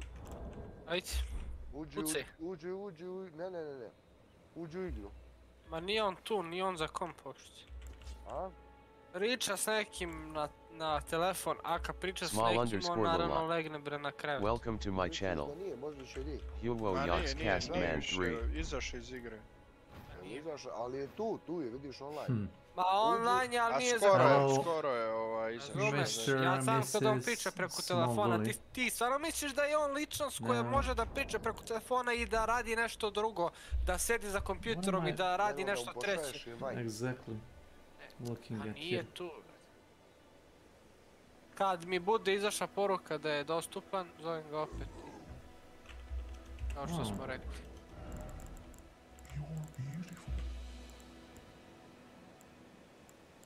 A šta se čini?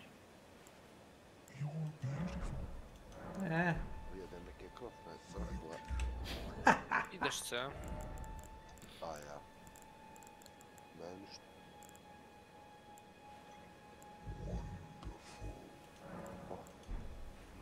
Pumpkinhead BOI. Yeah, that's a pumpkinhead fashion.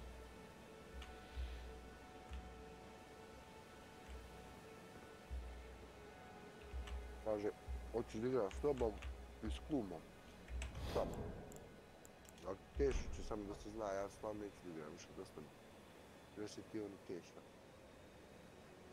Puta sam u njega danas, znaš. Kak je to nevrotika. This is some strange, yeah, strange roleplay bar, okay? Oh lord. Neno, brate, boli me kurac, no ne mogu, brate, slušam to prosipanje, ja, sve ja najbolje, ono, niko osim mene, to ne mogu, brate, ja, ono, da. A, psiho, ne. Zato ne radi ništa, zato što kad bi on radio nešto, neki posao, njega bi odmah bi mu otkazali pošto bi mislio da je najjači, samo on treba da se takmiči s drugima, znaš, nema tu ono ljudskost i, brate, to, znaš, ono, ma jok, bre, samo gazi, samo jebi. Kolegijalno, da. Da, nema toga, kod njega rastao kao jedinac, to je to. We can try like this. Znaš,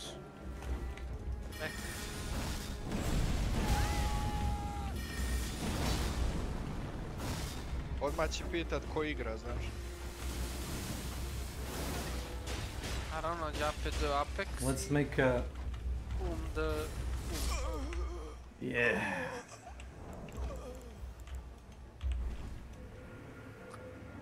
Da gledam šta kum napisao Dish out of mom that guy. peđici i nije mu prvi put. A šta radi, šta dodajem? Pa jel da? OMG, she pointed down. Kaki prvi put? Ajme. Pa i nije prvi.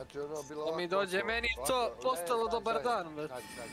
Naguzi se peđe i samo čuješ... Leksnik.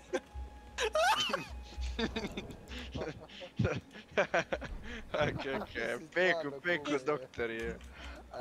But I'm not kind of into this. Sad ti treba kum. Stani da ljubiš. Ćemo ti rasvape. Draculazrb. Welcome to my channel. Da zapustim. Kako mi se igra taj Elden Battery? Znaš Dracula kad se kaže ljubiš čovjek u obraze, ali ne u te obraze, kume. A što se čini? Yep, my friends are in a high spirit. Dobro je. Je li matori, je li dolazi danas? I didn't really wanna harass invaders if you believe me. There is like a reason why I wouldn't make low level, you know, like a smooth character to harass people. Pa će biti, jao, nećete vjerovati šta mi se desilo, crkla mi šapa. MHM harassment. Well, you know, like, me and my brother made like low-level characters, and then some dude invaded us at level 10 with like 8 fucking bottles or 10 bottles of health, and with the end game gear. While both of us weren't like together like level 20 or something, and we had like you know, maybe 6 bottles in total, or 8 maybe bottles in total. Vidio sam je, kidaš. And it was like, what the fuck? Kidaš, treba ćeš mi jebati. And he had like a lag switch on top of that. Yeah, right. Yeah, when I was playing Dark Souls with one of my girlies, I always get those people, it's so annoying to see. Yeah, they smurfing, min-maxing like a low-level character, and it's so disgusting. Disgusting! Šou, da mi ovo neko priča. Možda umro jebem. I don't know how to deal with it. Možda umro Boris jebote, a mi smo potpisali kod notara, ono. Pičku mater. Ne znam, nema ga. Čekaj, on je tebi rekao Keću šta opet, ajmo po 50.000 put da te pitam ja. Zvao sam ga danas, kaže... They nerfed the cast speed of the ja rekao, daj brate, things. pošalji mi kod pošiljke, The spells, but... Kaže on... Ja u stvari prvo, Jesse, šta se radi, kaže, evo kod brata, kod nekog druga u stvari, u Požarevac. Majka mu umira. I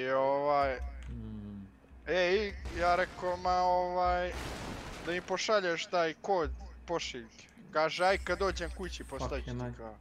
Ja mu poslao sam prije jedno 3-4 sata na Viber poruku, ništa ne odgovara. A ulazi na Viber svaki čas. Ja dobro, tebi nije vidio, znaš, mnogo ima poruka, stiže mu mnogo Pošto ima mnogo telefona. Kao, So you played the dođu original kao Dark Souls. 6 radim, kao pa tu sam brzo kao. That's like a mad respect because that game is not really good for like coping because you need humanity and humanity can only be acquired on certain places.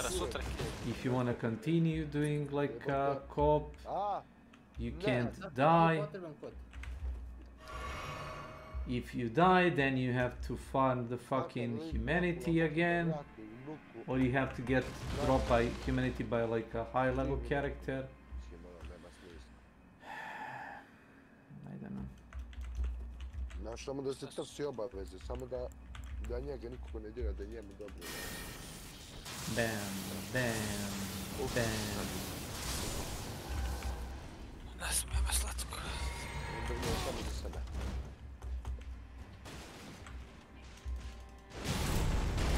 A šta se čini? Boom.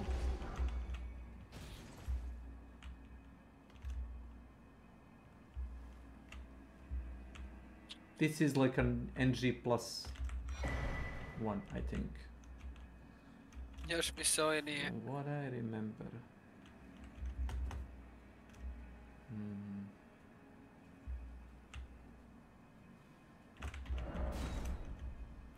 Sure. Šta imam? With my best friend. Šta imam? With my breast friend. Prest. Prest. Prest. Prest. Prist. Prist. Prost. Prost. Prost. Prostačina. Prostačina. Prostačina. Legenda. Prostačina. Boom.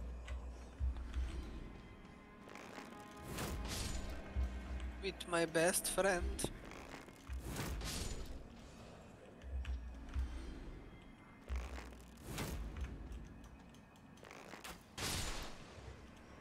A što se čini? Ludilo puta 5 jebate. Good so far. In the end. It doesn't even matter. Jeli kume, si igrao skoro Dotu, jesi palio? Palio. Dotu? Da. A šta si ti Peko igrao Dotu? Let's see. Dosta dobro. Nemoj zezat. Ako mu išta update-ono na kompjuteru, to je Dota. Skupljamo prašinu na sistemu. A kad si igrao to?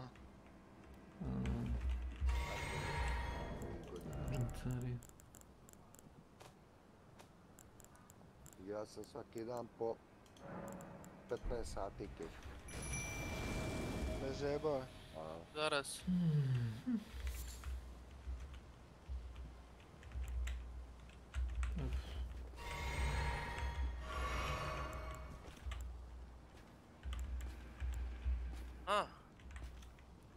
Trend protektore. Motherfucker.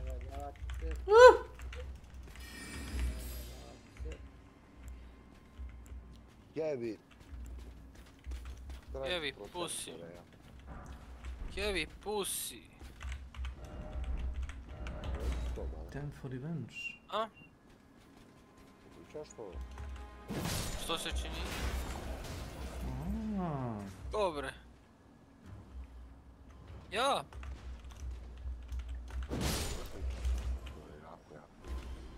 Jako slabo srce želiš. A Marije, ti vidio to kad? Ne.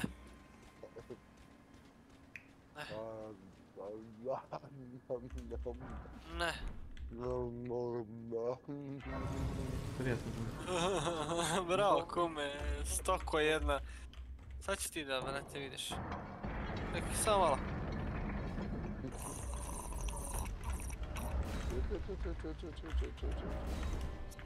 Hoćeš sad da me mutiraš ili ono?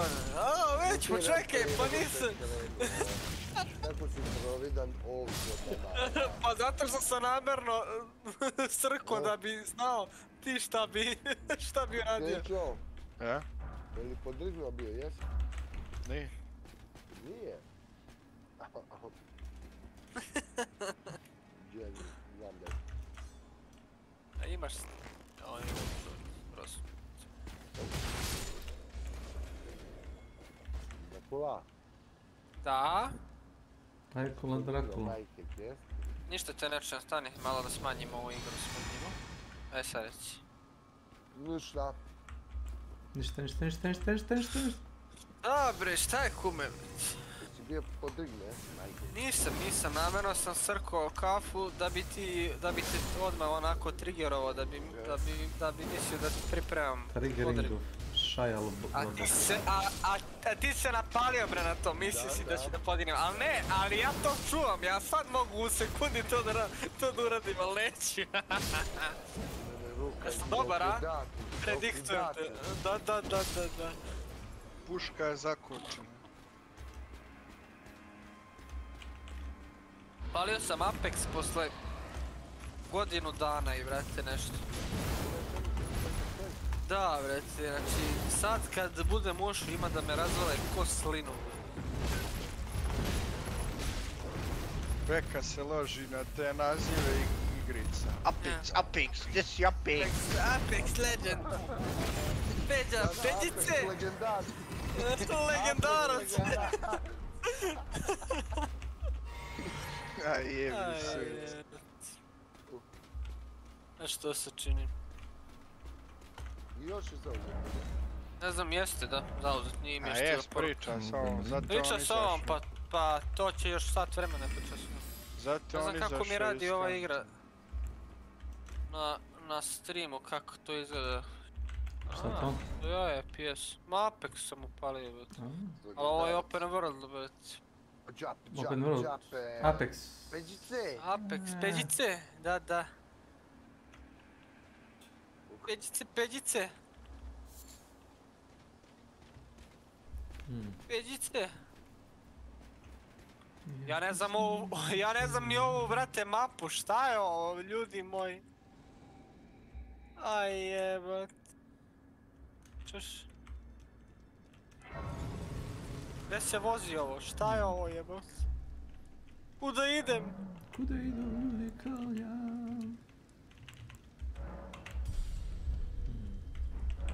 A što se čini?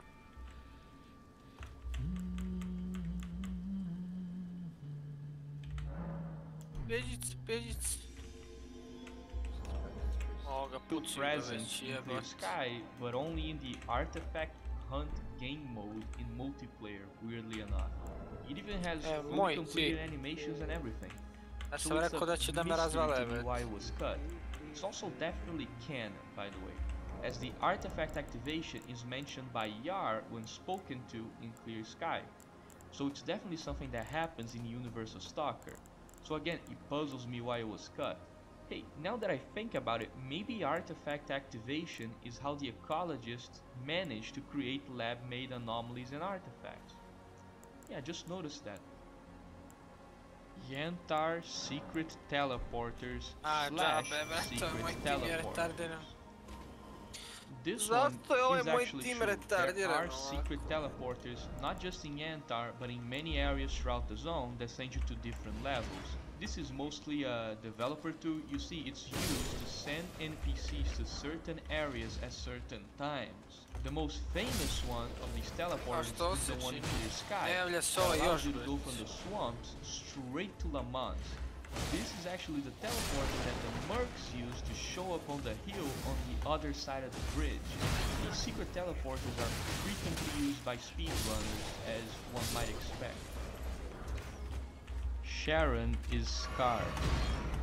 This is a very popular fan theory that the protagonist of Clear Sky, Mercenary Scar, is Sharon in Shadow Chernobyl. To be honest, although it's definitely not confirmed in any of the games, it's pretty likely.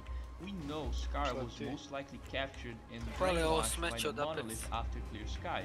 We also know that Scar is a highly Čisto skilled malo da me combatant, mine so his position želja as kako mi se commander ne of igra the ovakve monolith igre forces više. in Pripyat would make sense. Nemam ja više Here refleks, goes the most Da nema me dokažem više sam skilla sebi za... da te neće Both igrat Scar and više. Shadow use the Ne, exact pa same sviđa mi weapons se, ali as nema, Vintar nije to BC, to, bret. which, Nema yeah, I više guess you could 15 say godina that's fazno. circumstantial at best, but think about it. The Što weapon mater, Scar is known for is the Vintar BC, and after he's captured by the monolith, Šta ovo this jebate, Shadow moram da guy brate comes out of iskrivim nowhere oči and da bi shouts ja, Thunderbolt. da bi He's igrao more ovu skilled igru. than your average monolith fighter, and is the closest the faction has to a normal on-the-ground commander and leader, something that we know Scar will be good at because of his experience in the Jebote, daj mi faction war. pušku.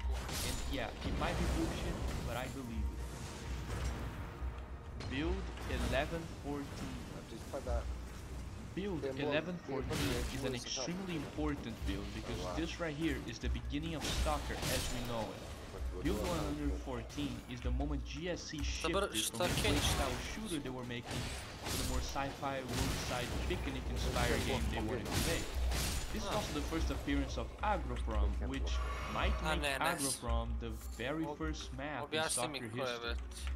Of course, this build is incredibly basic, it only features one Reli, arrow, brate, couple vodač, guns, kao da ne znam, pitaš lika koji, slušaj, pitaš lika koji radi u, brate, Gazeli Commerce, prodaja autodelova, gde dolaze srpski reli vozači, koji su matori, koji su imali, znaš, kakav život, dolaze, da kupuju delove tu, i ja kao ne znam ko je to, baš, da nije možda muđa, ja kažem ko je to. Riano Kives. Morlocks were cut mutants that were supposed to appear in Clear Sky in the also cut area of Pripyat Underground. They're described as these vile, degenerate creatures that live in the They're also very similar to the super mutants of the Fallout franchise. And their name actually comes from a novel named The Time Machine by H.G. Wells. As in the novel, a race of subterranean cannibals serve as the main antagonists. So it's clear that they, alongside the super mutants from the Fallout franchise, were the inspiration for the Warlock.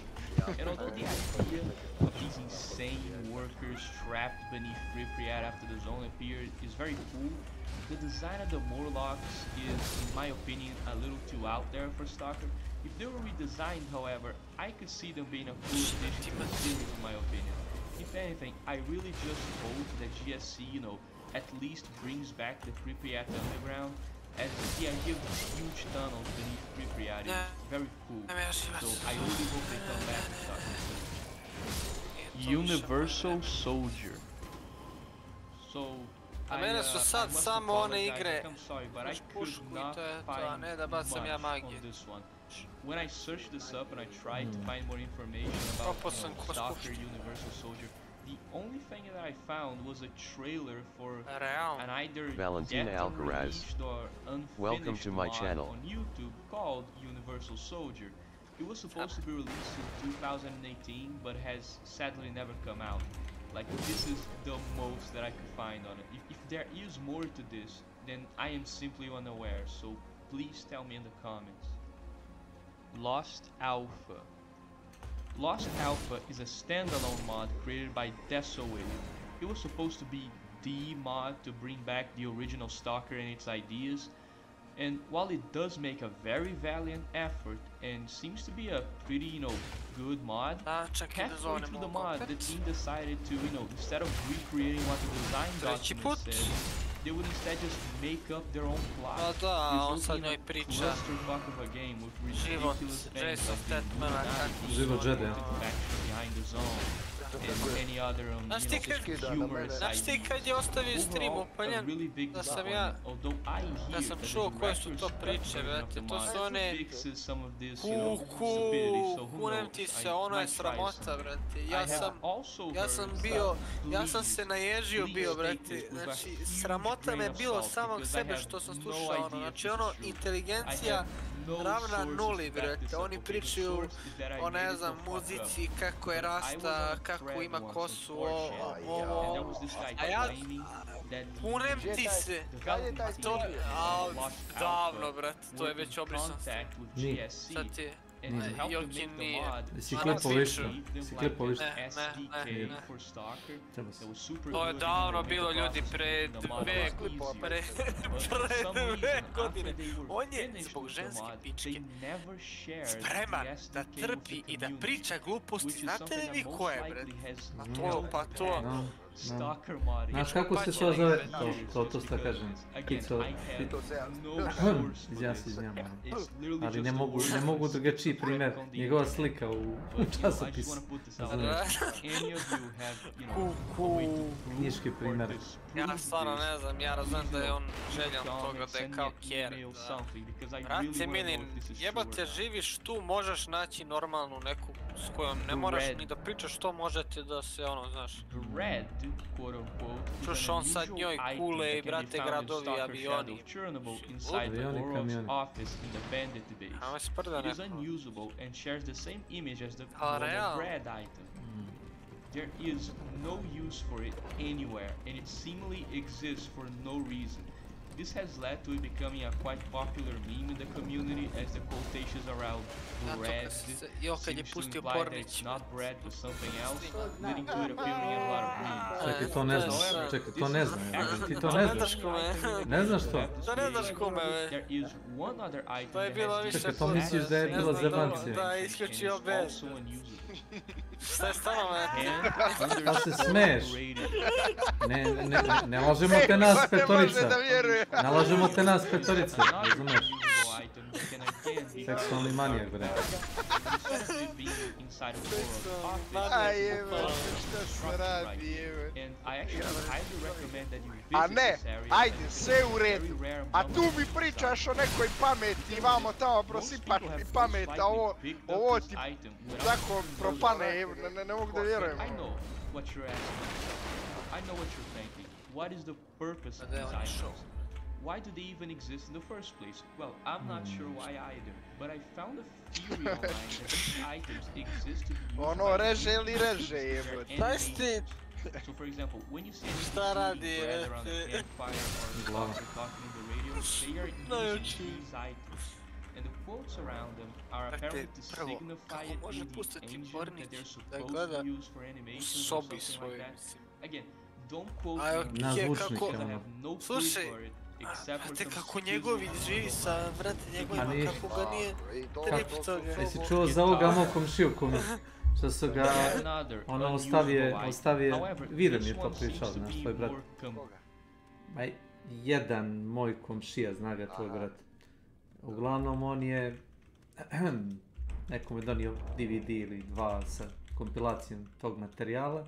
I čovjek je gledao, međutim, prispavalo mu se i zaspao. I kaže, ušao Kevu u sobu, kaže, ugasilo. Mislim... Da sad... Uvredljiv materijal je, evo. Jer je gledao neko od vas ovaj... crtani film... Asterix i Obelix, no? Ne? Tu ima tri brata, a ovaj, jedan od njih je seksualni manijak. Da? I ova braća ga je stalo u desni, brat je seksualni manijače. Govori je crtani film svako dobro. Ne bi se kačio s takvim ljudima.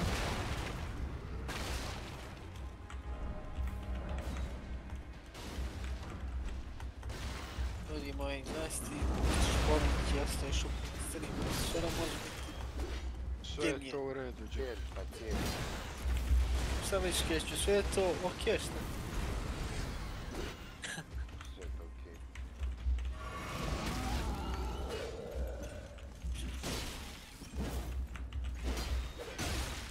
Ne ide, bre. I čekaj, ono, jebate, ono, isto. Čovjek s nama priča i zaspe u sekundi, brate, harče. Zavisi ti Zamisli ti koliko je njemu život lep i siguran. Znači, kod njega Vlado nema ono, mogo bi sad da promenim, ne znam, ovdje u kući, ne znam, lopov, ne znam, bilo šta, brate, znaš, možda mi ovo nešto, znaš, možda bi trebalo oko kola da popravim nešto, ne, možda bi trebalo kevi da uzem, ne, kod njega, on nema briga, brate, on spava. Sve se radi za njega.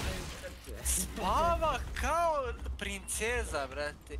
Meni glava, slušaj, meni sve što sam stariji, meni glava sve kuca i sve ono, znaš, strah me i sve ono, kako ću sutra, šta ću za ovo, znaš. Ovaj, s 39 godina.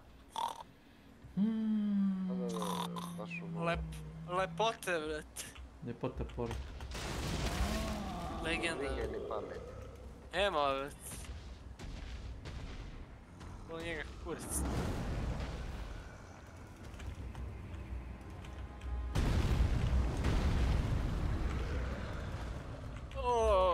Doktor Miroljub Petrović. Legenda. To su ga napali što je onaj narkoman. Ma, čovječe, krivi je kriv, brate, ti ne mori da raka da nisi doktor.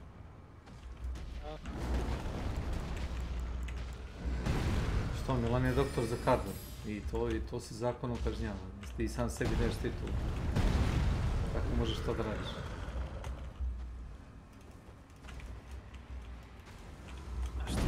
Ja sad tebe proglasim doktor audiofil, Vladu. Imam drugara Vladu, ne znam ga lično baš, ali znam da je ono, razume se u audio uređaj i tehniku, on je doktor za to. Pa čekaj, jesi ti doktor nauke? Viš, Milan je doktor za hardware. Please. Viš da zna rasti kakva je posao. Ma nije to samo, bilo je i ono...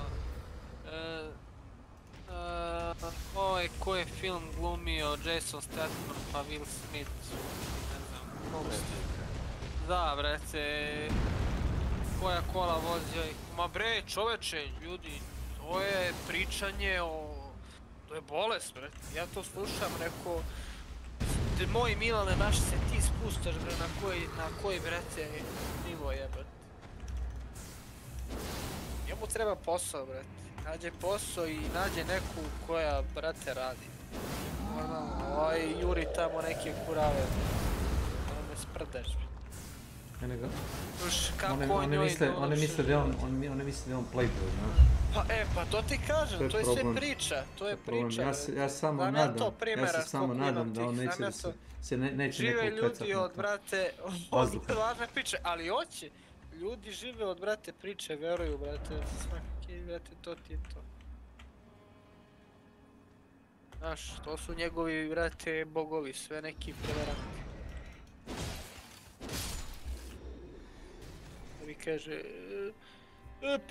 Peđice, si vidio nerad ova kola, ovo ono, ja ga slušam, rekao, sti ludi. Živi čovjek u, brate, mašti da će mu se nešto doneti, znaš, da će, brate, nešto da se stvori, da on ne mrne kurcem i to je to. A neće, da. Je tako? A ne, no, hoće zato što... Hoće kurac. Nije, nema to veze, kume. Slušaj, ja znam ljude koji su dobili što šta, pa su loše, brate, prošli ljudi. Zato što ne znaju to da opredele. Jedino ti je problem ako bude to stio da prokocka sve. To će vidimo, da. Tako će i bit. Okrenut će se sve na ruletu za 2-3 puta i to je to. Jer on pati da bude neki BMW, Audi, ono, da se nešto Panamerica. Panamerica. Brza kola. A najče ovo je njegovo, brza kola, da kažem, slušaj. Skroman je, to je najveća sreća. To me vrlim. Dođi Milane, olajavamo, kajde, odi. Umjesto da kaže Panamera, kaže Panamerica. Panamerica. Ovaj kum je šao. Jo majko. Najveća sreća od svega toga je skromnost. Tačno. Kad si ti skroman, onda ti ne fali ništa, veruj mi, sve će doći biti. To ti je skromnost spašen. Znaš, zahvališ se i to što imaš i to ti je to. Onda ćeš dobiti još, što je ono najgore.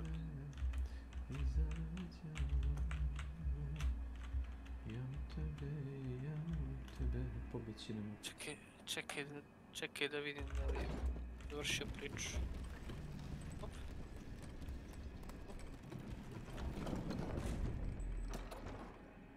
Idemo peđice. I nije zauzet. A šta radi, već sat vremena priča.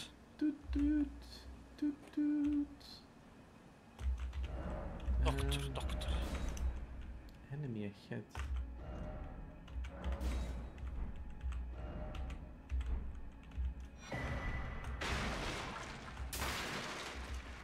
Neko ćemo Left 4 Dead. Prvo moram da obrišem sve modele. Samo ih unsubscribe-u s onog linka. Ja sam ih sve unsubscribe-o i to je to. To nas jebe, brate, modoviti. Morat ćemo bez modova ćemo morati. A još, što uvrlo. Welcome to my channel.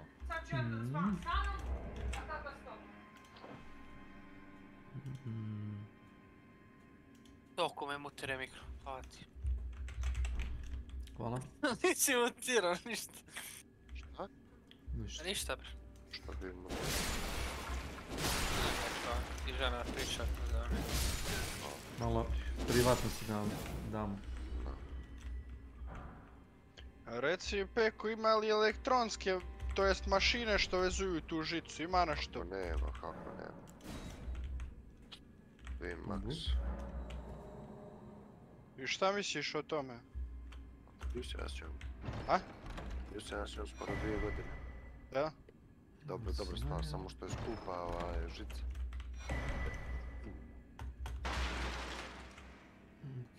Bun žice ti je 7 eura. A reci mi, dosta više s njom i štancaš nego ovako ručno. Pa ona je brža od mene za 25%, znaš. Ali ja sam ono baš brži. Žica je brža od tebe? Mašina. A lupamo normalnih vezača je 3 put brža, razumiješ? Da. Isplati se ona, razumiješ, zato što daš nekom bogalju da radi s njom i ispada kao ono bolji od mene, razumiješ? Brži. Pa da, kontan, ne? Ali 7 eura ti je bunt žice, imaš 160 vezova u jedan bunt. 160 vezova 5 minuta. A peđice!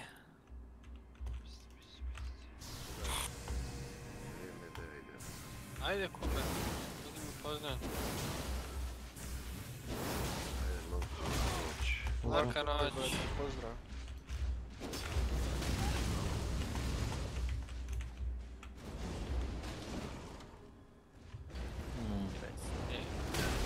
Wow. A ovi tenkovi, vrate... Ako sam zbog čega batalije da igram jeste, vrate, zbog ovog RNG-a, vrate, to je nerealno kako kara igra, vrate. Zašto ponavljaš ti? Nenade! Kod ovoga Nenada se čuje, vrate. Ja ne znam zašto on stalno stavi upaljenu i ode, vrate.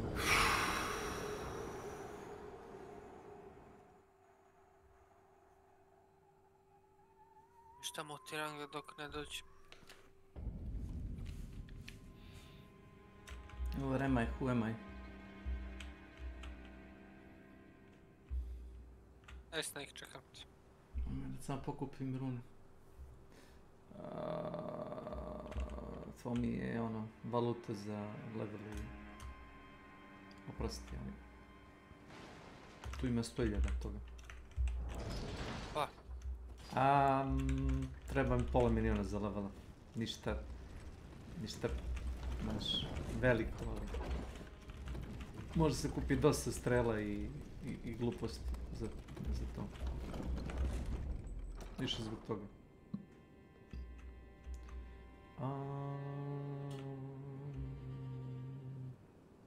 Sam ja idiot. Ubio sam se ko konj. Ne tu, ne tu. Ne tu. What's up? What's yagging?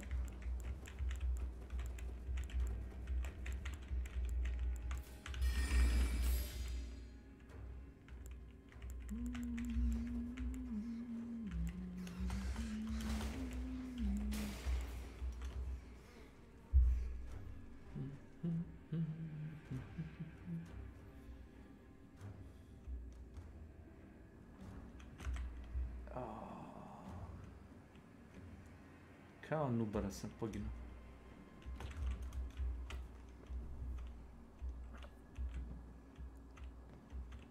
Jeste, uđeš se? Jes, ne ba. Evo sam se probudio. Sad si se probudio? Šta si ostaje upaljen kanal, brate, sve sebe čujem kod tebe, evo.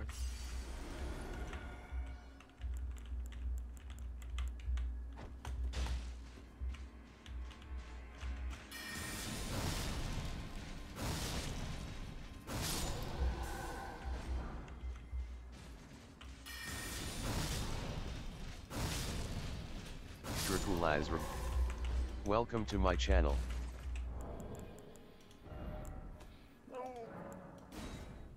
Da što su tako neštrpljivi, gospodine Predraže. Lagano. Laganes. Velika lokacija zamak, znaš, i onda sam išao od jednog checkpointa do drugog, od jednog NPC-a do drugog i tako. Tako? Mhm.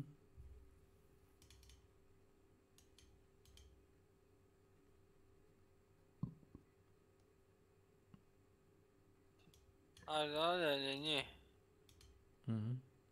Kad?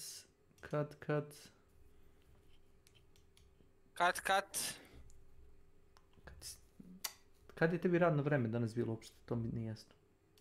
Kome? Od 12 do 8. Od 12 do 8? Čudna smena. Kome?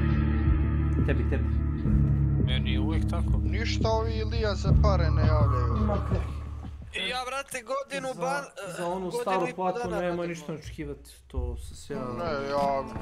Ne treba oni mene da očekuju za ostali rad, ali da ne budu pare. Ja ne računam to što se, to me ne interesuje uopšte. Ja sam tu da dobijem celu platu, a to što on nije radio, to je njegov problem.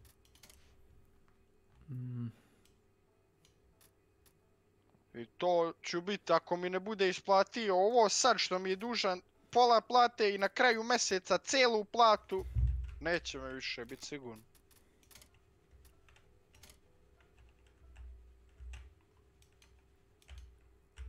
Naću, brate, radit ću, ako treba neđe na dnevnice, ali me neće niko zajebavat za pare. To mene ne interesuje uopšte.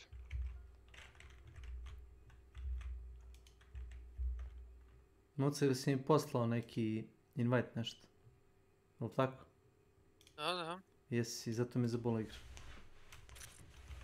Išao sam u opcije da vidim add-onove, da ih isključim ili tako to i kako si ti poslao invite, tako ono... Zaledilo se sve.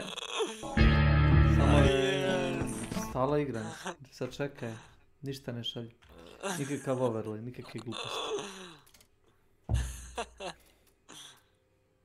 Što se čini? Gdje je ovo subscribed?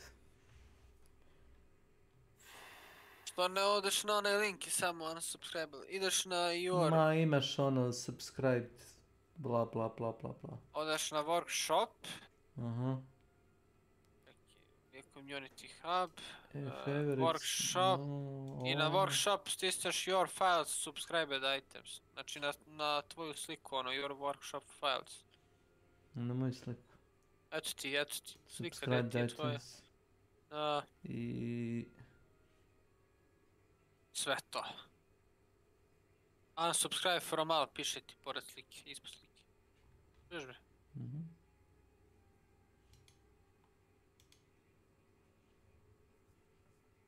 Tada.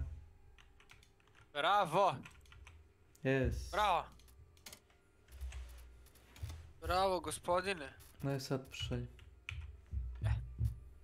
White friends. Friends and family. Yes. Familio. Familio. Familio. Sigurno je? Nope. Me zajebaš. Hajde joinuj si jebati. Campaign name unknown, click to continue. Jesu kliknu to ajde. And then... Čekaj, sad ću ti pošaljem link od ovog. Mislim da... Čekaj, ajde subscribe se na ovo sve. Na ovo sve? Ne na ovo sve, nije to... Samo na jedno. Ko znaš šta. Ne moraš na jedan zbog skinova. Eti. Stigo. Imaš sve, subscribe se na svih 6 koliko već ima. Da bi dobio full experience. Aha. Samo plus, na plus, sve to na plus tiski. Ima negdje dugme add Ne, subscribe to, ali mislim da sam gledao negdje da ima. Whatever. Moraš tako.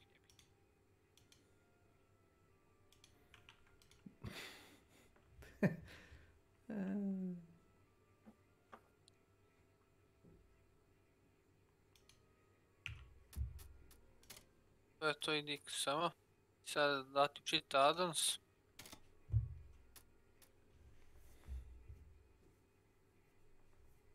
Sačekat ćemo malo. Zašto ja ne čujem zvuk u igri? Ja sam ga smanjio. Tried so hard and got so far, in the end it doesn't even matter. A da, volume 0.1. Volumen? Volumen? Her volumen.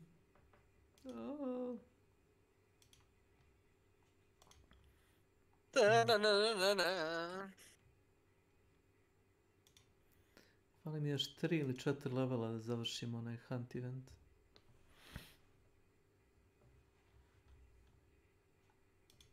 Tri ili 4 level.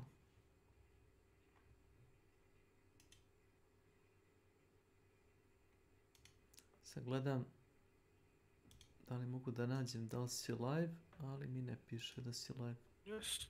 Jesi? Da te nije izbacivo kao da si live. Whatever.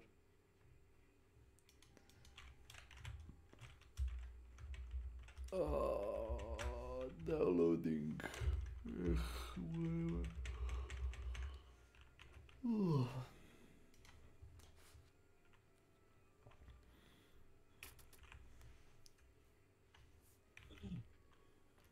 Lord of the Rings campaign, part 1.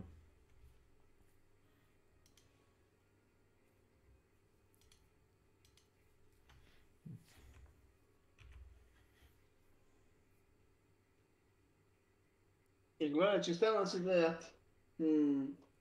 Gde? Gde tačno? Šta je tu novo? Kad kažeš da se zarati, to je širok pojam. Može se zarati u Zimbabveu, može Kina da lansira. Kod nas, rekao sam kod nas. A ko će to da rate u tom ratu? Pa, kome stigne poziv. Haha, good girl. Ne, sad ću ti ja reći. Ko se odazove? Milana, ako ćeš se odazove.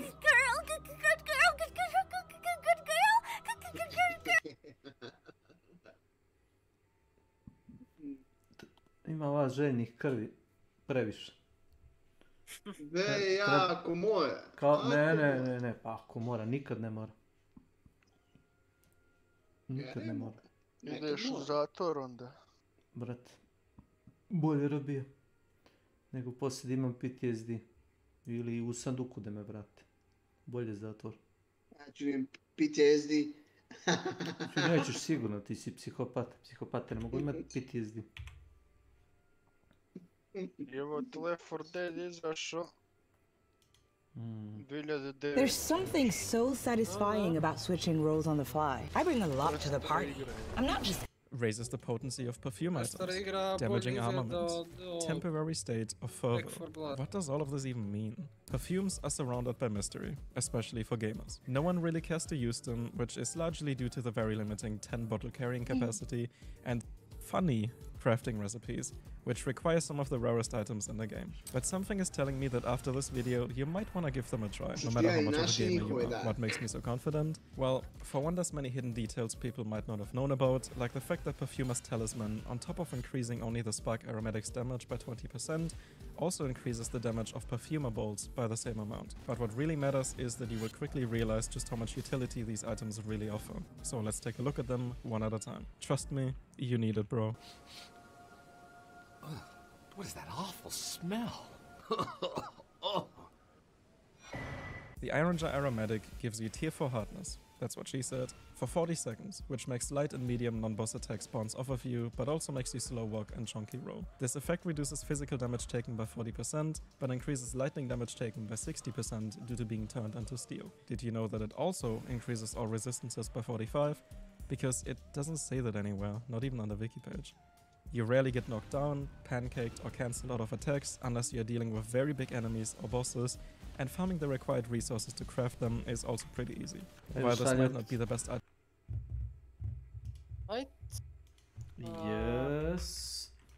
Yep, tip.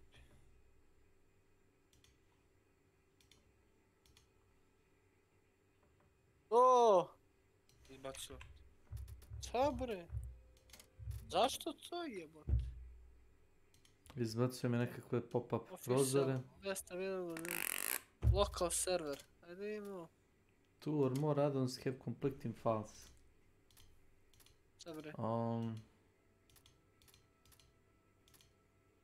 Error invalid parameter. Content file too big. Invalid app ID. All the previous file is smaller than 60 bytes.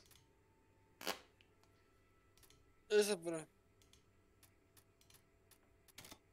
Još.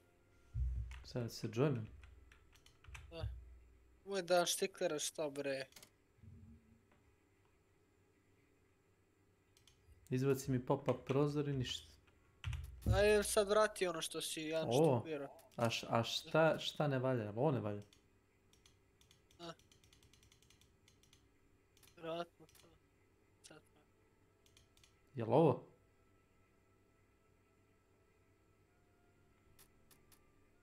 To problem.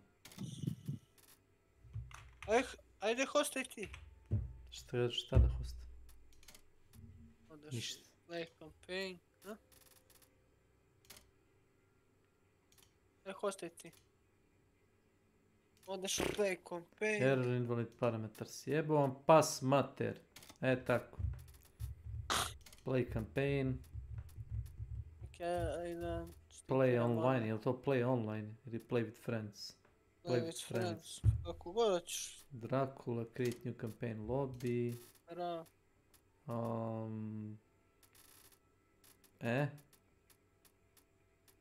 To je crveno ovo, ne razumijem. Šta igramo da? Lord of the Rings. Add-on brate. Evo ti. Eto ga, select. To. Invite friend. Stari ne moraš, joinat ću se. Hoću. Download add-on. Vidi ima download add-on, subscribe. Moraš ti da se... Ja. Ništa, opušteno, samo... Ništa.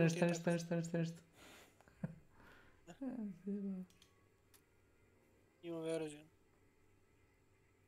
Ti nisi skinuo šta? Ne, nego kada hoće da se joinam, govori mi... Da skinem mapu.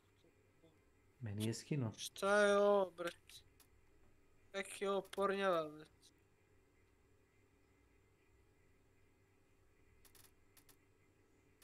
Straš. And then?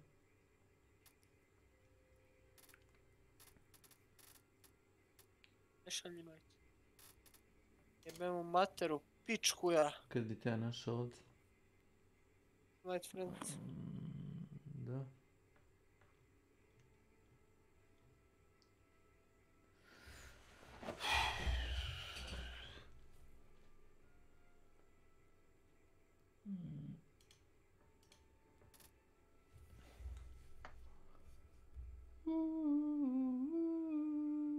Dracula joined, Dracula left.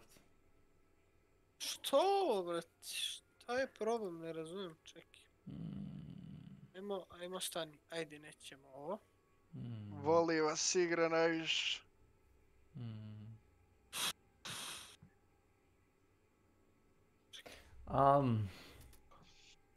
Start. Znaš šta je fora, ja mislim da neće oni da hostuje ovo. Hoće, ja nisi nič hostuje. Dobro. Hoće. Evo, probat ću.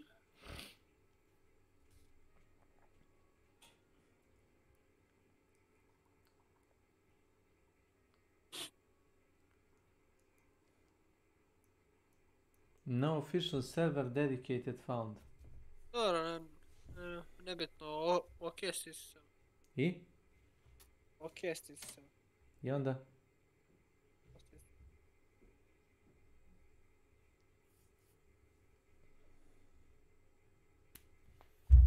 Možeš samo moći da se... Maći kurac, prošli put smo čekali pola sata. Ne. I ništa nije startovalo. Da. Startat će ti, verujem.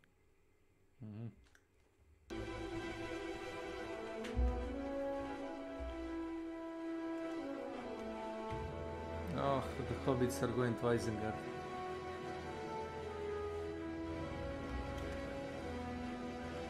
Evo ga, oći. Moramo ovako u kuracu. Ti jebem. Šta, možeš sada se joinaš? Što Legolas nosi pištolj?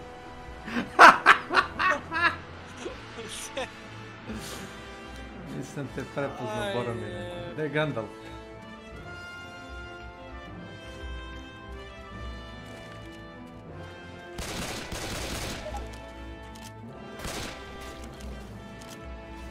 Mira me to što neće da se...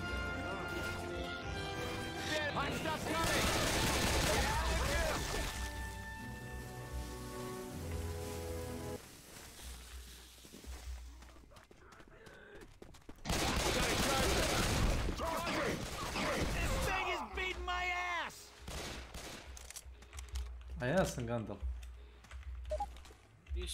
Gandalfiću. Gandalfina. We ready? Yeah.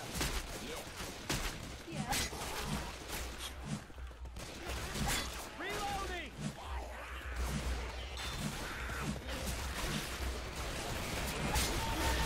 Orcs are coming.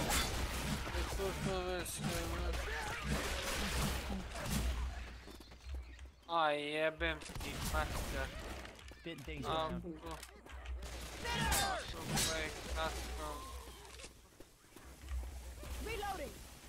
Ne znam, ja sam kao hostao, nemam pojma šta sam hostao.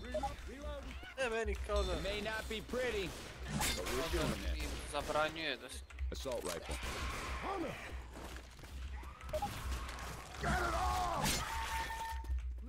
Marš! Šta, zabranjuje ti se joinuješ? Reloading. Ja se bukvalno subscribe, ono što si mi ti poslao, i sad ti meni reci kako to radi. I can always use these.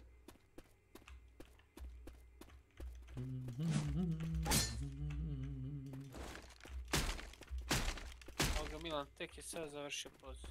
I sad će on mene bre da metu. Da smara. Što ti ne znam?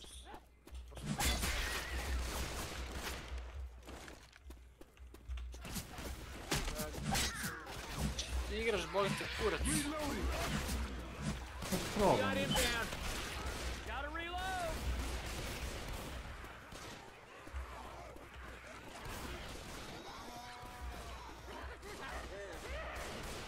žrtvi se cementom umori.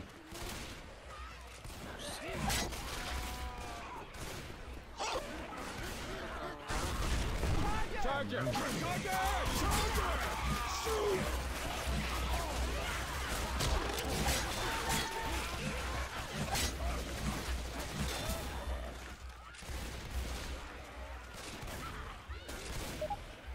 Cover us while I heal you. Reloading!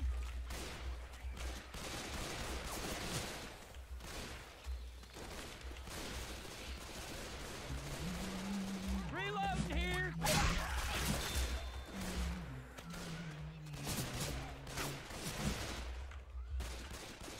Guns here. Reloading. Grabbing the assault rifle.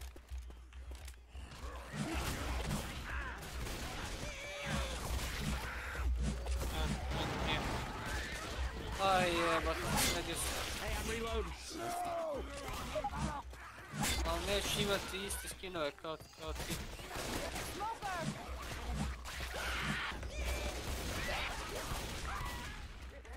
Ajde.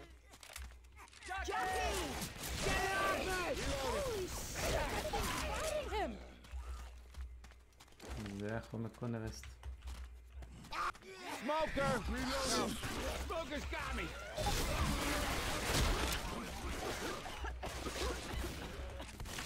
Okay. Gotta find me some real first aid. Reload. Grabbing a Molotov.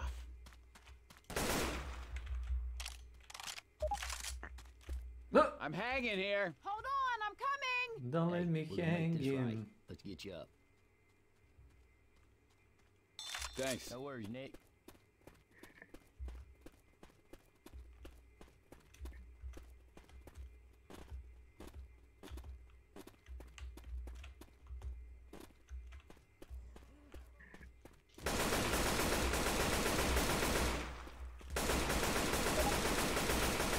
Reloading. Reloading.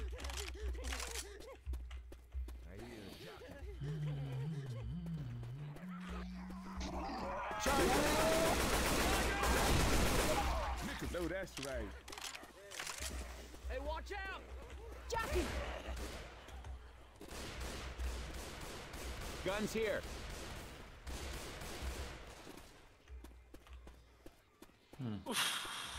Skinner. What? Damsel in distress over here! Let me help you up.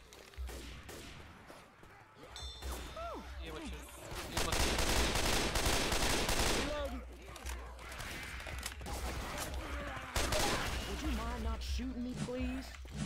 Kurac, moj gas. Skinner. This is screwed up, y'all. I need some help. Easy there, Fireball. Let's get you up. Smoker! Smoker! Thanks.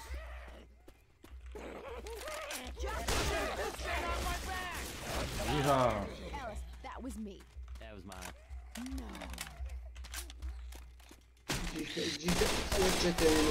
Reloading. Jesi toga ne radim.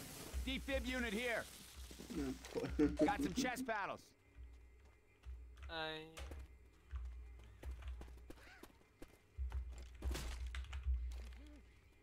Vladet1. Welcome to my channel. Ne znam šta da radim. Šta mi radiš, šta mi radiš? Šta mi radiš?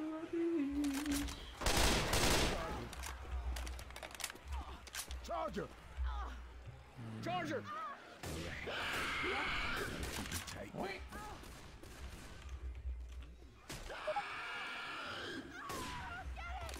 Oh, gosh. Charger!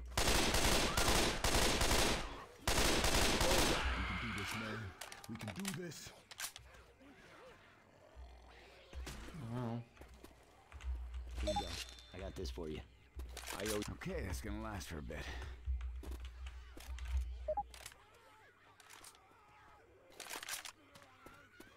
We got Molotovs.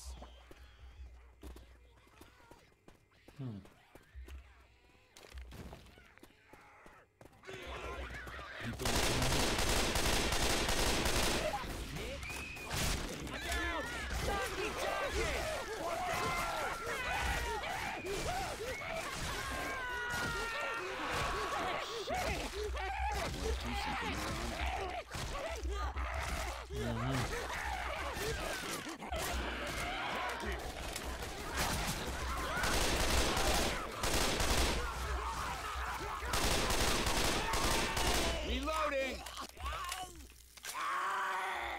Anyone out there? I'm here. We got a smoker. Reloading.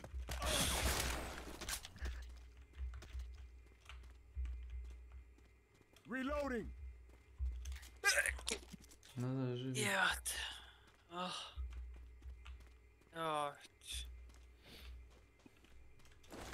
This is not how it's gonna end. Where are they taking the hobbits?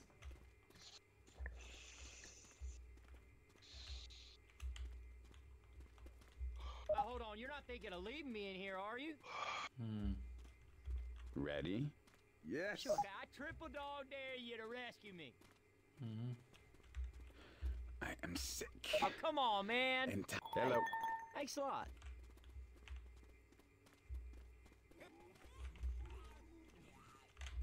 Careful, I hear a boomer. Smoker! Smoker!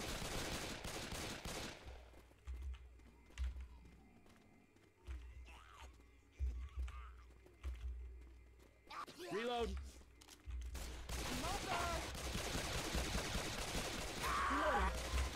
Lift up. Gonna heal.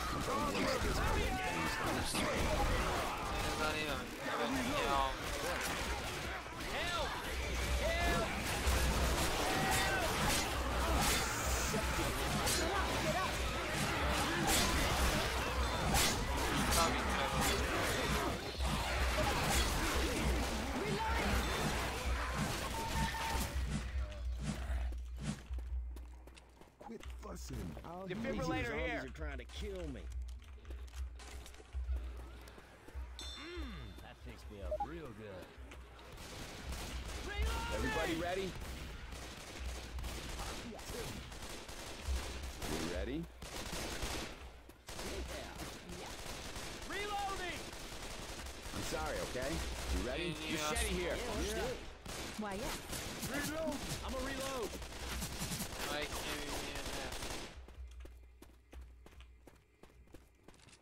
Ja sam samo diselektuo jedan od onih modova.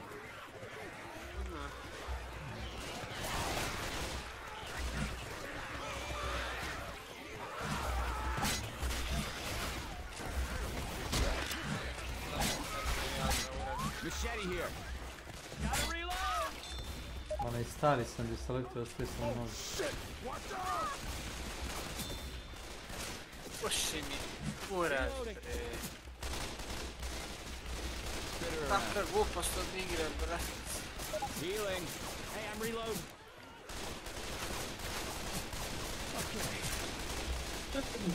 Reload here! Sad na healovo.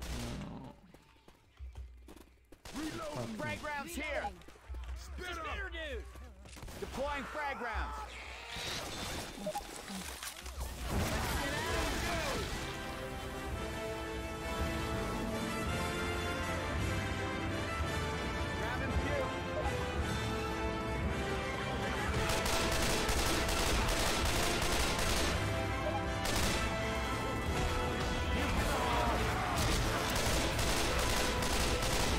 Developer Banana 2008.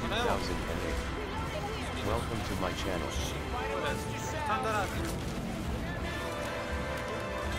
Samo ono što si mi ti poslao sam uključio, sve ostalo sam uključio.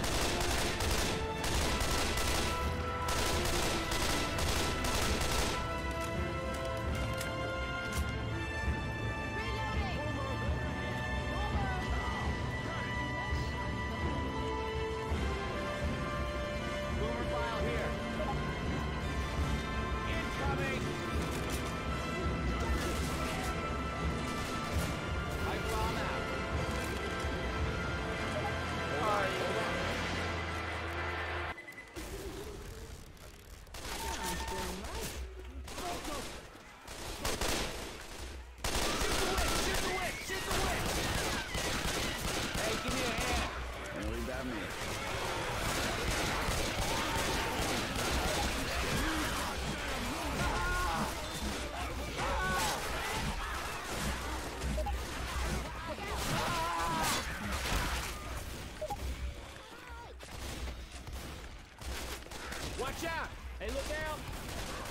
gonna heal you. Keep shooting.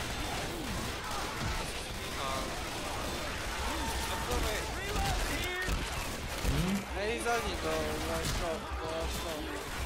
Znaš šta postaviti? Učit ću ja tebe. Naučim. Učit ću ja tebe. Vidi, pogledaj ovo, kod mene nema. Vidi. Šta? Vidiš? A znam, ali nema to veze. Kako nema? Zato što ne možeš ti da se joinuješ na mene i ja na brate tebe. To ne radi u brate multiplayeru, tome stvar. I to možeš sam napraviti server svoj. To je to, razumiješ? Mogu li ja sam da hostim pa da ti joinuješ? Ne može.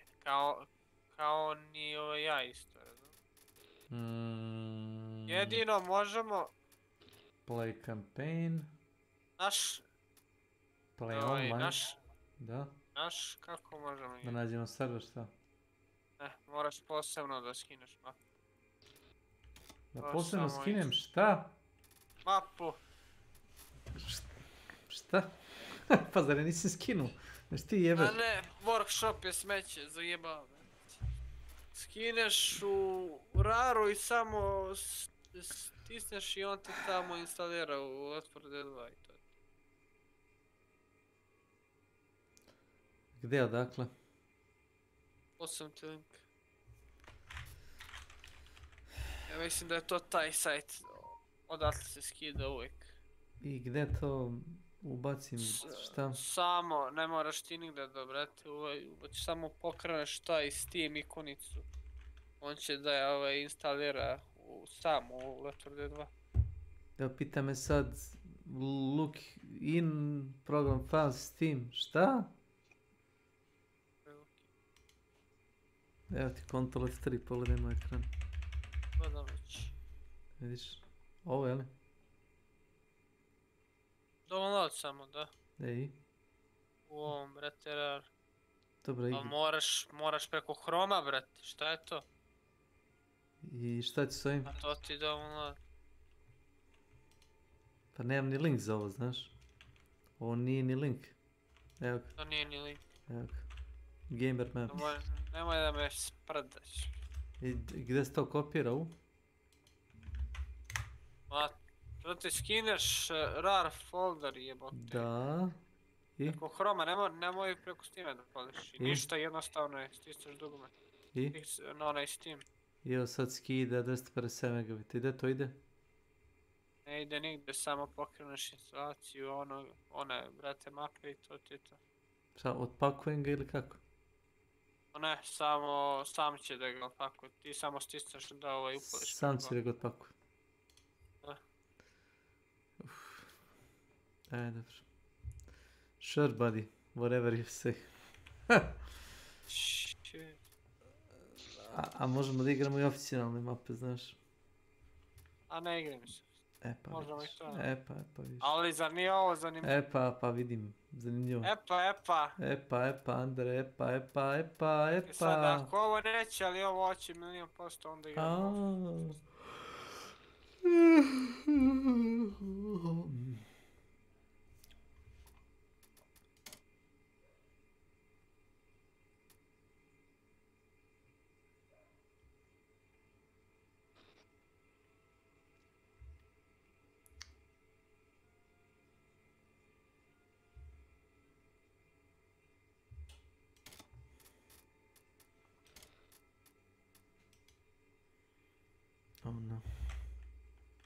Oh no.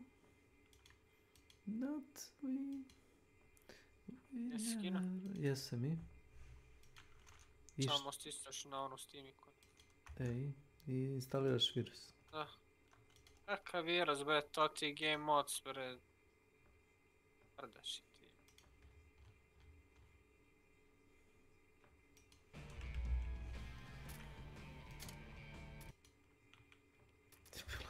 Ti mental. A?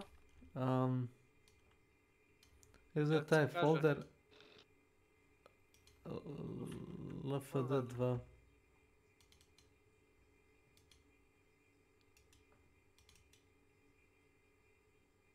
Open. O. I to je to kao instalirano.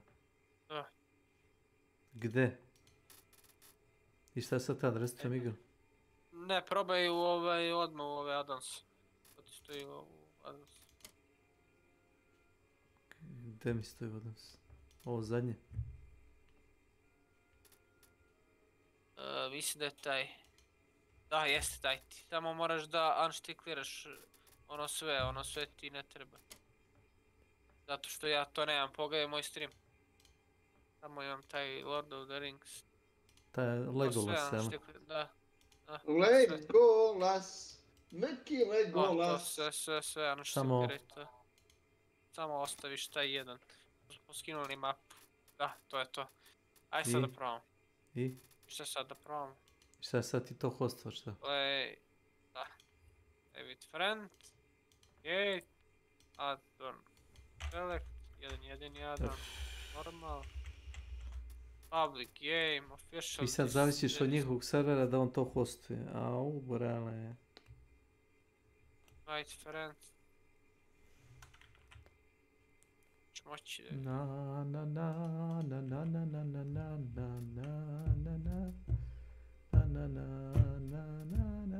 Hvalim te Bože, to se vodi, znači moraju posebno da se skidaju mape ovako preko game modsa. Start, ajde, game mod. Hvalim te Bože. Ne možemo preko addona, sve ono unštiklira i moraju, custom mape moraju da se skidaju preko ovog sajta što sam ti poslao. Skinu, jes. Šta hoćeš ti od mene više? Šta to igramo? Pa startaj. Startam, nego dok ovaj Valvetov server napravi buđavi. Nemoj sad još da... neće. Hoće iz drugog puta. Hoće. Dobro, okej.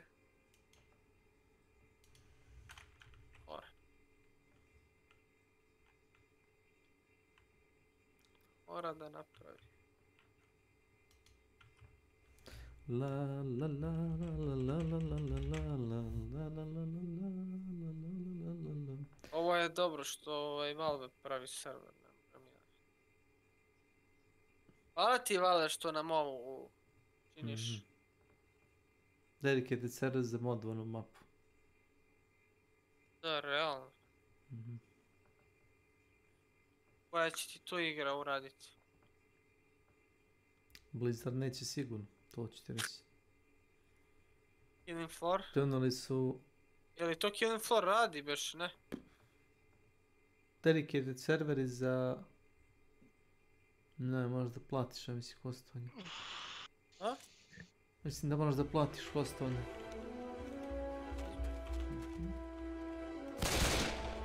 Hvalim te baš. Joj, gađa mi odmah. Aj, ubi ga, majke. Šta je ovo, bre? Godi je.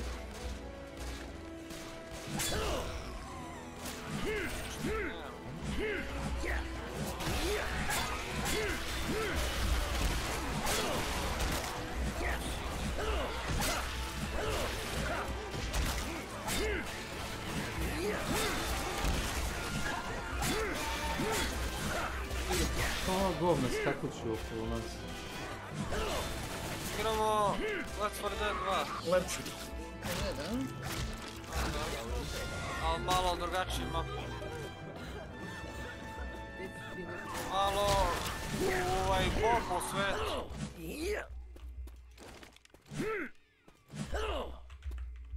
Razumeš?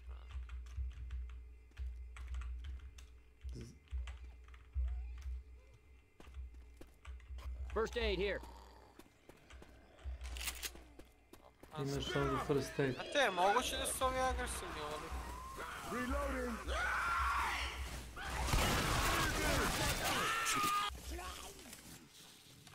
Smoker!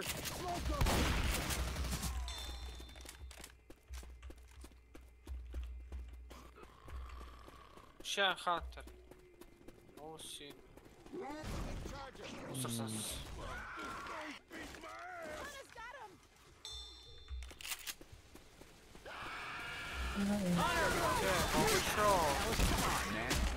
Moramo zajedno da se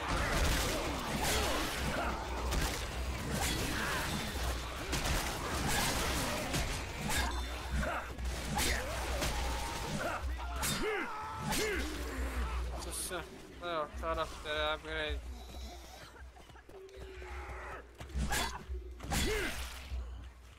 Možeš sve nešto da kupuješ, kurac kolac.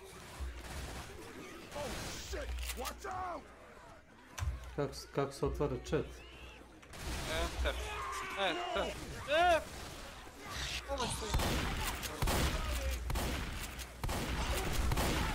Aj jebote, moguće da me karaju ovo.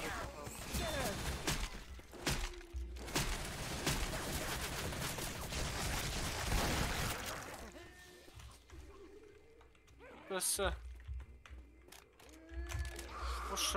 Uše igra, brate, moguće ovo da mi radi lik.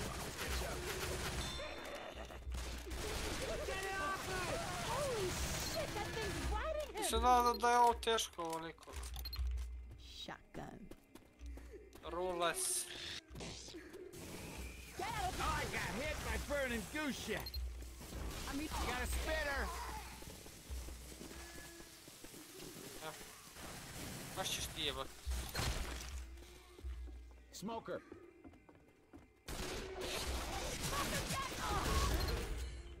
Jebot. Reloading. Ne tamo.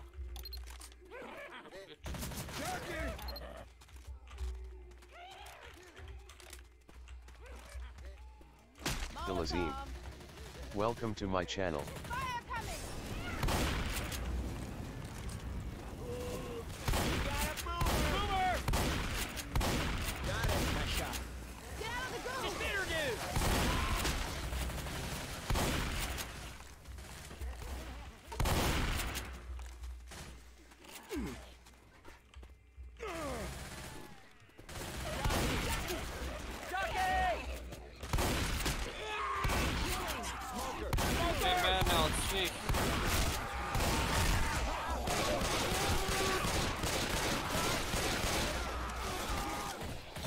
Charger.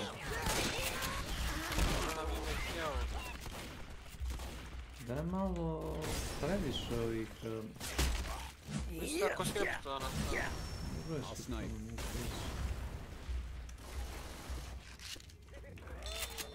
Baš su agresivni, džaki dolaze svaki sekund. Da se prda neko. Jockey! Jockey!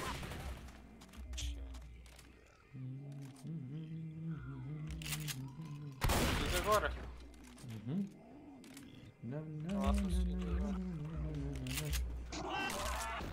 Come on, Alice.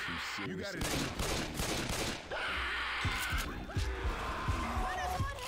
Borio me, ubio me, bre. Kao svinu. A što se čini?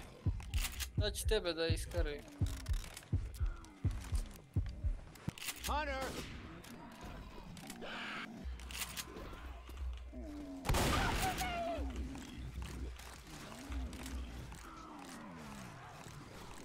Get off!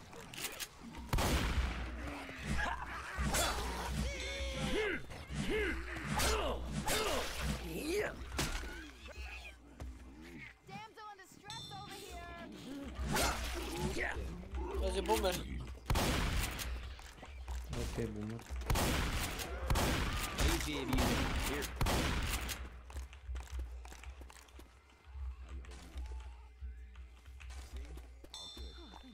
Imam defibrilator, mogu li to živjeti?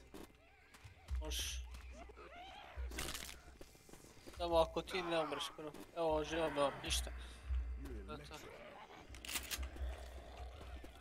Je li gore put, jeste, a? Jeste, skočila mi dole neki specijalni zon. Jeste, dok se popneš gore. Opao me. Opušteno, si to prvo rekao opušteno. Dolazi ti ovaj pokret. Možeš ti biti.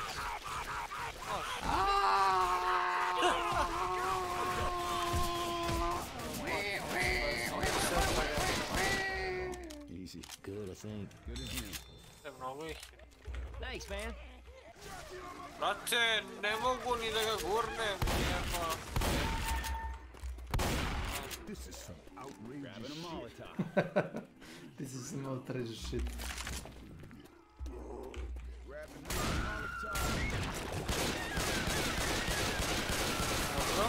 Već se mi palo na glavu.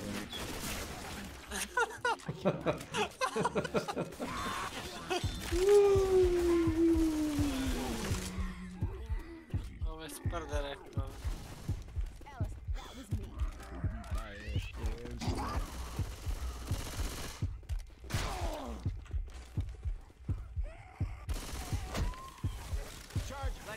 Ne mrde, hoće tebe da te nekako stani.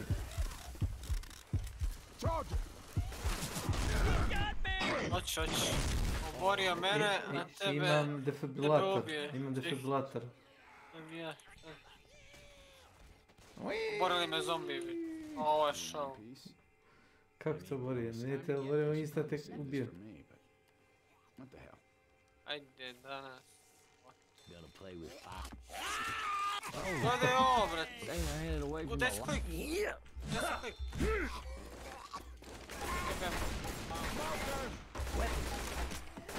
Kako se kreće?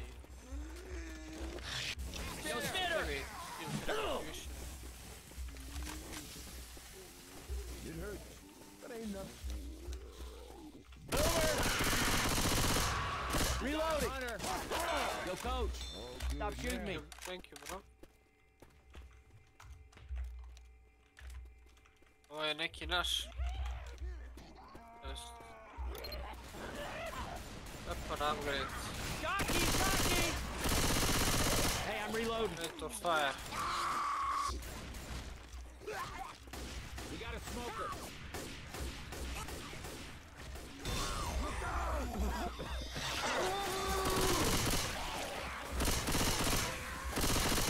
Reloading.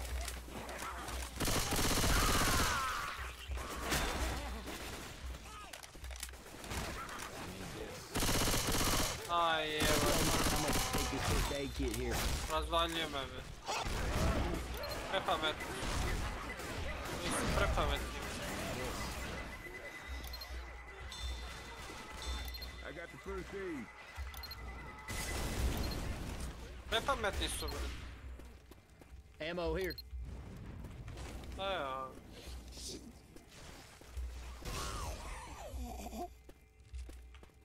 Hoće da se oliko. Y'all get ready now.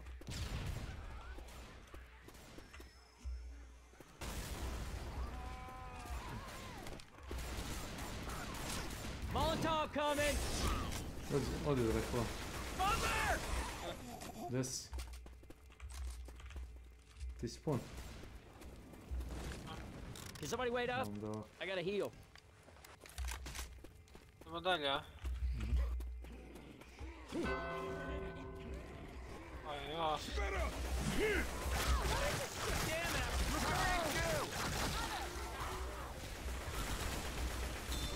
Evo puti je municije. Još.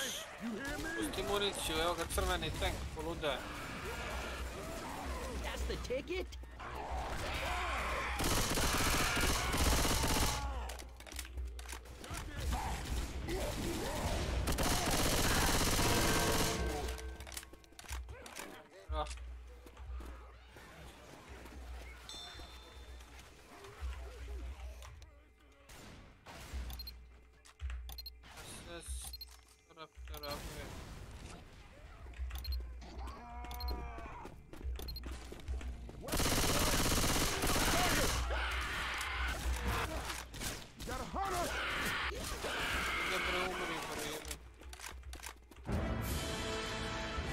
Možemo proći.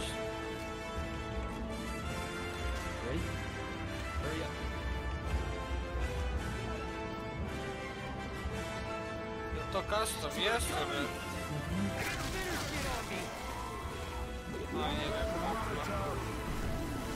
Nego ne može preko workshopa, moramo posebno da idemo preko game rakni boxa mape.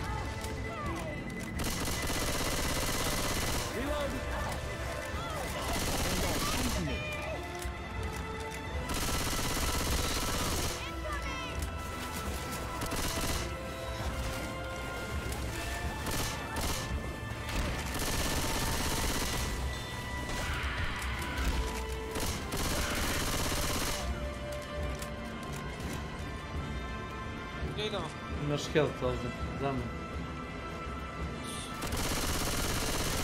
Da li da killam bot ili ne? Ja se sjećam, ne znam tako meni neki nisam mogao. Ma da, mora preko, obično da skine mapa, ne može preko workshopa. Mora preko sajta da skine mapa. Workshop jebe, bret. Custom mape moraju ovako da skine. I'm down! Burning shit coming! Ajde bre, man.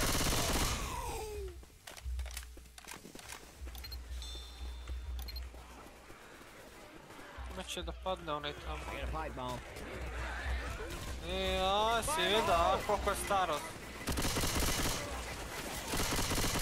Nestaro.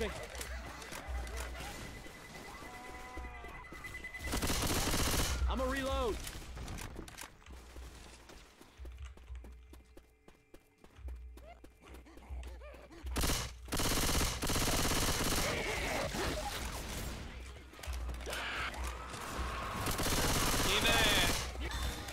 Moguće da ovoliko spamuju. Hey, I'm reloading.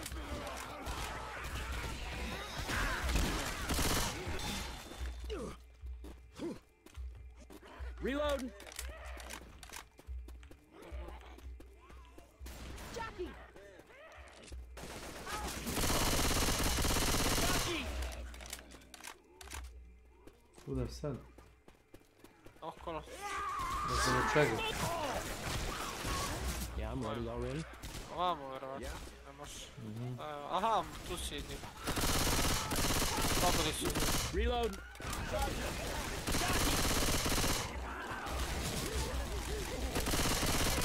Reloading.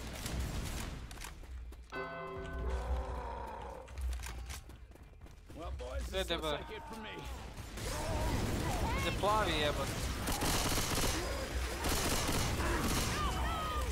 Nemoj to da mi radiš, bre! Hey, keep shooting. Ovo je faul.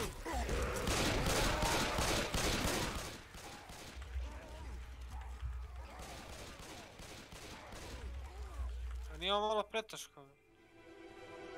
Ma ja. A? Sve je to dobro. Ovo sam pogledao skriptovano ovdje da se desi ovo. Smrda neka.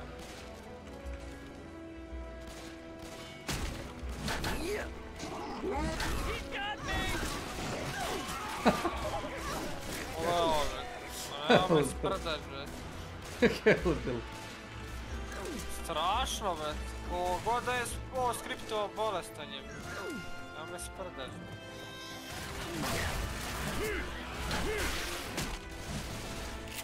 Yes. Dva ured koje nemam. Zašto da radim?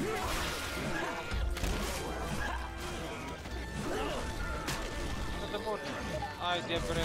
Ja sam stavio bio submachine gun, rate of fire. 2-3 puta sam ga dobio. Ovo nas razvaljuje. Sad, koje vrijeme prošlo. Šta znači? Ne znam ja kako to da upalim. Here you go.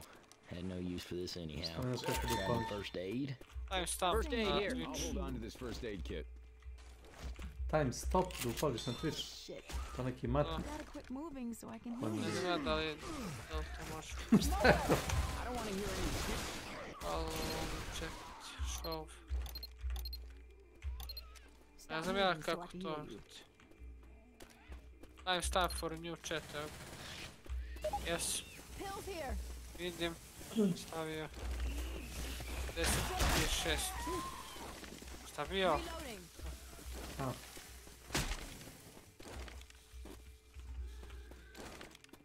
Viš ti kada sam ti poslao. Da, vidim sad do 10.37.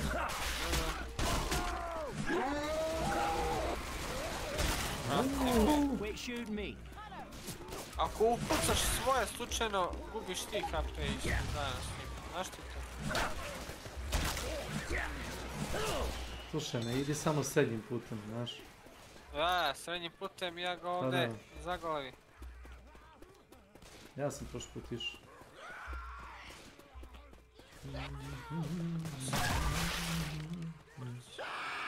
brat. Ispadoj. Ispaši ja.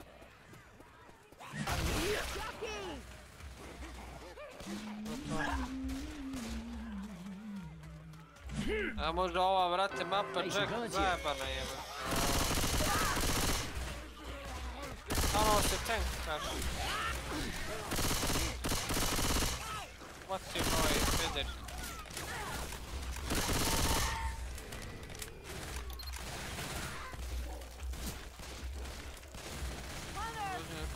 Da ga odmah naguje.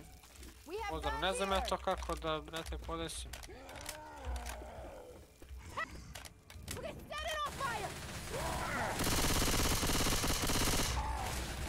Zapalio ovo.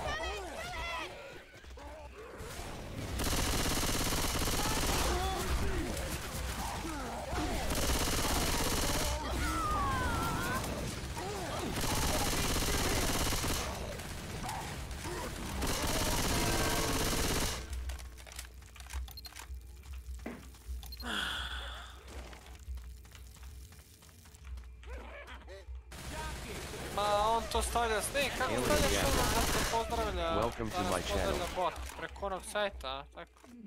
Da. Imaš sajt. Ali to moram da ugasim chat nego da upalim type sa Google, tako? A to je kao neka skripta nešto. Mene mrzi da stalno gledam na drugi ekran, da čitam te gluposti i onda puštam da mi bot čita to. Slušaj. Gdje je ovo? Ti ćeš pre stići gore nego ja, u svakom slučaju. U svakom slučaju ovdje boomer čeka, vrat. I isporać će se na pet. Jeste, šta nam radi? Kara nas.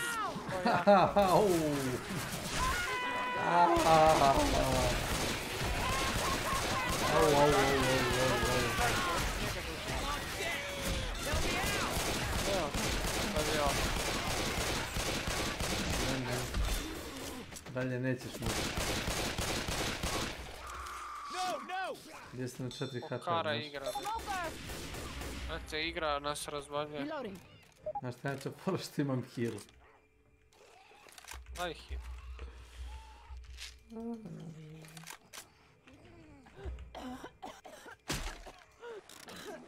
Sam dao nekom tablet tebi.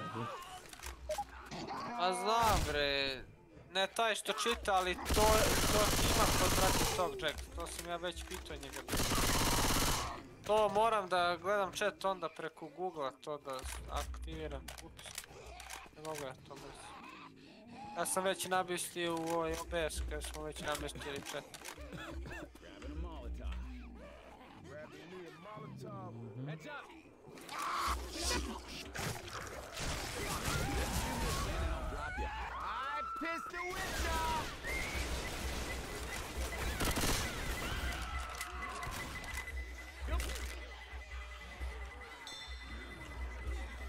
Ajde bret. Ako možeš. Ujeba, to i pao s mape. I ja i pao s mape. A što se?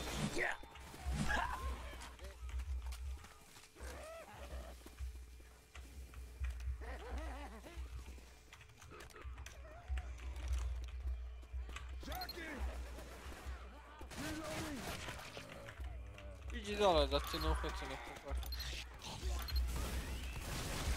Ovo je pederski što nam radi igra, bro. Šta je ovdje sam pao, bre?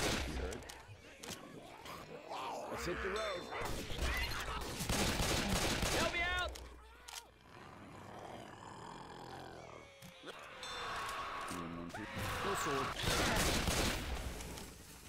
Let's get out of the goo! Kako si škaralo? Jel ti bolje? Pa jeste, zato što u brate S.W. ima svaki sekund se dešava nešto, a u brate Huntu ništa. Kaže Jack, zanimljivije gledati Left 4 Dead nego Hunt. A jeste. I ovdje svaki sekund ubijaš nešto.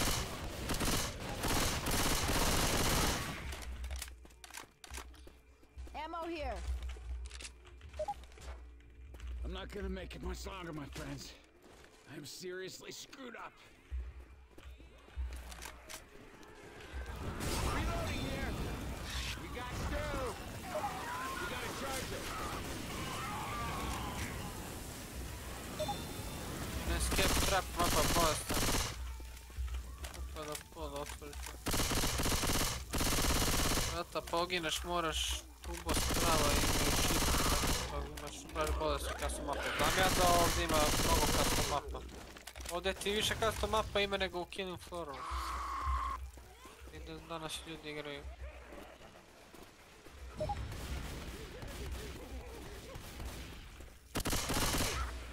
Treba heal, imaš što? Ma ne heal, dobro.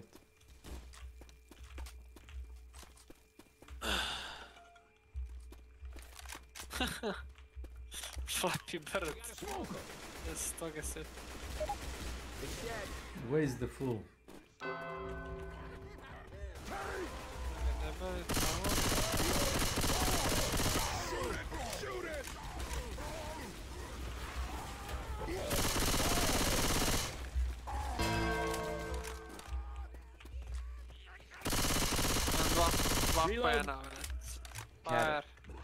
Welcome to my channel. Whip size, jebot. Assault. Tap. Only upgrade attack speed.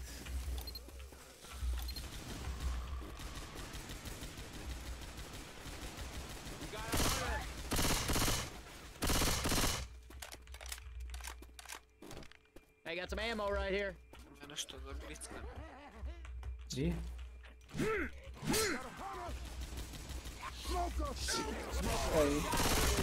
Ej, znamo. Šta znamo?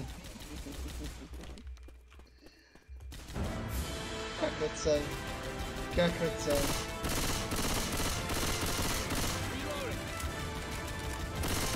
Zagendo. Ne via pure sviluppo in novine sa.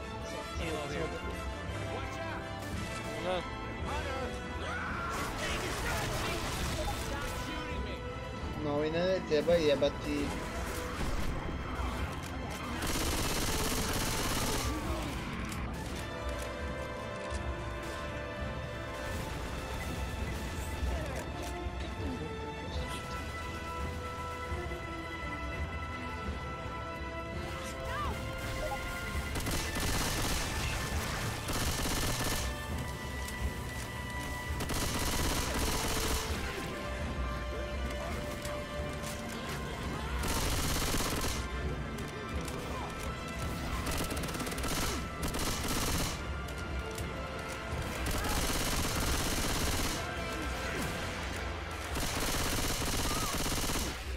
Ovo je bolje nego World War Team, aj? Da nije oko skriptovanje, čudno.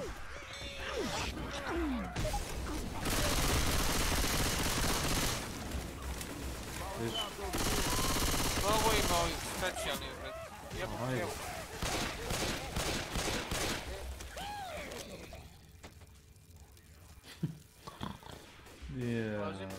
Šta je ovo? Žugavanje. Šta je doknet u tomu?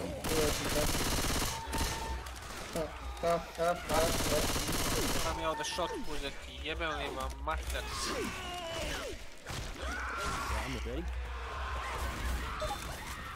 Šta se desilo? Hunter mi jebe. Ne, ništa.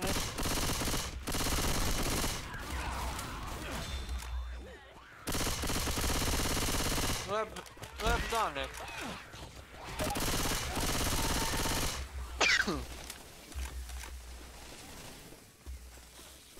What's here? Samo ga čuvam. Pade ovo. Čuvam.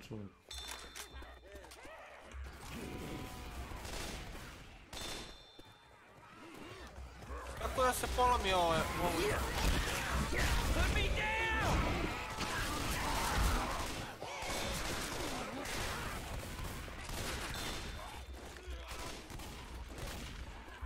Ne znam.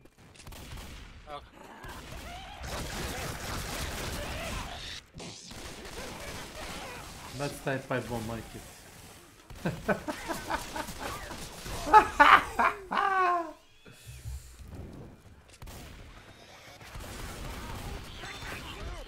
Leđa se gdje. Whoa, man!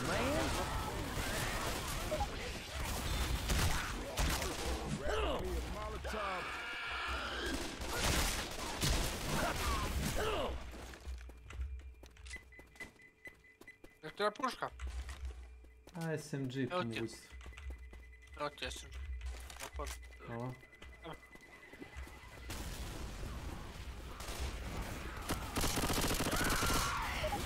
Gledaj bre, Hunteru bre, kako?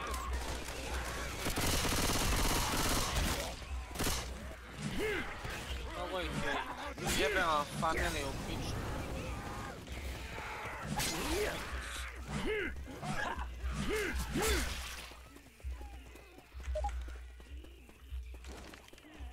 Dobro, bližno smo sad prišli, ja. Healing, cover me please.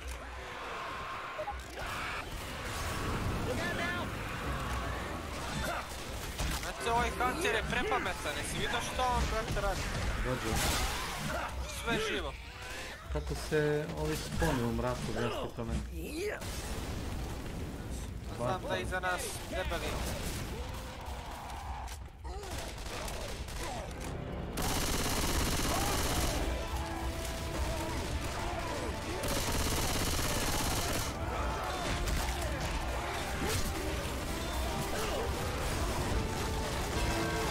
Oho.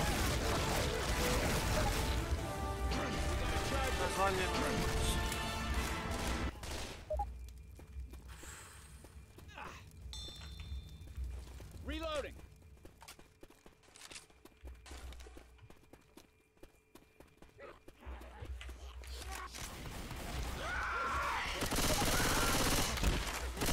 Reloading.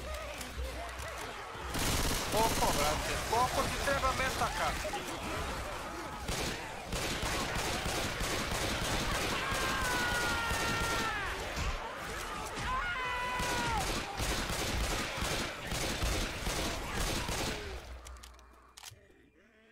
Jebote! Nikog helta nema. A ne, unutra. Gdje ti? Tri pičke materne.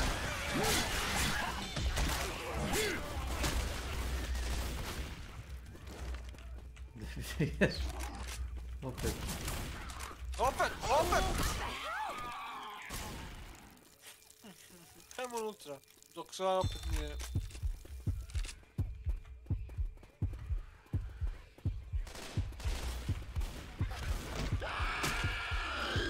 Ovo ispod mape. Ispod ću i ja.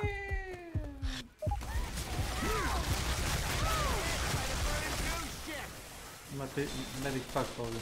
Leđe. Ja si pokojan, neka to je oživ. Ko će mi ja ću. Ima... Ovo je ukro heal. Neće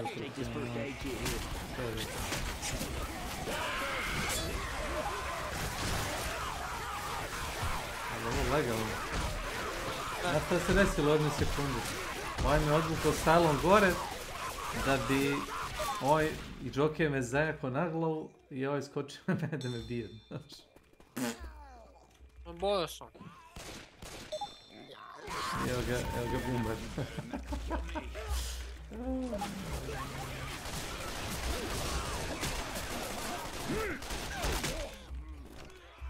Možemo svim popet pa gore, to je pa... Ja sam mrtav za nekoj. Ne, nisam. A. Nisam.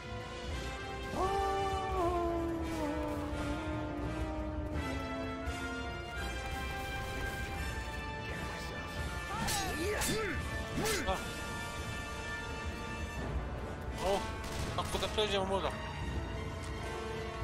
Money hopping. Ja. Gore kutije. Ja nemam oružja, kucam. A što si ostavio gore? Ne, nisam ostaje ništa. evo ga. Tuku dobro. Ajmo mi.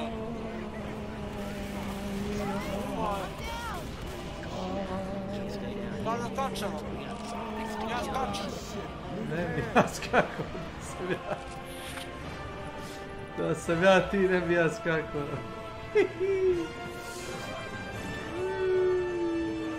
Jedan HP imam. Nemam helpa.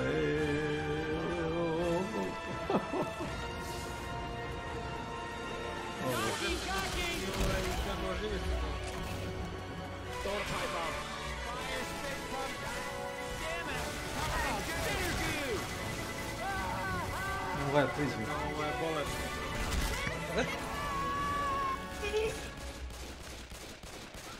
One of you people come and get me, please. Yourself right quick. That's you crazy.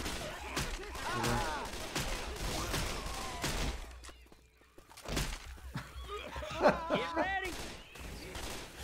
Ne bi ja išao očekivajući sve.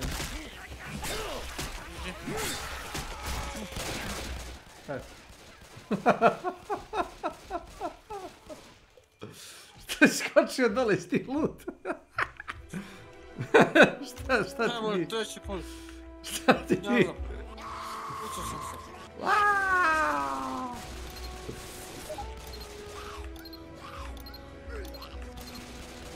Ne vidim ga, gdje? U vodi.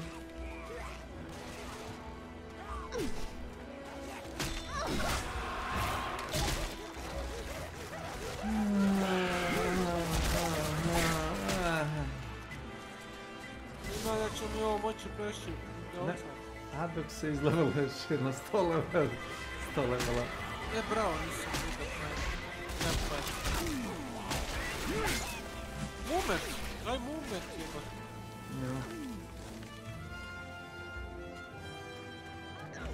No, piše neke gluposti tipa kao da brže plivaš. Ga boli. Ona stvar.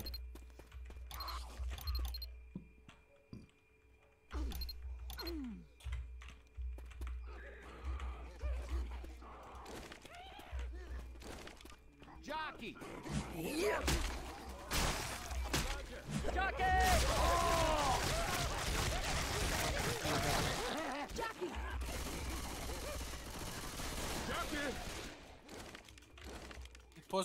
I onda poslije kažemo Dark Tides. Pogledaj. Ma nije težko. Pogledaj, bret. Pogledaj, svaki corner. Surprise. Hey, I'm reloading.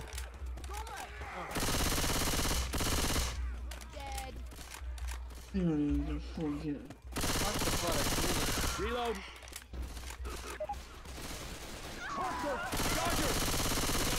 Reloading.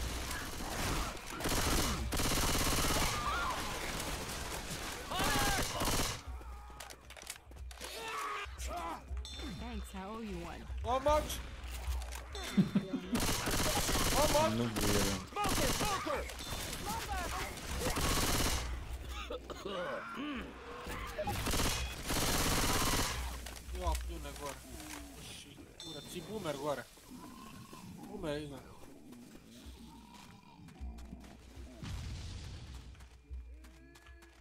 To Vlado, pojačaj to malo. Šta ima veze? Hoćeš da čuješ? Ja hoću, mene zanima. Ja bi nazad išao.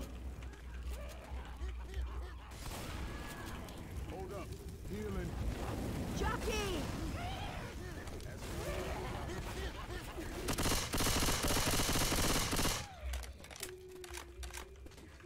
Pills here. Evo ti healing, brako, uzmi. Got a spinner!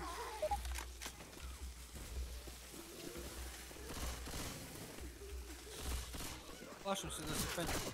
Ko će prvi? Vešti se ti je gore, znaš.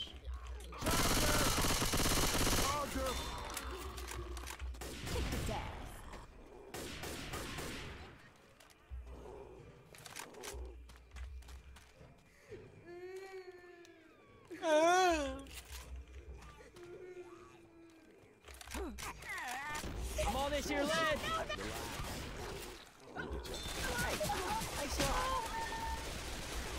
Reloading. Pa marš. You're looking like a fool. Hanging there. Don't worry. Bail your ass out of this mess. Look at you, Nick. You do have Kalash. someone help me. Come on, let's get you up. Bashchalik 973. Welcome to my channel. I'm a reload. Moguće ovdje vidiš, jebote ispred brate mene. Da, moram na drugu stranu, ne skrenuti. Znaš? Hey, I seem to have fallen here, and yeah, I can't get up. Easy. Let me help you now. Go get your ass if you fall. Ajde bre, odjebi od mene. Ovo je prošlo pre nje. Aha, idemo. Penjemo se. Pogao! Ovo je vidi dobro dupi ima. Izgleda ga boomer. Jebem mater, boomer sam. Ovo je tebe.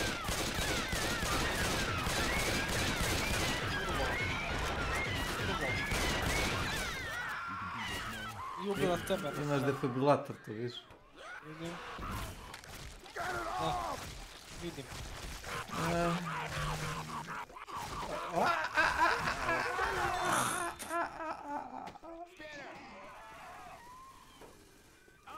Ajme ti dole bre! Sreću za te Aj mjesto. sad opet dole. Ja ne bi išao. Ne bi ja išao.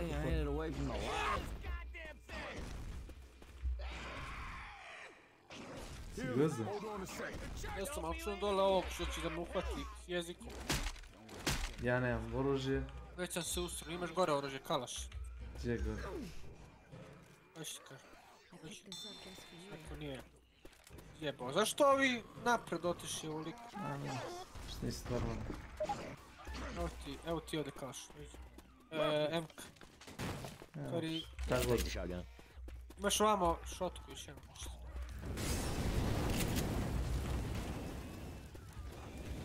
Hoćeš piluva doći? That's it. Stay focused. Šta Ain't god. no shame in getting some help.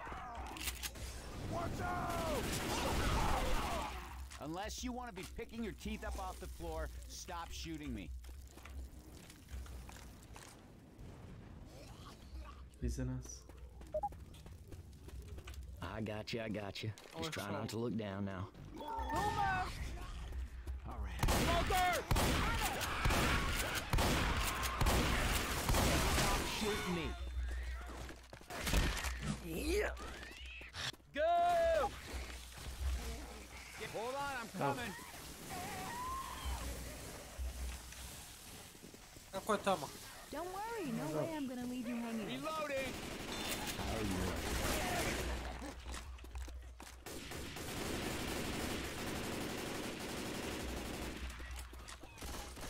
Ammo here. First aid kit. Smoker!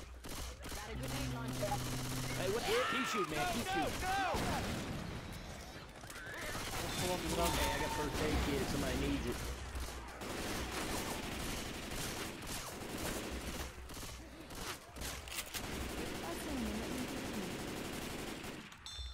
Yeah.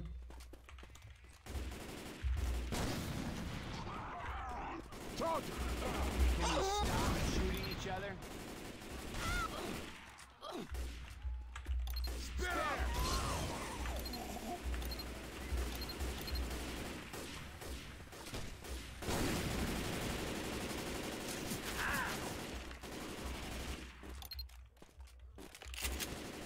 Ammo.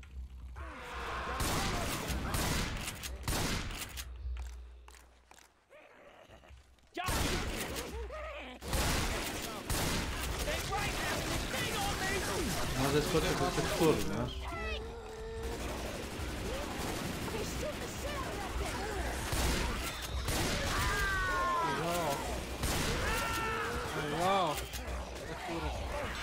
Šta sad? Šta se dešava? Se ja stoji u vazduhu, majke. Kaj vidim tvoj stream. Pogodio me s komodom betona. Da, stojao sam u vazduhu. Znaš? Oh yeah. Nakilo me neko. Ammo here. Ah, no te već neko. Vidimo.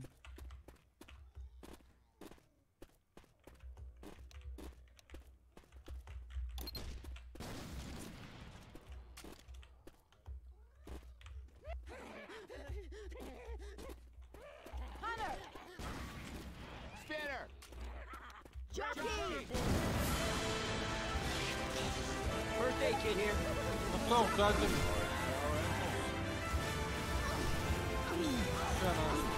Hey, watch out!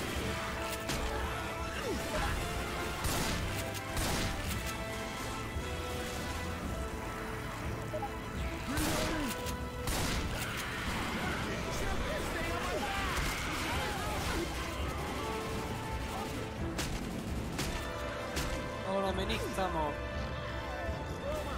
High bomb out. Imaš ovdje pipe bomb, dođi.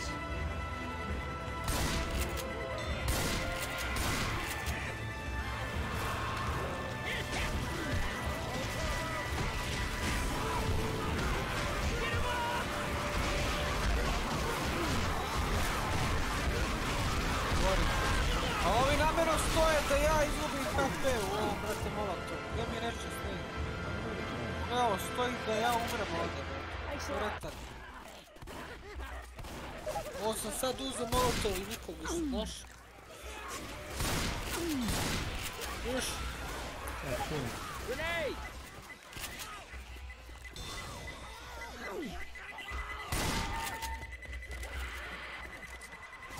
Isto HP su mi pojeli. Isto.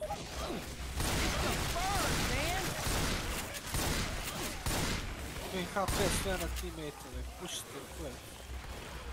Bolje custom da sam stavio privatni server.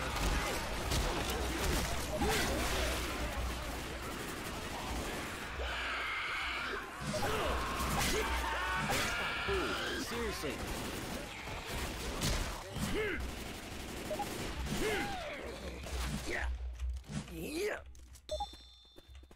Što se radi? Oh man, oh man, Ovo oh je man. jebena sigra, Kako se učemo? Imamo svi ukupno 10 Jara mi kila. Kesiću. Ako misliš da je Dark Tide težak... Nisi igrao. I'm down. Hey, I need some help over here. Šta me koji kurac?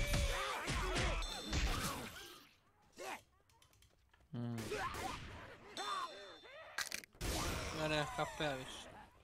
Imaš ovdje medkit, ja mislim kod mene, ne znam otkud mene.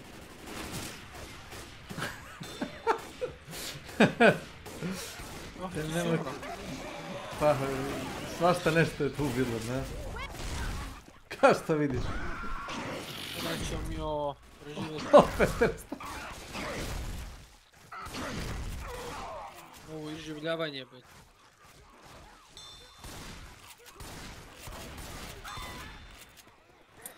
Va.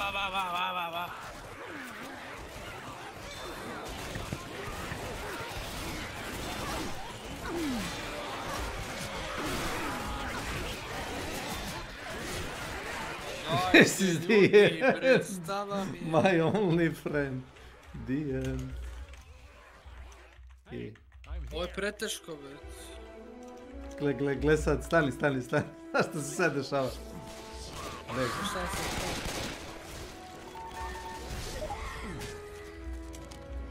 Neću da čeka Hunter i... Čaki. Kako se ja sjećam.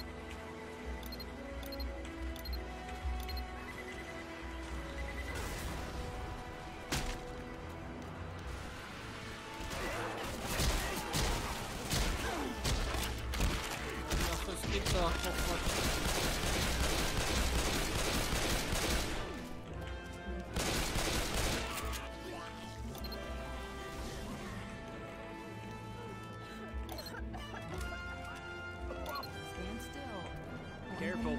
Boom around.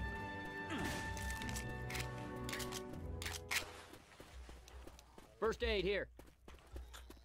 Oh yeah, what? Nice shooting.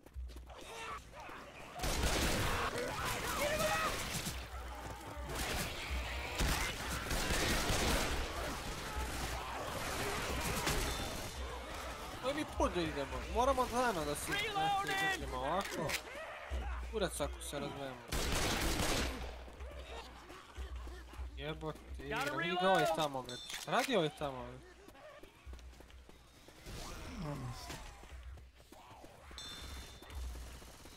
Ovaj lik nema ni jedan kampek.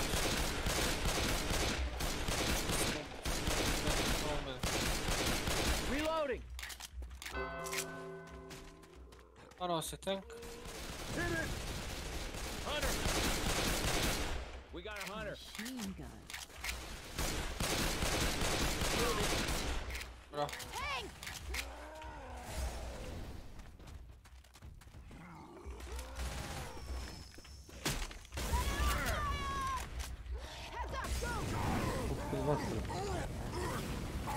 Zato što se nabijaš u faku.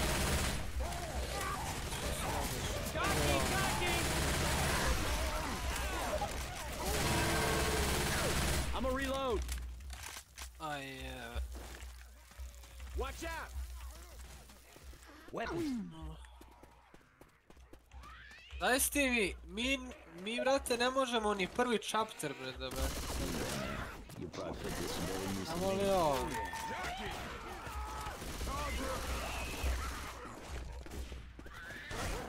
Got a defib unit. Where you shooting?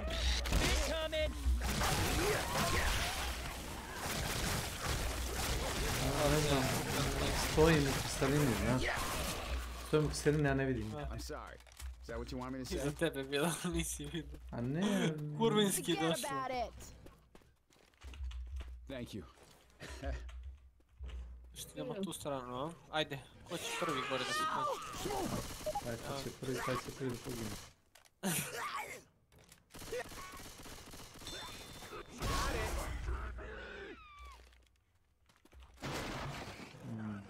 A što se čini? Zombi ko perpetus.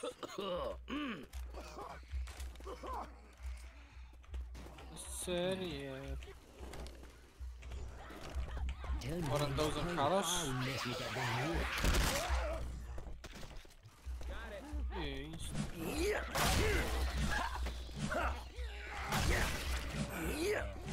Bill's here.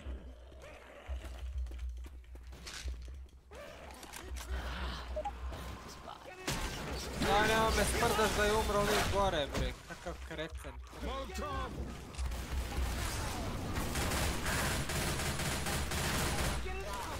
Mene vatra pali, nemam pojma kako, gubim hit.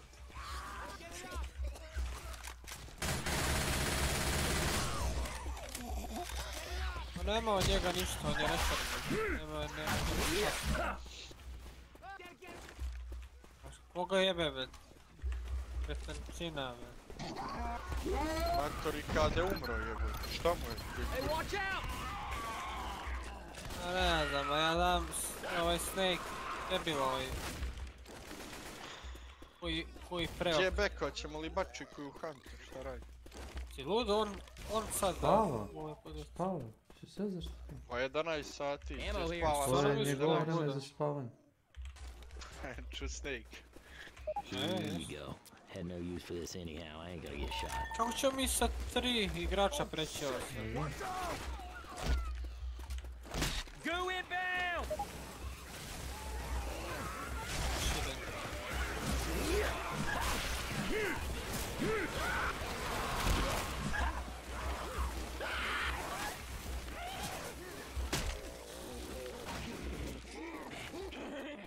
Zatvaraj, zatvaraj.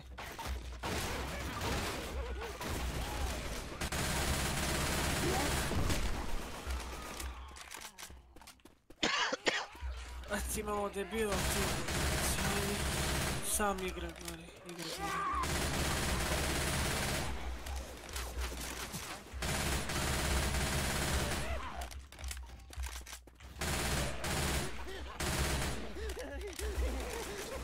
Vrati ovaj Junkie. Nema starog jebojka, moguće da ga nema. Nema rad. Puna radna snaga. Radi. Kaj njega to ustane ovdje. Vrati nosio. Drč.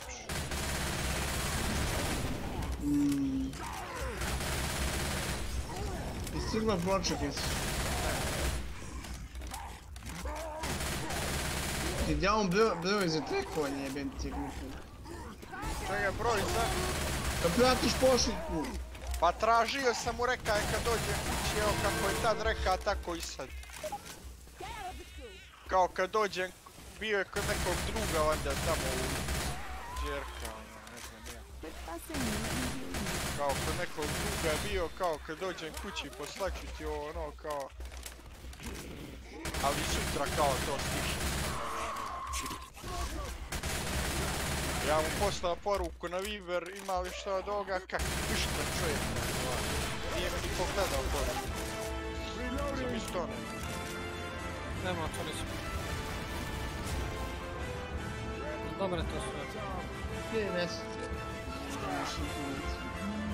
Jebem ga u usta ga jebem. A nije to reklamacija. Trči sad, čovjek je bacio onaj... Reklamacije. Reklamacije pisu.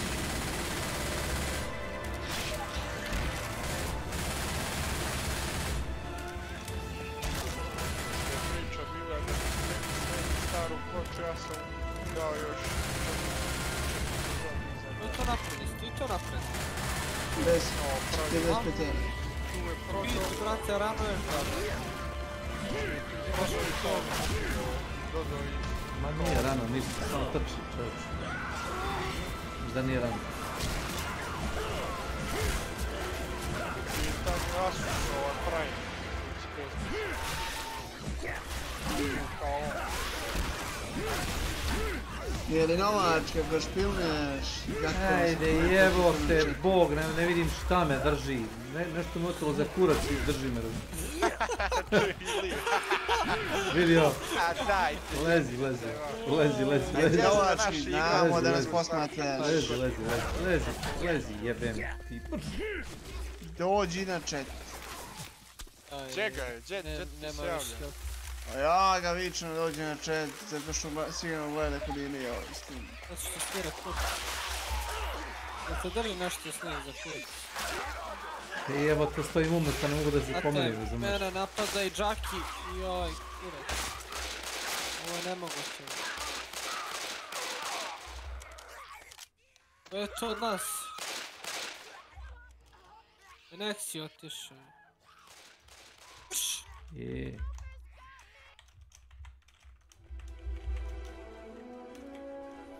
Ne mrdaj, kola. Gledaj, ne mrdaj. Ne, stani. Ne, stani, ne diraj. Ne poca ga ja bod. Neka. Neka malo. Samo puni. Ne troši HP. Šta je ga uvatilo to čape iz vode, šta je to? Neki mulj. Mulj, to ti je. Kako je to grafički staro, šta je to? To ti je onaj Half-Life 2 engine, onaj star 15-20 godina.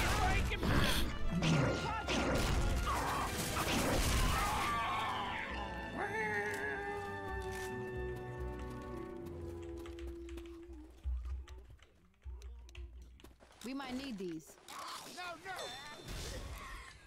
Hey, I got first aid kit if somebody needs Nothing it. to see. No health kit here. Hunter's on him!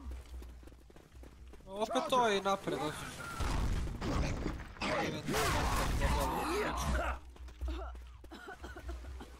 Neka ga malo kara igra mi. Neću mi preći ovo pored ovog idiota.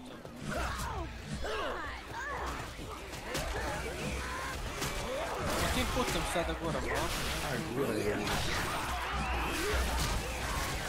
Eto da se držimo zajedno.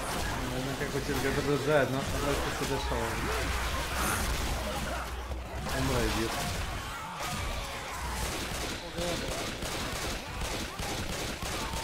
Realno. Treba svi da izginemo, znaš?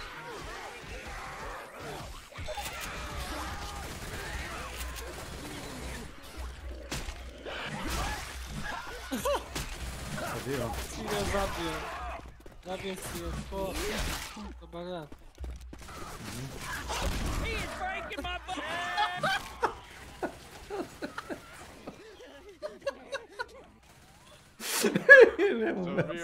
Nema mesta ni za šta, evo. čekaj, gleda zrakove streame, stari vam.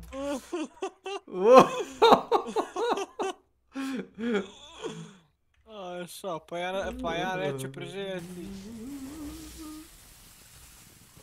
Opa. Opa. Treba svi da izginemo. Realno. Treba svi da izginemo.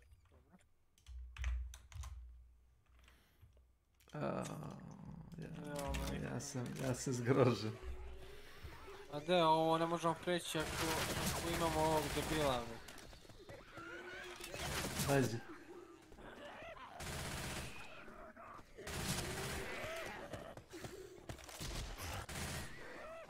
Tako te uvati, prvi koji te uvati disabler, gotov si, znaš. Ja viš, kao džokir. I dalje te uvijek, znaš. Vidio, majku ti jedan!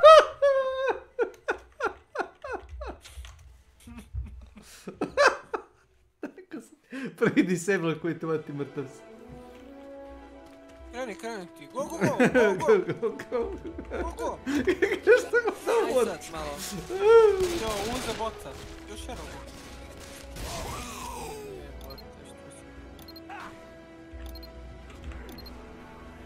Ajde.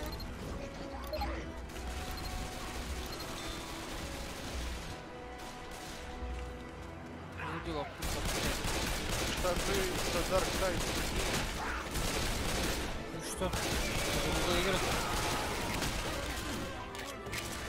Nego čisto malo Left 4 Dead-a nismo da vidimo ovaj custom map. Igramo Dark Side.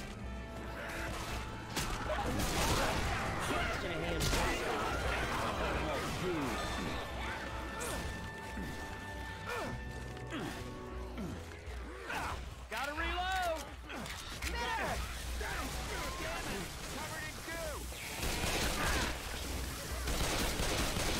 Ljudi, mi ne možemo stavljati. Kako? Znači ti šta izlozi? Tu stav vrat. Vidiš? Weapons over here! S6. Ama! Malo S6. Ja predlažem srednji put.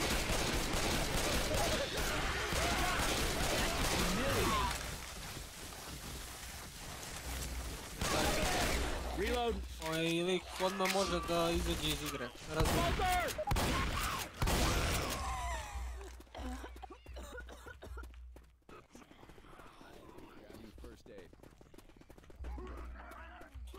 Pills. Hey, look out!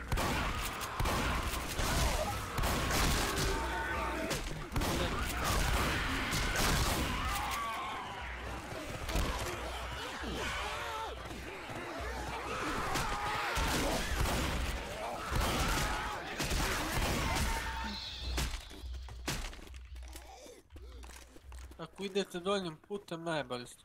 To. Ja sam prošli put išao srednjim. Vidio sam chargera sad.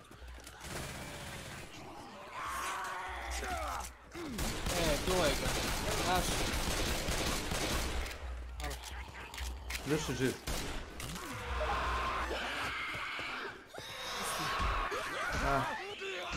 We got good! Dole. What do you say you get your ass up off this here ledge? Pusti moj.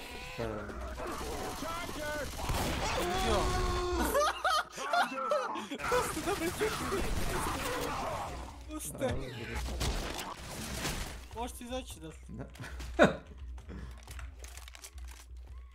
da me zjebaš. Ne možeš. Da ga jest. Bitch.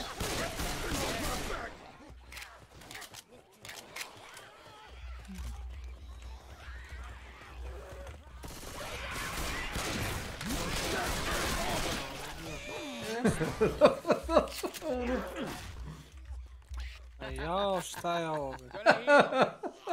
Ovdje držim dugme i ide malo prema. You are taking charge. Dok ću ovako, do sutra.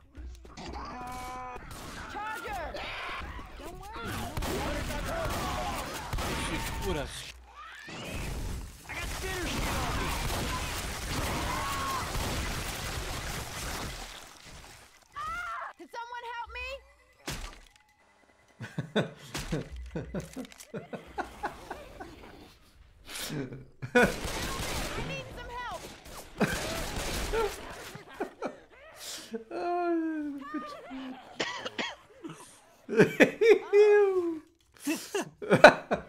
Ne mrdaj.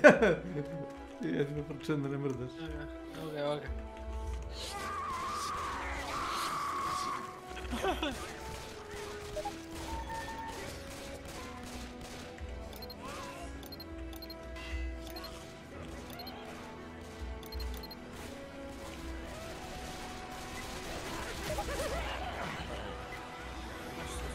Pazi, pipka nešto.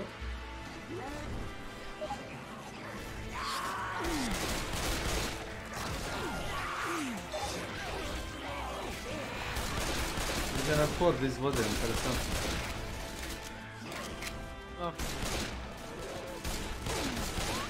Repair.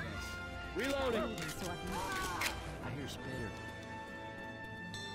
I am. Koji ćemo put? Koji vrat ćeš tamo zaberije? Znate, ne možemo s ovim retardom, brate, on gura, vidiš? On gura sasvim treći put.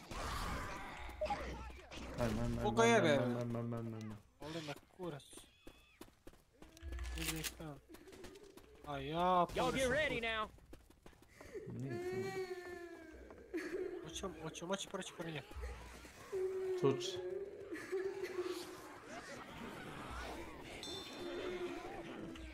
Šta to vreš ti je, već, koji kurac? Možemo, lad. Poludjela je malo. Šta je?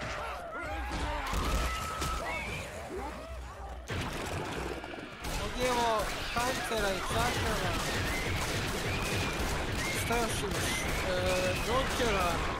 Još nešto da ti ponudim u... Šta ti to šlepa tako? Ono što će Drakula ponuditi. Šta ti je to? Witch. Vještica. Ali šta mene Kao Witch Demon Host. Kao Demon Host. Demon Host, da.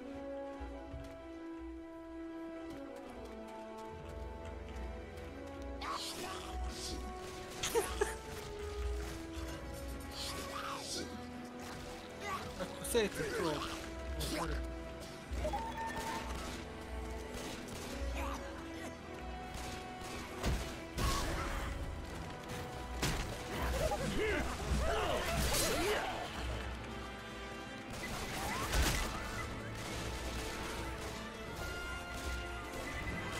Ne možemo mi s njima ovo preći. Aj jebot.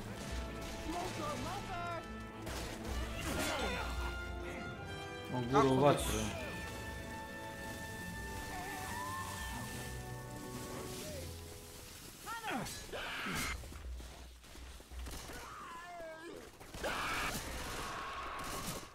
Sad njih podrate.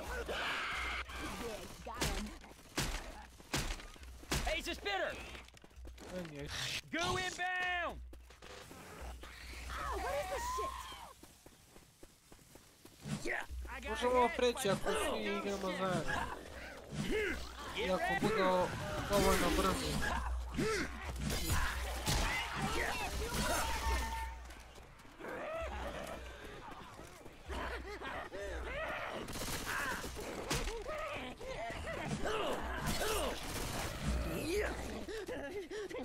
Yeah, I'll take it.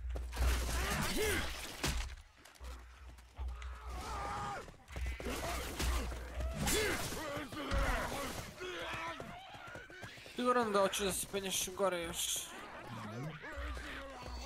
First aid kit.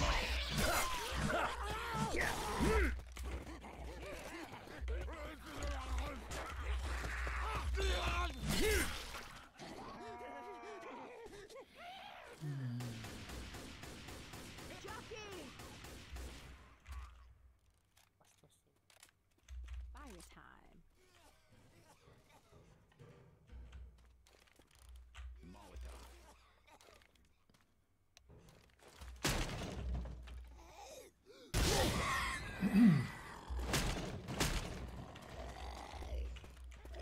Ćeva?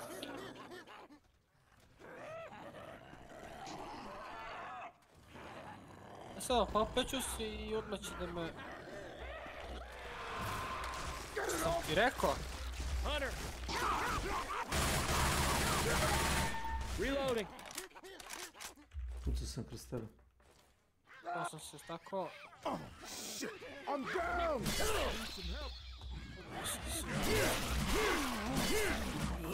Hold on, I'm coming! Hey, yo! We're a team! Come get me!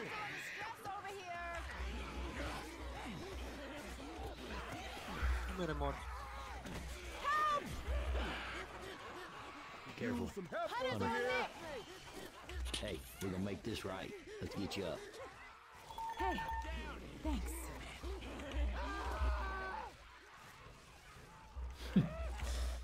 Don't Idemo worry, šao, you'll be poći fine. ovdje. Let's get you back on your feet. Legendarac. Ovo je gore, igra se s ovim. Imaju seksualni odnos.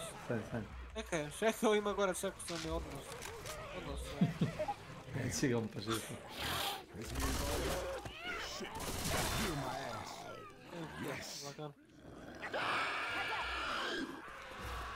Brate. I hear one of them batting this, bro. Got some chest paddles. Come on! First aid kit here! Ah! Stop shocking me! That's what I'm talking about. Molotov. Mama told me Here you go, man. I want you to have this. That's bad. Thanks. I owe you one. Gonna play with fire. Yeah, boy. Oh!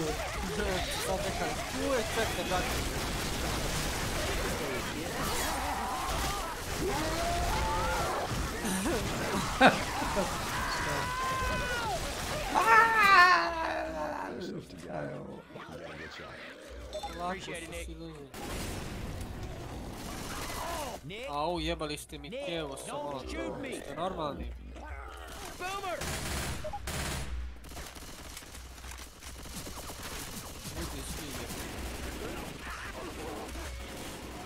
Grabbing a Molotov. Reloading! Jockey! Smoker! What's his name?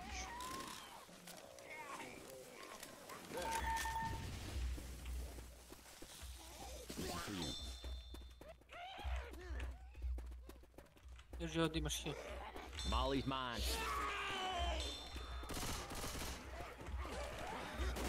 Deep unit here.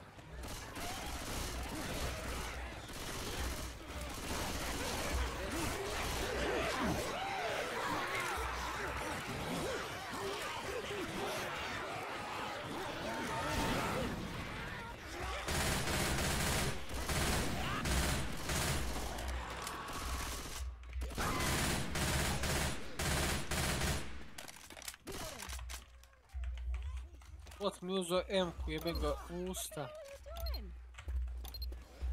Grenade launcher here. God damn it, I'm covered in goo. Stvarno misliš da ćemo mi ovo uspjeti?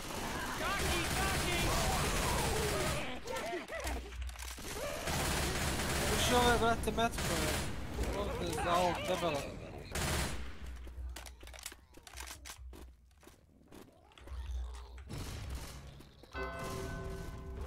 Dođi debela.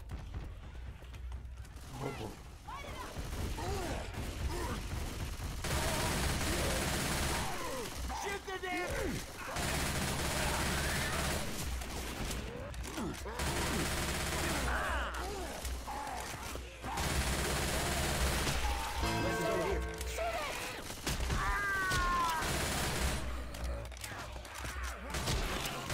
To je da heal. Daj me na killam. Dođi ovamo da sam ja. Dođi. Znaš ovamo da ćeš. Tamo radiš se zombi. Razvarali ga.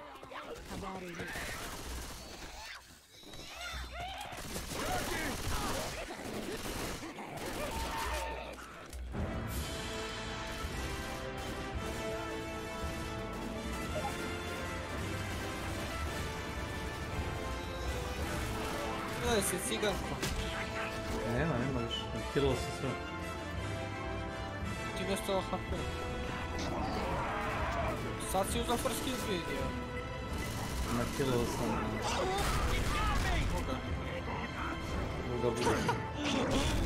Kako te je postao u drugoj dimenziji?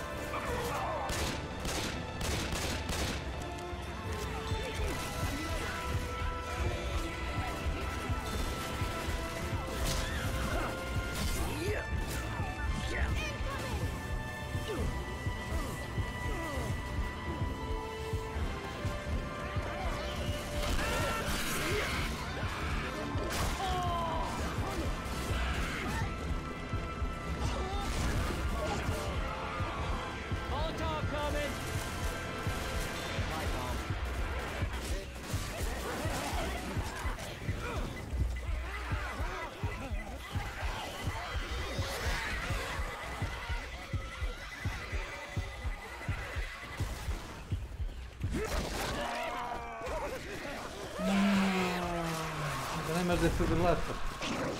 No, novi. Nećemo poživjeti.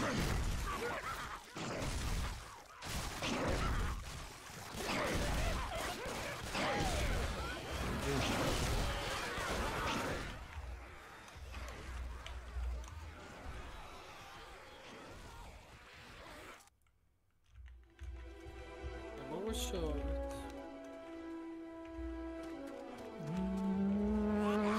Ali moguće. A sviđa mi se ovdje. Baš je challenge. Baš je challenge, skoro pa. Baš je challenge da izgubim ovaj kompjuter. Već sam izgubio živce, jebat ću neko mater. Gledaj debeli.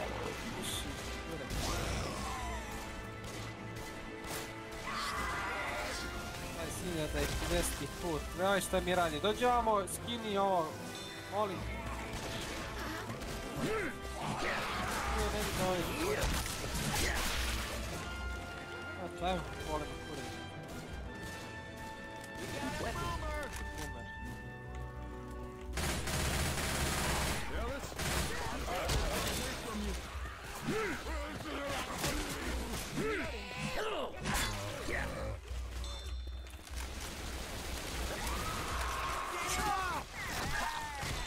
Nešto me vuče, Nešto te vuče, a? Ja ti odi heal. O, dva first. Here you go. Had no use for this anyhow. I ain't gonna get shot. You'll probably put this to better use than me anyhow. Put me down! Reloading.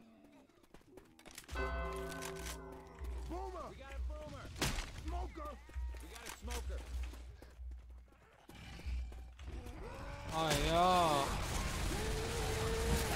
Don't shoot the tank, Nick! Smoker! Smoker! What the thing?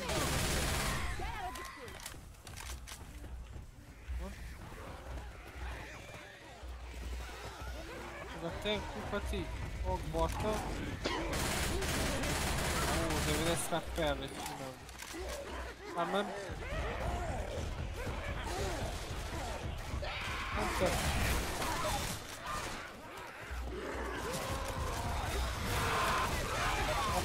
Opet juri sebi sada. Pomoć! Hvala! Kako mi? Ne propao mi molotov uz dole. Ti jebe!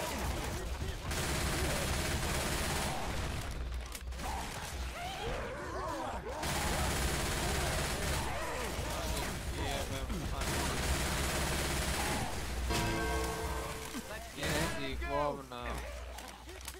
Hey man, hold up. Healing.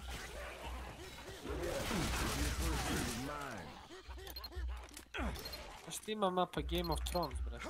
Ovo ćemo iskriti. To je, znaš gdje se igra? Na ovom, brate, na zidu, brate. Ispod. To je to, brate. Znaš ti ko je tu hvata, brate. Let me hear you. This is what friends are for. Thanks.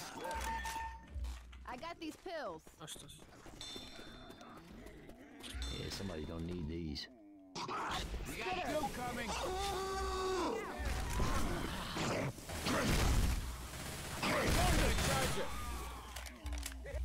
Jel gore ili nećete? Hoću. Ali me strah da idem gore. Ajde, idi desno. Ajmo ovdje boomera, stani. Evo ga ovdje. I gore još jedan. Još jedan ga se zvao pušao. Čekaj da bejtam onda. Evo ga debeli, skače mi debeli. Awesome. A to idi ti prvi gore, kaži nam kako je stanje. Doesn't surprise me you're good with a gun. A ja, sine, pa neću ni da gledam ovo. Pomoć!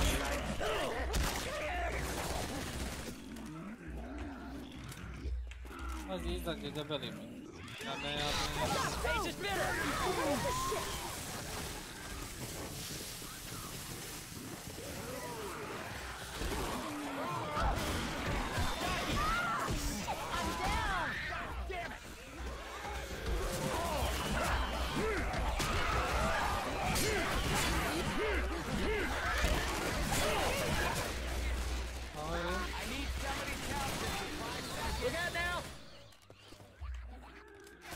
What are we waiting for? Let's go. O, sine. Ovo je razvaljen.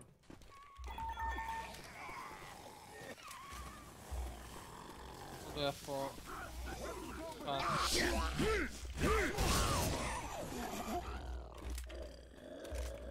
Lako, čekaj, zara idemo. Pazi ispod tebe, čekaj da ga puću.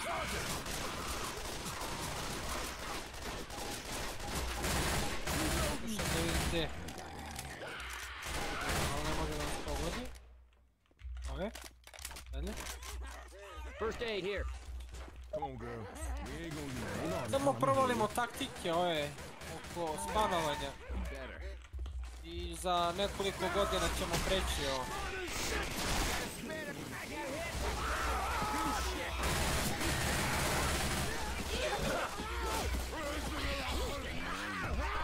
Nekoliko godina, a? Da. Pošto i ovako nam se... Isni. Kako je tamo?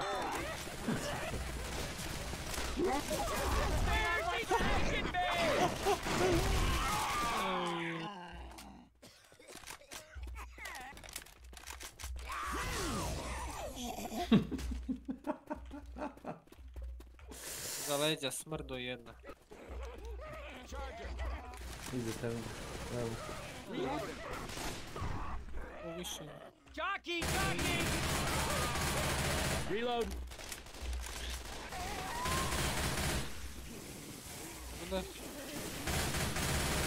Hey, I'm reloading. You nailed it, coach. First aid kit. Charger! First aid kit.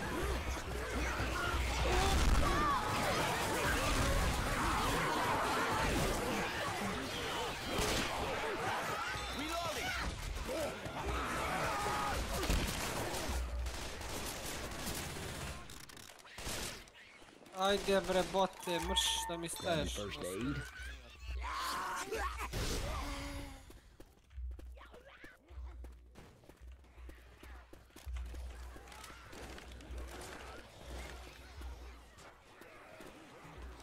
Ja mislim da nas sad ovo oće. Ova tura nas možda je. Stavili matku. Tako krećite. Ali strano.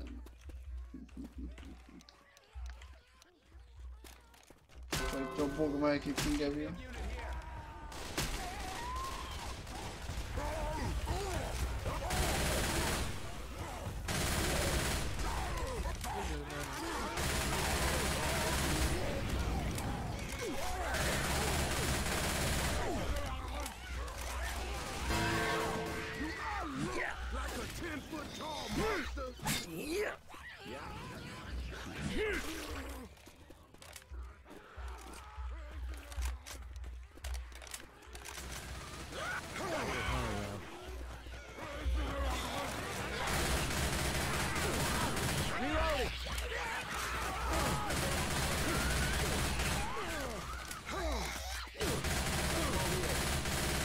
Reloading. These here zombies are trying to kill me. Reloading.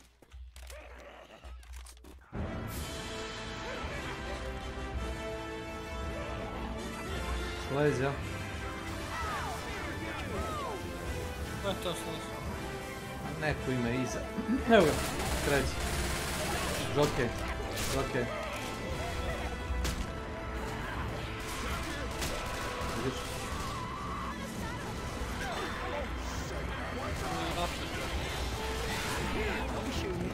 Gdje hoće?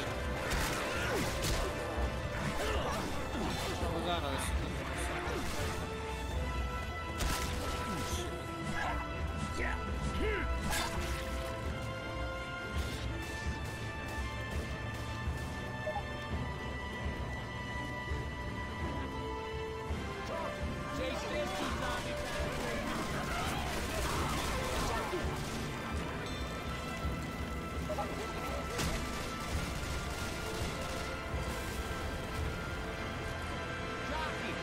Čak nas ima 5. Da. A što? Da. Možda ovo mnogo više igrača.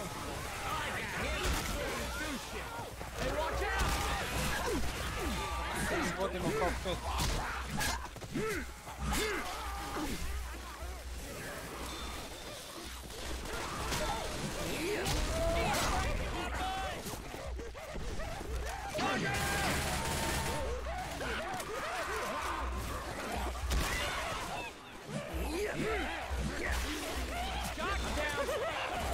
Nemam health, 2 health si imao, znaš?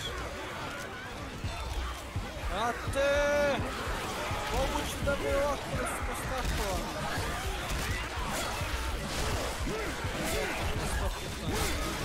Mogu da se mrdam. Znaš? Pičku.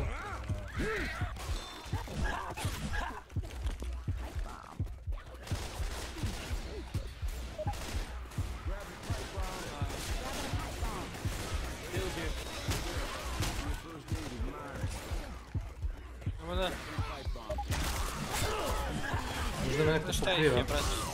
Ne mogu. Da pucam ove specijalne ko hoće. Ko me ubije?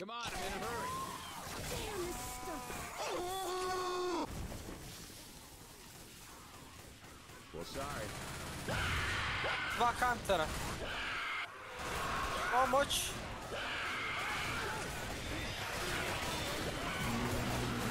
Šta sam ih zajebao, bre.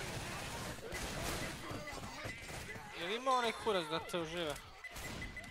Bije neki. Ima. Ima sve. Gdje si ti? Negdje na gomile leševa. Ne znam gdje si ti. Ovo si želje, pisać ti rescue.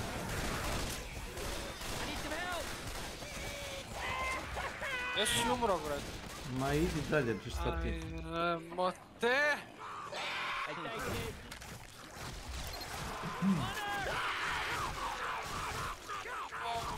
Kurac. Opet su džižerali. Evo, ti mi je kurac. Ovo treba da se igre zajedno. Bio ti ja sam, brate, botovima, ne može, ovi su kreteni. Počini. Ja mislim da imam trojge. I ne. Ajde, da pređemo makar prvi nivo, pošto već i 2 sata... Šta je za ovaj lik, tu to se najcool.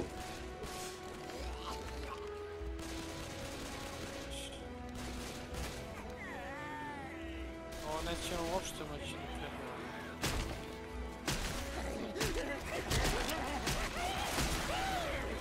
Molim.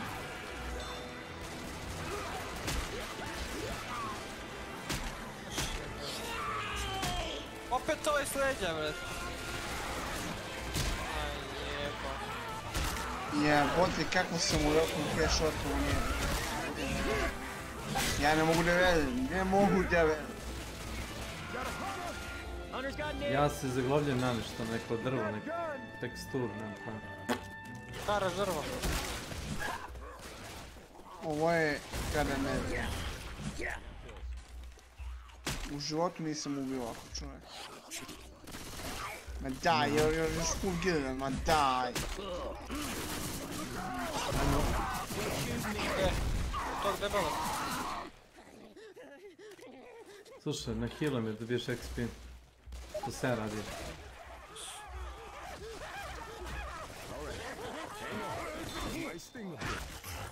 Hoće da mi da ti healam. Od jedan, stani. Pukni me.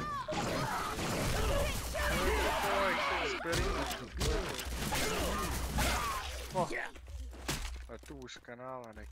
Šta, sad bija? Da. Otkud, ja znam kik.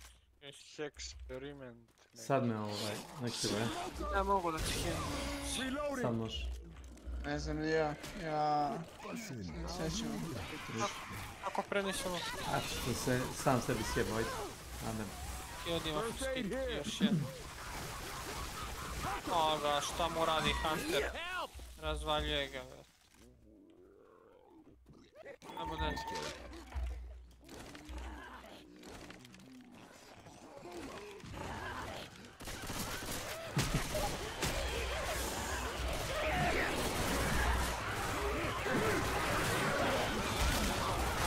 Spana se ovi debeli.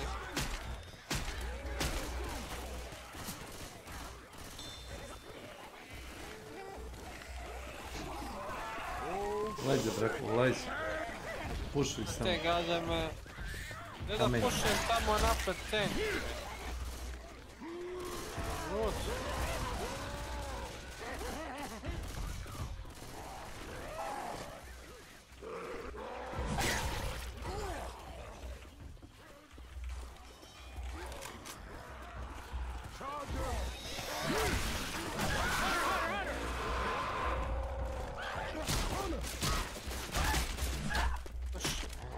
Mi pušim, znaš.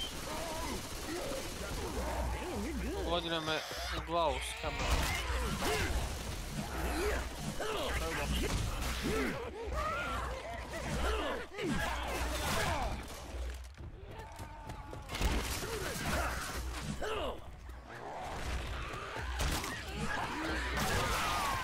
Ti pogodi u glavu.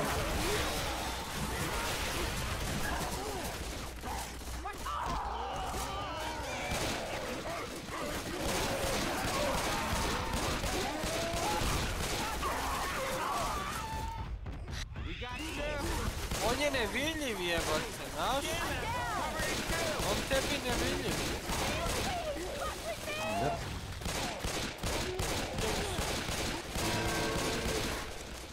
Aj.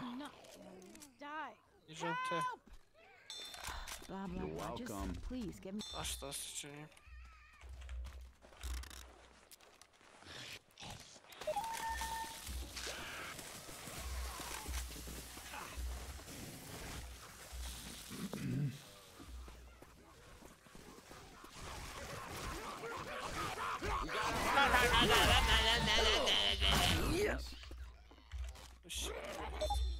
Charger!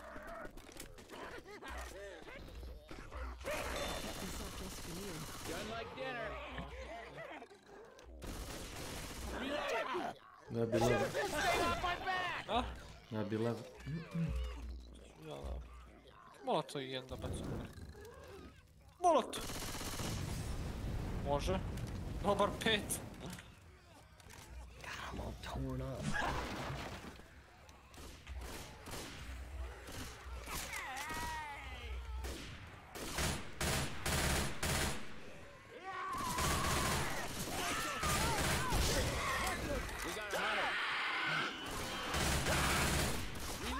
Važi bre, kroz zid se teleportuju.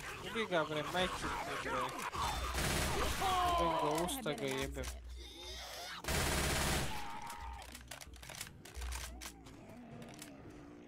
Oh, hell no. Hell no.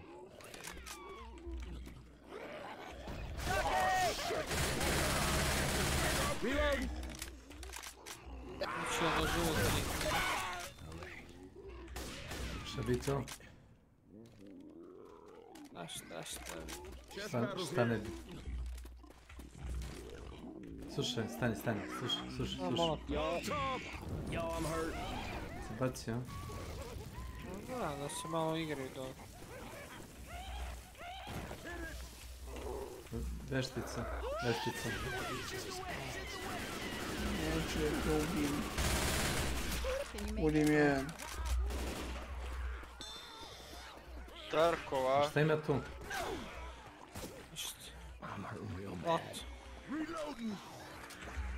Šta igraš, ne nazvam? Kaj?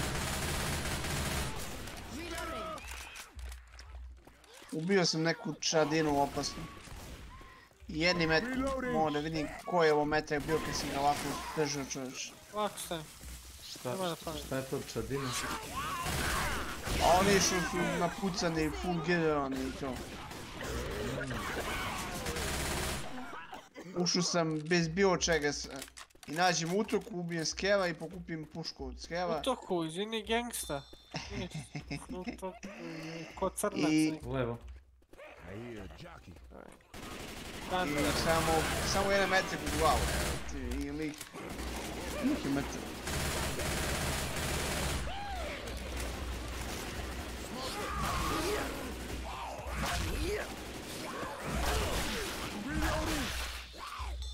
Znači, odigrat ćemo sad bolje, zato što imamo botove, znaš?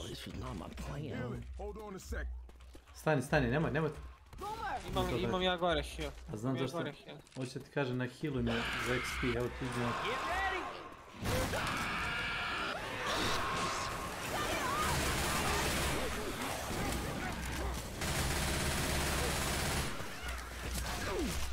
Deče, tu te nije ubio.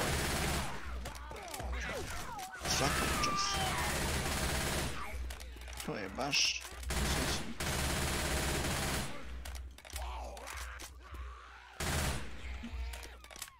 Uzmio. Ovo. A ne healuj me. Dobit ćeš XP. Znam šta ti prišao. Mogu ja sebe da ne healujem, nemamo toga XP. Dobio si 3-40 XP-a, piši ti dobro. Pa nemaš XP-a. Ja sam namjerno cijelo nije bio prošli put, znaš. Što da je ovo? Što da je ovo? Na metko je ovo. Dolazi... Milan, dolazi.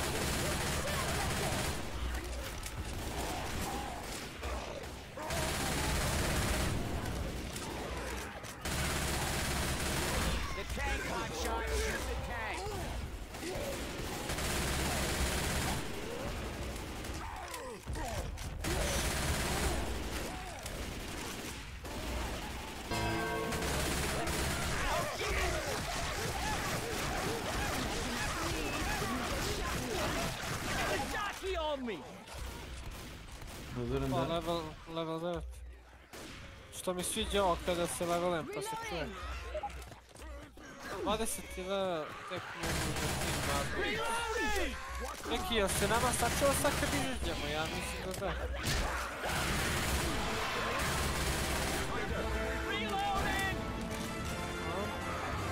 Na koji server igraš? Ne znam jako što. Napravili naš server. Aj ubite ovu kurvu, jebe mi mater.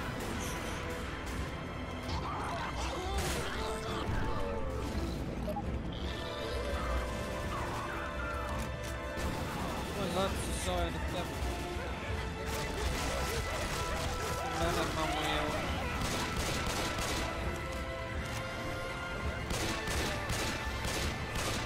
Ajde bote, glupi bre.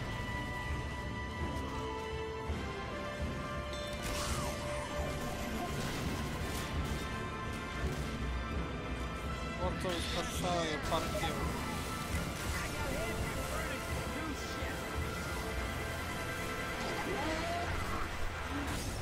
Šta me sad udarilo mina?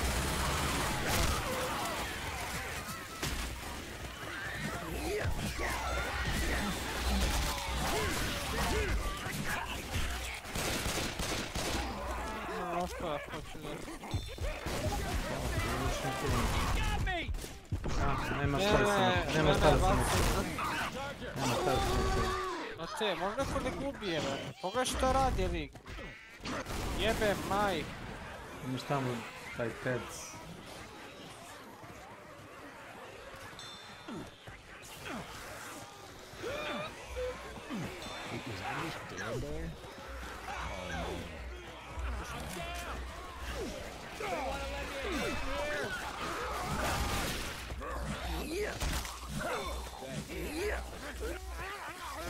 Hey, just did her!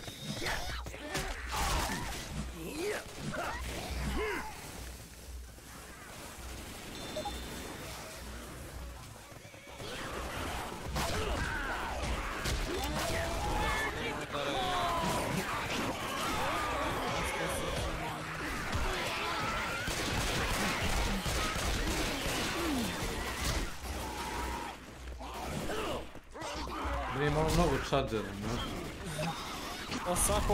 Malo mnogo. Malo, ne puno, a malo.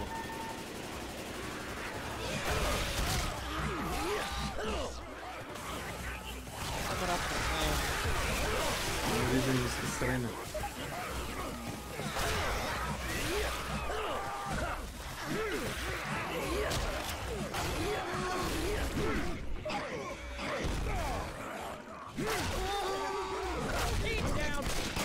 Kao što reći da nije malo mnogo.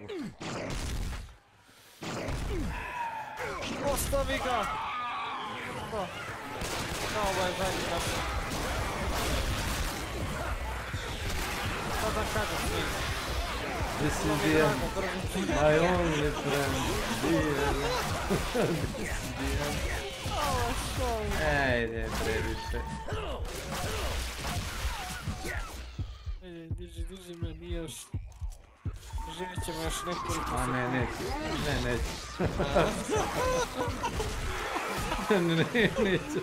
Kako te muče sa pola vatra. Ja kad sam vidio da se onaj čarđuje tamo, sam da je gotovo. Aj, evo trašao. Moguće ovo.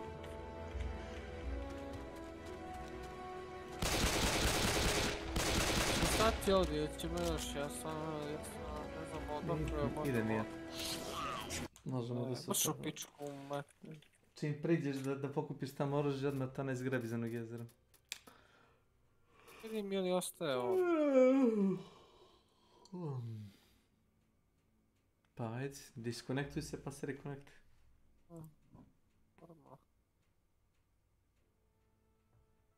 I kako se sad rekonektuješ? Mali favorite ili recent? Fine games. Ma, samo ono, server taj koji ima ovu, brate, mapu, to se gleda. Mislim da se to vodi ta priča, kada ti skinaš mapu, onda te ono vuče na server custom koji ima tu custom mapu. Dobro. Dedic, search for the best. Probaj pa mi reci. Ima šta kaže sam. Off to bed. Take care. Ovo je nemoguće. Malo je mnogo. Nemoguće.